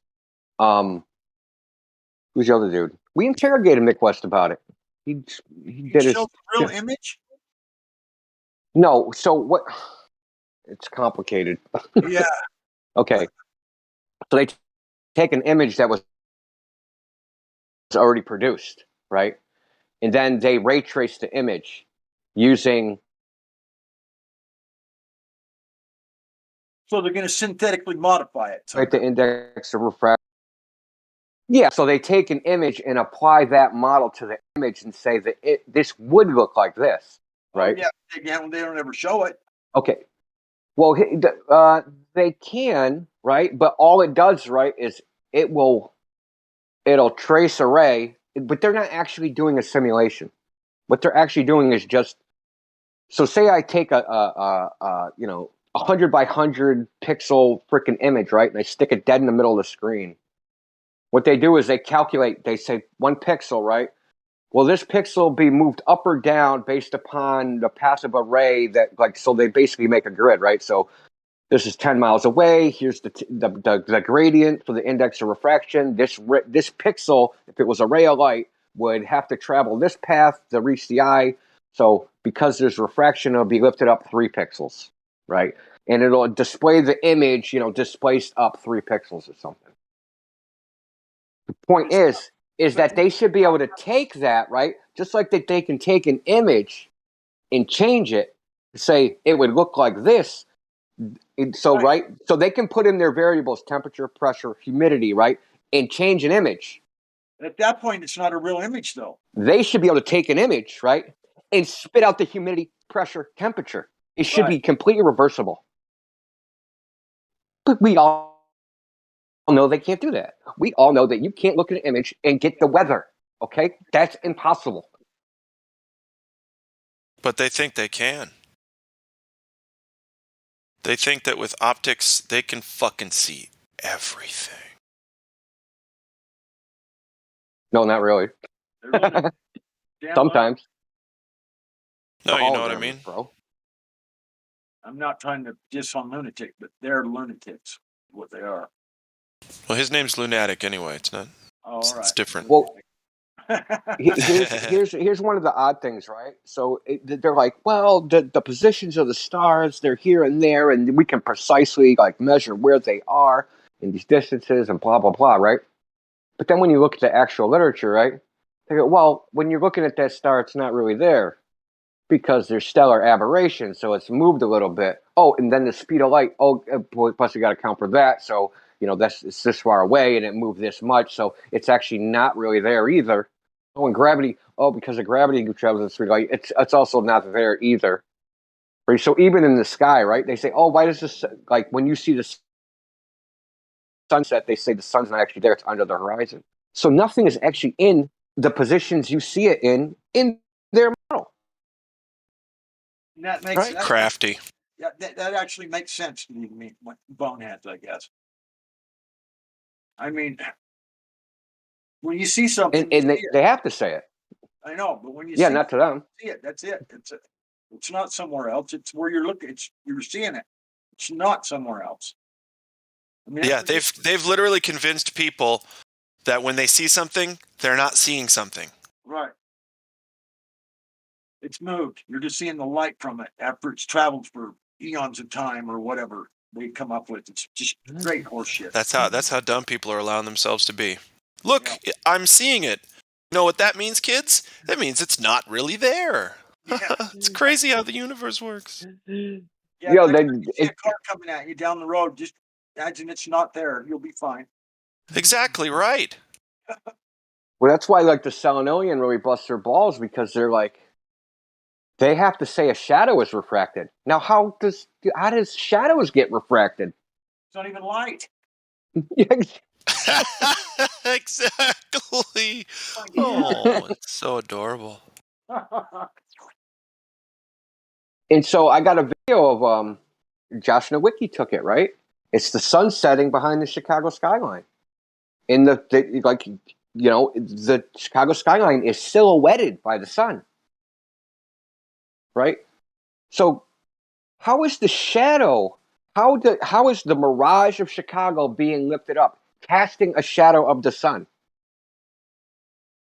Yeah, with the sun behind. How does a mirage cast a shadow? It doesn't. Yeah, exactly. Yeah, it doesn't. That's doesn't. it. Right. End of story. The end. Put a period. Close the book.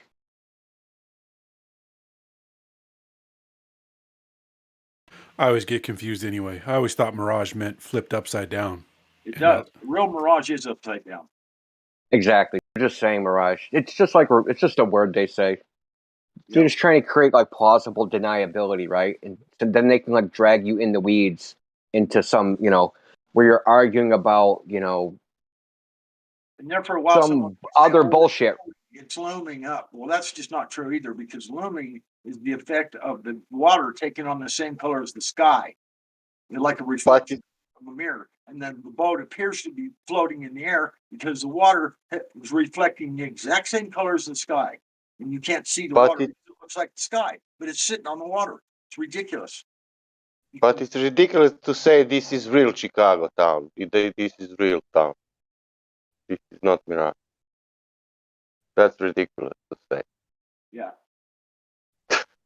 I'm getting. Did you say Chicago town? Chicago City. That's so great. It's just Chicago, but okay. Chi-Town, man. That's actually a name, though. They used to call it you're right. Chi-Town. Chi-Town, yeah. I mean, like a reality, like a town. Yeah. No, I know. Reality. Yeah. I'm just fucking with you on the way you said it, because I'm a dickhead. I'm a big fucking asshole. Go ahead. You're a Corona. Yeah, I don't know what that is. The tip of the male reproductive organs. It's called a what? Corona? What about male reproductive organs? Yeah, I think we should probably not talk about it. You brought it up. Let's go deep. Hey, man, I lost all my reproductive parts. That's why it's embarrassing, okay? So, whatever. Are you Rosie the Robot? Am I what? Rosie the Robot from the Jetsons? Rosie the Robot. Oh, yeah. She was funny. Rosie the Robot, honey. Oh, male hysterectomy. I didn't know you could have a Jewish robot. That's something else.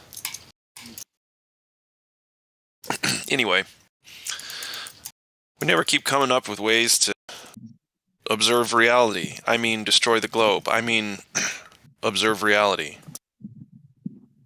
Oh, yeah, kosher robots? It's a whole industry, bro. I'm not talking about that. I was trying to change the subject from that because kosher robots is just a dumb thing to talk about, I'd say. Yeah, I'd agree with that.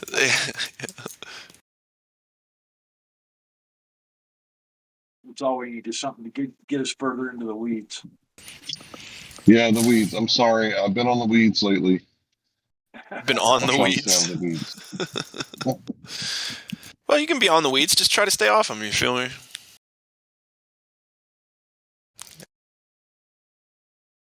Me neither. I don't know what I just said. Stay out of them. That's out of them. That's what I meant to say. Okay. Right. So Chicago, right downtown. It's obviously there, sitting right there for everyone to look at in Michigan. You can't deny it.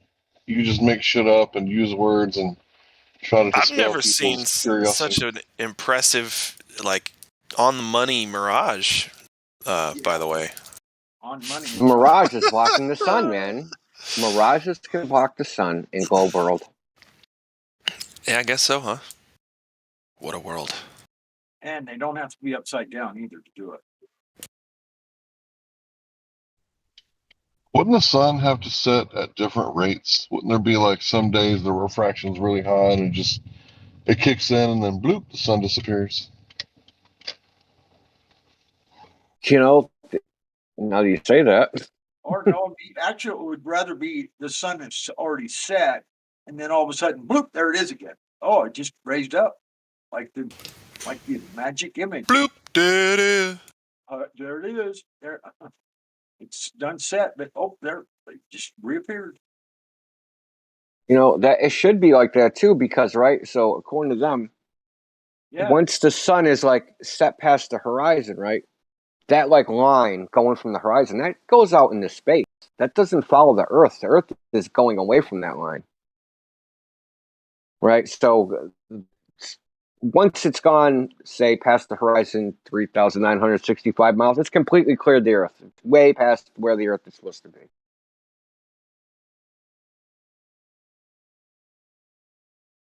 Well, by then it's probably on its way back on the circuit. It's probably making its circle on its way back the other direction. Actually, the reality of it all. In the real world, it's still over the Earth. Yeah. Well, it's on its way back. Actually, if it stopped, at some point,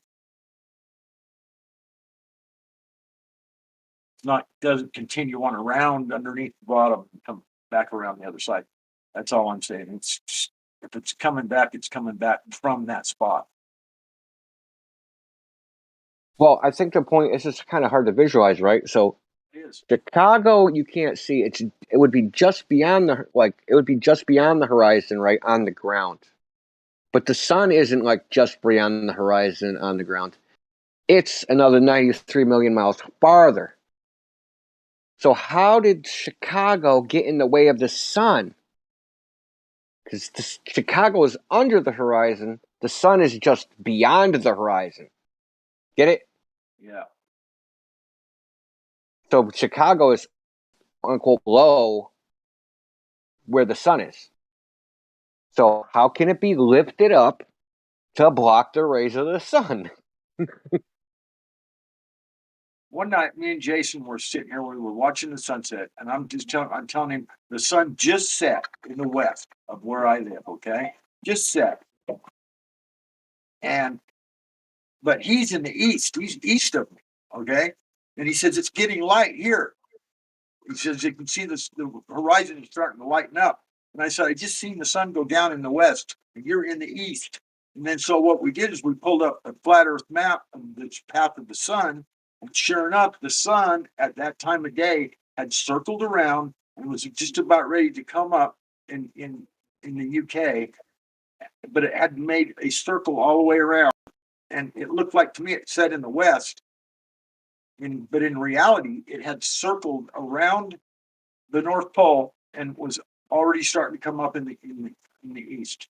It was the strangest thing because we were having this conversation. I said, "Yeah, I just watched the sunset," and he's going, "Yeah, it's just coming up here now." I'm like, "Wait a minute, right over in the west, and you're sitting east of me.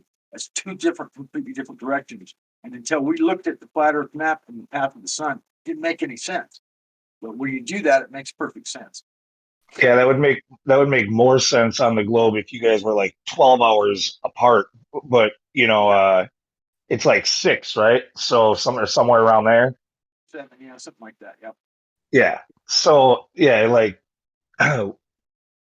because where the sun would have to be showing on only half of the ball, if you'd have to be on opposite sides of the earth basically to have the rise and the sunrise and sunset coincide at the same time. Yeah. All I'm saying is once we looked at the flat Earth and where the path of the sun was at, it made perfect sense because that's where it showed on the map exactly where Jason was seeing it. Hey, what time of year was this? Was this close to the equinox? It was last summer. Wasn't that long ago. Last early summer. Okay, so let's say during the summer or when there's 12-hour days, the sun shines 6 hours in one direction and 6 hours in the other.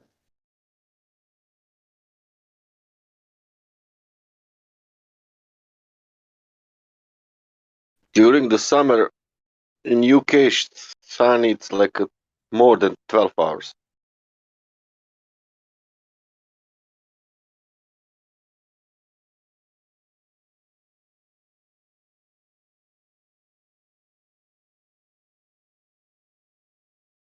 In the summertime in Alaska, you can see 24-hour sun. Yes, sirree. This message brought to you. Go ahead. There's an actual town somewhere up near the North Pole. I can't remember exactly which town it was, but there's an actual town up there that there's people that claim they can actually see the sun for the full 24 hours, and it makes a circle, and they watch it go away and then circle back around, and they can actually see it for a few days of the year. You can actually watch it go away and then come back, and it never does set below the horizon. So you're not just looking at sunlight, like lit up sky, where it's like 24 hours. It's literal 24-hour sun. You can actually see the sun for the entire 24 hours.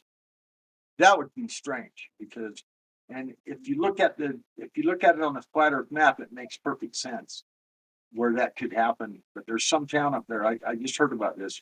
People claim they can actually see the sun in the sky entire 24 hours. I'm about to show it to you. Oh, cool. You can see the same thing in Antarctica. You just need to loop the tape. Oh yeah. Find a place to flawlessly snip it and then just loop it. With the same day, next day. All three of them. Yeah, through them.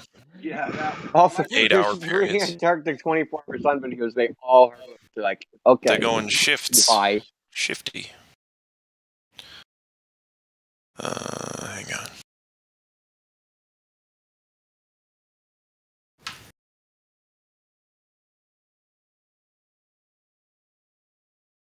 That town up there anyway that you're talking to me and showing this video at. Do you remember? No idea. No fucking clue. I just found this. Okay. Yeah. Now, it could also be a loop. Yeah. But I think it's not. Well, apparently, I've heard from more than one source that you can actually see the sun the entire time. Summer, the sun does look like it's going down. That is that this Alaska is not in the center of the sun's circular circuit. In other words, the sun is a circle. Maybe it's not the 24-hour sun.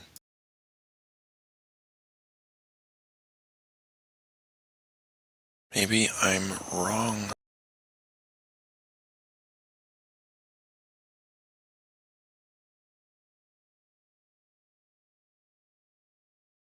Sure, yeah, it definitely looks like it's getting bigger when it comes closer. Mm-hmm. Small, big. But, yeah, disclaimer, though, I don't think that that's a 24-hour sun. So I might have been wrong about that. It's not exactly making a smooth pass across the sky either. It looks like it's going away, coming back, going away, coming back. Yeah, the analemma, just all the time.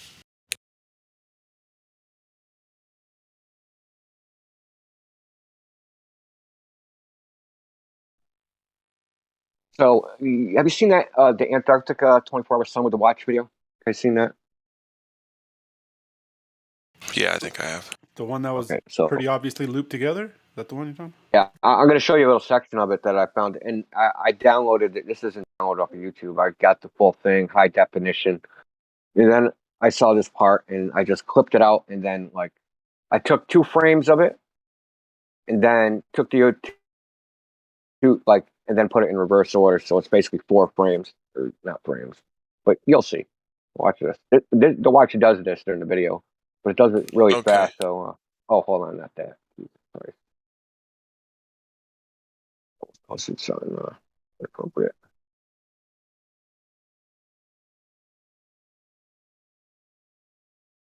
It's only this is only 3 seconds, so I don't know if you guys are following what the fuck y'all on.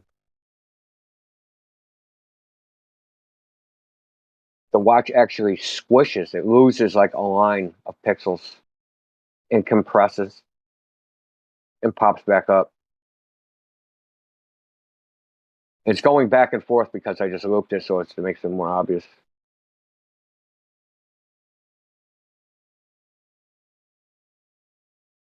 I should make a GIF out of that. Let's do that.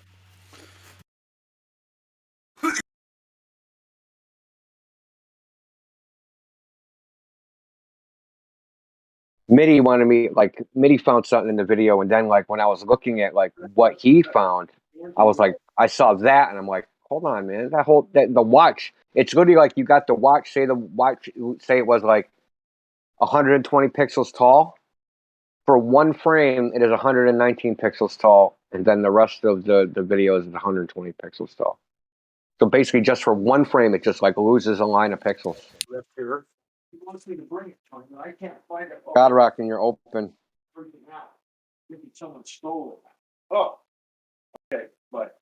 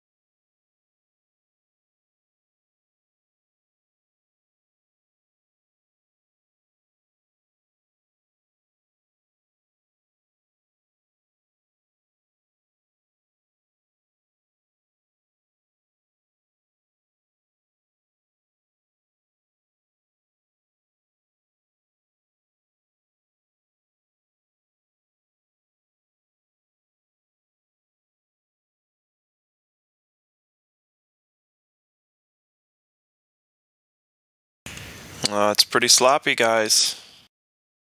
Pretty sloppy. So the watch changes sizes in the middle of the... It like shrinks a little bit. You can see it going up and down. It's just literally like one row of pixels. Yeah, one row. And like I said, I wasn't even looking. I was looking for Mitty for something because Mitty was going over the video. He was like on Facebook debating it with somebody, and he noticed that some like the angles of some of the shadows changed. So while I was like I went and downloaded the full video at max resolution, and then I was like messing with it in Premiere, and I was like, "Wow, that's weird. Why is the watch doing that?" That's great, man. And only half the watch is doing it, so you know the whole watch is CGI. Yeah. So it's just the top part of the watch. Like where the dividing line, I don't know. It's like not quite at the halfway point, but it's almost there. Yeah. It's right above the what looks like to be a 9 for the date. The other thing, if you watch this whole video, you can see the hands get out of sync. So the second hand, so you got the second hand, the minute hand, and the hour hand, right? So for one revolution, right? So when the second hand takes one revolution, the minute hand is supposed to move 1 minute. And when the minute hand takes a full revolution, an hour hand is supposed to move 1 hour. It doesn't do that. Yeah, well, and it looks like way out of sync. It looks like the second hand and the minute hand are going the same amount of distance. So the minute hand is traveling 1 full minute, while the second hand looks like it's traveling 1 full minute too. Anyway, I might just be talking out of my ass, but yeah, it's shifty. Literally, the word is shifty. They can't even do that right. The minute hand, you should not see the minute hand move at all. At all. Not in not 1 at second. All. Exactly what I'm saying. It should be moving 1/60 It's moving of a one minute. whole minute in 1 second, you see? Yeah, it should be moving 1/60th of a minute. Yep. Or second, minute, whatever. We wouldn't be seeing that big of a jump for one. So that's what I'm saying. The second hand and the minute hand are going the same distance. Right. It's just silly. Granted, they probably took a long time on this one. Say everything is fake. You just say everything is fake. No, we find out when it's fake, and then we talk about it. Look at this. It's fucking clear as day. Look at it. Pay attention. We're actually paying attention. Yep. You're like just like rubbing yourself and like all over with just Star Wars figures going, Can you imagine if we were doing that shit like that just to show our better proofs that we have? We're doing all this little trickery and it's like, oh God, but look, this is real. Oh, look at this, Like, how disgusting of a person has to do shit like that? Are you freaking? I'm actually amazed that no flat earther or alleged flat earther has ever been caught trying to fake anything. Because it wouldn't surprise me because people are people, right? Some guy might just to win an argument be like, I'm sick of arguing with this guy, I'm gonna just fake this. Right. But it's not necessary, that's why. There you go. It's not necessary. That's right. Why do I have to fake the world? I don't have to fake the world. Look, go outside. There's the world. Yep, there it is. Take it or leave it. You don't have to like it.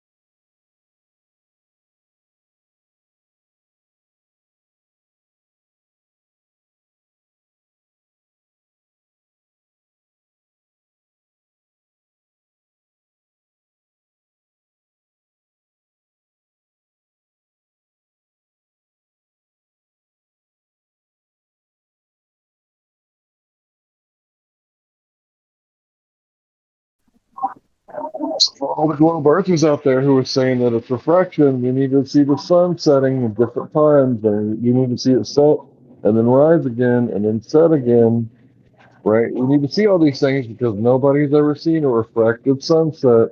Thanks.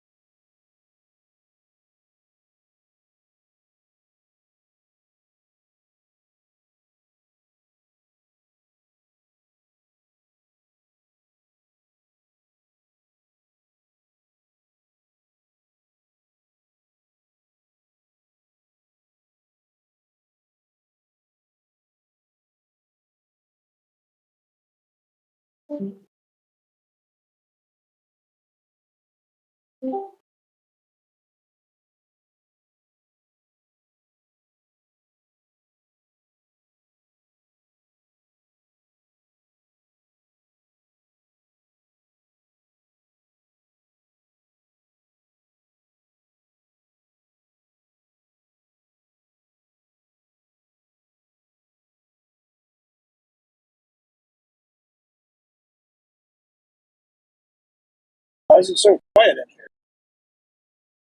Yeah, I just unmuted for a second because I saw someone post the the pyramid. The pyramid?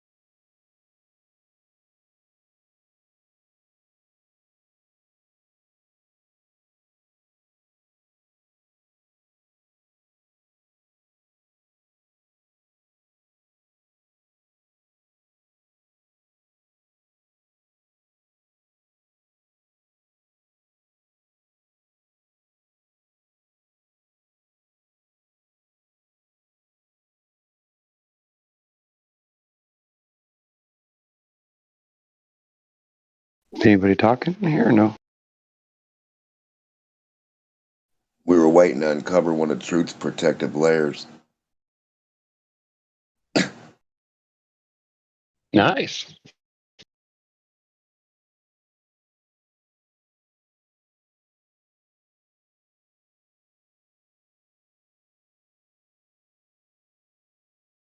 Now I wonder if we can play that. You notice right after Neil Armstrong has his speech, Clinton talks about the wall that we climbed. A little boy in an orchard, probably an apple orchard, right? That symbology in there. Came to a wall. He threw his hat on there. Now he's got to climb. The wall was too great. That's what he said.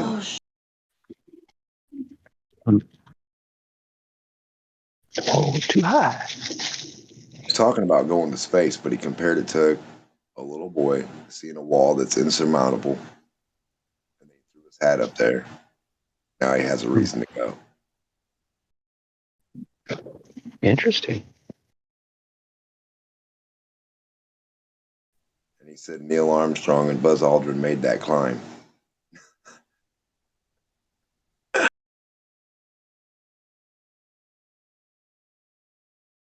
That's even more funny.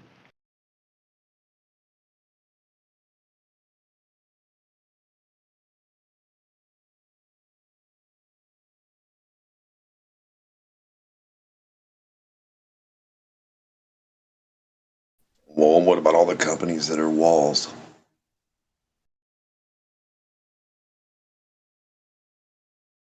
Walgreens, the Walmarts, the Walls, the Wells, the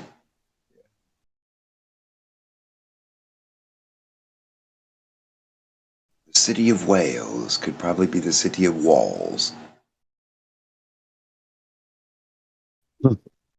Could be. What else would a Rockefeller do?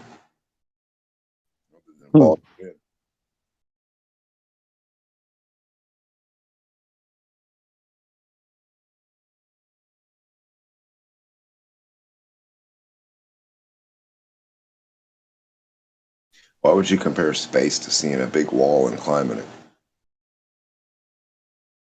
Space is air. You have to fly through the air with a rocket. Why didn't he say, I was a little boy and I played with balloons until I discovered a hot air balloon. When I let that sucker go, I went straight up to space.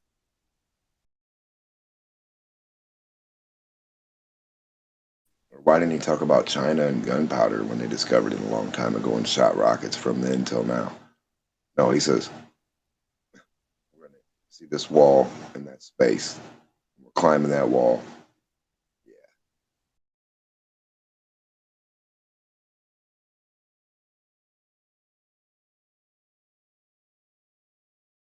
What kind of hats are they throwing up there? He said the little boy threw his hat up there. Is the hat the rocket? We just launch them up and they just clink on top there. So on top of the ice wall in Antarctica, that's where all the rockets are landing and clinking, dying out.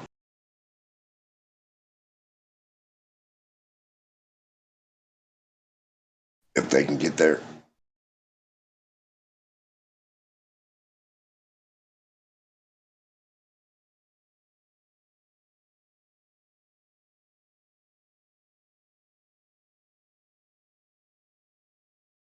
Oh shit! What if they're launching motherfuckers up like Felix Baumgartner at the wall?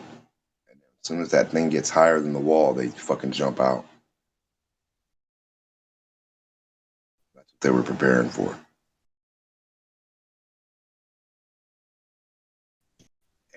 Do they ever even go into the shuttles? I thought they always just crawl back out. Well, I mean, I'm saying like he probably gets shot up in like some kind of little thing, and as soon as it reaches a certain altitude, he jumps out. Yeah. Oh yeah, I know what you mean. The Baumgartner thing. Yeah, that one. Yeah.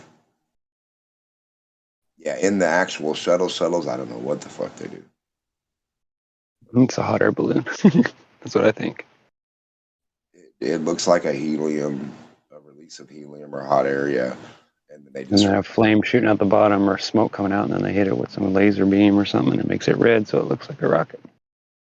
Well, it's probably got a light, an LED light, like a toy. Or something, yeah, something like that. Oh yeah, it's not hard. Some people believe they beam it from somewhere else, like on the ground, but I don't know. All you got to do is beam it from the fucking ass into that rocket. Yeah, that's true. A little clear pyramid, and on each side have something displayed. So you got 4 little TVs that you paid for. I mean, $400. There's your rocket. Whatever else material, you know what I mean? Yeah, and what I find funny is, I always get people with this. I always say, okay, if you really think this stuff is true, I said, think about the speed when they write down at the bottom of the screen. Now, they're going by the technical data coming from the ship, right? They're not just giving you an estimated speed. They're giving you an actual airspeed from on the rocket, right? And I said, how come it is that the speed goes up so fast, but yet the rocket don't disappear fast? And he goes, I don't know. I've never heard anybody give me an answer for that. Yeah. They always say they don't know, or they just look at me with a puzzled look and go, Time versus time of rate on the screen, yeah, in reality. That's what I tell them. It's going slow. I'm like, dude, if you shoot a bullet, it's going to fucking go way past that. And you're saying how fast this is going is what? Don't think so. If you release a hot air balloon right next to that rocket, God forbid that happen, you'll see how fast it's going. I got a slingshot that shoots a marble at 200 feet per second, and I guarantee you it'll disappear faster than you can see it leave the damn slingshot, and that's only 200 feet per second. Imagine, that's only like what, maybe 100 miles per hour, 150 miles per hour. Imagine if it was doing even 10,000 miles per hour, even 5,000 miles per hour. It would tear up. It would completely break up into pieces. Well, Couldn't even survive. I don't think there's any substance that could survive something like that.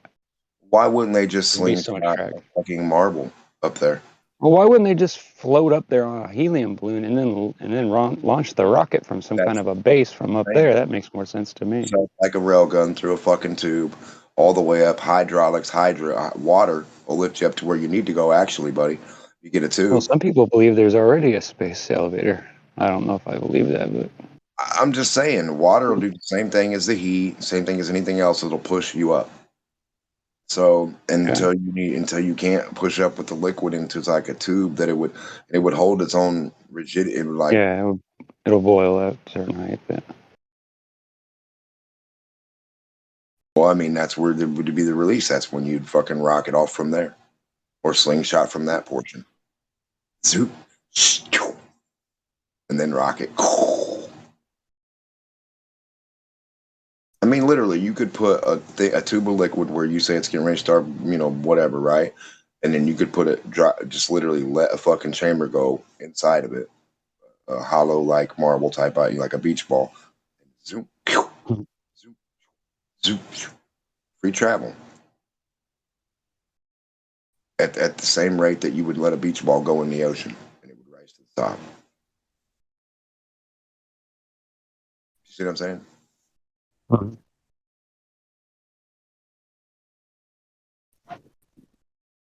like there's so many things that make it like air bubble. What it is, like train tracks.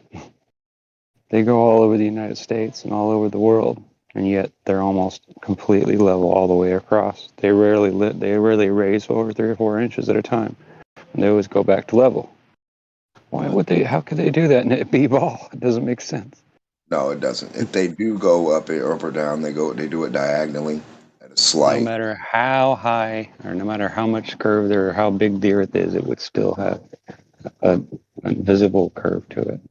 Well, there would have to be a point where it comes back from left up. to right, as well as from distance, but from left to right as well. Well, there would be a point to where that train would have to come up, and it would defy what gravity is for some observer, but to another observer, it's just great.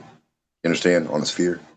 So, like, if you're to the right, someone's to the left, north, south, east, west, 5, 10 observers. So, to somebody, that train is defying gravity. But to everyone else, that is gravity, right? It doesn't make any fucking sense, but like literally, if water goes around a ball, you'd have to see the portion where the water comes back to go back around up. Like water would have to go up a mountain. Not to mention that when the sun set, you'd be able to see the sun through the ocean. The ocean would glow. It would be bright glow. Think about it, how bright the sun is. And if there was water that was raised up in between us and the sun, then went down. it would get illuminated, right? Right. Yes, sir. The very You top. could test that by putting your fish tank outside when the sun's going down. You could see that it'll remain lit until the very, very last. Right. You can test it in your room by a light source. If you turn out the light and have it above water and then put it down below the water, you'll see it shining into the water back. You know, you understand what I'm saying? Yeah. Mm-hmm. Yeah, I do. Yeah. So exactly what you're saying is true. And I mean, you point these things out and they're like, huh? How about the idea I that know. Well, when I first heard them, I was like, wait a minute. That's what? And it just like, my brain went just twisted. I went, oh my God. Is Mine that twisted. obvious? I was like, oh my God. Why haven't I noticed any of these things before? You know, like, because I've known the Earth was flat for years. It's just I never knew there was any proof for it. I always thought the Think science about the convinced totem pole. everybody of everything. You know what I mean? Yeah. I Well, gave think up about on the it. totem pole, right? You got a totem pole with bird face, human face, duck face, bear face, whatever, right? If you look at that totem pole going on a level surface, that's all you ever see in reality, no matter how far that gets away from you, right? Now, on a globe, what you would see is not just something dropping. You'd see the fucking But thing. leaning away, yeah. Yes, now you'd be able to see a whole new perspective of that totem pole. So now instead of seeing the front of the beak, the front of the eyeballs, the tip of the nose, you'd see You'd underneath. be seeing underneath, yeah, exactly. You'd be able to see under, like up their nose almost. Yeah, at some distance, if they were high enough, yeah, you'd be able to see up their nose. But that never happens. Right. Mount Rushmore. Perfect example. Never happens. Leaning Tower of Pisa. If we're on a sphere, you should be able to back up from that and it should straighten the fuck up. Perfectly straight. At some point. It'll never do that. It'll always stay tilted.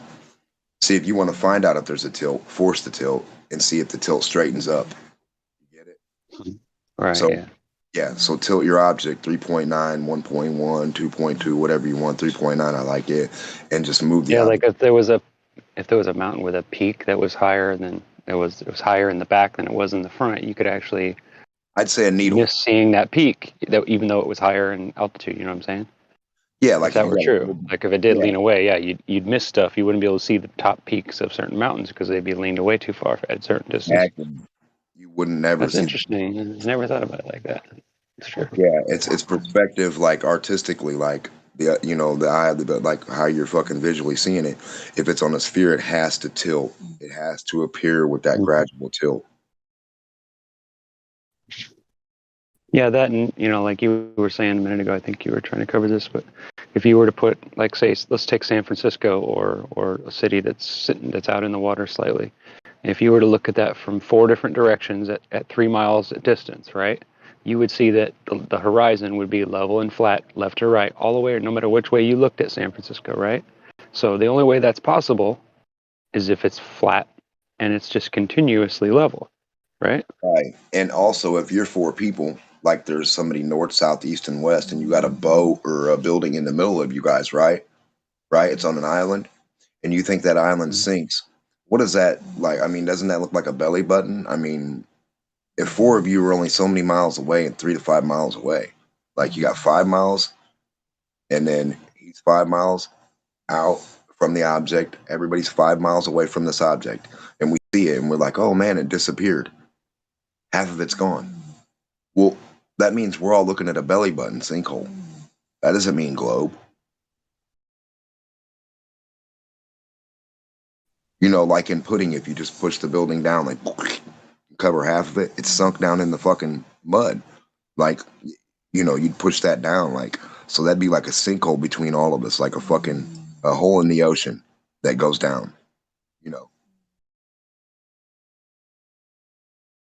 Yeah, there's a couple of places around the world where there's like holes in the rocks and the ocean comes in and it splashes up and through these little towers and it makes water spray way up in the air. It's pretty cool. There's one down here in San Francisco. It's pretty cool. It's pretty fascinating. That kind of shows what you're talking about, I think. It's like how what I'm you saying is, you get sinkholes, you get all kinds of different things and water always goes downwards. It always tries to find its bottommost area and then it forms to level, and that's it. That's all it ever does. It doesn't keep going. It tries to soak through the dirt, maybe, but other than that. So on a flat surface, like say you got a bathtub, right? And you put the boat in the center of the bathtub. If that boat goes down or up in the center, people would see that. And if it supposedly disappeared from all 4 people in the bathtub, that would be like, I mean, that doesn't describe a globe at all. It describes like a fucking sand pit, like really like a, like I'm sinking in sand, like quicksand. Right. Yeah, yeah. I'm just saying the idea that something just disappears from bottom up. I wonder if we could create an environment inside of a tube or something where we could make something that was like 150, 200 miles and something that would keep light from bending or changing or refracting somehow, like some way, and then fire it and see how straight it goes. You know what I mean? Just show it that you could see that distance without, and that it couldn't be curved if you're seeing it.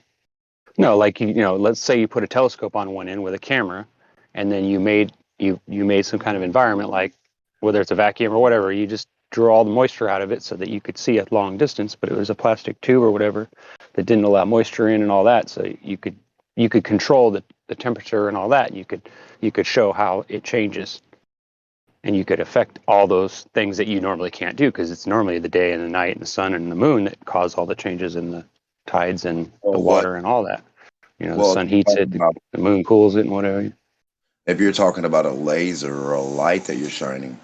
No, I just meant like if you were to look over a certain distance or something. If you were to create, you know what I'm talking about, right? They claim that like in space you can see continuously forever, right? So why couldn't we create some kind of environment that was similar to that so we could prove that out, right? We'd be able to prove that in a really easy, right? You could do that probably in your own backyard. Well, if you have a big enough property, you could probably, like if you got a quarter mile or something, here's how you can disprove it. From the ISS, you can't see every planet in the universe. Yeah, there you go. So that because we can see them all from down here. So how the hell can they not see them, right? Yeah, why would it be straight black for them, and why would we be seeing everything at a further away? I think it's kind of obvious. It's either one of two things. It's either they're lying about it, or it's that they disappear at a certain height, that they don't really exist. They're just lights.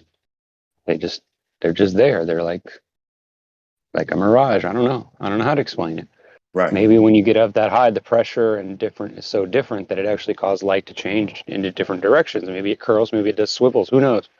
I mean, if you really think about it, we really don't know anything. We really don't. Maybe you're just getting closer to the source. Yeah, I just wish that we could actually go and check it out. I wish that we were serious about actually trying to find that out and telling the world the truth. It's too bad. All I know is it's pretty simple to say that if you got thousands of hot air balloons, helicopters, jets, planes, crop dusters, all this stuff, and you got it all flying level from east to west, from north to south, and everything's flying, and everything has a smoke colored grid pattern, and everything has a pattern where it goes, you would see not one fucking thing would tilt. None of it. Ever. Not any distance. Not 3 miles, not 5, not 100, not 1,000, not any. So with evidence like that, and you can anyone in the world could sit on the top of any mountain any day and sit a camera, post it, and you can see all the different things that fly from the farthest to your left and the farthest to your right of possible fucking even being able to vision it, the widest possible. So many mile span you would cover, and all the hot air balloons that you could put in that space, none of them would tilt from each other. That's not possible on a globe. It's real simple. And they have hot air balloon races all the time. Just add 1,000 more hot air balloons. Put them all in a line. You'd eventually see them start to form the shape of the planet. The fuck? You could do it at night with glow-in-the-dark hot air balloons. Or some kind of fluorescent ones that you could hit with a black light or something. Or light from the inside. Right. I would say lasers, because as the laser light hits the other balloons, you'd be able to see it. And if you detected, let's say one was a green laser from let's say a few miles away. Right. Yeah, I'm just saying, you should, come on now. Thousands of these fucking things in the air spanning thousands of miles. Come on.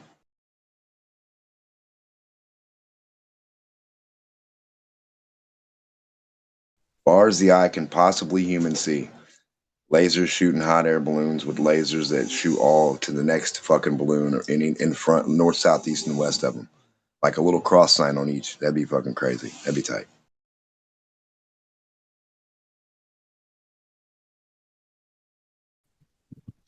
I guess the people in the baskets will have to wrap their baskets so they didn't get blinded by everyone else's lasers. But how cool would that be able to see a grid like that up there just floating? Yeah, they could. They could get like a little helmet, Hank, with a special lens on it. Yeah. Like a welder's lens. Fuck yeah. That'd be pretty cool. Well, the problem with that is that most lasers, like the ones that you could own, aren't powerful enough to go very far distance. And depending on the color they are, the nanometer, whatever they call it, they also, you can't see like the beam that you can see when you're close to, when you're firing the beam, you can see down the beam. So you're seeing all the light and it refracts more towards you because you're closer to the beam. But at a certain distance, you don't even see it. Other people don't see it unless it's pointing directly at them. How And I've seen that before, like from on a cruise ship leaving the port, and there was some kid shooting a laser at it kept on spotting the side of the ship, and the only time I could see it is when it came within a certain distance of my eye, and then it would just like come out of nowhere, it would just start to shine. And then when it moved to other places, the only thing I could see is when it hit the water or hit the side of the boat. Otherwise, it was invisible. See what I'm saying? About like a glow in the dark basket, a glow in the dark line or cross that you sit on the basket that goes out just as far as it can to where it doesn't like deviate from being a horizontal straight fucking line. And you could put liquid in it or whatever, like a little ball of liquid, half filled in each one. Is that snoring I hear? I swear I hear someone snoring. Or like a stick, you know what I mean, with two balls on it, like a level with liquid on each side. And you could see if the liquid deviates from anything, like forever, like, or put some liquid on the bottom of the basket. You see what I'm saying? You could see if the liquid tilts too. Couldn't get away from it.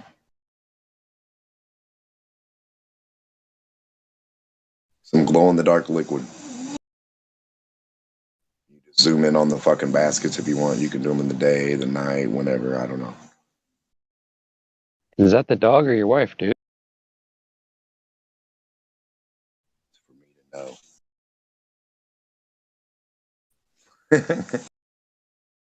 Say it again. You didn't. I didn't hear part. I said that's for me to know. But no, like a thing of liquid or something like a scale. You know what I mean? On each one. That'd be pretty cool. Yeah, I hear you. Like a balance. Like a stick balance on each hot air balloon, and you'd see it like. But I mean, clearly through the hot air balloon, you could see if it tilted, Hank, like the basket and the fucking balloon and the.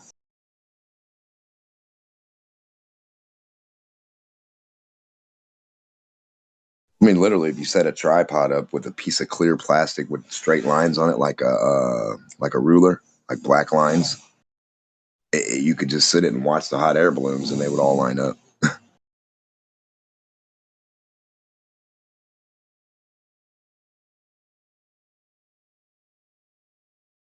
They can line up with the lines on a yardstick or a ruler or something, a big ass thing with lines on it that are just markings. And they're like straight up and down from those.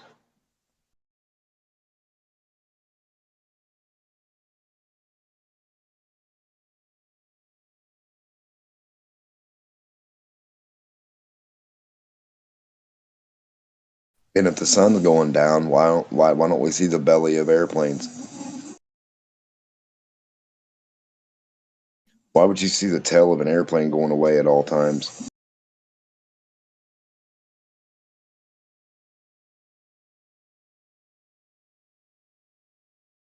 Guess what you see on a rocket? The belly. Well, that's probably why NASA curve them up there just to make it seem that way. Probably, who knows? I'm just saying, think about that real quick. Airplanes, you can't see the belly. You see the front tip, and you see the ass end tail fly out of your view or into your view. A rocket, you see the smoke and you see the belly. That means it's not even going as far as an airplane away from you. That's true. And if it just keeps going in a straight line downward, then you know it's really not going downwards. It's just keeping level. Right. It would move down tremendously if it was actually going down. That's another reason why you don't see shooting stars moving upwards from the horizon. You always see them going down from up above, because there is only one up.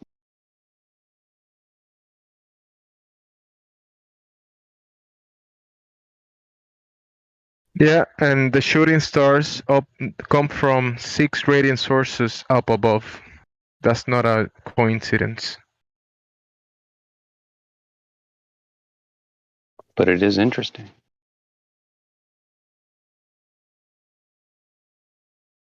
Yep.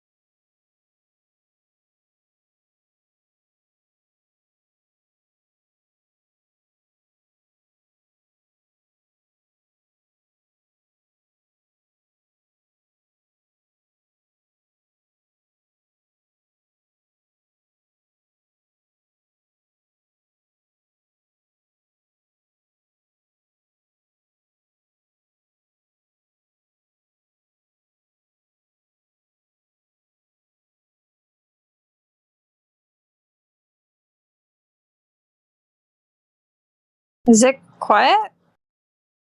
Is no one talking?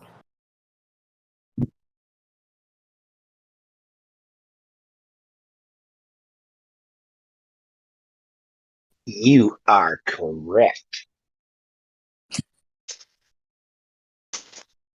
Wow.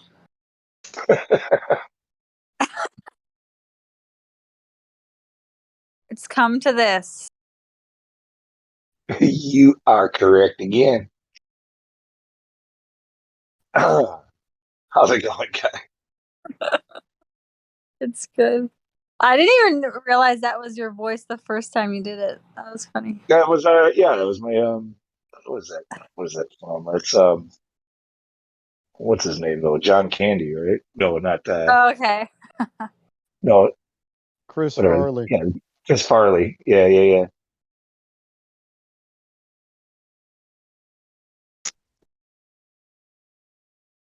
Billy Madison. Thank you. I'm terrible with movies. I like watching them, but remembering them is not like my strong point. Oh. Actors, Is it because you if there's bumped your head? yeah, probably. Sorry. Not you Well, too, Kai. how would you worship the Hollywood superstars if you don't know their names? Yeah, I don't pay attention to actors' names or I don't know. Like celebrities, I don't give up. You're Period. such a Like, bad fan.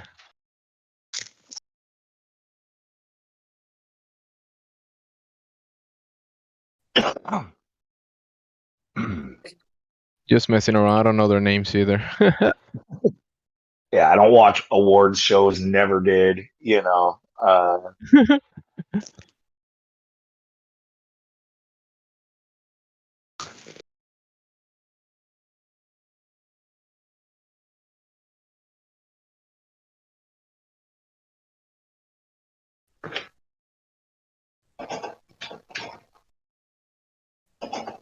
I told my mom today that Christmas is really just secretly worshiping Saturnalia, and she freaked out. Have you guys heard about that? About her freaking out. No.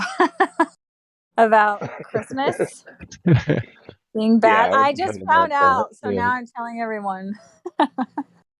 What was her reply? You don't have to go into detail. She was like, it doesn't matter. It doesn't matter if it was originally bad. And I was like, well, you're celebrating essentially the Messiah's birthday on the birthday of the Antichrist. And I was like, wouldn't it be rude if you celebrated my stepdad's birthday on the birthday of my dad? And she got so triggered. Here, check this out, Kai. Coworker took this picture. I think it was yesterday. Sent this. You know, like it's kind of fitting. Wow. It's pretty brutal, actually, right? Like That's funny. this is what they call Candy Cane Lane. Like it's an area of town where it's just kind of been tradition for decades. Like where they really go over the top with their lights and displays and stuff. Mm-hmm. And so a lot of people go to drive through there and just kind of see the lights. They take their kids through there. This guy is standing on the corner dressed as the Grinch saying that. Really, it's really funny and really brutal at the same time. Yeah.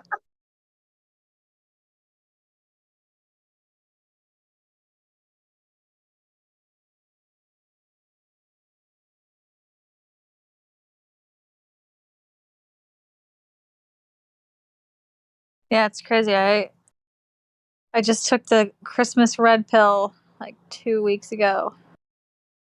And now every time I'm in a restaurant and I hear Christmas music, I'm like getting so triggered. What can you do?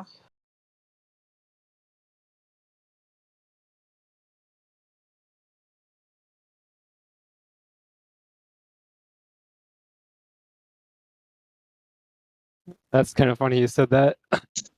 I asked my mom, said, have you ever just ask yourself, like, why do I bring a tree in the house? Why do I decorate it? Or like, where did this come from? Why do I do it every year? Has it ever crossed your mind? She goes, no, I just do it. It's just decorations. It's like, all right, that's fine. Whatever. Yeah, What was they do your think not want about to flat have their Earth? holidays taken. No. What does your mom think about flat Earth?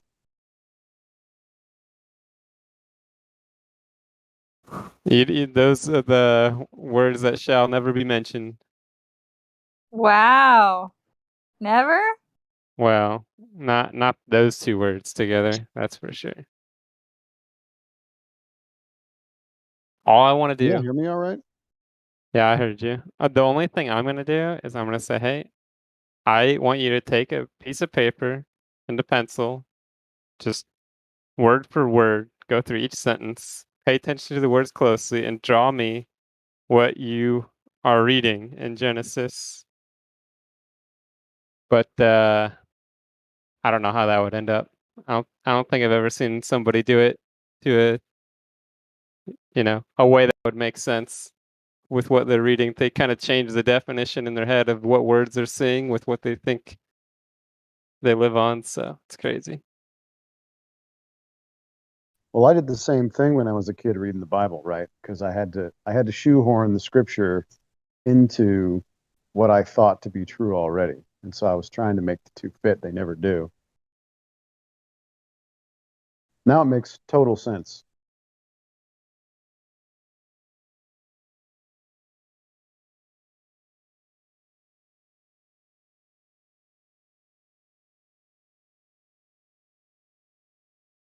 Kai, have you red pilled your mother about the flat Earth? Oh, yeah. How does she react to that? Well, the predicament is my stepfather works for NASA, so it's really awkward. Oh, I did not know that.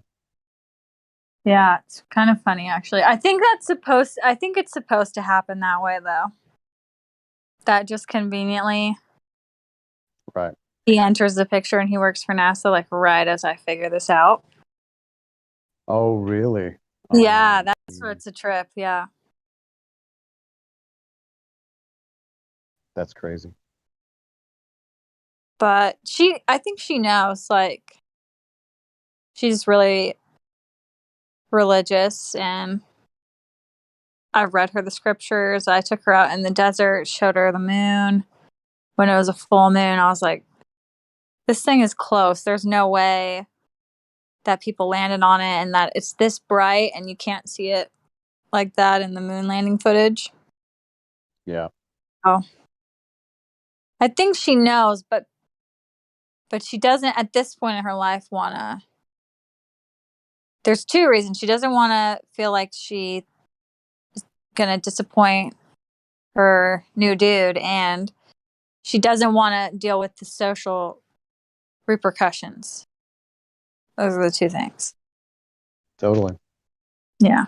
Well, it's the same if you say that Christmas is essentially Saturnalia or the worship of, Nimrod and Tammuz and Isis and all that stuff. With religious or Christian people, they'll freak out the same way about that as they will about flat Earth, and they will always say the same thing like she did. What does it matter, right? It's like that anger denial first stage of grief right away. They know you're right, so they defensively deny and go, "What does it matter? Who cares?" It's like, okay, you're obviously not in your right mind, so I'm going to let this go. But yeah. It matters a Yeah, bunch. actually, she reacted worse to the Christmas thing than flat Earth. Honestly, it was kind of surprising. How dare you try to take away my materialistic day of the year? Because they know, like. Yeah. Oh, sorry. Go ahead. Her heart's way more attached to it. See, because Christmas is another kind of an abomination type of taking what the Bible and God asserts and then transitioning it subtly over to this other thing. And so Christians or religious people will believe that, no, this is the worship of Jesus. We've maybe it, used to mean this or that or Saturnalia, but we've reclaimed it. Now it's Jesus. Like, he doesn't want anything to do with it. So why do you continue? What they really they need to admit is that it's about materialism and family time and, all these other things that they would much rather enjoy and worship. Well, you can do that without the Christmas tree and all the other worshipful things that you do. But they're so attached. They've been doing it since they were kids. It's all the same, right? Yeah, I tried to tell her. I was like, we could still do family stuff. And I wasn't even really trying to convince her. I just was saying, like, you need to know the truth, though, about this holiday. And then you can do whatever you want to do from this point. But you need to know that it literally says in the Bible not to do it. Christmas was illegal in America for like 200 something years because I think it was the Puritans were like, this is really disrespectful. And if you like, she knows that Christmas isn't the Messiah's birthday. She knows that. So it's like, well, why are you celebrating it in the dead of winter then? Conveniently on the Antichrist's birthday? Like, that's a big no-no.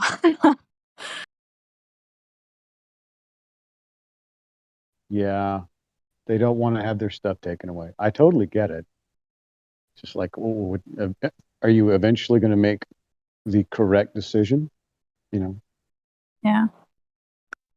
Well, and that's what's sad is like, I think people should just on a regular basis, like, have the Christmas spirit, like put lights up on your house, go singing with your friends to people's houses, like go make treats and give your family gifts, like do all of that, but don't do it. Don't just do it on one day, like, you know. Totally.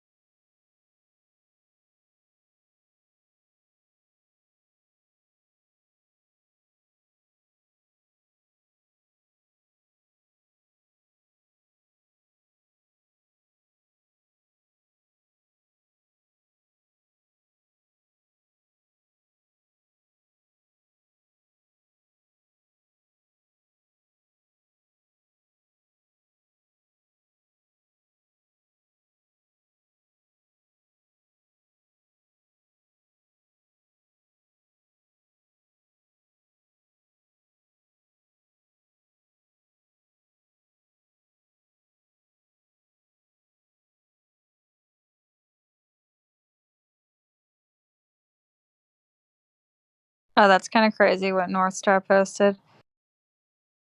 Burning the Yule log. Yule log is infant in the Chaldee language. That's a trip. Yeah, it's super dark. And then I was thinking this too, because we're in Florida right now, and the place that we're at, there's like Christmas lights everywhere. And the city is putting it up, like they're paying for it. The part of the state's money is going towards Christmas decorations, but yet there'll be like a road that's been neglected for 2 years that they like can't seem to find money for. It's just so weird that when you realize that the government actively funds Christmas, it's very suspicious.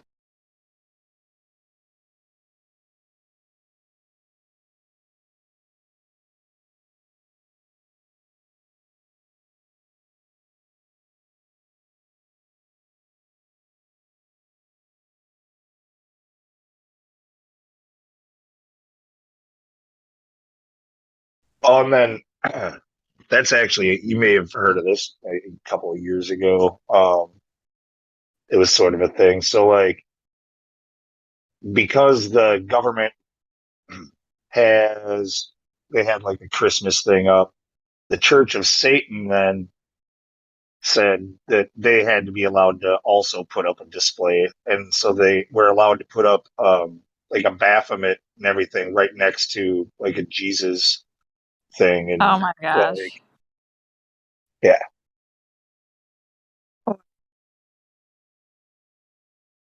And we had to pay for that one too.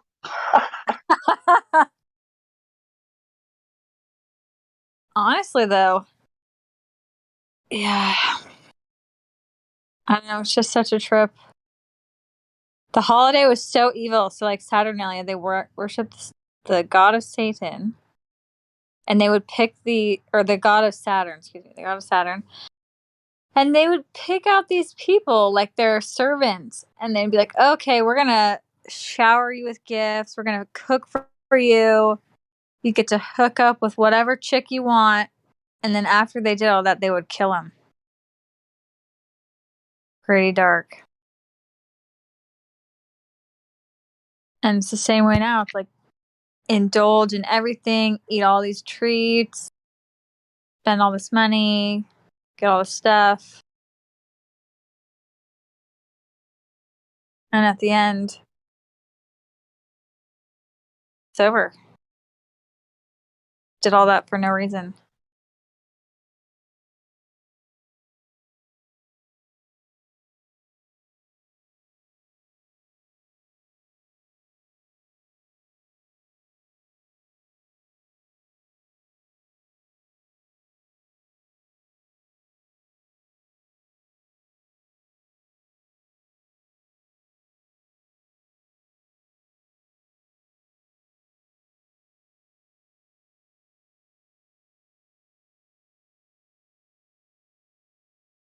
Anyone know where the Glovers have been hanging out?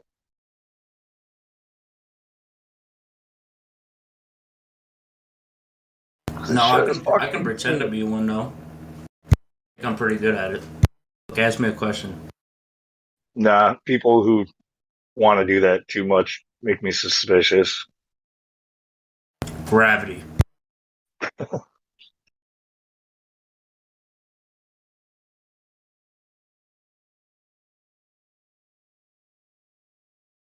Refravity.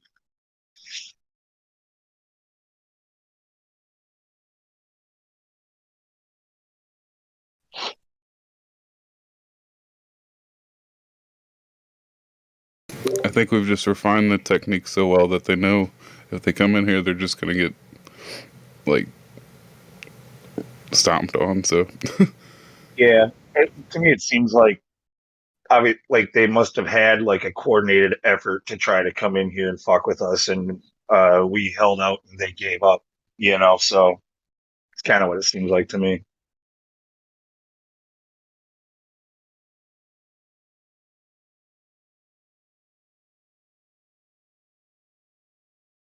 Because it's a little bit weird that we've even like the trolls aren't even coming in anymore for the most part. Like, what's up with that?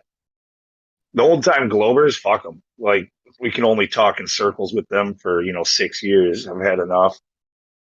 Um, but the new joins, we're not getting nearly as many, and yeah, the trolls like are far fewer, and that's good because it seems like all of the people who are joining, more of them are serious about it. But it's just we're getting less traffic.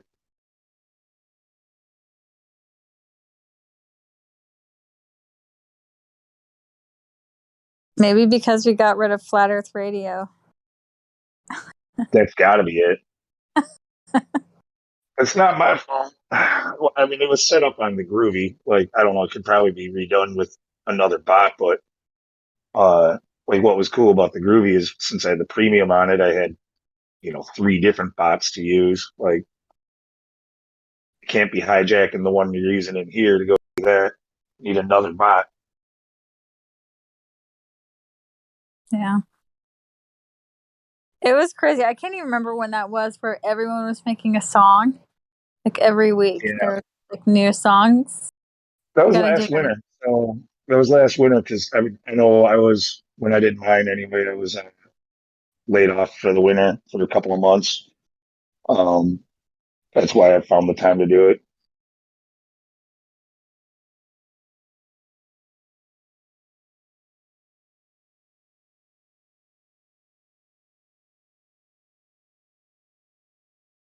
So it was about a year ago, but not quite.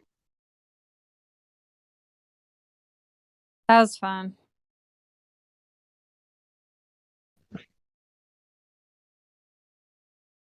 I've been meaning to. I finally did this morning. There's a couple songs that we've been playing recently that I was just been too lazy to grab the link. Actually, I finally did that.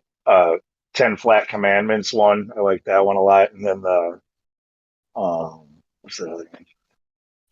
Earth Boy, URF, whatever it was. That was good. Oh, I haven't heard that. I know which one I'm talking about.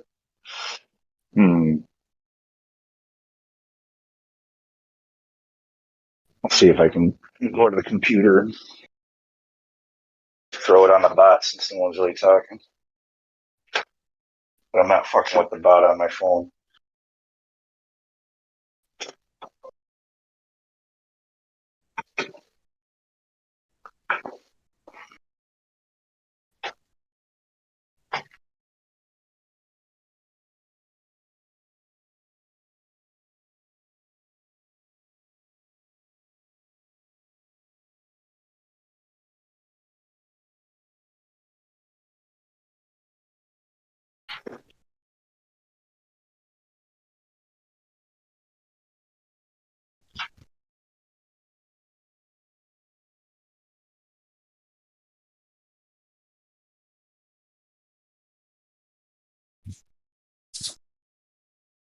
Yeah. Thanks.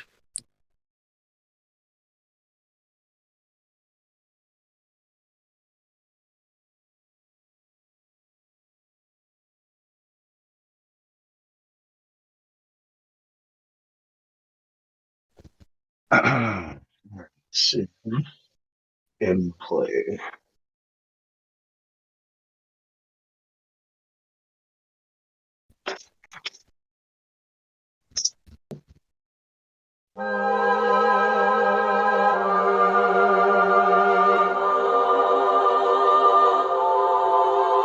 Hey, yo, I only know what I see. I seen enough to know what it means to me. Learned from red dirt and I got degrees. Veered off left turns and wild out east. And we're poor and rich and hold all that class. Don't wanna know any signs, don't wanna know where you are. Mind made up already, we're not here to wax. We just don't wanna fall off the edge and into the dark. So we clench our fists, clutch our pearls to anybody critical about view of the world. Tongue like a slammed door I keep closed just to beat those doubters of these blindfolded free throws. And the channels love a G up, shoot the heat up, we'll beat up and eat up, and I don't wanna have to read up. Just drop a grenade and put my feet up. I don't wanna fall off the edge of the earth. Don't wanna hear nothing. How is it real if it's not what I felt? Is it filter it out? Don't tell me what to believe, or accept what I cannot see. Fuck you and your facts, I'm free. If you don't like it, leave. I don't even wanna walk in your shoes, what about me? Flutter, flutter. Flutter, flutter, flutter. World gone mad and it's too PC. And they're trying to take away the freedom that I wanna speak. Click, click, cut them off, run them out of town, shut them off. Shh, I don't wanna hear another beat. But my gut got this, then my head take note. Cause I know when this story's a slippery slope. So stay in your lane, son, stick to your songs. I don't care where you're coming from, just a simple answer to confirm a doubt. And then baseless opinions that come out of my mouth. In a nut, tell me I don't know what I'm talking about. When the so-called experts ever sorted this out. When we're swamped by Muslims, swamped by Asians. Different time, the same old station, crowd ovation. Whip up hatred, that old chestnut, that vocation. Do anything to truth but face it. I don't wanna fall off the edge of the earth. Don't wanna hear nothing.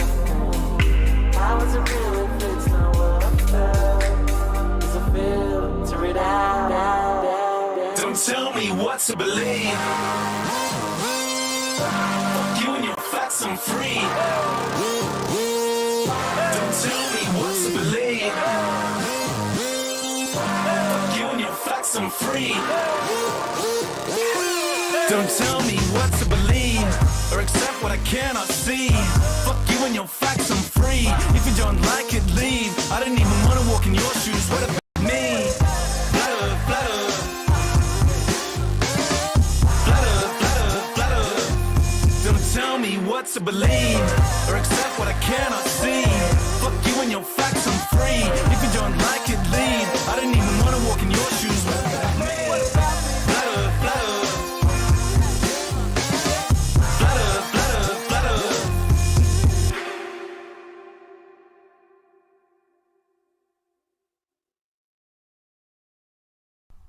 1, 2, 3, 4, 5, 6, 7, 8, 9. It's the 10 black commandments. Yeah. This globe, you can't tell me about this earth. Can't tell me nothing about this curve, this speed. But my real truth is, truth is on the beach. I ain't forget about you, brothers. My Nikon PD shooters. Shout out to the lobby. I've been in this game for years. It made me an animal. It's rules to this. I wrote me a manual, a step-by-step booklet for you to get your game on track. Don't let your way get snatched. Rule number uno, speak on what you know. You shouldn't make claims unless you know for sure.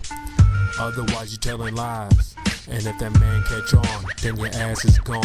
Number 2, never let them think the earth move. Don't you know the pendulum tricks are not science? Yeah, take it from your highness. They need to be set up from high up and kicked or fired up. 3, never trust nobody. The science guys will set that ass up properly gassed up. Fallacy to throw it up. Shit for the fast buck. They be lying in the comments, just confuse that ass up. Number 4, know you heard this before. Never get high on the CGI. Number 5, never speculate on the unknown. I don't care if they fight with an ounce, tell them bounce. Number 6, that goddamn citation, get it. You think a globe be backing up the claim and forget it. Number 7, this rule is so underrated. Keep Flat Earth society and servers separated. Shadows and sticks don't hit, it's bullshit. 2021, man, that shit's archaic. Number 8, DC check 1 or 2. Stop typing and get a mic or something to speak through. Number 9, should have been number 1 to me. If you ain't trolling back, get your ass in VC. If the team must get you slipping, they ain't trying to listen. They be pitching your ass out, straight out to cog this. Number 10, a strong word called a measurement, strictly for honest men. If not, just watch them spin. If you ain't got the globe proof, say hell no. Flat earthers want that proof, rain, sleet, hail, snow. All these rules, you'll smash globes until they break up. If not, 24 trolls who won't wake up. Truth hits your mental, watch your mind shake up. You were sleeping, now you about to wake up. Snacks in the back on your way up. Bathrooms on the left, urinal caked up. DJ on the way, about to play some. Chairs good, stogies lit, feet up, 24/7. Discord.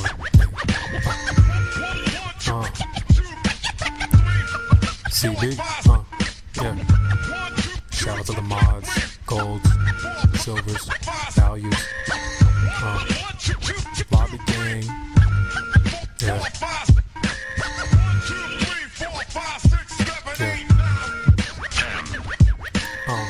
It's your boy CB. B. In the lobby. Catch me in the live stream.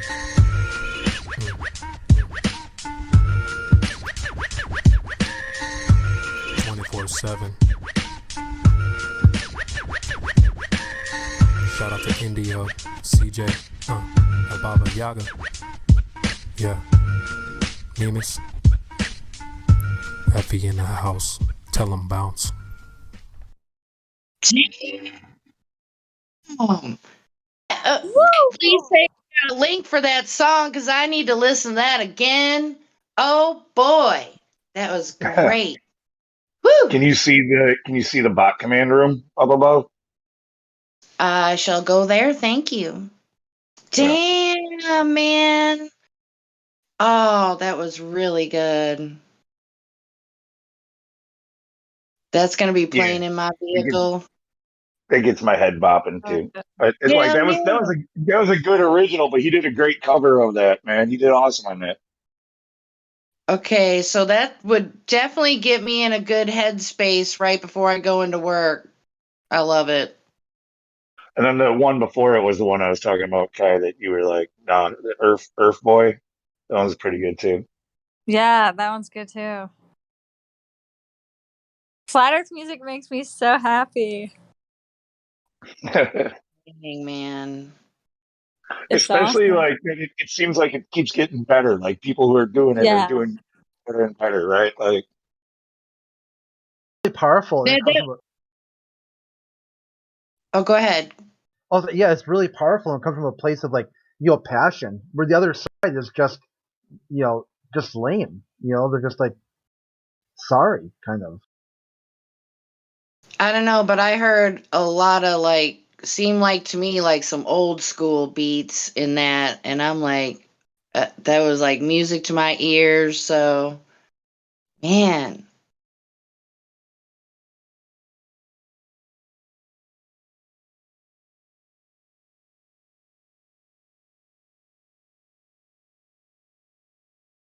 navigate high on the CGI. Hey, we got VC verified in here. Irish Leonard. Irish Leonard, are you able to speak? Tell us how big this ball is that we can't see any curvature.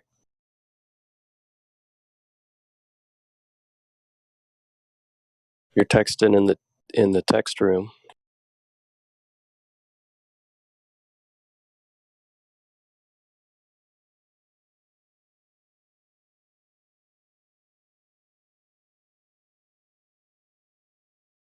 Irish Leonard, are you able to speak? Guess not. Sorry to interrupt, guys. This is typing.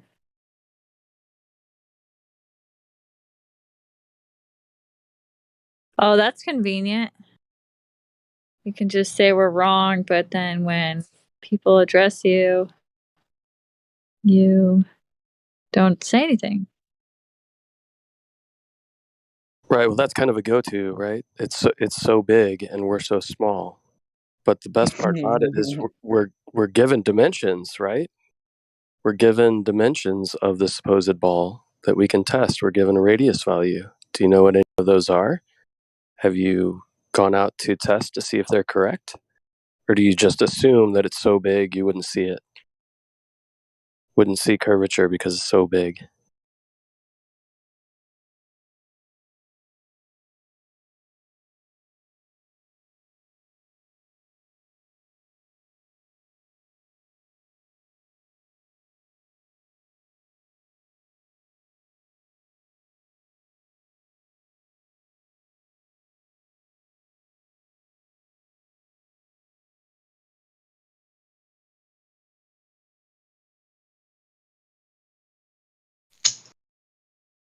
I mean, that's the beauty of this, right? We're given some dimensions and we can put those dimensions to the test. And a lot of us here have done that, and we've figured out that what we're being told does not comport to reality. So if you're saying it's too big and we wouldn't see, you should know the dimensions. You should know how far we should be able to see, when we should be able to see the curvature, from what height. Or is it just easier to hide behind a keyboard and just say, oh, it's just too big, you wouldn't see it? We have realized that what you're seeing here is not a mirage.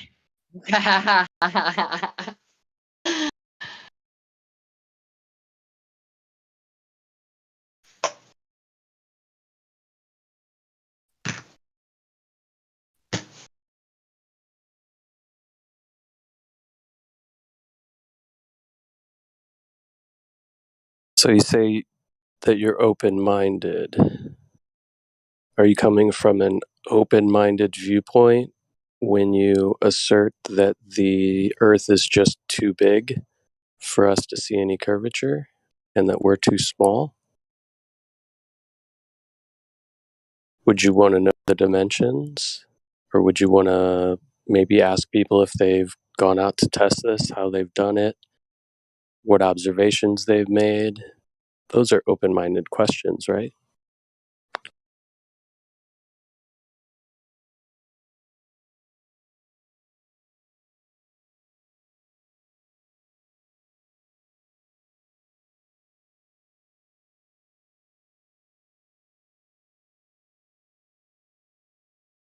I too, as well, would like to know how many flat surfaces it takes to make a ball, including the floor of the oceans. They're called the abysmal plains.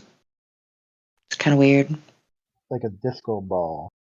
The I think the only acceptable answer is infinity. It takes an infinite number of sides, right? Like that's geometrically speaking, that's how it works. You just keep on bisecting the angle and Just like keep every on step. keeping on.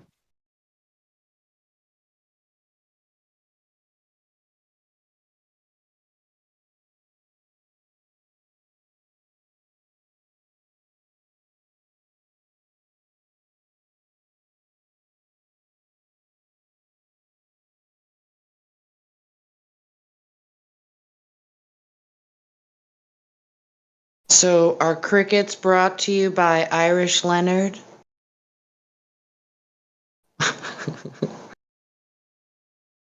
Is that who you guys are talking to?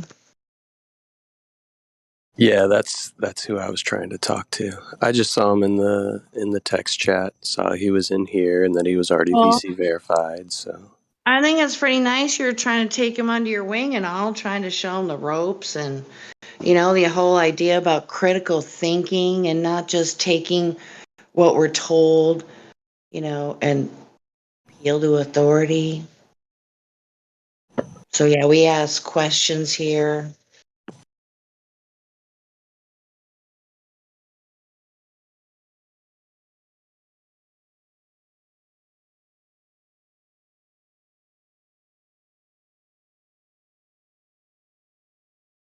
I'm sorry to know that Irish Leonard is part of the Broken Mike gang. What's up? The voice chat and not participating. That's a shame. yeah. See, the few people we do get in here still don't have the balls to get on the mic. They want us to chat a little bit and then just disappear when put on the spot. I have to second that. I mean, what else would you call it? They're doing hit and runs. That's it. A drive-by. Well, we could save them some time, or we could just make an example out of them, or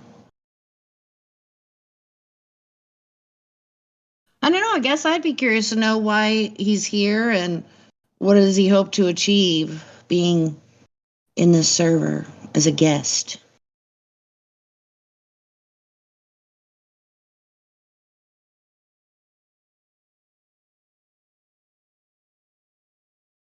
Aha, Irish Leonard is typing. How nice.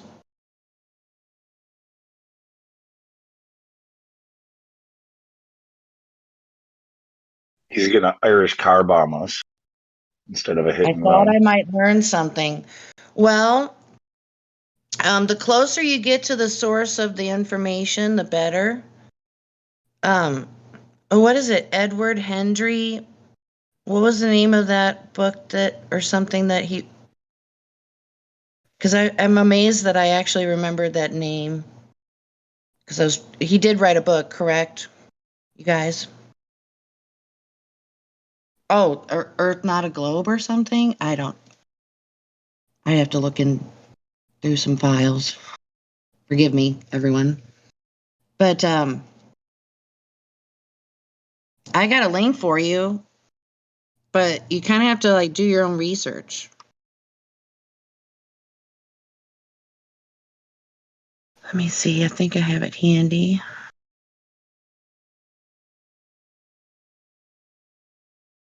Yes. There you go.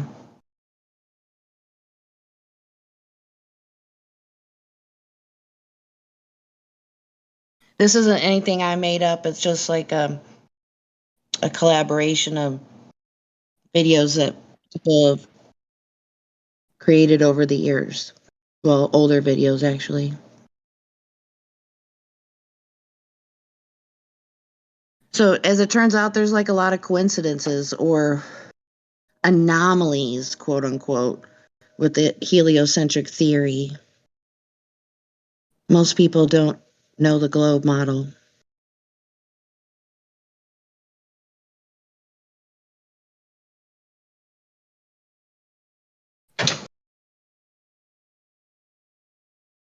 So, just for the record, going forward, people here aren't to, we're not out to convince anyone.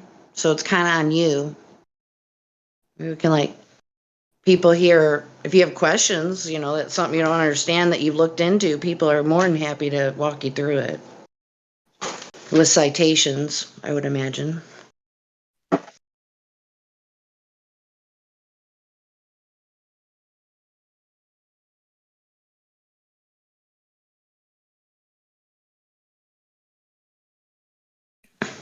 So I can't help but be curious how it is that an individual in this day and age can't have access to a microphone when talking on the internet. Help me understand.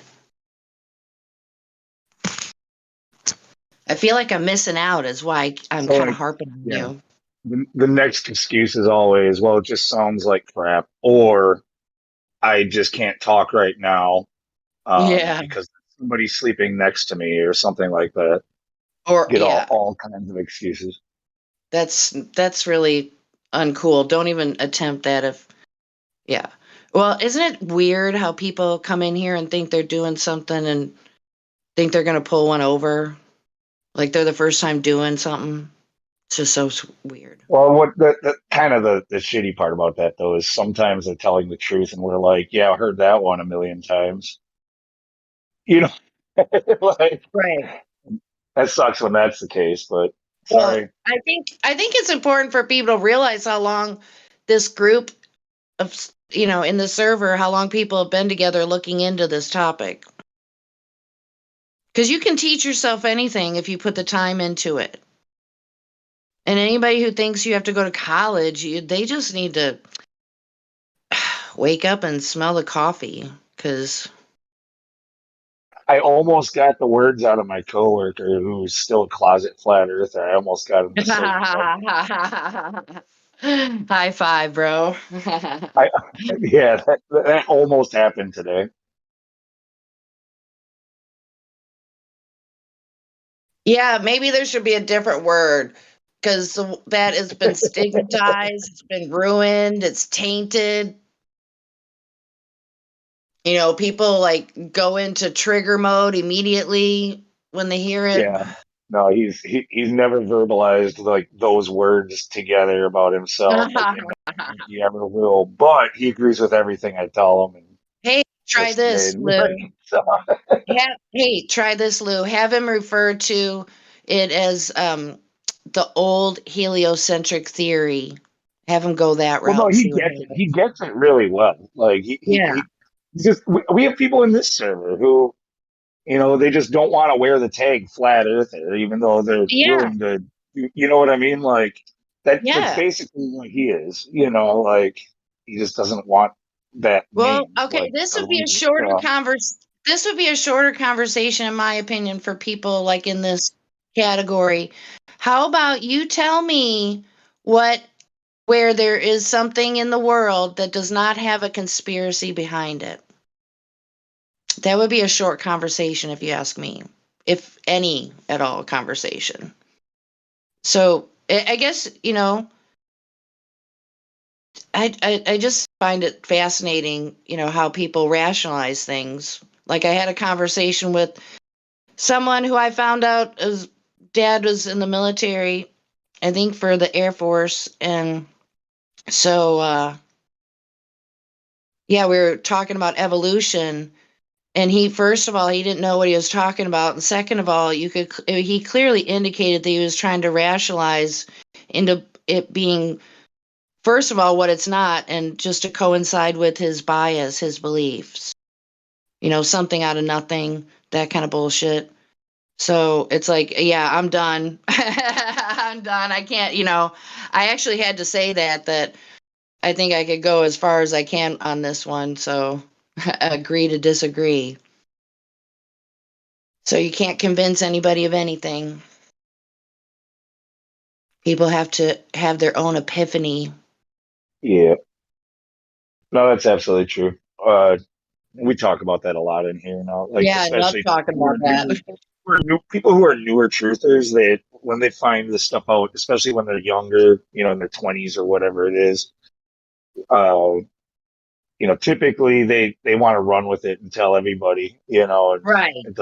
it doesn't do anything. Like you learn that later on after many years of suffering as a truther, you learn that Yeah. you learn that nobody fucking listens. So yeah, Yeah, no doubt.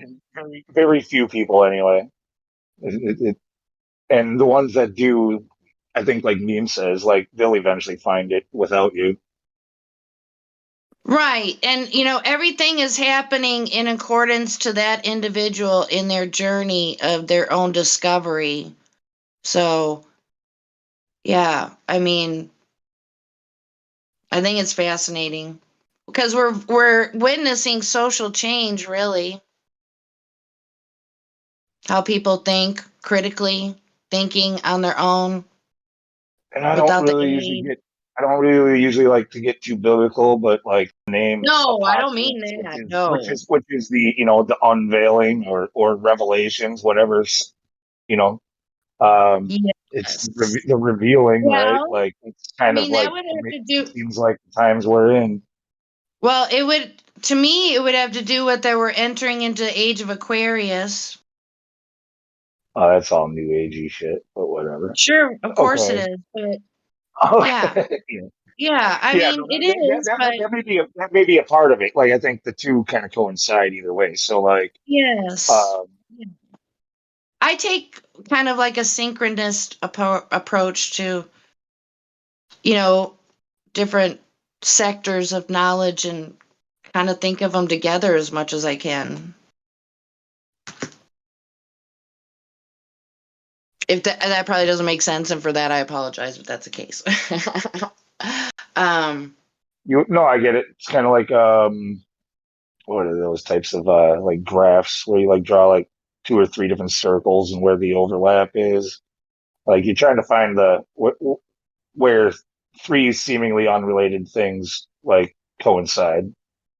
well, I guess what the idea of astrology would be, what are the luminaries? I mean, do they have like frequency type emitting powers and influence on us? How would we know? But, astrology has been a quote unquote bastard science for a really long time, as far as we know. Yeah, So and I'm not look, bored. there might be something to all that, but to be perfectly honest, I take no interest really in Yeah, astrology. and So yeah, I get it because there's a lot of people who, put themselves out there as something that they're not, and they taint the whole idea of that. And it's like anything else, really. I mean, but I get where you're coming from.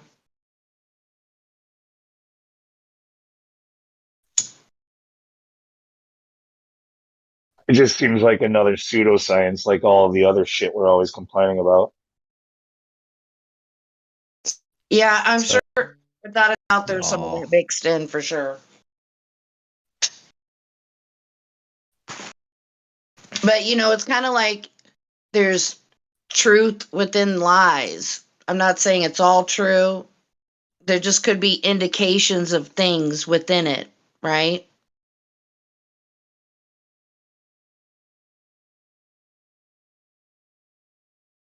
I don't know.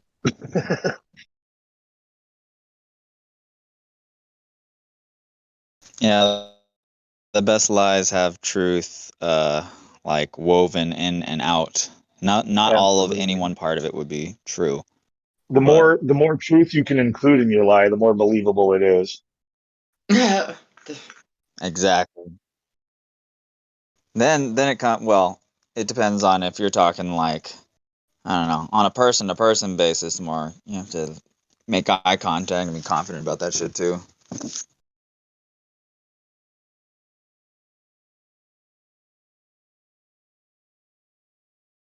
I'd have to say I believe in some fringe theories about what the Earth could be. but I'm not gung ho on any one idea. I just find it fascinating to talk about it. Like, I don't know if you guys have heard of Vibes of the Cosmos and his plasma moon map. Out of wonder. Pretty intriguing. And then we have Martin Kenny's. He built a model with his own hands, the cosmic egg. And then, what's his name? Oh, the music dude, Norbs. He did a CGI rendition of the model, and that was pretty kick ass. I'm like, yeah. All right. So I'm So not it's gonna like, poo-poo on it like the way I normally do, like yeah, repeatedly. But no. yeah, all Yeah. this mood map and I for the know. anybody who's anonymous on their name. Okay, so wait, hold on. Let me put an anchor here. Let me put an anchor out here, Lou. I get where you're coming from. So what Yeah, about I the don't idea trust it. I that don't the endorse it. what That's about all the I'm idea? saying about it.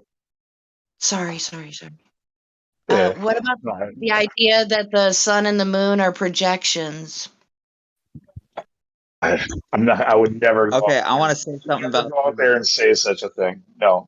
Okay. I mean, All right, that's maybe, cool. maybe. I guess, but I it, don't that's want to the same as say it is. Well, can I say something real quick about it? yeah. I don't want to say that it is projection, but I do know that I have one of those glass paperweight crystal domes, and you put it on a mirror, a magnifying mirror, and you shine a light over top of that, you end up getting like the sun, basically. Like you can see a little tiny point of light inside that little dome. Oh, But the look. But light source itself, that stuff is. I'm just saying, it's just crazy to think about. I want to see it. Look. It, I'll try to make a video. pretty much everything is in the realm of possibility. But we have, when we talk, you guys know this. Like, you have to go off of the evidence, and there's no evidence really to support that Except for other than the observation. Then after that, it's globe. not only the speculation, and you can speculate about anything you like. But that's how we got in the predicament we're in today. That's where. That's how the globe frickin' so-called model came to like run our world. True. Wait a minute. I was reading something Irish Leopard posted. Can you repeat the last two sentences you just said, Lou? No, that's why it's Oh, recorded. damn. No. Well, I like the last thing you said. This is how the globe model Yeah, started no. in the Look, first yeah. place. When you can just make any wild claim, and because other people can't refute it, like it's the whole like, can I say gravity's real? Disprove gravity for me. Like I don't have to Yeah. disprove it. You haven't proven it. Base And that's Right. gonna be Yep, disprove the unicorn in my basement. right. Disprove the unicorn in my basement. And how do you know I even Hey guys, have a basement? I got a question. What was that YouTube channel? It was like something history of the flat Earth, and it was the one about the moon being a map of the world. Yes, Ewart. I have it. I did AWAR. it. I got a link for you. Hold on. Oh, thank you so much, Shane. Yep. That's a pretty cool concept too. My On wife its agrees face with is a that map of the one world. about 30 seconds the to moon Mars. being a picture. Vibes of the Cosmos. Okay, so this is the entire collection. You know there's new videos, right, Hank? That's why Ewar I was started. asking. I was assuming that he had some new stuff, so I was gonna check it Yeah, out it's today. on. Are you subscribed to Norb's World? I don't know, but if you think I should, I will subscribe to it because I'm looking for Oh, more well, stuff to I'll watch. get it. I'll find it for you right now. Yeah, hook it up. Thank you so much, Jenny. Yeah, but hey, that link I just posted is both documentaries, and the one you want is episode 7 of, I think it's Lost History of Flat Earth.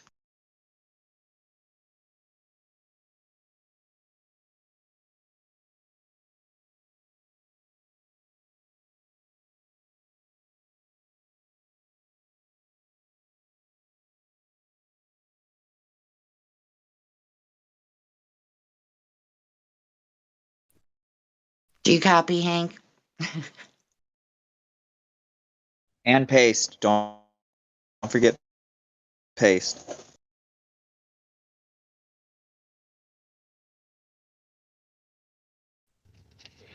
Yeah, I'm sorry, I was at work. I'm at work. No problem, dude. So You're good. you sent me.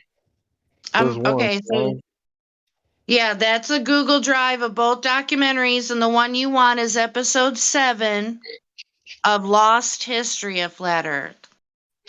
Thank you so much, Jenny. I really appreciate that. And then this one is the new channel for Ewar and his latest episode. And I think there's supposed to be a new one hopefully coming soon. I'm waiting on bated breath. I'm just going to say. I should probably rewatch this one. Yeah, thank you so much. Oh, and Asha Logos did a new one too. I don't know if you've ever followed him. Let me find him. Send it to me. I need more stuff to because I'm trying to go back into listening and researching mode. I probably shouldn't even be talking as much as I used to because what the hell do I know? got I need to you. learn more. I need to learn more. You know what I mean? I'm hungry. Nice. That's where I'm at, is in the research mode right now. I get on here sometimes, but not for long usually. Unless it's the middle of the night and I'm done researching. Okay, so it's been 3 months since the last time he posted, but this one's pretty darn good right here. Just posted it. All right, I'm gonna consume all of it. Thank you so Yeah, much. dude, this is some good shit. Good stuff. Oh, and you know what? I posted something else the other day, and Indio said something about it. I'm gonna look it up what I posted. Hold on, I forget the person's name.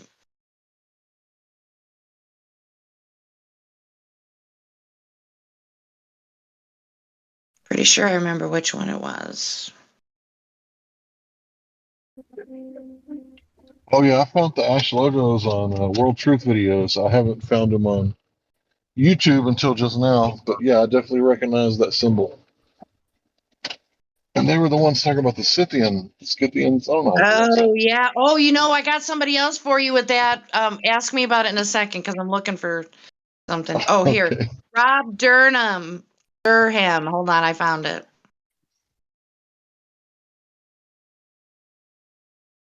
I remember when I posted, he said, "Damn, he hasn't posted anything in a long time." So here this is. All right, so the Scythians. Okay, I think I can remember his name.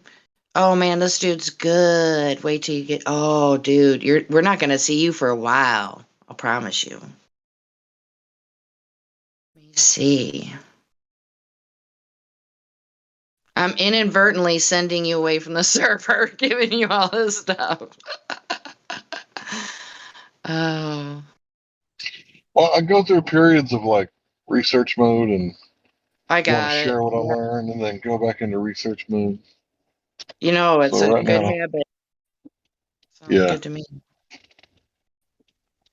So I'm going through a new cycle.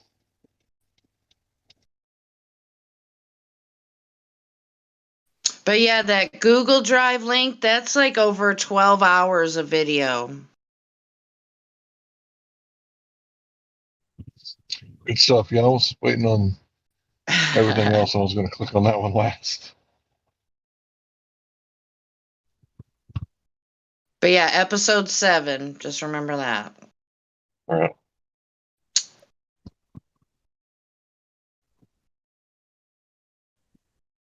Oh, by the way, Jenny, how did the date go? Oh man, I got a story. Okay, hold on, let me find this for you and then I'll tell you my story. Okay. Well, shoot. Make a note of it and ask me or send me a DM and I'll remember later to find it. Or I'll think of him later or something like that. You know what I mean? Okay, so Right. did you hear me talking when I was in, I think it's Jefferson Barracks National Cemetery? Were you there when I was talking? I don't think so. Oh Last I my heard, you were gosh, I've going never on a been. date on Ladies' Night. Oh, yeah, yeah. So I went to this national cemetery and I had never been to one. And I was just so overwhelmed. I almost felt like crying. And so I stopped I'm sorry. there. Your date took you to a cemetery for No, your no, no, first no. date? This is before the date. This is before the Oh, date. And oh, so this you is opened yourself up emotionally, and you were probably more receptive to the new date. Ah, so anyway, it oddly enough, it's deer season. It's I guess a rut season.